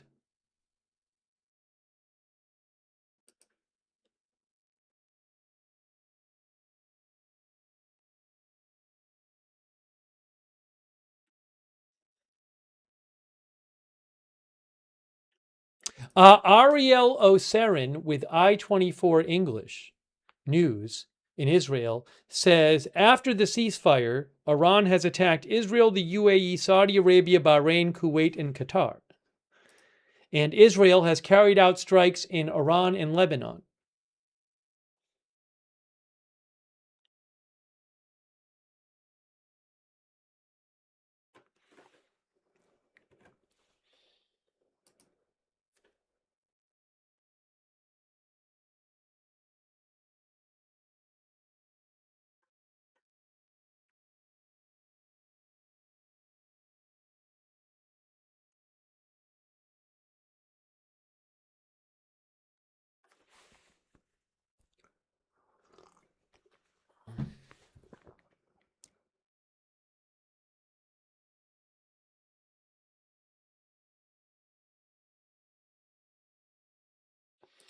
Um, Manny Fabian of Times of Israel writes that reports that 2 teenagers in Tal Shiva, Israel, were lightly injured following the latest missile attack by Iran on southern Israel. MDA said it treated 2 15-year-old boys hurt by a blast, apparently from a cluster submunition.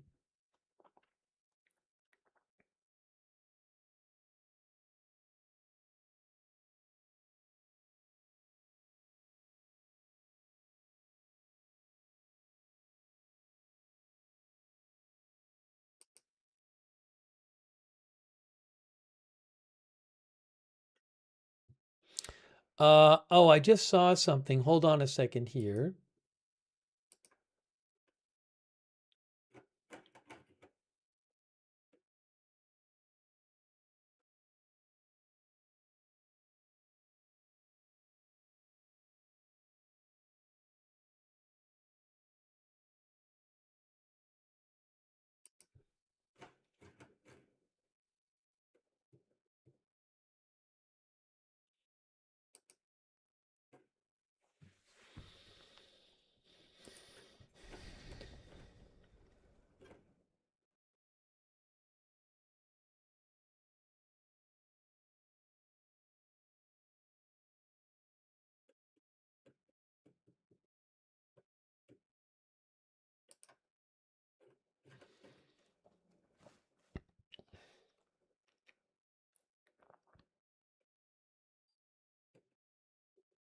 Sorry, I'm checking something here. Thanks for your patience.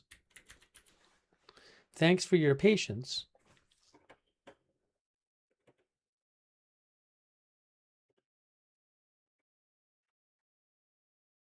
All right, here's what we need to do. I need to take 2 minutes. I need 2 minutes. Then I'm coming back. Okay? Can you give me 2 minutes? There's been a lot going on. Will the ceasefire actually start? I don't know.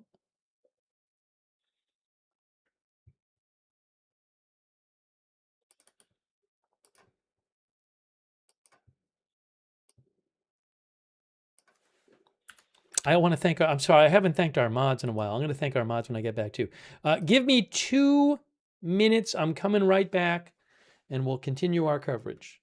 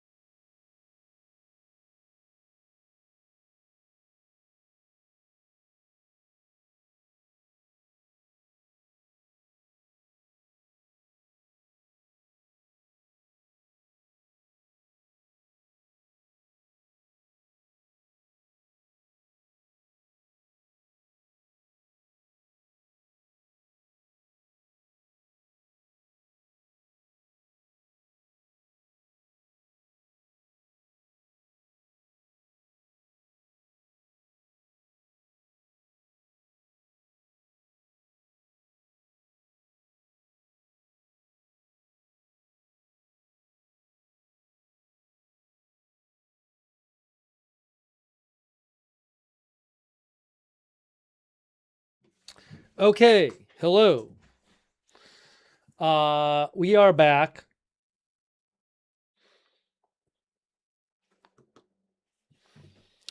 Let me check up on what's going on. Hey, shout out to all of our moderators. I really appreciate all of our moderators for being here. Ruth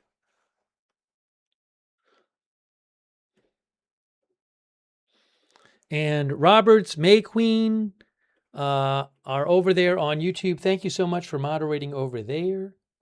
And our moderators on Twitch, like 13 Alamo, Bastion Girl, Good Luck Duck, LB Prairie Dawn, I Got That Fire, Matthew Kohai 3, Sarah, thank you, Linda Belk, Larry, and Misha over there on X. Also on Facebook.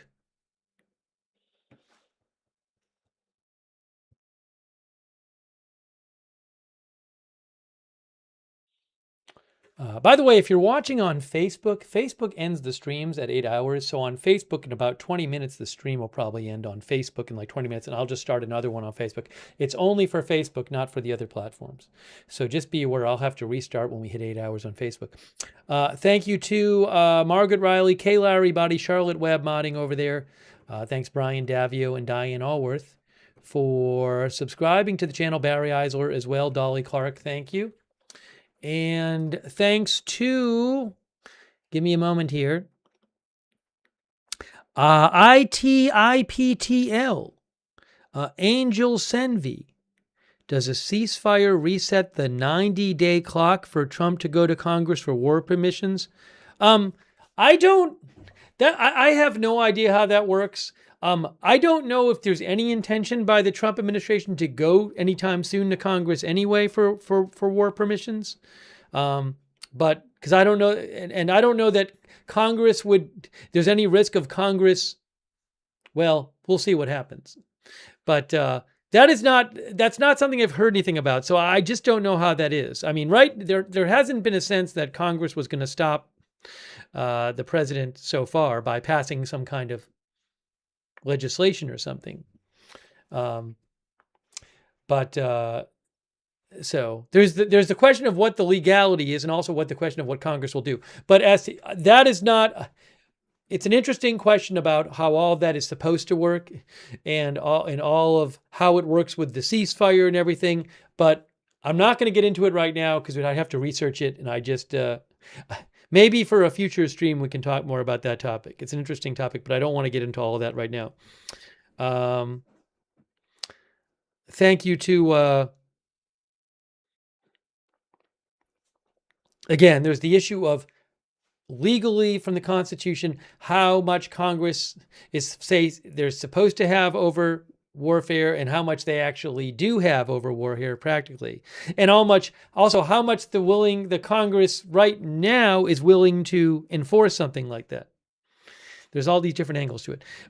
Hey, thanks to Dodger Blue to you, who thinks if Iran keeps its uranium, no nuclear deal, the Strait of Hormuz is still unstable. Art of the deal indeed.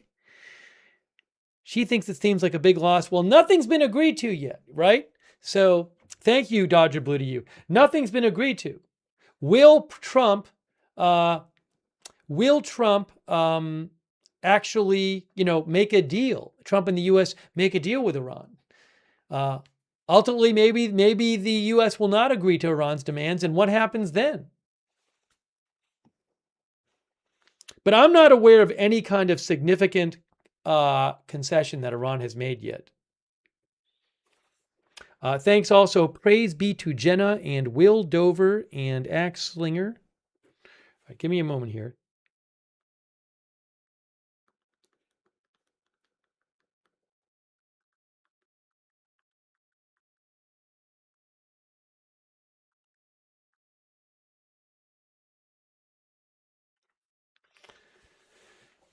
Okay, hang on a moment.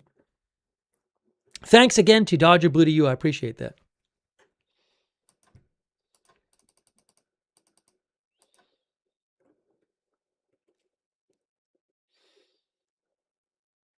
Now, Has there been in the last 15 minutes any reports of new missiles or new fire attacks by Israel? I mean, Iran was launching a bunch of missiles at Israel, but there was reports that Israel had launched some attacks on Iran too.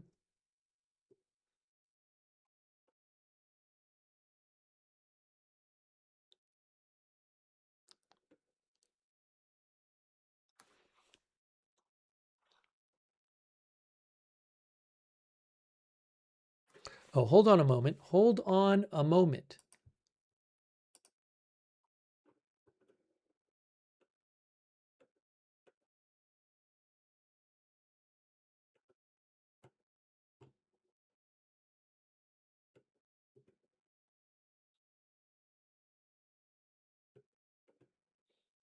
Oh, look. Hey, guys, this is from Iranian state media.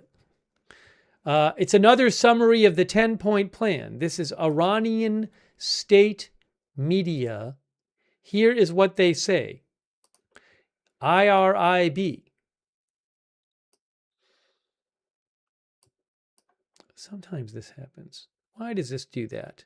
Let's try this one more time. Let's try it one more time.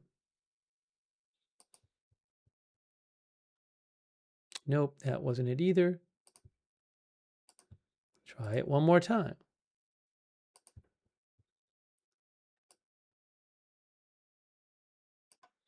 Iranian state media says Iran's 10-point conditions that the United States has been forced to accept. Now, President Trump said the 10-point plan was a starting point for a basis for negotiations. So we've already seen one document in which Iran laid out these conditions. Here's another list from Iran state media. Iran's continued control over the Strait of Hormuz, acceptance of Iranian enrichment of uranium, lifting all initial sanctions, removal of all secondary sanctions, termination of all Security Council resolutions, termination of all resolutions of the Board of Governors. Iran's gets compensation for damage done during the war. I believe they want complete compensation. Withdrawal of U.S. combat forces from the region, and the stopping of war on all fronts, including against Hezbollah.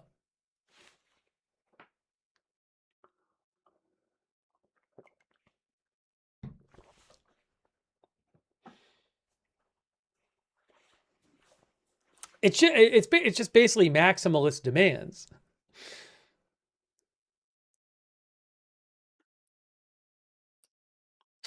Beatnik says never going to happen.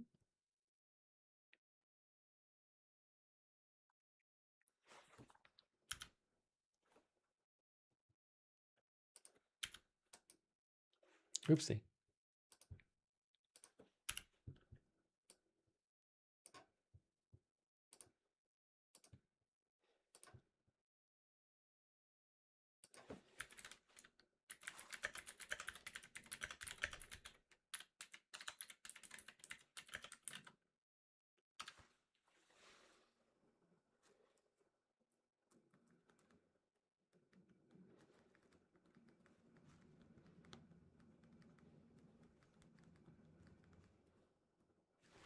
Okay, now. Oh, the Board of Governors is the IAEA Board of Governors, who I guess they have passed resolutions censuring Iran for failing to cooperate with nuclear inspectors.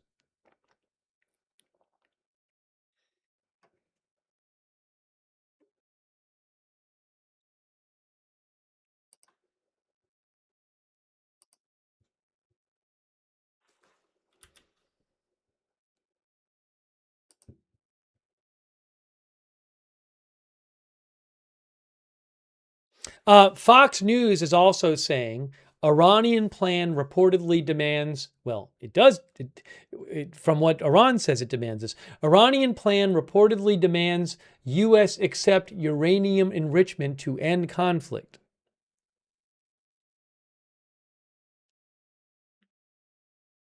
Yeah, and Fox News quotes the same documents I've been quoting.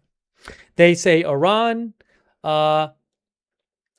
in state media, posted a 10-point plan uh, said they would demand continued Iranian control of the Strait of Hormuz, acceptance of enrichment, and lifting of all primary and secondary sanctions.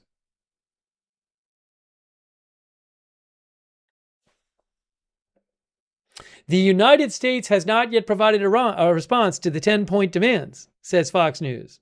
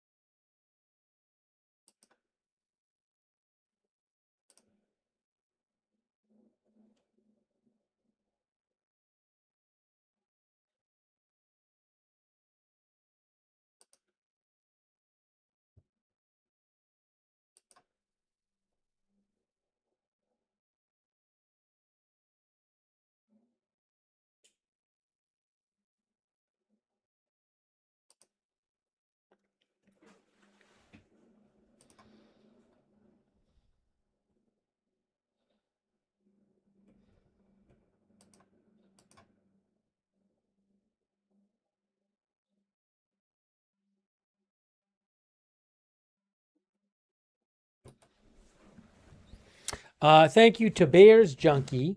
I appreciate it. And August is happy. Do I think it's suspicious we haven't seen missiles in the skyline? No, because I don't have cameras that usually all of the news agency cameras are not allowed to show the skyline when missiles are happening. Like the Tel Aviv camera we have, it zooms in because the government doesn't allow the news agencies to show the sky during the missile attacks. So if they could, we'd see more. But that's been since like the third or fourth day of the war that they've had that policy.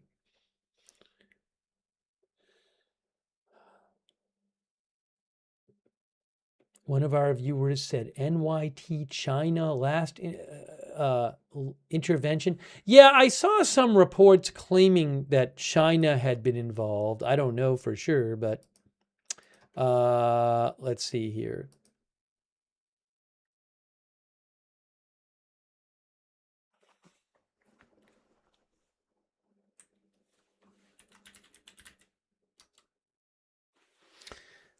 So the New York Times said there was last minute intervention by China, asking Iran to show flexibility and diffuse tensions.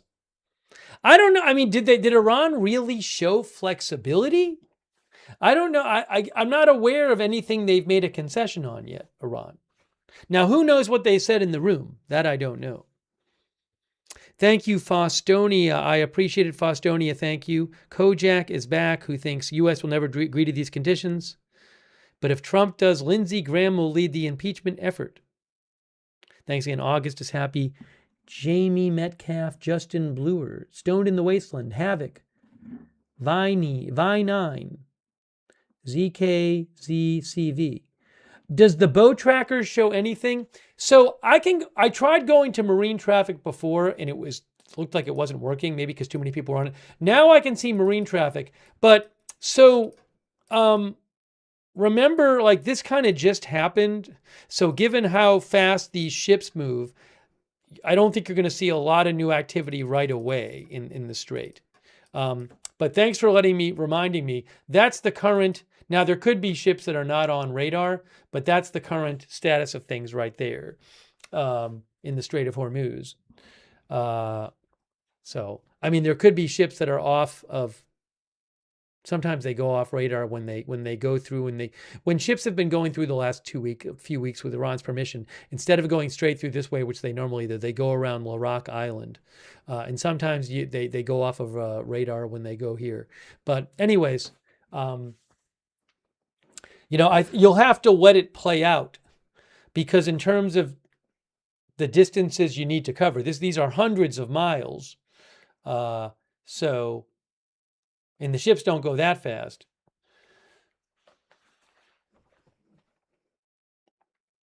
So my point is that we'll have to wait and see in the coming hours, probably days, to see what goes through there. Uh, but remember, Iran said that anything that goes through needs to get the approval of its armed forces. So I don't know that anything has changed, because that was the way it was as is. As is, you could only go through, since the war started basically, you could only go through with Iran's approval. And that hasn't changed, at least according to Iran. So, I mean, unless they decide to somehow change, Iran could change what they're letting through. We'll have to see. But as far as Iran's point of view, they still have final say over what goes through.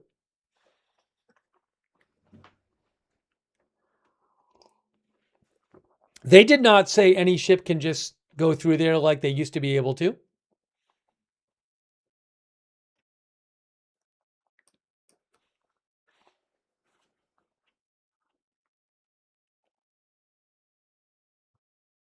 I don't know that anything's really changed the last few hours.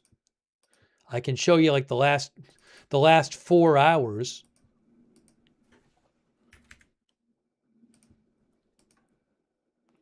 That's the 6, and that can be, here's the last 5 hours. That's the last, you're going to see the last 5 hours sped up. I mean, looks like that ship was already on its way through, that one called Artenos. And it looks like that one was already on the way through. Maybe that one. But that started, ships, about 8 or 10 ships have been going through on a bunch of days. But I don't know that any of what you're seeing is different than what you would normally be seeing. Did I set this back far enough? I don't know if I did. But see, those ships look like they're going through by going behind Larak Island. But this is sped way up, by the way. This is sped way up. It's about an hour every 6 or 7 seconds of real time. It's like an hour. It's like an hour. It represents an hour. You know what? I went back too far, I think.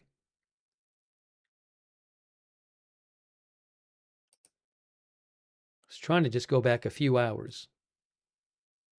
Oh, I'm sorry. I went back 2 days.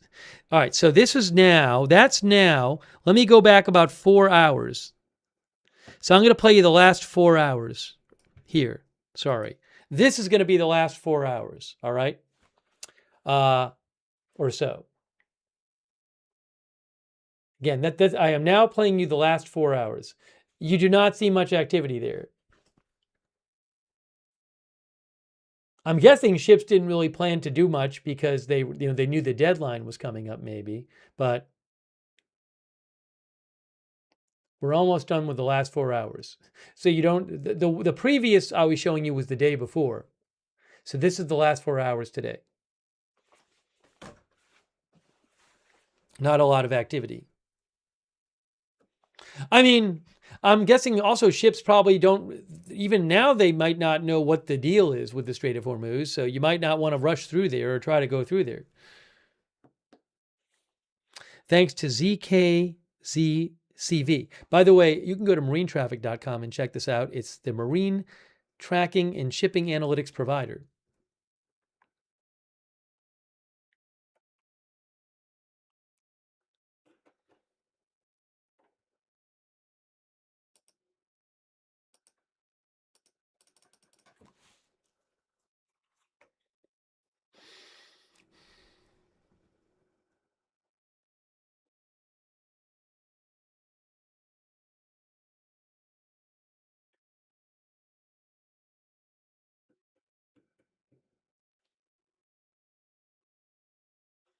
I didn't see this report from IRIB. Hold on a moment.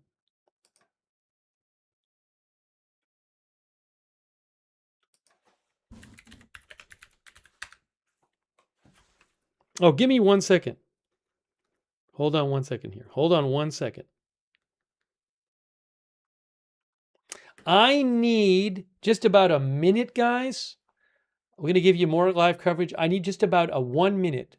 So make it 2 minutes. Give me 2 minutes. I'm coming right back. All right, just hang tight. I'm here. We're continuing our coverage. You need about 2 minutes. Hang on.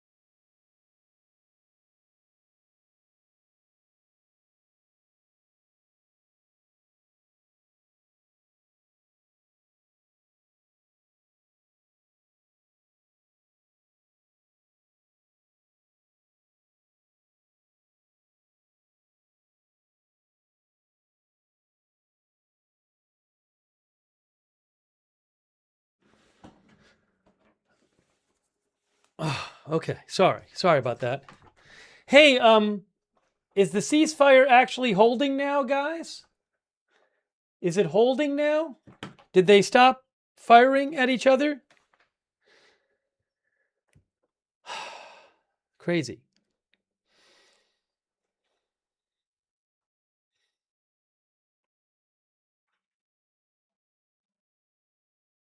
Oh, I have a different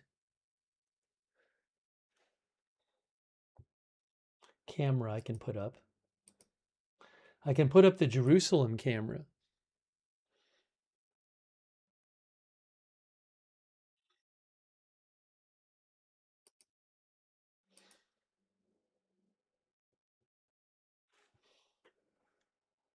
Oops, one moment. One moment. One moment.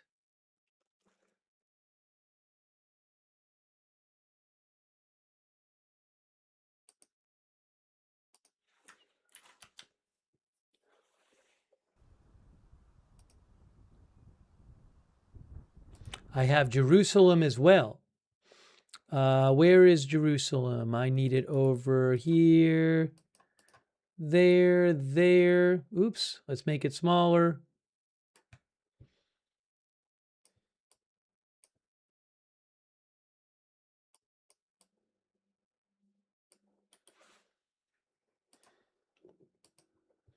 So we have Beirut, Jerusalem, and Tel Aviv.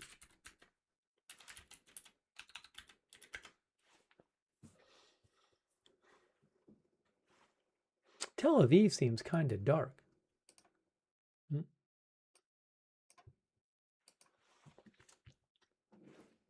right, one moment. One moment, everybody. I was trying to check things.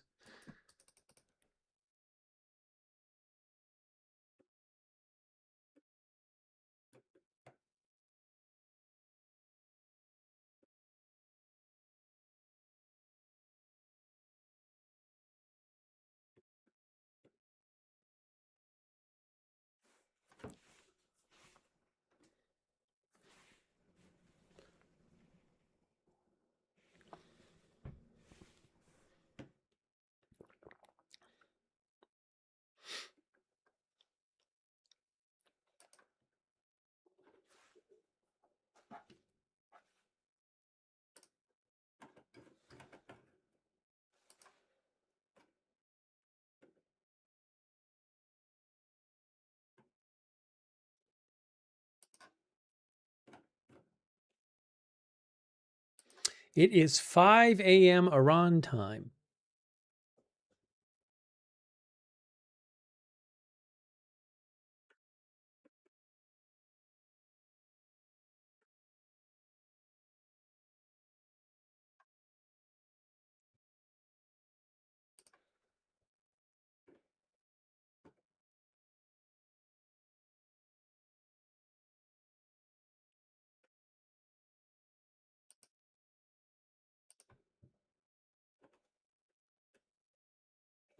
Israel police says a number of people sustained minor injuries and panic attacks were reported as a result of an interceptor missile fragments falling in the Negev region, in addition to material damage to the area. Here is a picture tonight from southern Israel. I believe this might have been after the ceasefire started, from a missile attack. Well, I guess this was an interceptor. There was an interception. So something fell to the ground after the interception, apparently. That's a picture of damage in interceptor missile fragments fell in the Negev region of Israel.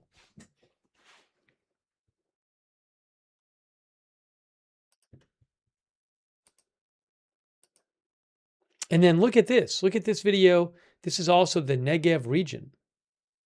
This is tonight. Again, I think this is after the, I think this is from after the ceasefire technically started. You can see the big crater in the ground, right? Am I wrong about this? Or is that, I mean, she's looking at it, right? That's not a pipe or something. That's from the actual something, an explosion. Is that from the submunition? I don't know.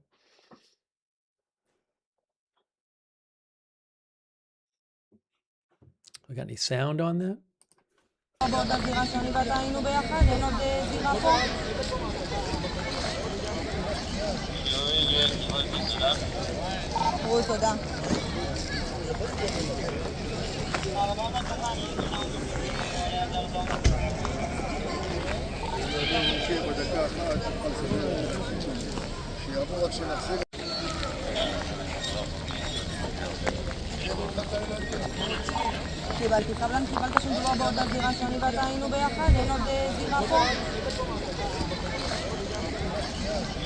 So again, that's from the Israel police.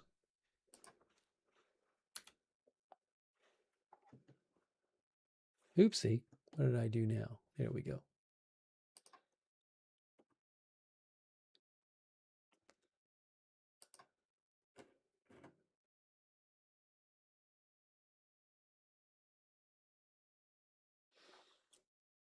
I'm seeing a report here. I am seeing a report, guys. Hang on. That says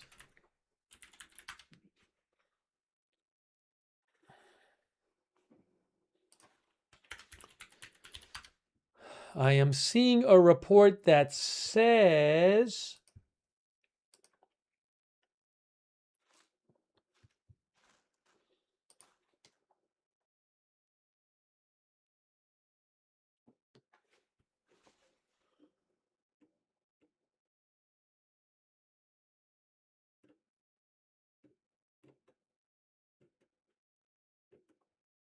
I didn't see it there. Where is it? Where is it?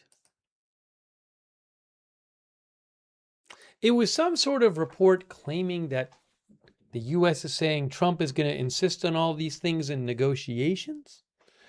Hold on a second. Here's a report from I-24 News English.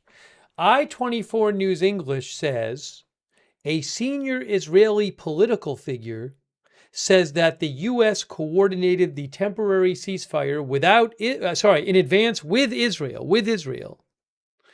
But, and the figure said, in this ceasefire, Iran opens the Strait of Hormuz without receiving any of its demands in advance.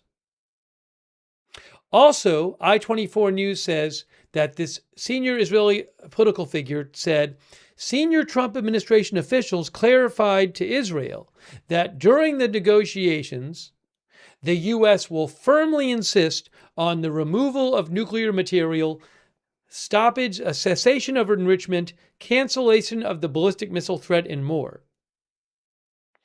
So, I mean, really with this ceasefire, it seems like the only thing that's been agreed to is the ceasefire part. Seriously. And the fact that they're going to be negotiating for 2 weeks. But I have not heard either side offer concessions. Oh, I got to restart Facebook. Thanks for letting me know. I have not seen either side offer any concessions, and we don't even know if the Strait of Hormuz is going to be open.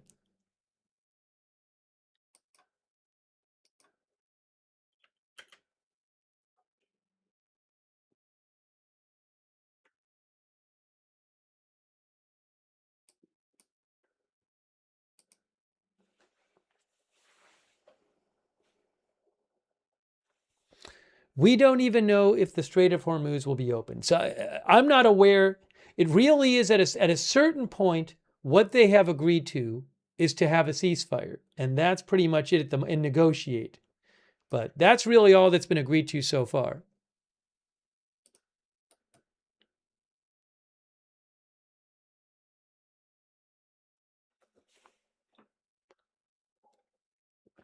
Oh, we should do a poll question on this. Remember, President Trump said that the ceasefire is contingent on the complete, immediate, and safe opening of the Strait of Hormuz. So, will the strait completely open in the next 2 weeks?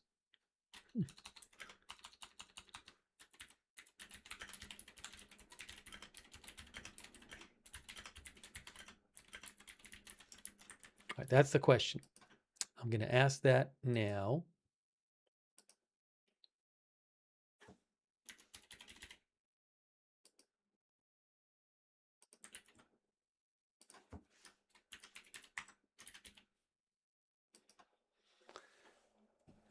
Hold on a moment. Hold on a moment.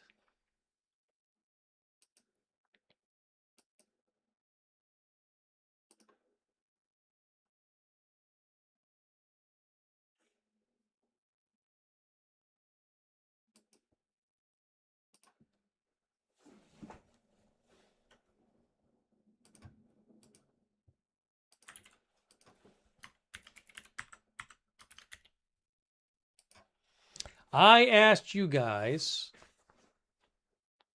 oopsie,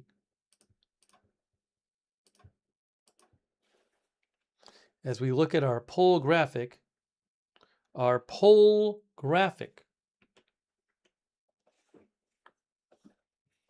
I asked you what you think.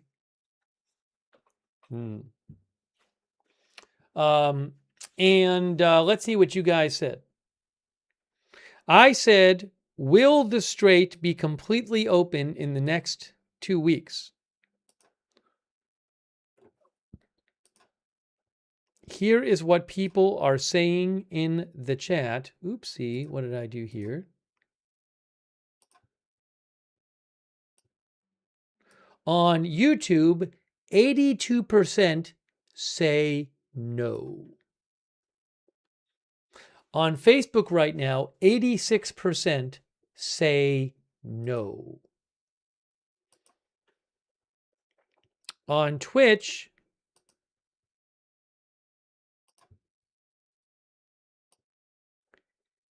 88% say no.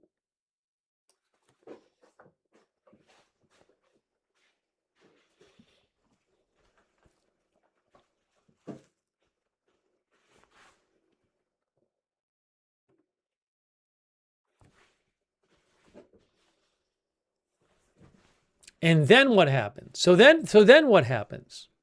What's going to happen then? What's going to happen if the two sides cannot come to an agreement. As I said, a couple days from now, could we get Trump posting that he's upset with the negotiations and he's threatening to bomb them again?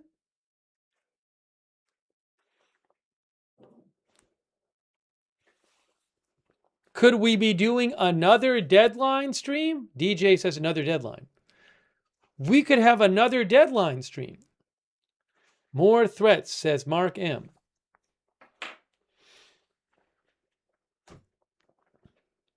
Could it be another deadline stream?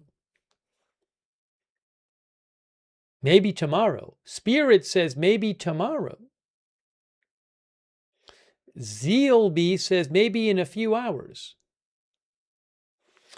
Thank you for voting in our poll.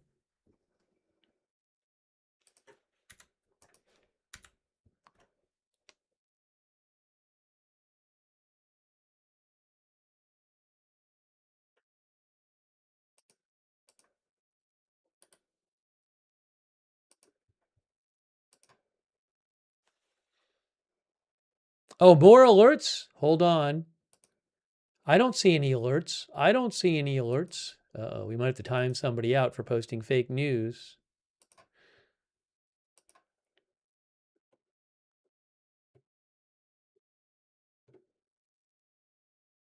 Yep, got to time somebody out.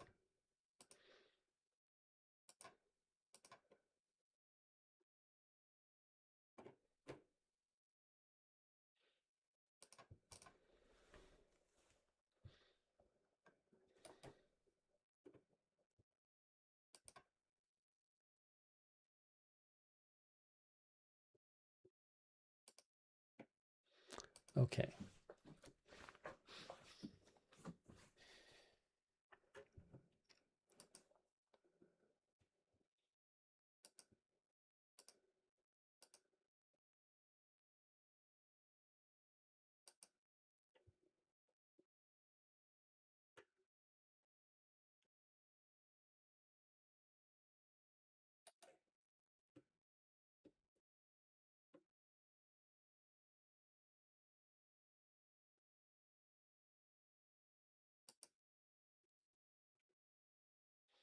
Interesting analysis from Institute for the Study of War. I want to show you this from the Institute for the Study of War, understandingwar.org.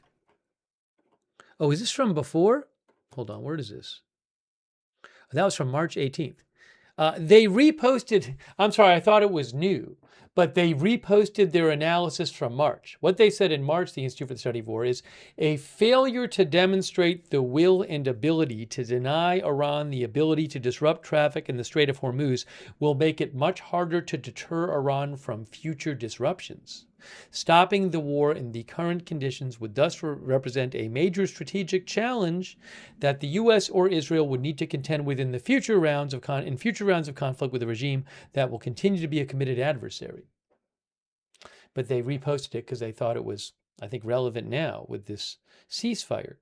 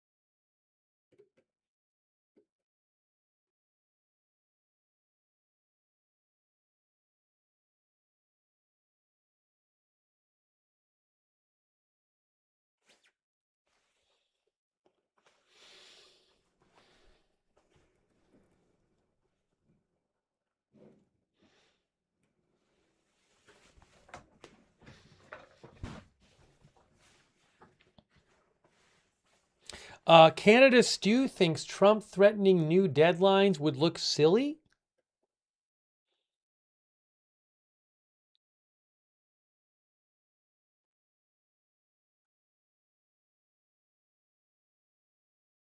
What do you guys think about? Is there any concern? So this is a 2 week ceasefire in theory, right?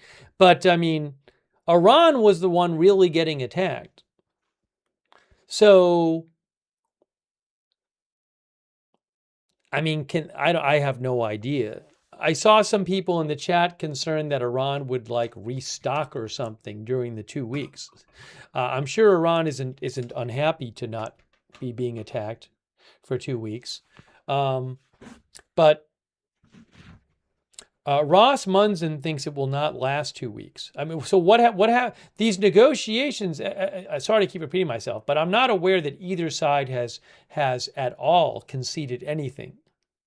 So are we just, I will say from Iran, if you're Iran, if you're still exercising control over the Strait of Hormuz, if the negotiations are going on and nobody's attacking you, I would think Iran is happy to just let them keep going, right? If you're Iran, I can't imagine you're in a huge rush to finish the negotiations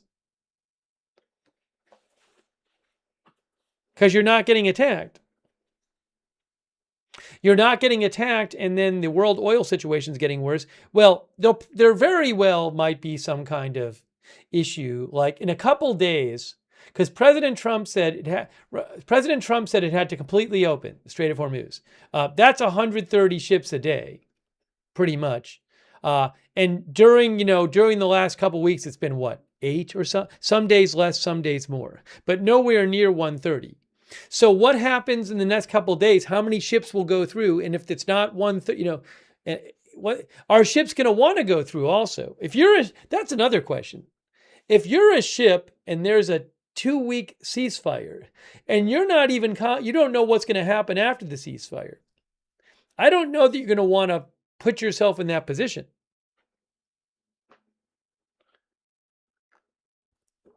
CO Dog Lover says ceasefire will not last. I mean, there are ships that have been trapped in the Persian Gulf for weeks. I'm guessing they might want to get out. I don't know that ships will necessarily want to go in there and get stuck. But I mean, these are obviously very important details that we just don't have any kind of insight on right now.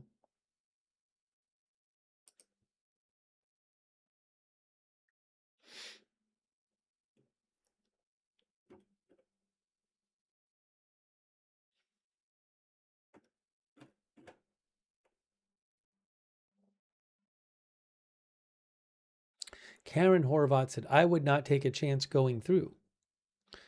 And one of our viewers says, consider the insurance.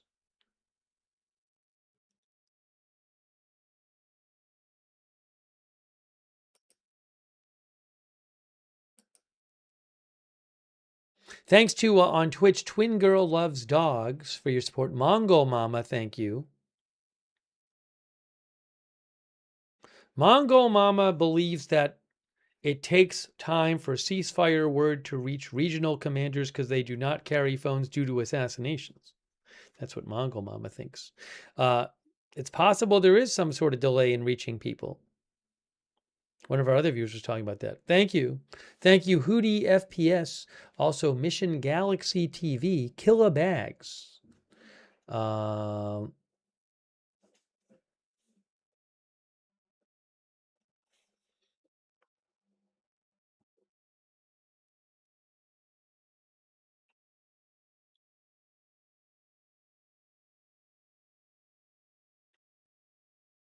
No, and again, the statement I read you guys is not a fake one from Nigeria. It is a legit statement from Iranian state media.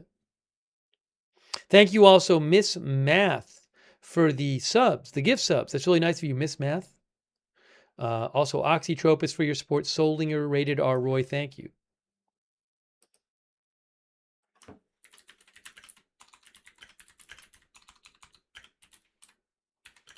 And a few more. Sorry, I got behind on thanking people before. Thank you also to Israel Bishop, Skybird, Israel Bishop says old men start wars, young men fight them. Albert Einstein. Thanks, Israel. Thanks to Mark M. Chris Renfro, the Aussie Seed. Sparky the Human for the memberships. Thank you. Crazy Yoda. Crazy Yoda says, ceasefire comes only if Iran opens the straits. True. And on ending the war, nothing has been agreed to. True. Thank you, Ruth. Again, thanks, Ruth, for modding, and thanks for your support. Greg Pond in the message about Facebook. Craig Pondell, thank you. Chris Renfro, thank you. Stephen Briones, thank you, Stephen. Sven Hoke, thank you. Who says 2 weeks is Trump's MO. Israel will not let this continue, says Sven Hoke. You mean what, like Iranian attacks on them? Happening Hapner, thank you. Mr. John Riley says, will the deal be better than Obama's negotiation? Thank you. Any news on insurance companies for ships? No, that I have no, I'm not, that's not my field. And I haven't heard any kind of updated insurance information based on the ceasefire. That I don't know. It's an interesting question. RDG3, thank you.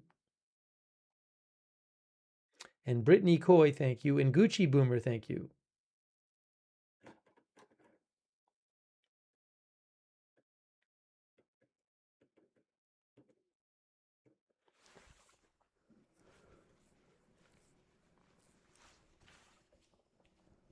Also, Larry Talbot, Travis North, and Faustonia. All right, let's see if we have any updates for you. Do we have any updates?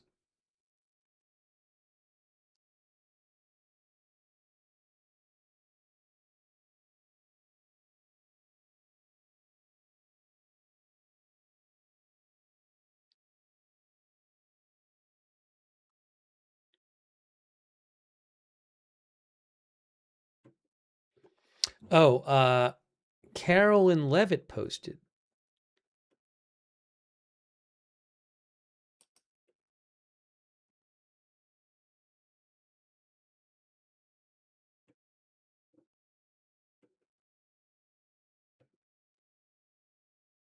I hadn't seen this. When did she post? Did I just missed it?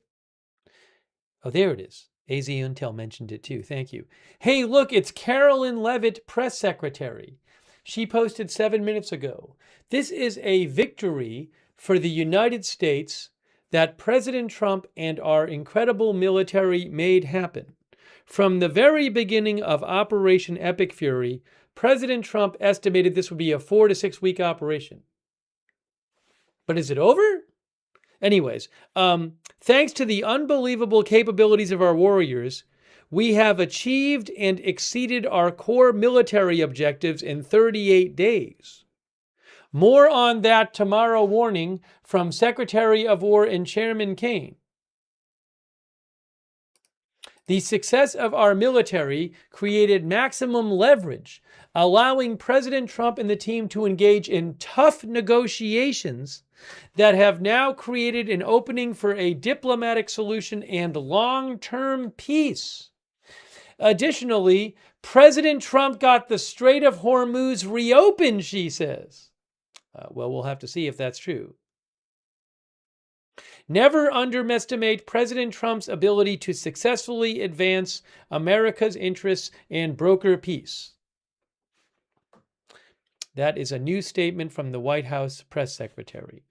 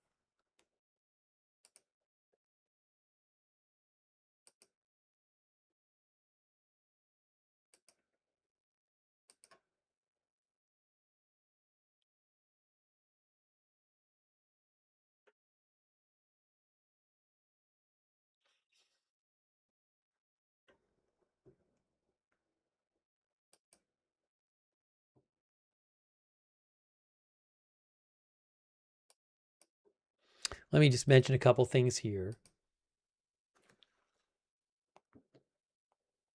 So again, Iran and the U.S. agreed to a 2-week ceasefire, but he said Iran posed a workable 10-point peace plan. But the conditions of those 10 points seem like things the U.S. is not going to want to accept, as we've talked about. Also, remember, AP is reporting that Iran and Oman will collect shipping fees in the Strait of Hormuz during those 2 weeks. The Iranian foreign minister said the passage through the strait would be allowed under Iranian military management. It was not immediately clear whether that meant Iran would completely loosen its chokehold on the waterway. The plan allows for both Iran and Oman to charge fees on ships transiting through the strait, according to a regional official. The official said Iran would use the money it raised for reconstruction. Iran's demands also, in addition to control of the strait, Iran's demands for ending the war include withdrawal of U.S. combat forces from the region, the lifting of all sanctions, and the release of its frozen assets, and also to be allowed to enrich uranium, I'll add.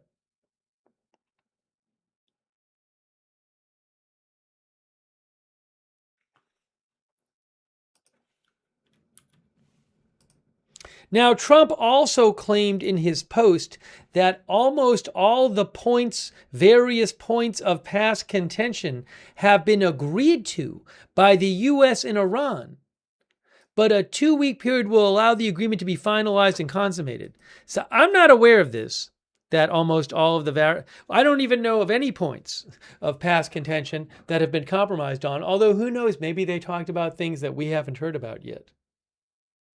There are concerns in Israel about the agreement, according to a person familiar with the situation. That person said Israel would like to achieve more.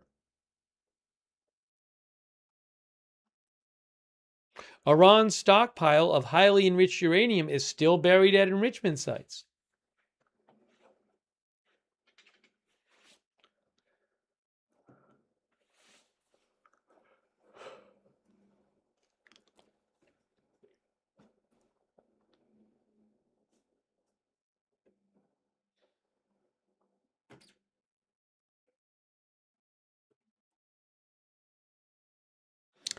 Juve ex sempre says the uranium.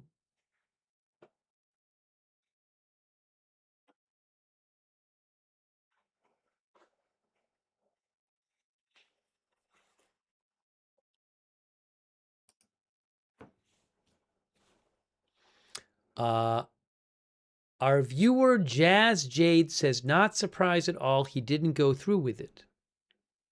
All egotistical chatter as per usual. I don't know what you guys think. I'm guessing you guys have different views on this. Was President Trump seriously considering going through with this, or was it all just, for the sake of negotiation?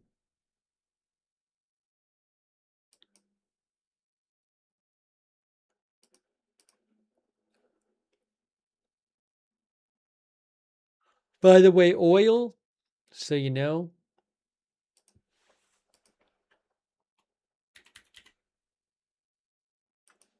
I am seeing Brent crude at around 95, down about 13% from the day, and even more from its highs for the day,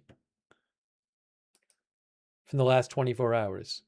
It had been around 110, and now it's at 95. And WTI crude had been up at about at least 113 or so, and now it's at 96-ish. That all happened after the announcement.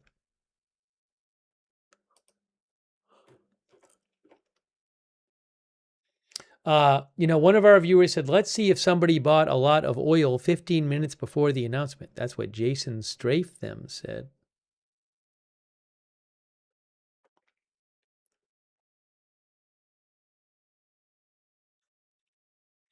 Sarcasm says, where did all of my $200 oil friends go? Thanks, Lamb T. Jobs from New Zealand, who says they opened the strait that was open before. Martin Ging, thank you. Martin says if the strait is in fact open, W. Trump.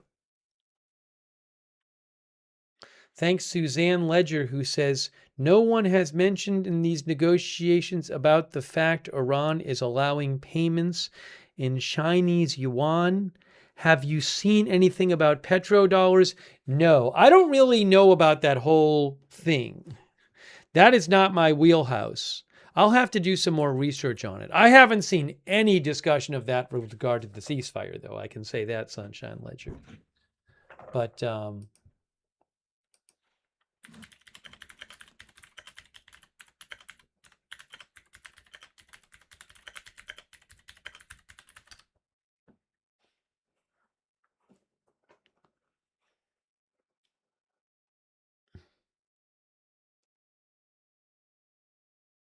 I'm looking this up right now on Gemini AI, and they say that for decades, Saudi Arabia agreed to price and sell its oil exclusively in US dollars. This resulted in a global need for dollars, which cemented the USD as the world's primary reserve currency. China has been trying to break that monopoly for years to protect itself from US sanctions and reduce exchange rate risks. That gets kind of complex. Now, roughly 20% of global oil trades are settled in local currencies rather than dollars. Reports indicate Iran has begun conditioning tanker packet passage through the strait on yuan settlement payment in Chinese currency. But this is not something I'm really familiar with. I need to do more reading on that whole topic.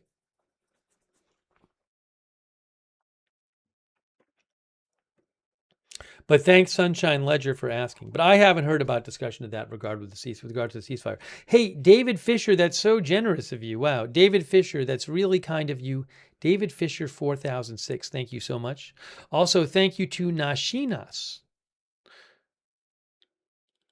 who thinks that Nashinas thinks the only reason U.S. attacked Iran was the uranium, and Iran successfully distracted the world by the Strait of Hormuz drama.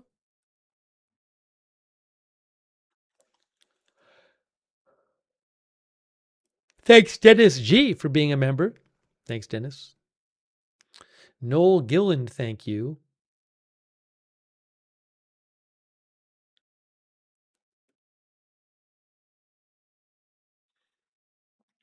The Moon, thank you.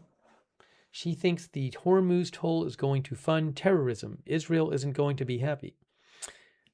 Thanks, Jet Souls Forever and Nuclear Salmon, who thinks the U.S. needs time to rearm and rest planes, ships, people, and anti-aircraft. Thanks, Shooter McKevin.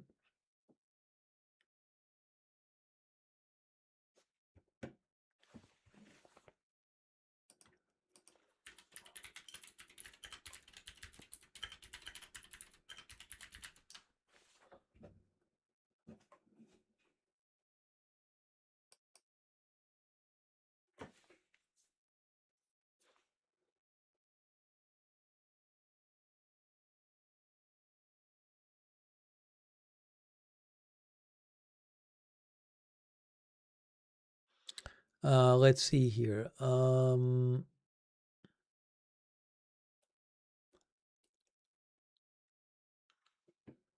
Also, clips a day, clips all day, clips all day for your support.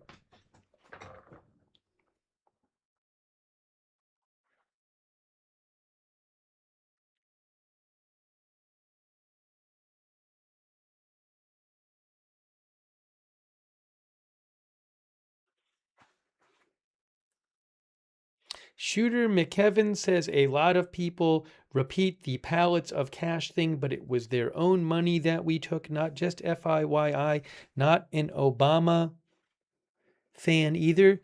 Without getting into lots of detail about this, but I think I can steer you to read more about it. We're talking about the part of the nuclear deal under Obama where cash was sent to Iran, but so for example, factcheck.org says the money that was unfrozen belonged to Iran. It had only been made inaccessible by sanctions aimed at crippling the country's nuclear program. Anyways, I'll post a link to, I don't want to really want to get into all that all right now. I'll post a link to an article if you want to read more about it, and you can, I'm sure, do more research on your own on that whole topic.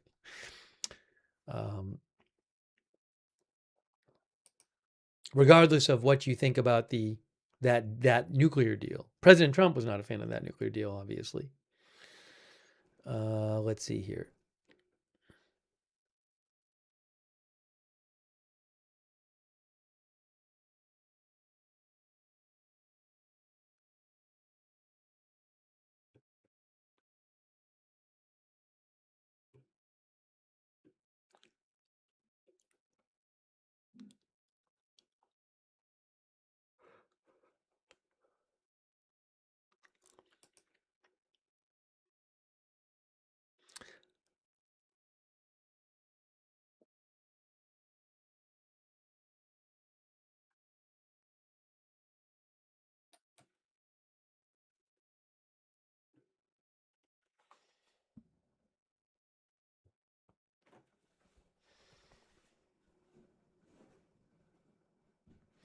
I'm definitely gonna have to eat something soon.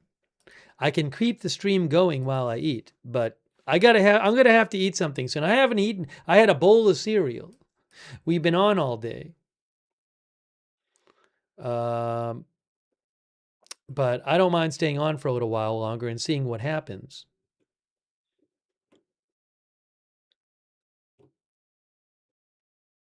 So maybe for those who want to keep watching, yeah, I'm going to put some food. I'm going to put some food in the air fryer. I'm going to take 5 minutes and put some food in the air fryer.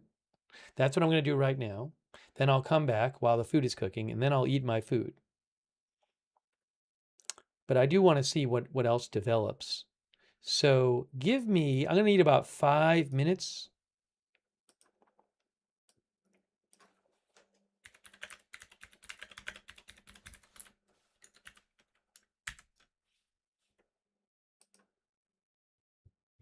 I am pretty hungry. All right, so give me about 5 minutes. And what is the volume here? How's the volume on? Oh, I can put the volume on from Beirut. I think we're hearing call to prayer. Okay, give me about 5 minutes, and I'll be back in about 5 minutes.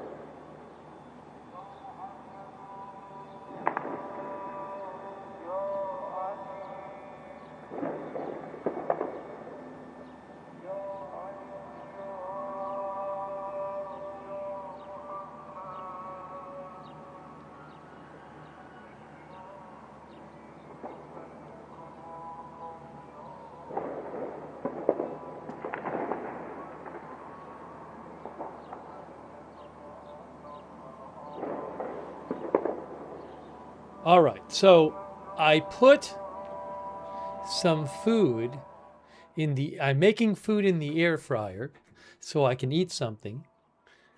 And by the way, quick shout out to, we're hearing kind of sometimes we hear a gunfire on the Beirut stream. I don't know what for.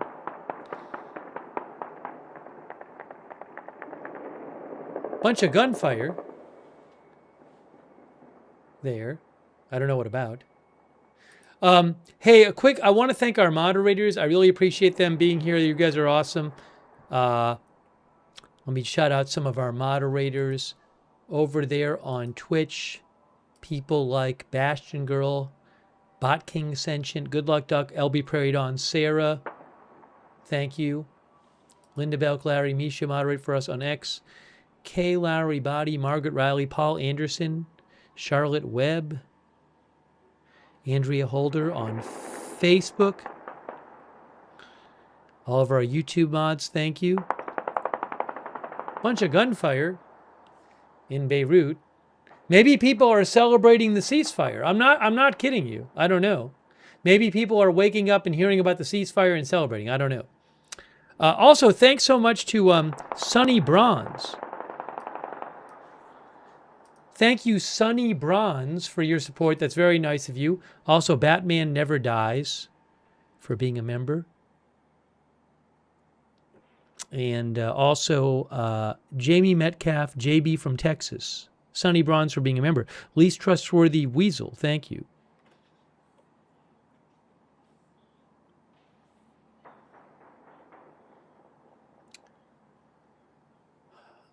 By the way, I am looking. I got to check stocks. I bet stocks are way up, right? So the Nikkei index in Japan is up like 4.5%. Let me check something here. Where'd it go?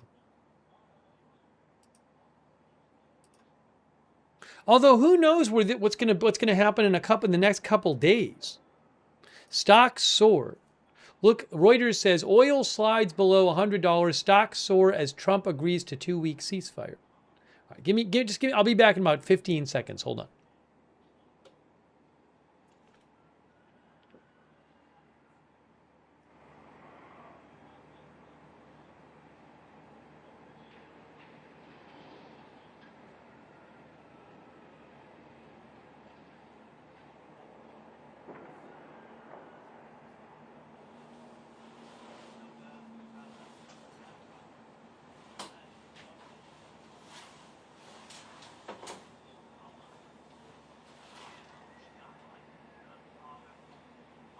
Havoc, thank you. Havoc thinks it's celebratory gunfire.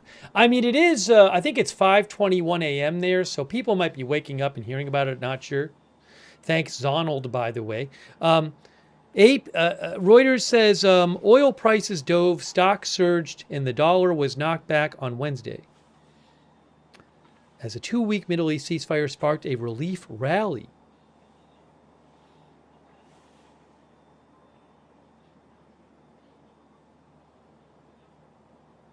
Oil slipped about 16% when that announcement of the ceasefire came out. S&P futures leapt over 2%. European futures jumped over 4% for stocks. Japan's Nikkei stock market surged about 5%, while South Korea's Kospi rose 6%. But beyond the immediate relief, investors remain keen to see whether the ceasefire leads to a broader resolution before placing major bets.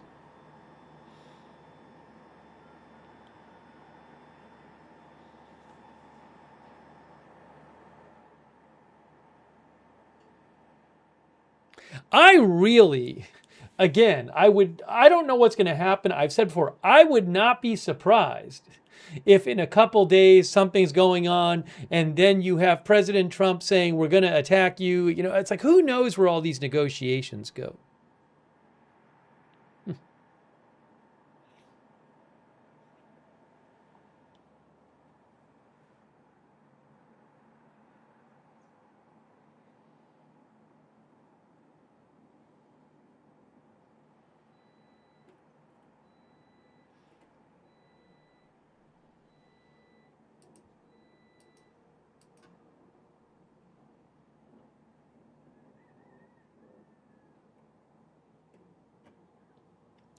And we don't know what's going to happen with the Strait of Hormuz. Supposedly, the ceasefire, President Trump said, requires the strait to be completely open.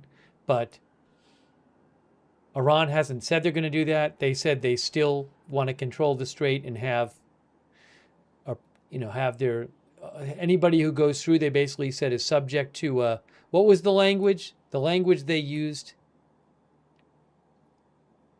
Even in what Trump posted, the statement that Trump posted, they said, for a period of 2 weeks, Iran said, safe passage through the Strait of Hormuz will be possible via coordination with Iran's armed forces and with due consideration of technical limitations. What does that mean? Here is that statement from Iran. For a period of 2 weeks, safe passage through the Strait of Hormuz will be possible via coordination with Iran's armed forces and with due consideration of technical limitations.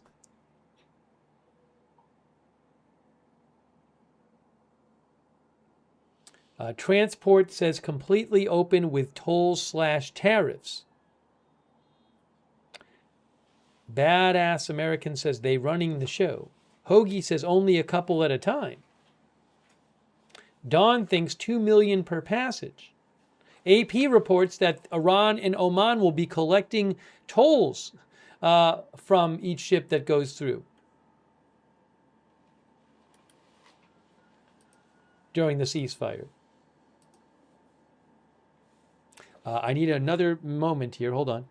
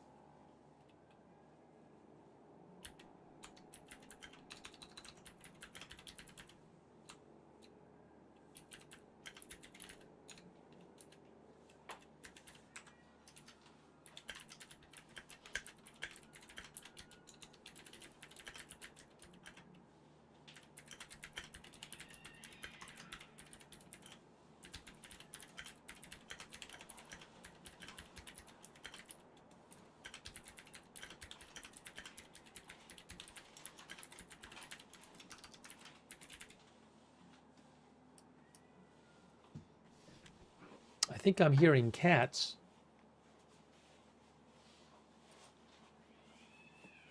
There have not been any new Iranian. Shortly after for like an hour or so after the ceasefire was declared, we were hearing there were Iran missiles launched and Israel attacks. I haven't heard of anything in the last several hours. Maybe the last 1 or 2 hours.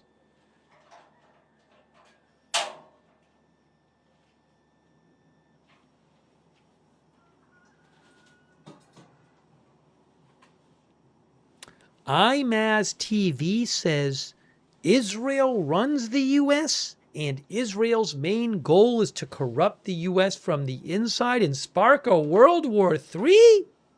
That's what IMAZ TV wrote to me.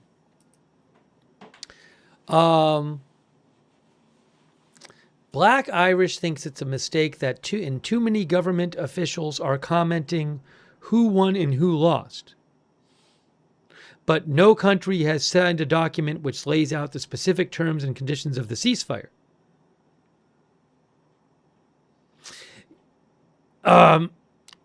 Black Irish says, if the world could actually go 2 weeks engaged in constructive dialogue instead of acts of destruction, then we are all winners. You know, maybe at a certain point, the fact that nothing signed allows the ceasefire to happen, because then each side can make claims about the ceasefire agreement. Different claims.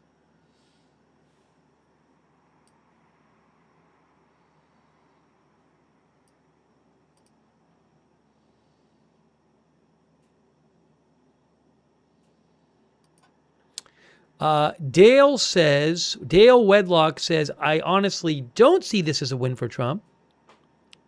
Dale thinks he has lost more than he has gained, and USA has to pay for the damage they have done. Well, we don't know that. That has not been agreed to. Thank you, Dale. So just to clarify, I mean, Iran says we have these points that we're demanding. Trump doesn't have to agree to any of them. Really, the only thing that has been agreed on now is there's a temporary ceasefire and they're going to negotiate. That's the only thing that's been agreed on. Collected Chaos says the ceasefire seems quite tenuous.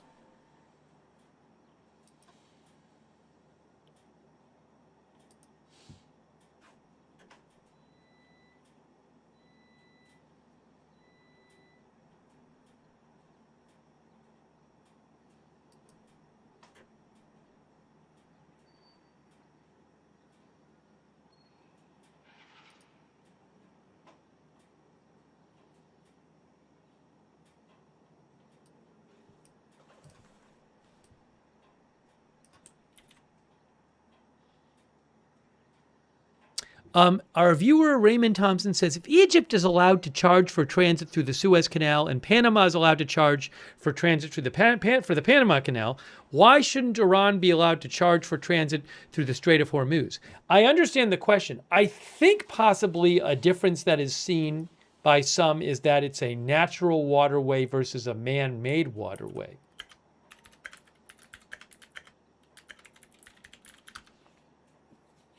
I believe.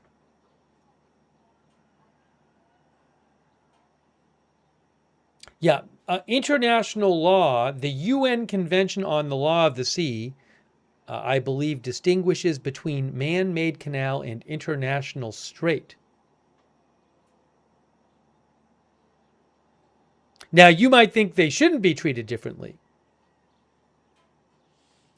Gemini AI says, the right to charge, because the canal wouldn't exist without that country's investment in labor, international law allows them to charge for the service of using it.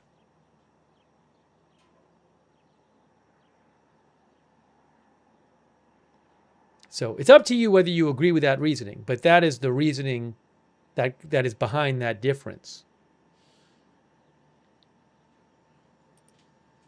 Thanks to Raymond Thompson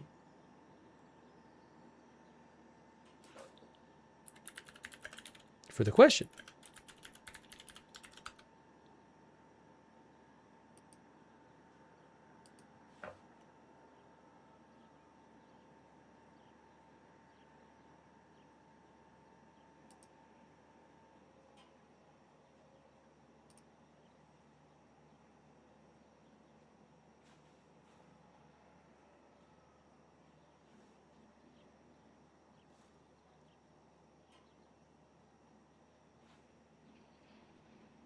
Let's see here.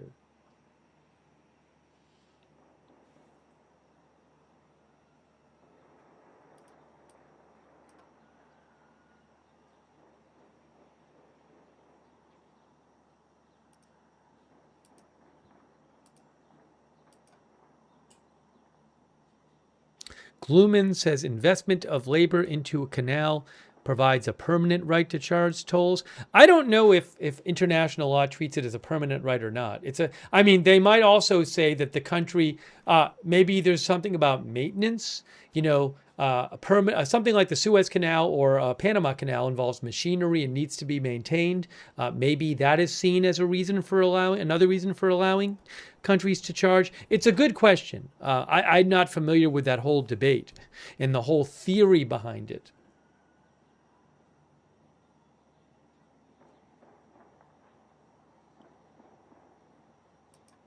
But certainly before this war, Iran was not charging.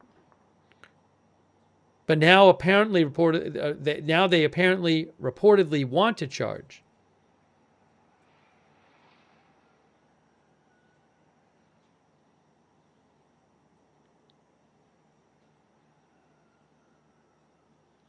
Thanks, Crypto King, for your support. Thanks, Crypto King, for shouting out the mods.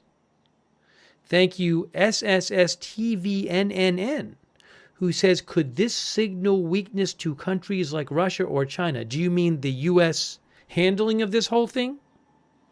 Thank you, SSSTVNNN. I leave that to you. I mean, if you're saying there's a lot of ways to interpret that.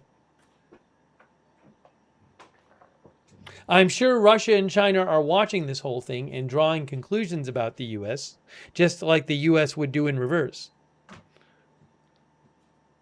Thank you, Brian Burchett.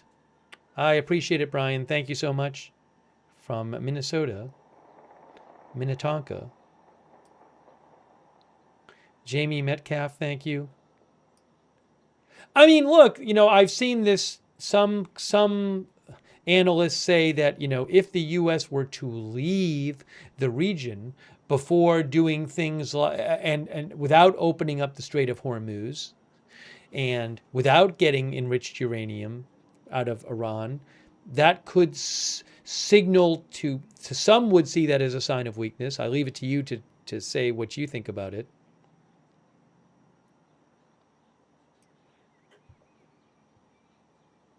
Hank Trill thinks Russia and China have been enjoying this. All right, soon what I'm going to have to do as things get brighter, I'm going to have to eat the food I made and then come back.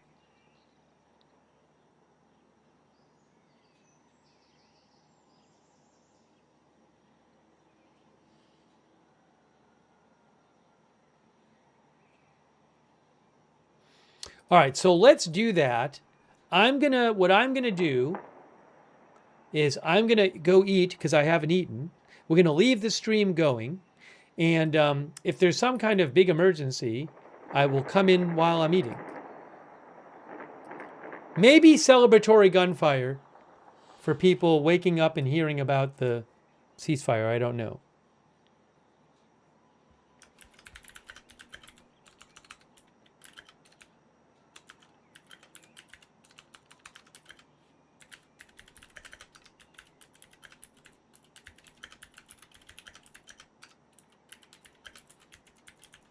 All right, so what I'm going to do is I'm going to put on the screen, which you'll see, Steve is taking a meal break.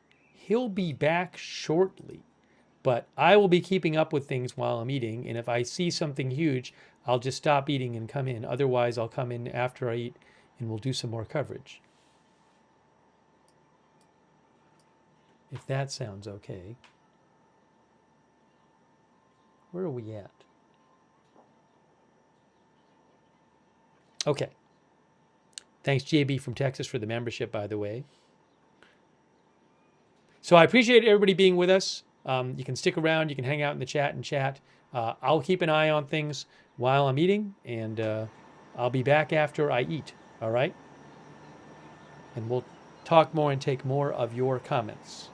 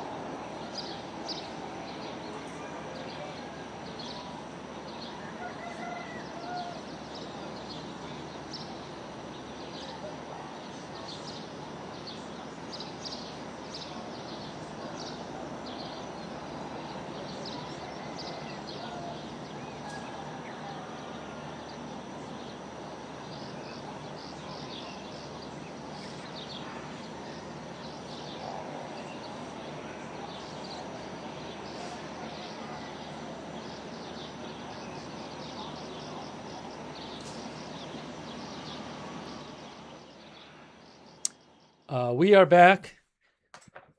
Thanks to those who stuck around.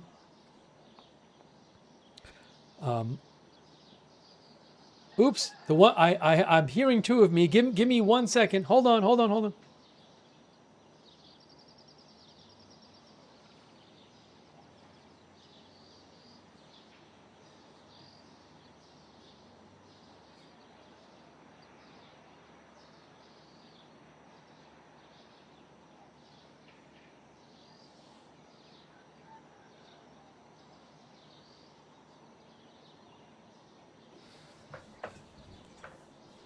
I saw something interesting that Israeli Prime Minister Netanyahu posted.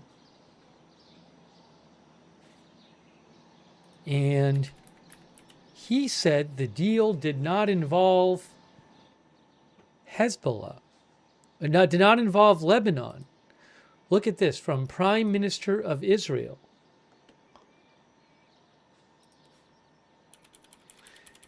Israel supports President Trump's decision to suspend strikes against Iran for 2 weeks, subject to Iran immediately opening the straits and stopping all attacks on the U.S., Israel, and countries in the region. Israel also supports the U.S. effort to ensure Iran no longer poses a nuclear missile and terror threat to America, Israel, Iran's Arab neighbors, and the world. The United States has told Israel it is committed to achieving these goals shared by the U.S., Israel, and Israel's regional allies in the upcoming negotiations. The 2-week ceasefire does not include Lebanon.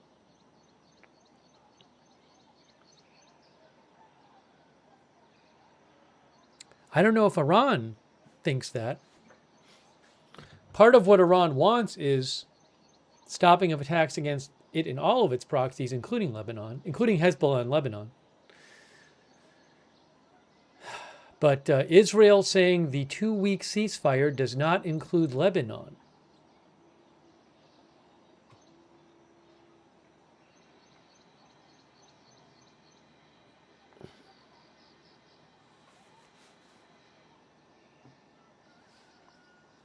So remember, Israel has been attacking the Iran-supported group Hezbollah in Lebanon.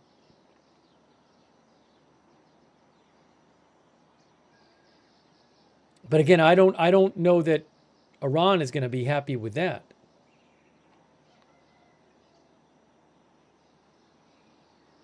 Coal World says, so 2 weeks for them to focus on Lebanon. Great.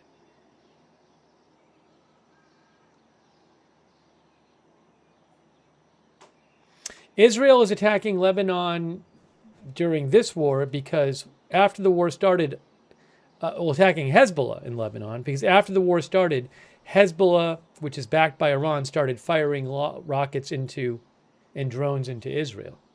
So Israel launched this. Remember, Israel they had a big war against Hezbollah. What was it, 2024? And there had been this ceasefire, I think, since then. But then Hezbollah started firing rockets for the first time into Israel. I think it's since around 2024. And then Israel just have declared this big military operation against Hezbollah in Lebanon. That's been going on for weeks. By the way, thanks to JAH. JAH, I think we already read it.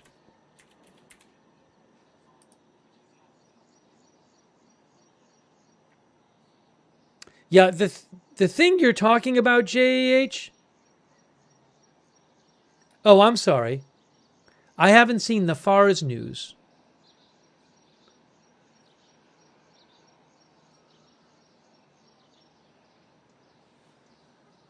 Yeah, we've read a couple different accounts of the 10-point plan.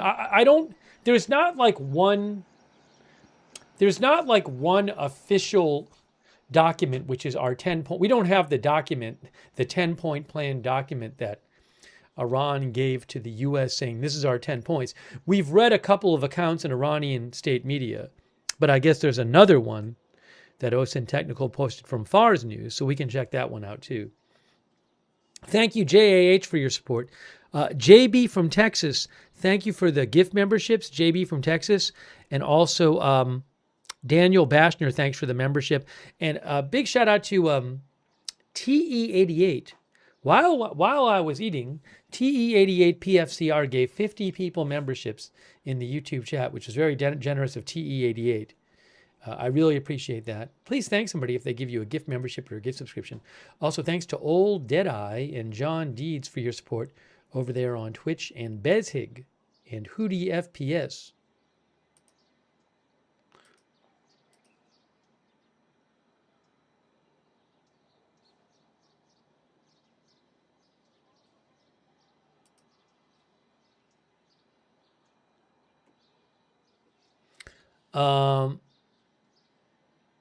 Hold on. When is the Strait supposed to be 100% open? Iran didn't agree to 100% open it because Iran has said that literally what Iran said in the statement that Trump himself posted. Trump himself posted the statement from the Iranian foreign minister, which said, for a period of 2 weeks, safe passage through the Strait of Hormuz will be possible via coordination with Iran's armed forces and with due consideration of technical limitations. That doesn't sound like 100% open to me. Sounds like Iran's armed forces are in charge of who gets to go through.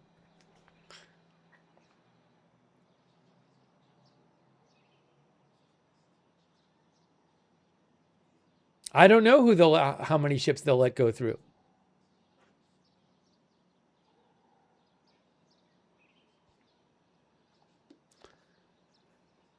But again, there's no actual like deal. Iran has these demands that they want, but the U.S. hasn't made some deal with them aside from agreeing to the actual ceasefire.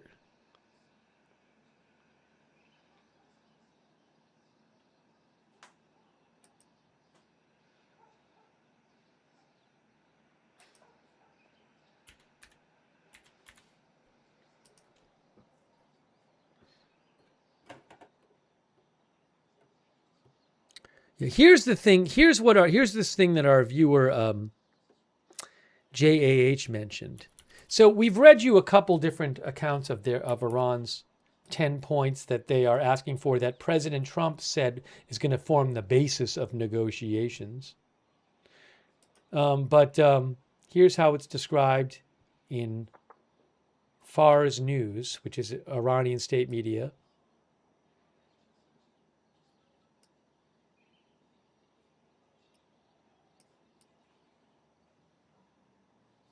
In OSIN Technical, it also posted this as well. So this is from Fars News. They say details of the 10-point plan proposed by the Islamic Republic of Iran. In an interview with Fars, an informed source, In an interview with Fars, an informed source explained the details of the 10-point plan proposed by Iran, which was accepted as the basis for the ceasefire agreement. According to Fars, this plan, which determines the final framework for the cessation of hostilities, includes provisions whose important axes are the following: complete cessation of any aggression against Iran and allied resistance groups, the withdrawal of U.S. combat forces from the region, a ban on any attacks from Iran from bases, and a refusal to adopt combat formations. Limited daily passage of ships. Limited daily passage of ships through the Strait of Hormuz for 2 weeks. We haven't heard that specific one before. Limited. Under the Safe Passage Protocol, under the supervision and specific rules of Iran. Lifting all primary, secondary, and UN sanctions, covering Iran's losses by creating an investment and financial fund. Iran's commitment not to... Now, I haven't seen this one. Iran's commitment not... But I believe Iran is already... That's not new for them. I believe they've already said they're not going to build nuclear weapons. I think the problem was the suspicion that they were working on it anyway. So I don't know that that's new. That would be a new thing for them to commit to. Anyways, Um, Acceptance of Iran's right to enrich uranium by the United States and negotiation on the level of enrichment. Iran's agreement to negotiate bilateral and multilateral peace treaties with regional countries in line with its interests, extending non-aggression to all aggressors against all resistance groups, meaning, I would assume, Hamas and Hezbollah and the Houthis. Termination of all resolutions of the IAEA, I believe it is, Board of Governors in the Security Council, and ratification of all commitments in the official UN resolution. This informed source emphasized that Iran had previously rejected the 15-point U.S. plan, making any ceasefire conditional on accepting its own proposal and announcing Trump's official agreement to the plan, which Trump officially accepted. Now, what Trump said it would be a basis for negotiation. Ojai Sherpa thinks their plan is crazy. Again, doesn't seem to be something. A lot of these things are things that would seem that just are non-starters for the U.S.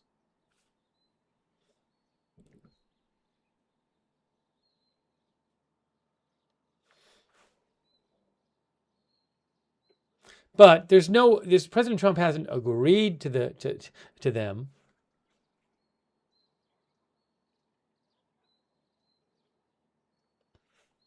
But he did say that they would provide a basis for, what did he say about it? He said,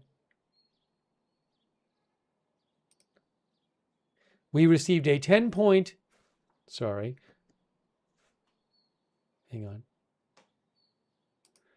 We received a 10-point proposal from Iran and believe it is a workable basis on which to negotiate.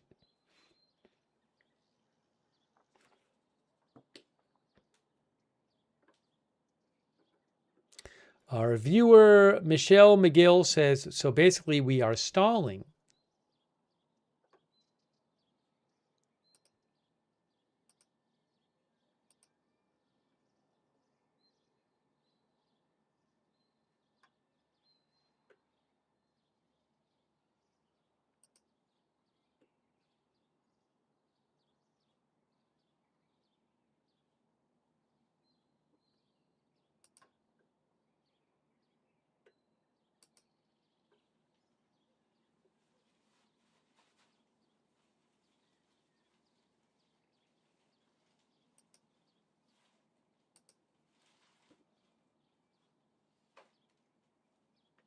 AP is also, as I mentioned earlier, AP is reporting that Iran and Oman will be collecting shipping fees on ships transiting through the strait during the ceasefire. But I haven't heard anything from the U.S. about that. And negotiations are supposed to begin on Friday. So at what point do we start hearing Iran saying, this is what we want, and Trump saying, we don't want to give you that? How soon does that happen? Because President Trump did not tonight comment on the specific demands of Iran.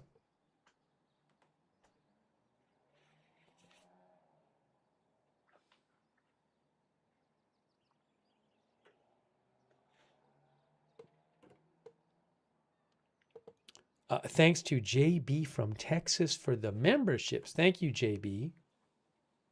That's very nice of you. Mark thinks Trump won't pipe up for a while. Miss Link thinks it'll be the first day. Michael Avery says 3 minutes. Chaba Samus says 2 weeks. Eddie Shaw says, I think the military stood up to him and told him they were not going to commit war crimes, so he needed an off-ramp.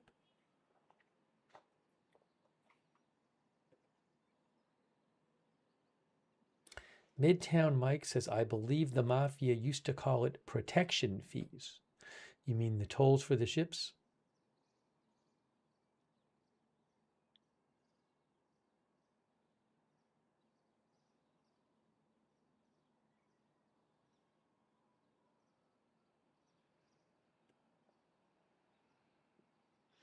Brianna Marquez thinks Trump looks bad, saying he will do something and backs down. Not a Cat Lady says Iran just made a new business. Synthesis thinks that Iran no longer having sanctions on them would be the big one. Mikhail Isles Bar says, I feel the same. We are stalling.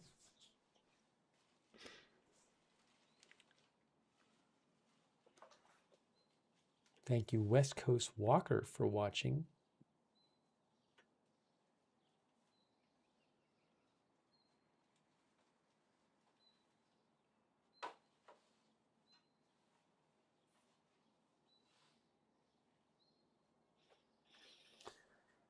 Now, the next few days, it'll be interesting. The next few days, well, it's supposed to be 2 weeks, but are we really going to have 2 weeks of ceasefire in Iran? And that would suggest, well, also 2 weeks of more quiet in Israel. Although if Israel keeps attacking, we could have, Hezbollah firing rockets into Israel and Israel launching attacks in Lebanon. But we should not be having missile alerts in Israel the next 2 weeks. In theory.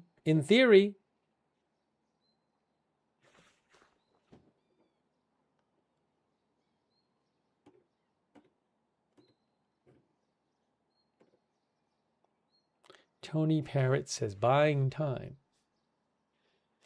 The Jesus says in 2 weeks it's possible for them to recruit more members into their military. Michelle says if Iran is really serious, we'll know very soon. Our viewer U6P said multiple refueling tankers took off from Tel Aviv and are heading east. I think the ceasefire is a sham.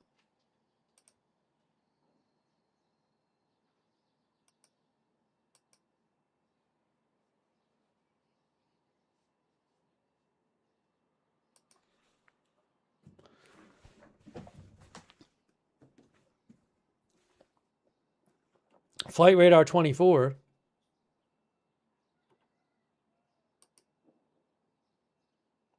That is a tanker. So that is a tanker. We are seeing a couple tankers here that have taken off from Tel Aviv and are heading to the east, which they would normally do to help refuel for Israeli attacks. Or Israeli and American attacks. I mean, one reason you might have the tankers out there, though, is just as a threat, right? So just because they're going to the east doesn't mean that they're going to refuel fighter jets currently attacking Iran. I wonder if they're continuing with the tankers up there because they want to send a message to Iran, like, don't mess around, because we're going to be prepared to do stuff. For all you know, they might be flying fighter jets over Iran anyway. Also, another thing they might be doing is maybe they fly over Iran because if they figure if Iran's going to try to break the ceasefire and launch missiles, we want to be able to attack them when they're doing it. So you can think of reasons they'd want to fly over Iran, even if supposedly there's a ceasefire going on.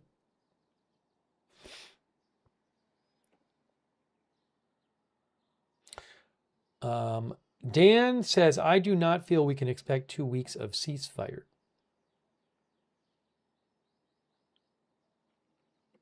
That sounds like maybe a poll question.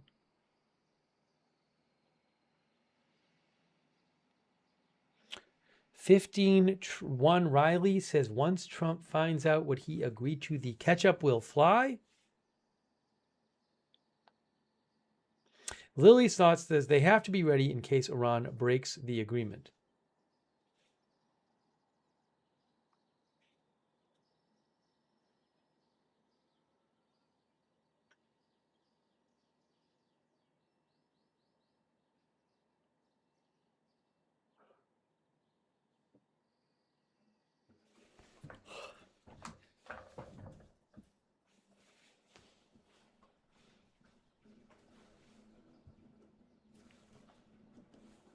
You can go check out the flight tracker at flightradar24.com. I do want to mention also Oh, President Trump posted this again. So this is so confusing. He just said, no one can believe that fake news CNN put out a knowingly false and dangerous statement pretending it came from the upper levels of the Iranian government. So I think he's talking about the statement that we were reading that was on state media and is a real statement. It's this whole long statement that came out after Trump made his announcement. It was like we read it on the air. It's on Tasnim State Media. It's from the Supreme National Council, and it goes into detail about the 10 points, and it claims that Iran, defeated the U.S.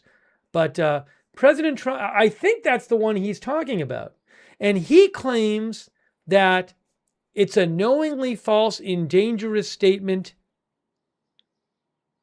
It was totally made up and posted as a headline for purpose of perhaps inflaming a very delicate situation.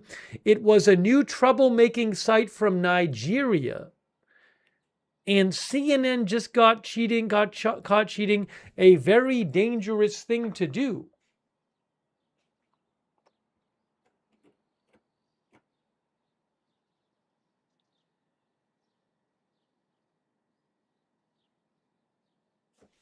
Hang on. I thought I saw a statement from CNN about this.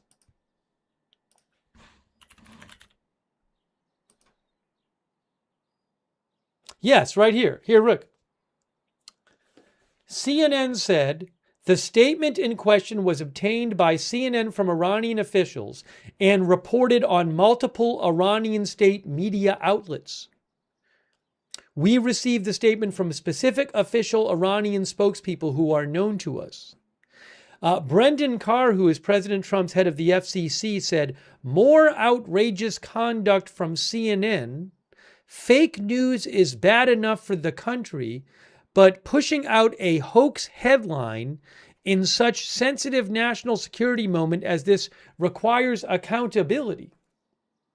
I have to go back and look what CNN actually reported, but if it's a statement we saw, it's a legit statement. Oh, Brendan Carr also said, time for a change at CNN.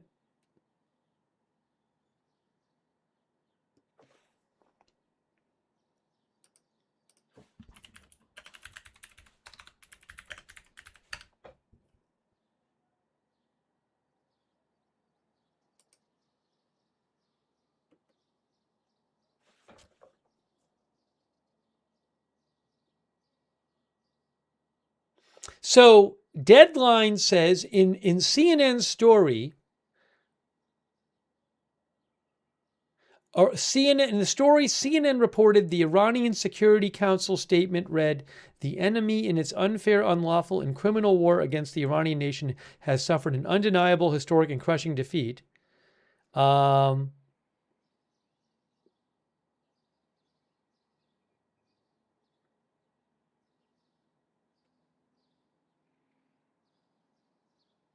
Yeah, I think that's the statement we saw on I'll pull it up, but I think that's the statement that we saw on Iranian state media. There were two different. There was a short statement by the foreign minister, and then a whole long statement, and I think that's just the one they were reporting on. I believe. I mean, we read it. We read the whole thing on. We read it on the air.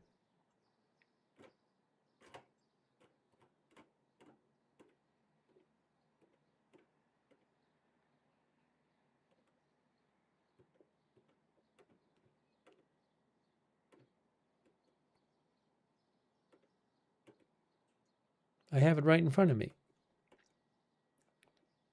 Yeah, this is it. This is the statement. Hold on.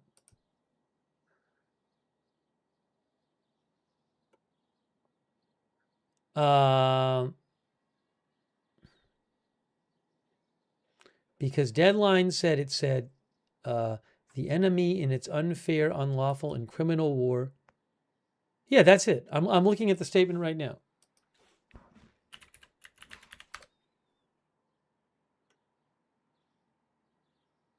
Here, I'll show you.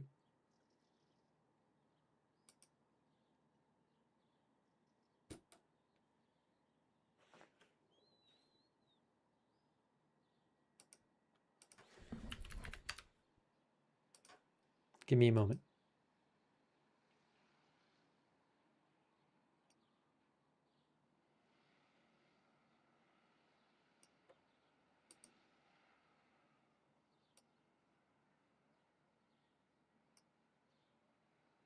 I don't have their original story, but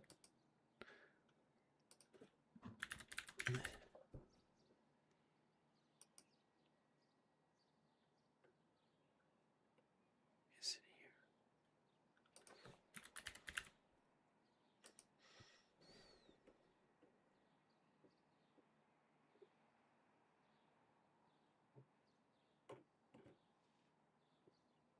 Oh, here it is right here. So the White House posted on X, and they posted a screenshot of the CNN story, and it says Iran claims victory, says it forced U.S. to accept 10-point plan.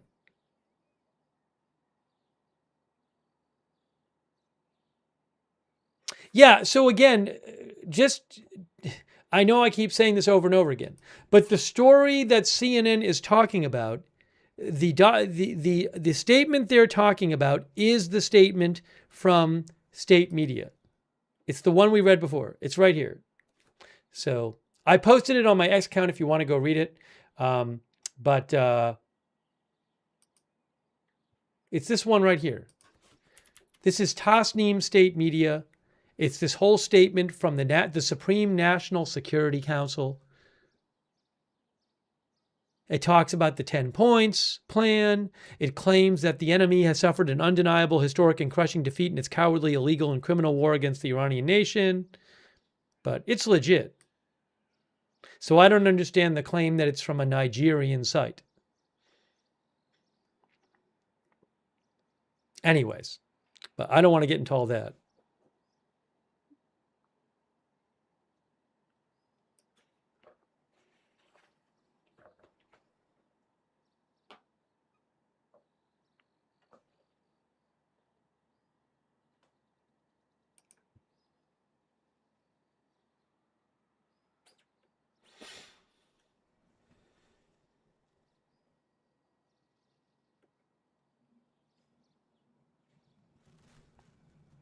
I also don't know what's so bad about the statement. I mean, it's like, yeah, it's an anti-American statement. What do you think is going to come out of the Iranian government?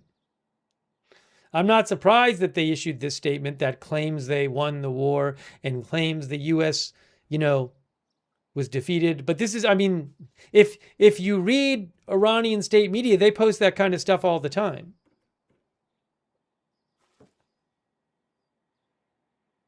I mean, look, this is just another, here's something they just posted a little while ago on Iranian state media. 10 signs of Satan's great defeat and Iran's victory. I mean, this is kind of, typical.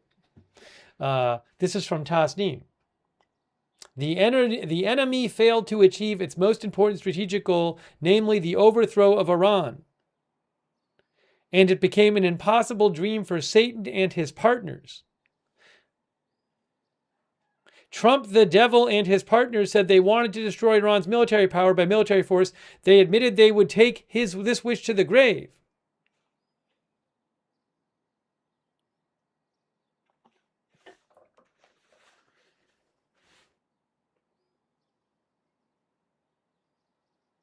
Satan and his partners said that Iran must accept the limitation of its missile capabilities either by word or by force. There is no indication of this in the 10-point Iranian plan that Trump was forced to accept. I'm not going to read the whole thing, but you get the idea. So, but this is, I mean, again, it's Iranian state media.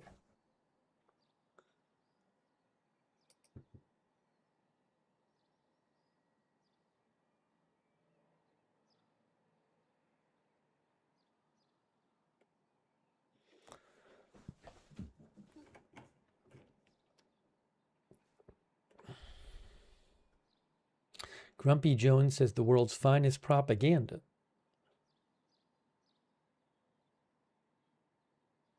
Gold Leader says Iran media on X has AI of Trump walking down AF1 stairs holding a white flag.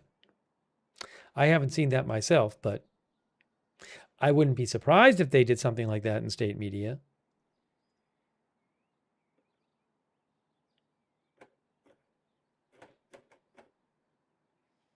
Jason Nelson thinks Trump isn't willing to risk escalation.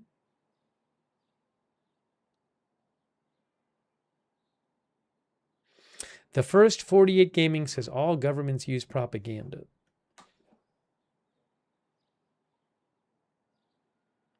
Now, God is King says CNN implied Trump had accepted the 10-point deal. So I didn't see that. I mean, he didn't, right? We know he didn't. So if they were to say that, that would be incorrect. But remember, President Trump, when he talked about CNN in that post, he wasn't saying they said something he didn't do. He's saying that they used a fake document, but it wasn't from a he thought maybe a Nigerian website. But it's a real announcement.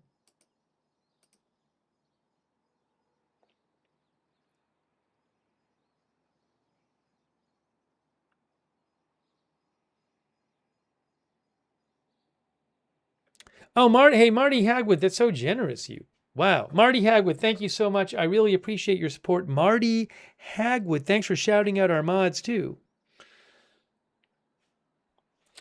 And thanks also at Anti-Antifa, our viewer, who says, hoping everybody in the U.S. has a good night no matter what side of politics you are on. Thank you. Also, thanks to Farming, Missouri.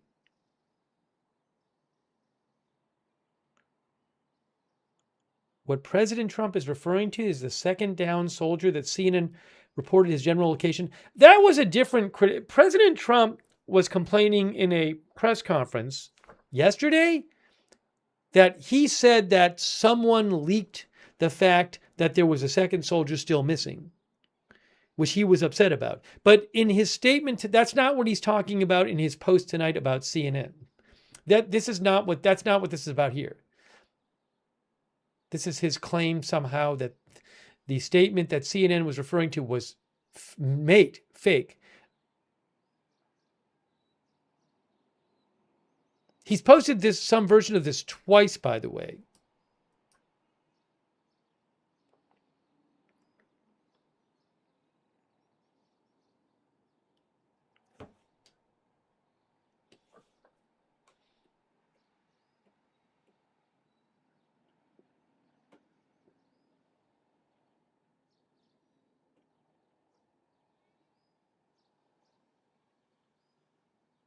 Now, look, I mean, I don't know what the negotiations were like. So, it's possible that President Trump did not know that the Iranian regime was going to issue a statement like that.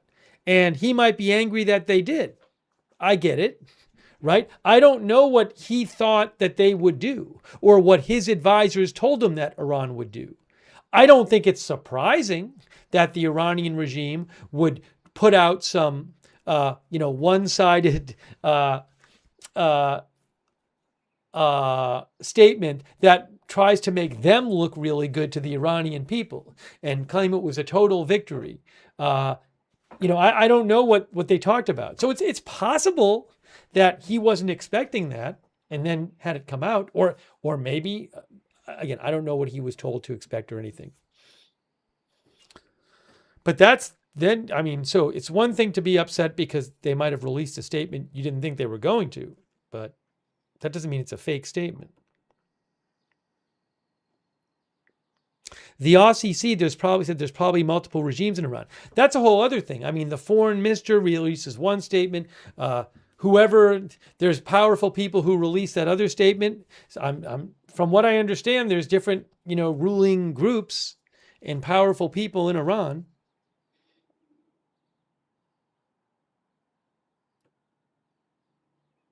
Atheos says, I wonder what happened behind the scenes. Where are we at in time, by the way? I got to keep an eye on this. Okay, we're good right now. Go a little longer.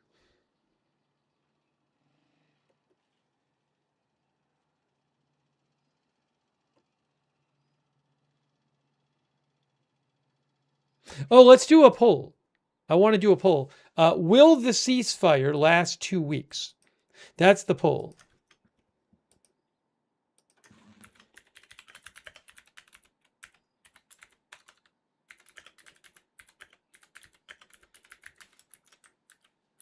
I mean, we're taking it from the start, which is when the hostilities stopped. I get that it was violated initially, but starting after that.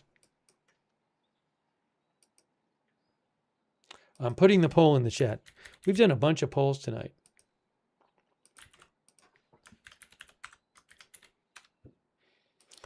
Okay, hold on.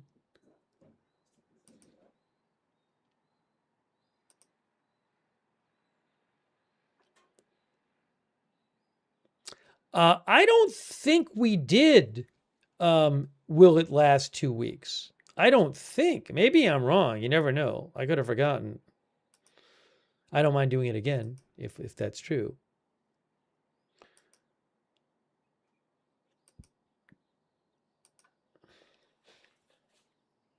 Stacy says it's a big no. Oh, I'm seeing some. Oh, hold on a second here. Hang on a moment. Just give me a moment.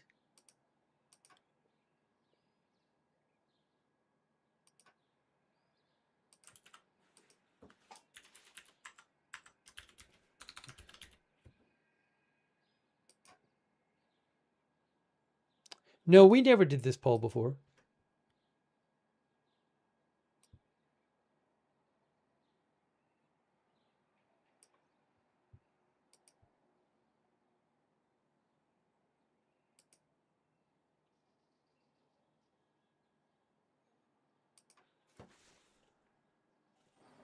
This one, I don't see this one that we did before.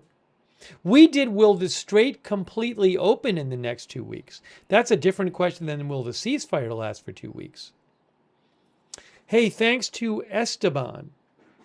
Does the ceasefire reset the window before congressional approval? Somebody asked that before. I have no idea. This is not my... I'm not an expert in all this, what in theory Congress is supposed to do in these cases and what they actually do and how relations between and what they will do. And, you know, I know that Congress has powers related to war and the Constitution, but for decades now, I believe U.S. presidents have been taking more of that power.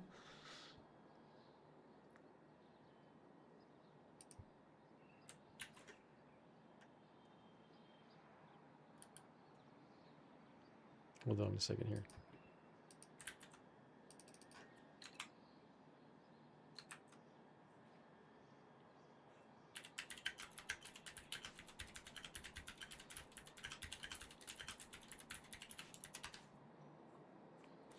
If I can give you an attempt at some sort of basic answer. So the War Powers Resolution Act of 1973 gives a 60-day limit that a president has to commit U.S. forces before they must get congressional approval or withdrawal.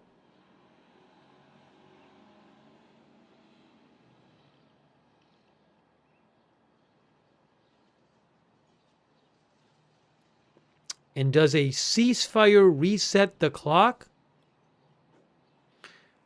Gemini AI says presidents have argued that if there's a genuine ceasefire and fighting breaks out, it's a new incident. Many in Congress, though, say the clock does not reset. I have no idea. Maybe it ends up being a court case.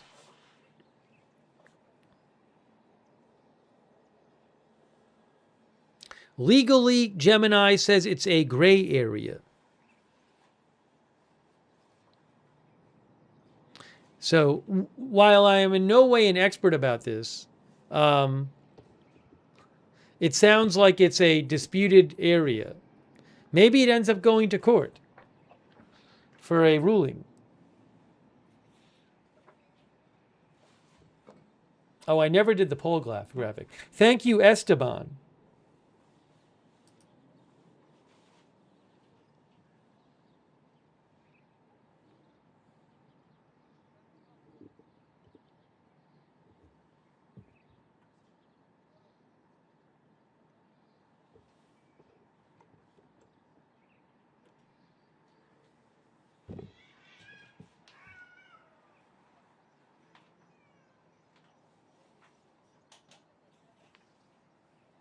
Hold on a second here. I never checked the poll. Let me check the poll results. Here is the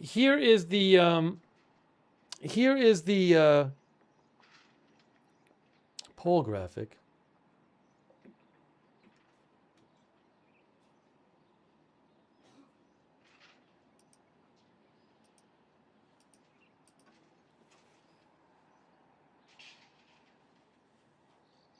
Here is the poll graphic.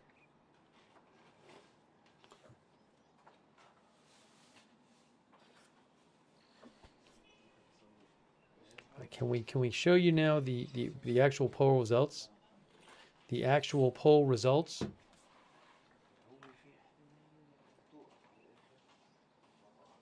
Here. So I asked, will the ceasefire last 2 weeks? And here's what you guys said. Oopsie. That didn't work. So that's got to get... Why did this happen? Everything's messing up now.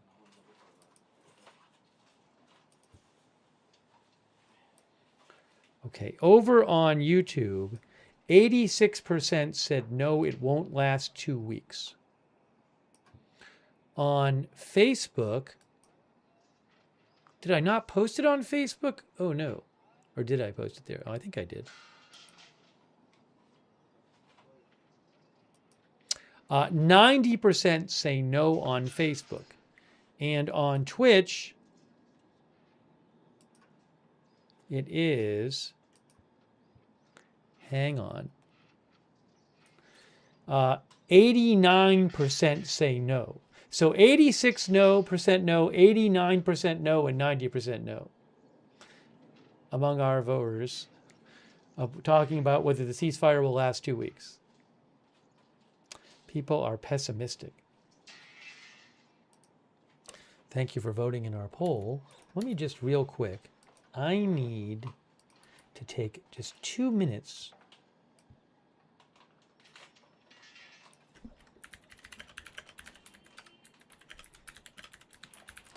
Give me 2 minutes. Just hang tight. I'll be right back.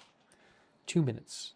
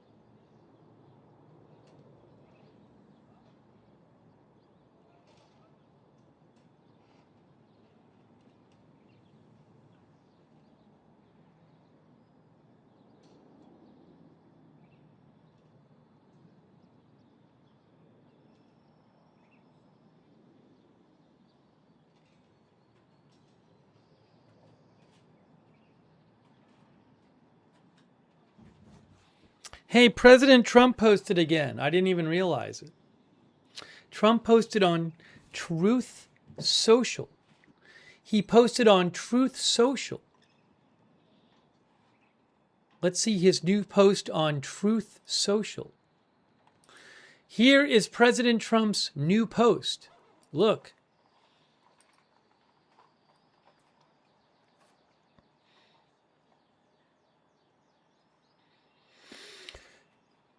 Hold on.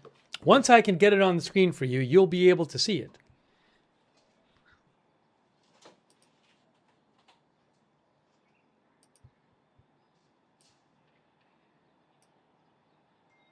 Some of you have seen it already.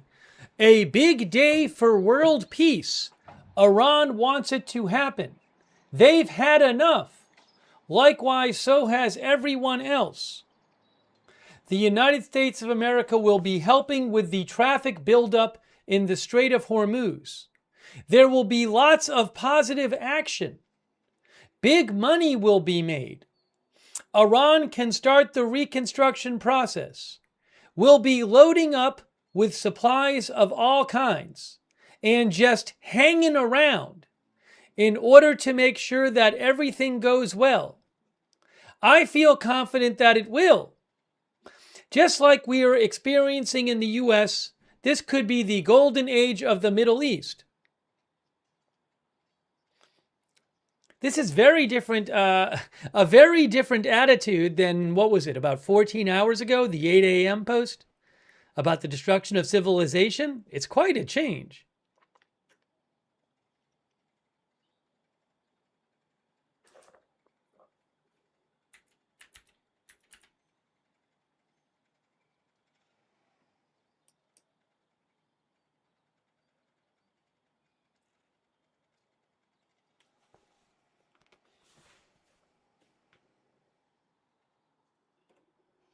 Someone said his Truth Social got hacked. No, I think that's a real post. We're going to have to read that again.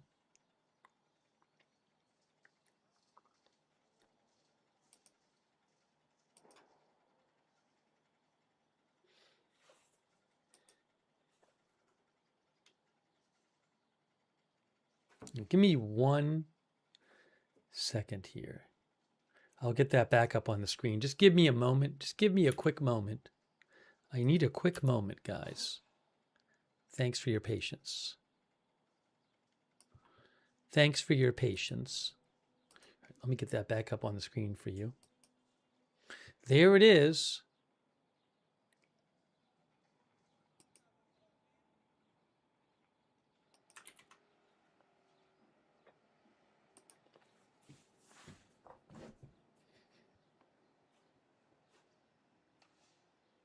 Habanera thinks it was not written by Trump.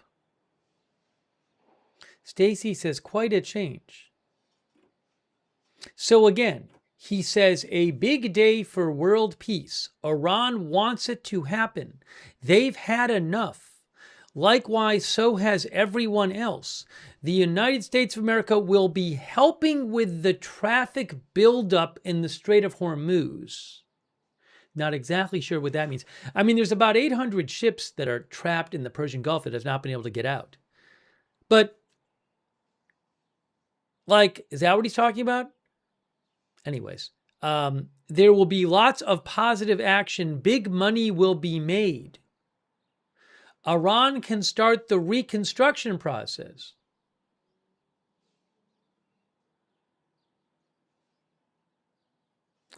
But I mean, that kind of sounds like the war is over, but there's all these issues that haven't been dealt with.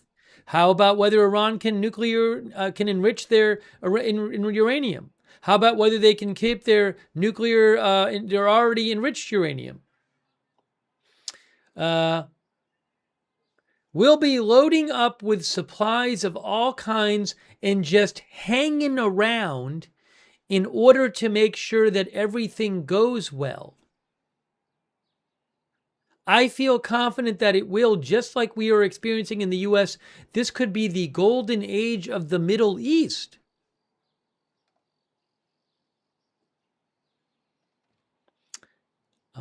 One of our viewers thinks he wants an off-ramp.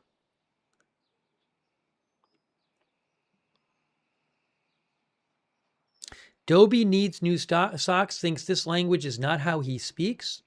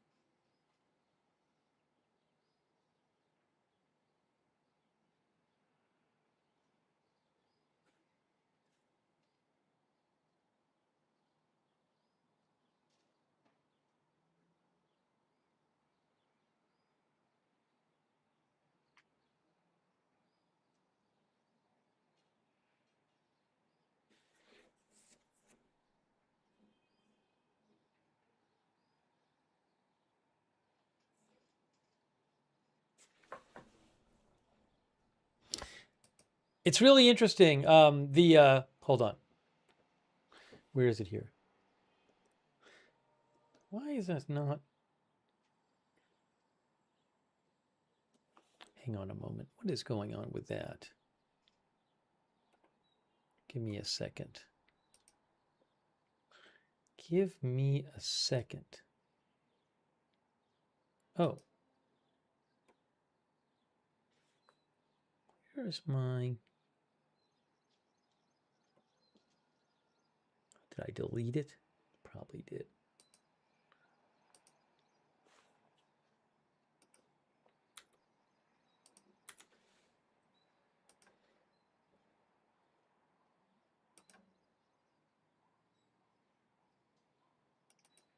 So just to, again, it's very interesting.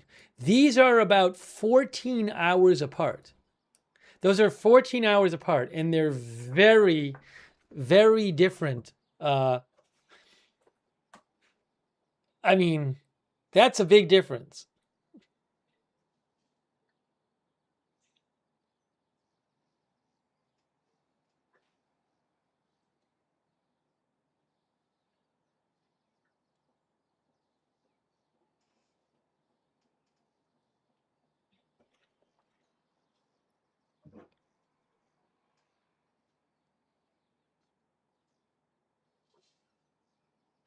Claus and Paw says night and day.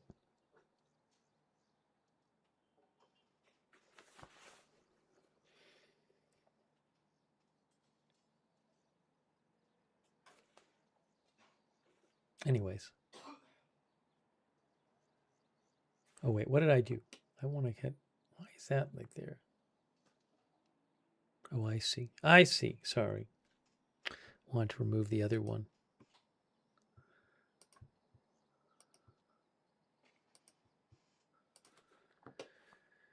Anyways, that is what President Trump... Oh, he went... one of our viewers says he went from the Stone Age to the Stone Ages till the Golden Age.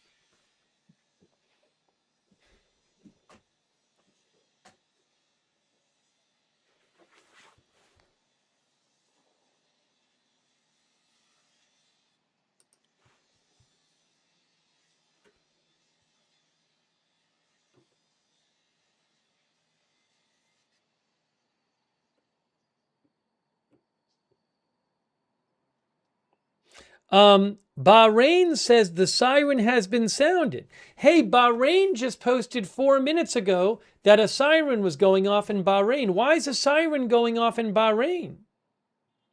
Did Iran fire something at Bahrain?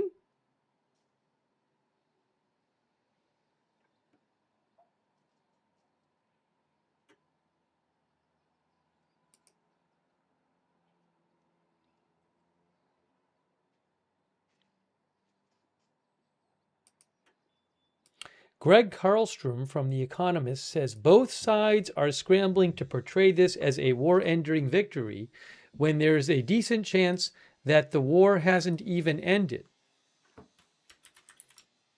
That's an interesting comment from... Yeah, I mean, we've talked about this. Who knows if they'll go back and be fighting? Well, most of you didn't think the ceasefire was going to last 2 weeks. We did a poll.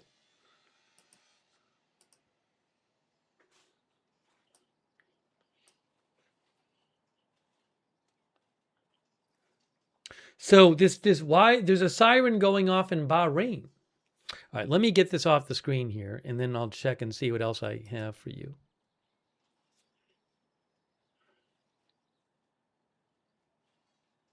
Oh, I owe a couple thanks. So hang on a moment.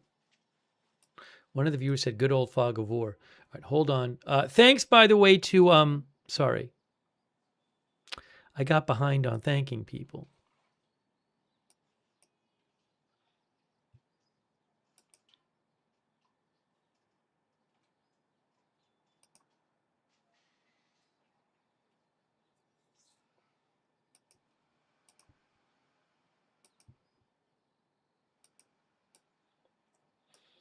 Robert Lim thinks there's too much drama. Hey, thanks. I am Charlie. I am Charlie says Hormuz opens, Trump wins again. We'll have to see if Hormuz opens. We don't know. Thank you to JAH, who says, what happens to the persecuted people of Iran? And again, thank you to I am Charlie. Thanks also to M. Baldonado, who thinks no country will go to war if there's not money to be made.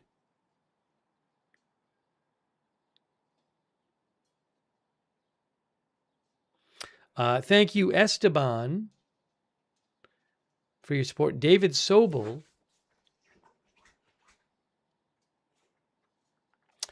The current oil prices that I'm seeing are 96 or so for WTI and 94.5 or so for Brent. Down quite a lot. What? When Trump announced, those are way down than from when Trump announced a ceasefire.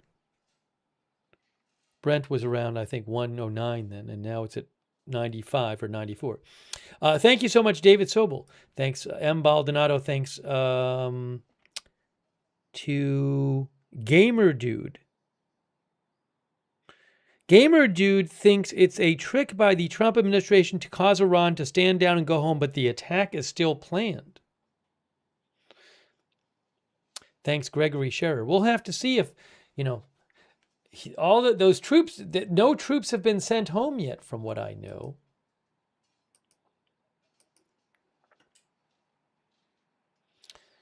Thanks also to Enlightening Fart on Twitch, Rye MN on Twitch, Old Deadeye on Twitch. Oh, I was going to check out and see that Bahrain. Why is Bahrain having an alert siren?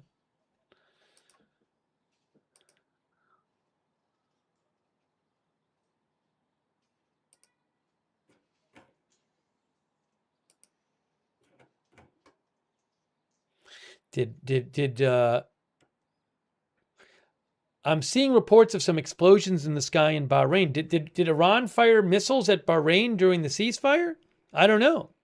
But there's an alarm going off in Bahrain and some explosions reported, supposedly.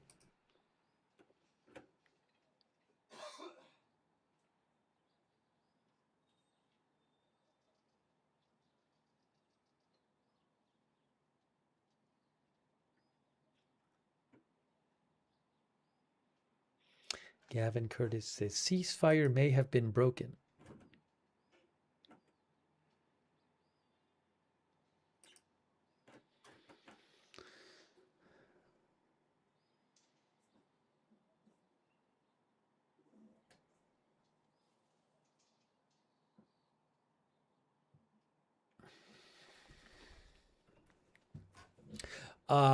Penrith says could be a rogue unit of the IRGC that doesn't recognize the ceasefire. Interesting question. Interesting proposal. Interesting proposal.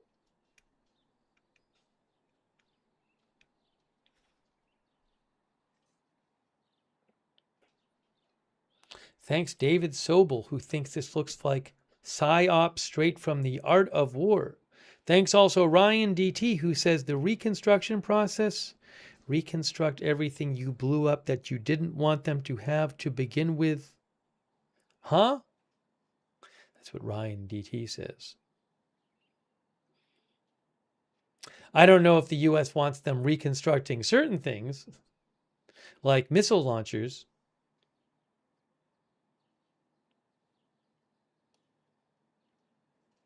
Roger Shoemaker says, I don't know anymore. This is all nuts.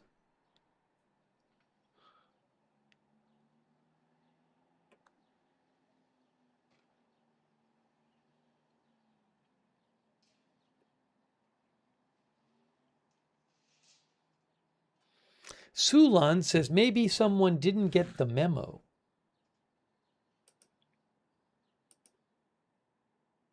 Shout out. Ruth is modding. Hey, Ruth, thanks so much for modding over there on YouTube. We have been on the air a long time today. Thank you, Ruth. I really appreciate that. Also, our moderators, Idaho Star, I Got That Fire, Matthew Kohai 3 on Twitch. Thank you. Linda Belk, Larry, Misha over on X. Oops, I forgot to end the poll on Facebook. I'll do that in a second.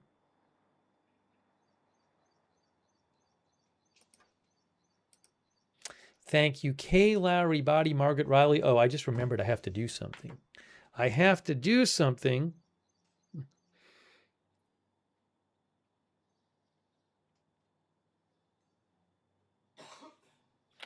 Try something here. Andrea Holder, thanks for being a moderator as well. Charlotte Webb, Paul Anderson.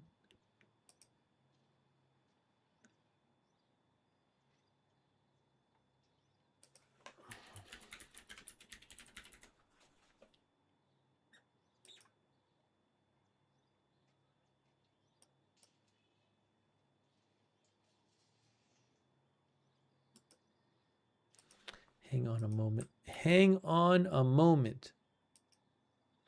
Just give me 2 seconds here.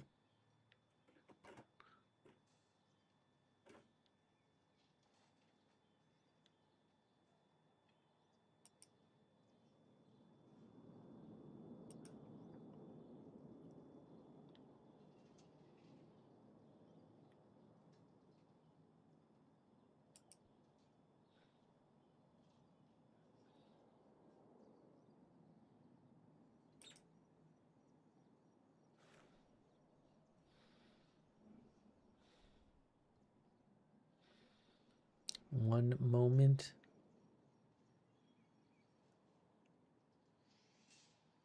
I'll have to do this later.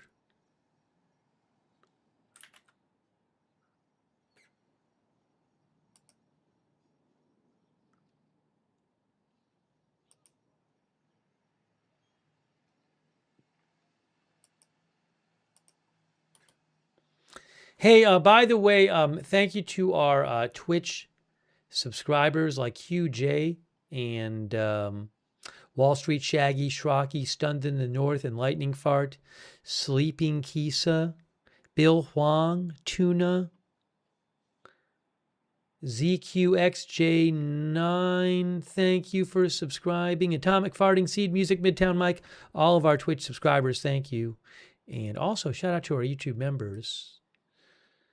People like Michelle McGill, Harunaku, Captain Canada, The Ringa, Frosty, Adi Iso, Roger Shoemaker, Evelyn in Maine, The Sofa King, Crystal Ball, Marisol DeVille, Kevin Harris, Ryan Williams, Gary Baines, Amy Clark. Was it Ghost Frosty? I'm not sure. Somebody flew by.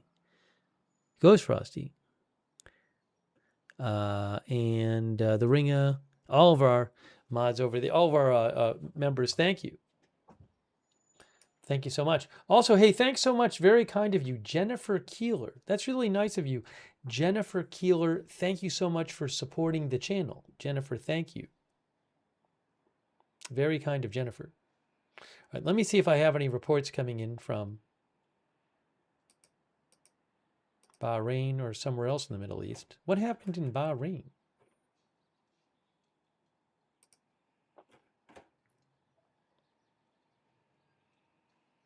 I'm hearing about also Israeli airstrikes going on in Lebanon. Remember, Israel said no ceasefire. The ceasefire doesn't involve Lebanon. Al-Manar says Israeli airstrike targeted a town of Yamar in Bekaa Valley, Lebanon.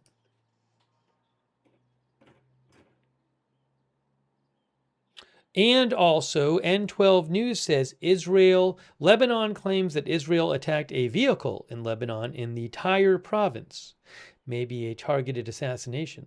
So Israeli strikes are going on in Lebanon now against, I assume, Hezbollah-related targets.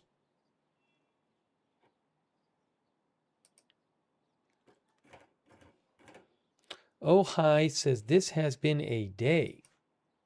Where are we on time right now? I got to make sure we don't go too long.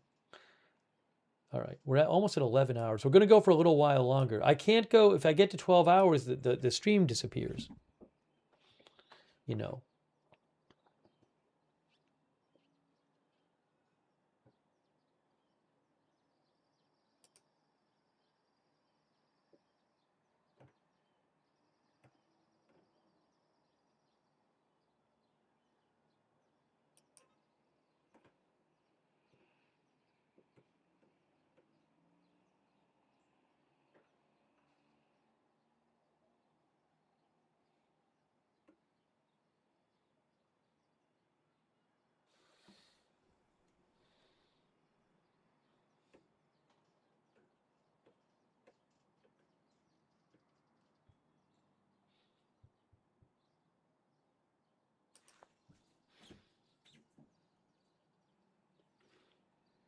Strickow thinks it's an ambulance that was targeted. I don't know. I didn't see anything about that.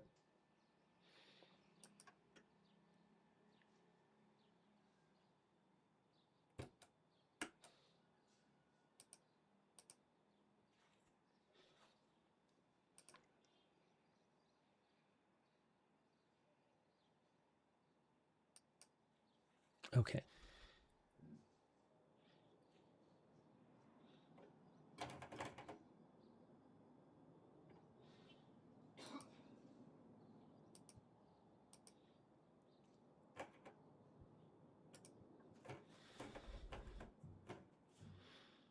$2K Red Eye says Israel isn't stopping and no one is trying to stop them.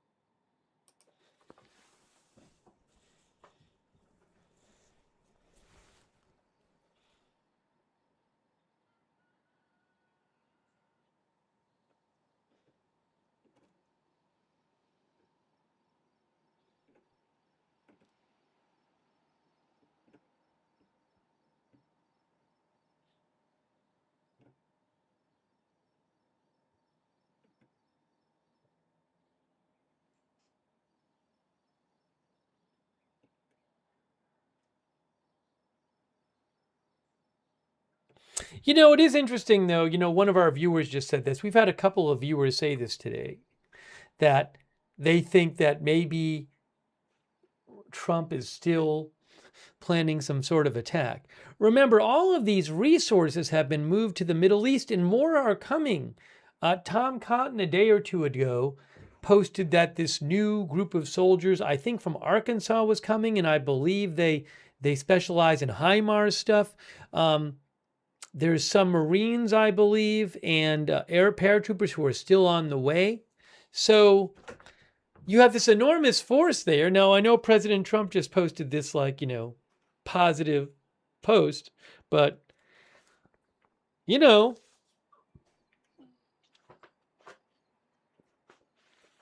Overlander, we talked about that already. Prime Minister Netanyahu said the ceasefire didn't include Lebanon.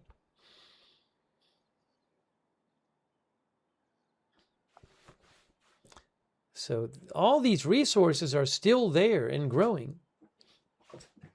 Starry Night says the whole situation is extremely dodgy.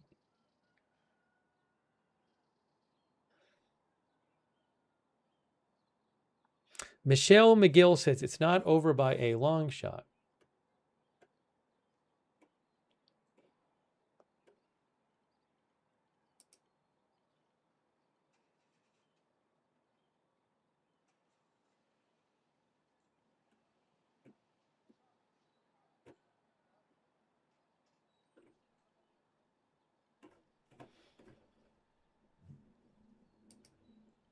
Thank you, PDGR Strategies Jen Keeler. She says, I think Trump put his first message out tonight to deflect from him caving to Iran in the insane concessions he gave away. Now, remember, Trump has not agreed to anything. There's no agreement. The only part of the ceasefire that's agreed to right now is that they're not fighting. But what will come out of these negotiations? We'll have to see. I personally think a lot of the Iranian demands he'll never actually sign something and agree to. Iran said he agreed to make Iran's demands the basis of negotiation, but that doesn't mean he's committing to them permanently. Thank you so much, Jen Keeler. Also, Crypto King, thanks for shouting out our mods.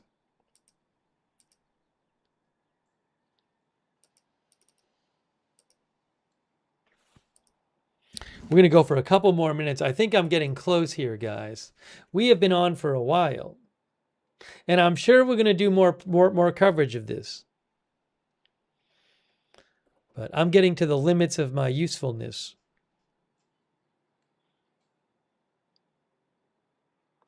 El Anna says he said he never gives his plans to the media, even his own media, so maybe this isn't over.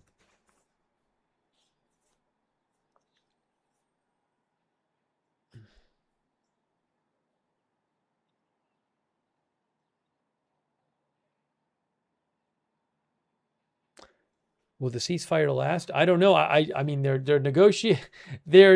demands seem pretty far apart. But I think it may need to be time to start wrapping things up. I'm so tired. It's been a long day. It's been an emotional day.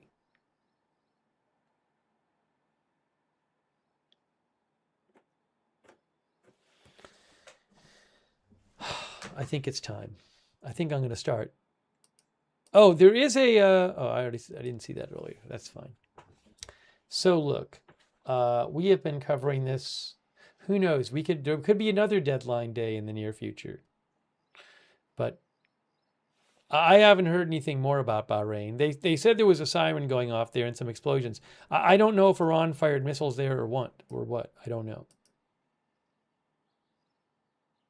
But I'm going to start wrapping this up now. And if I hear anything before we get off the air, I'll let you know.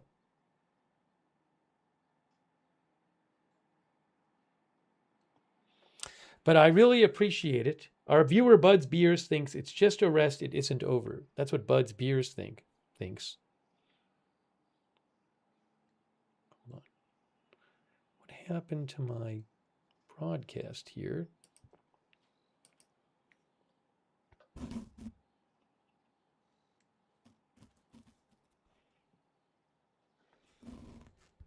All right. I think it's time to start wrapping this up. Look, we're going to have more coverage. We're going to be covering this more, of course. Viewer Buds Beers. So if you want, you can subscribe, follow the channel Agenda Free TV. Also, turn on the notifications. I never know when there's going to be some big story and we got to rush on the air. But you can make sure you get notified by signing up for our notifications. It's free. And you will get a notification sent to you right before we go live every time. It's really reliable. The mods will post a link to the notifications in the chat. You can find the notifications link in the description of this video on YouTube and Facebook. but I would suggest signing up for that. And I don't think I'm going to be covering the 8 a.m. briefing live. But maybe if we do coverage tomorrow, we can watch some of the 8 a.m. briefing. But I don't think I'm getting up for that. That's the one with General Kane and Secretary Hegseth.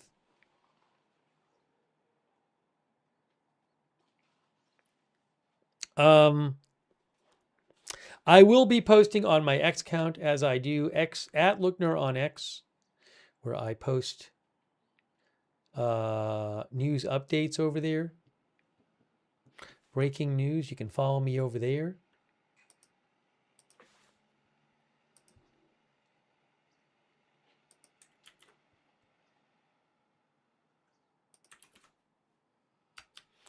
And but I really appreciate everybody tuning in today. We've had a lot of people here watching, and also everybody who's been chatting and sending me messages. Sorry, I can't get to all the messages. I try to get to a lot of them, but I know there's always more that I don't get to. So, but I try to read a bunch of them.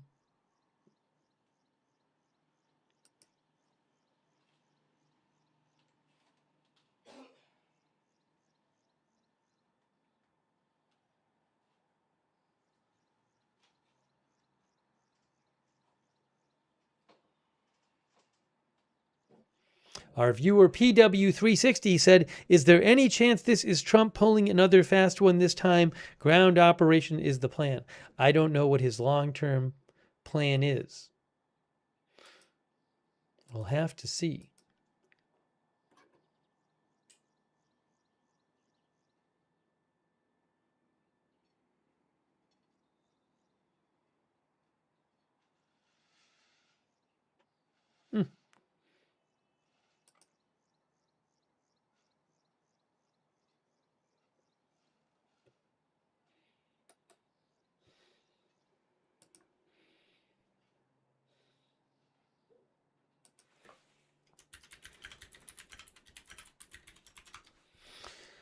Okay.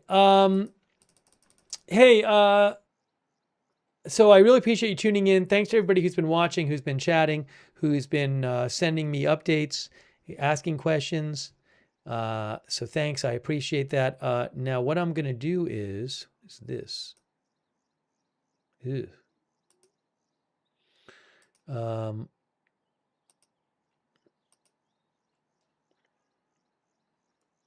We will have more coverage. If there's something huge that happens after I get off the air, I can always do another stream. Hey, huge thanks to our moderators again. We've had so many people in the chats today, and our moderators are the reason that we can have chat rooms where people with different views can get along with, can chat and exchange views, and they can share things and talk and discuss current events, because our mods are there to keep things under control and keep things respectful. So that's thanks to our mods.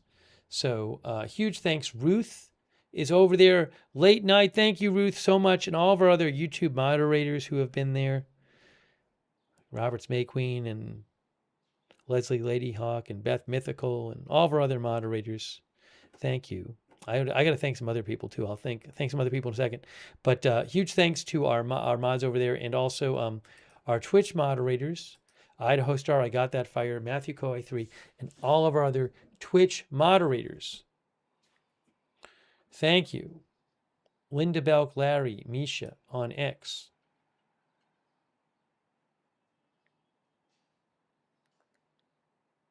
They moderate for us over there. Thank you. Also, Paul Anderson, Charlotte Webb, Margaret Riley, Kay Lowry Body, Andrea Holder on Facebook. Huge thanks for moderating on Facebook. Our viewer, Sandra Jett, says the Dow futures are up a lot. I'm looking at it in a second. I looked at it before. We talked about this a little before. Where did I put it? Hold on. I don't know where that went. Oh, that's where it is.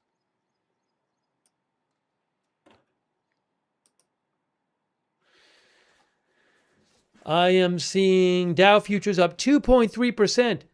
S&P futures 2.5%. NASDAQ futures up over 3%. Big reaction to this. I don't know, though. I mean, who knows where we'll be in a couple days.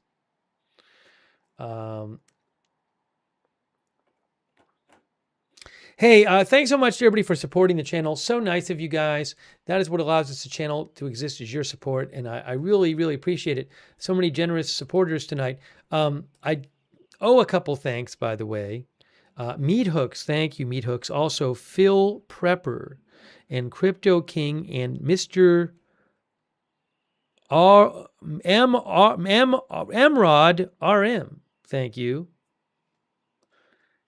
And also Larry Hova on Twitch. And LV3166, thanks for subscribing on Twitch. Emrod thinks, I know the ceasefire won't last. I don't know. Most of you think it's not going to last. We did a poll. Okay, so also, hey, another good way to find out when we're live is follow us on X if you're on X, at Agenda Free TV. I always post there when we go live. I give you a heads up. I post updates about the channel there too, at Agenda Free TV. And also, we do have a chat where you can chat with other viewers when we're not live. A lot of our viewers like doing that. It's our Discord chat. It's free. Check it out. It's the same link as the free notifications link. And huge thanks to our Discord mods who help us out over on Discord. Thank you, Discord mods. I also want to mention that if you watch us on YouTube, I would recommend turning on the YouTube notifications. Another good way to find out when we're live so you don't miss a stream. If you want to do that, you can just subscribe to the channel and then click the bell and choose all notifications. If you're already subscribed, make sure you have the bell clicked and you've chosen all notifications. So you get the YouTube notifications. Also, thank you to everyone for watching. Oh, thanks to our Facebook subscribers like Dolly Clark and Christy Claft and Juliana Martin and Robert Rial II and Michael Clayton and Kayla Aribadi and Margaret Riley and all of our other Diane Allworth and all of our other Facebook subscribers who support the channel over there.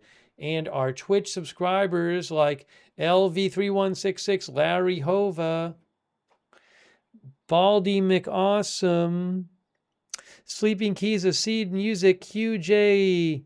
Thank you, Jan Joel. Los Gatos de Wilson, Naomi Rousseau, Mr. Mac, Big Boss Now, Matthew Kohai 3. Thanks for subscribing. Seed Music, Badass American, Midtown Mike, Jack's Animals, Unorganized Chaos, Canadian Till the End VO, Castle Drunkenstein, and all of our other Twitch subscribers, thank you, and our YouTube members. Crypto King Cac, Frosty, Evelyn in Maine, Turned Off, Dr. McRib, Crystal Ball, Noel Gilliland, I think it is, Gary Baines, Cac, Platinum Dose, Harunikyu, Levacious Leviticus, Dr. McRib, Evelyn in Maine, Chantilly Cakes, Jeff, Gary Baines, all of our other YouTube members. Thank you. B World Buzz, The Ringa, Barnard Tapey. Thank you also to our other viewers like Mr. Chuckleteeth. Thank you.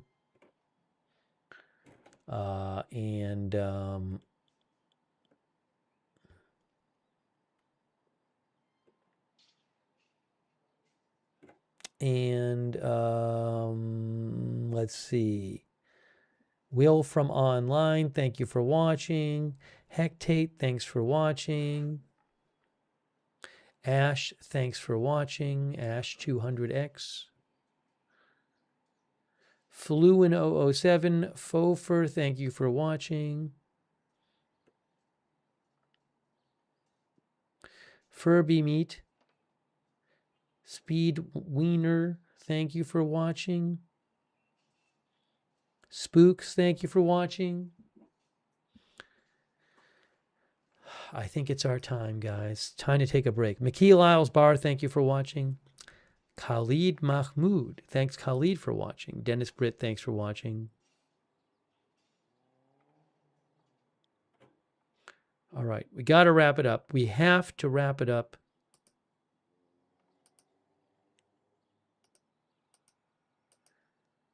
Thanks again, Marty Hagwood and TE88 and everybody else for your support. Really nice of you guys. Let me just do one last check here.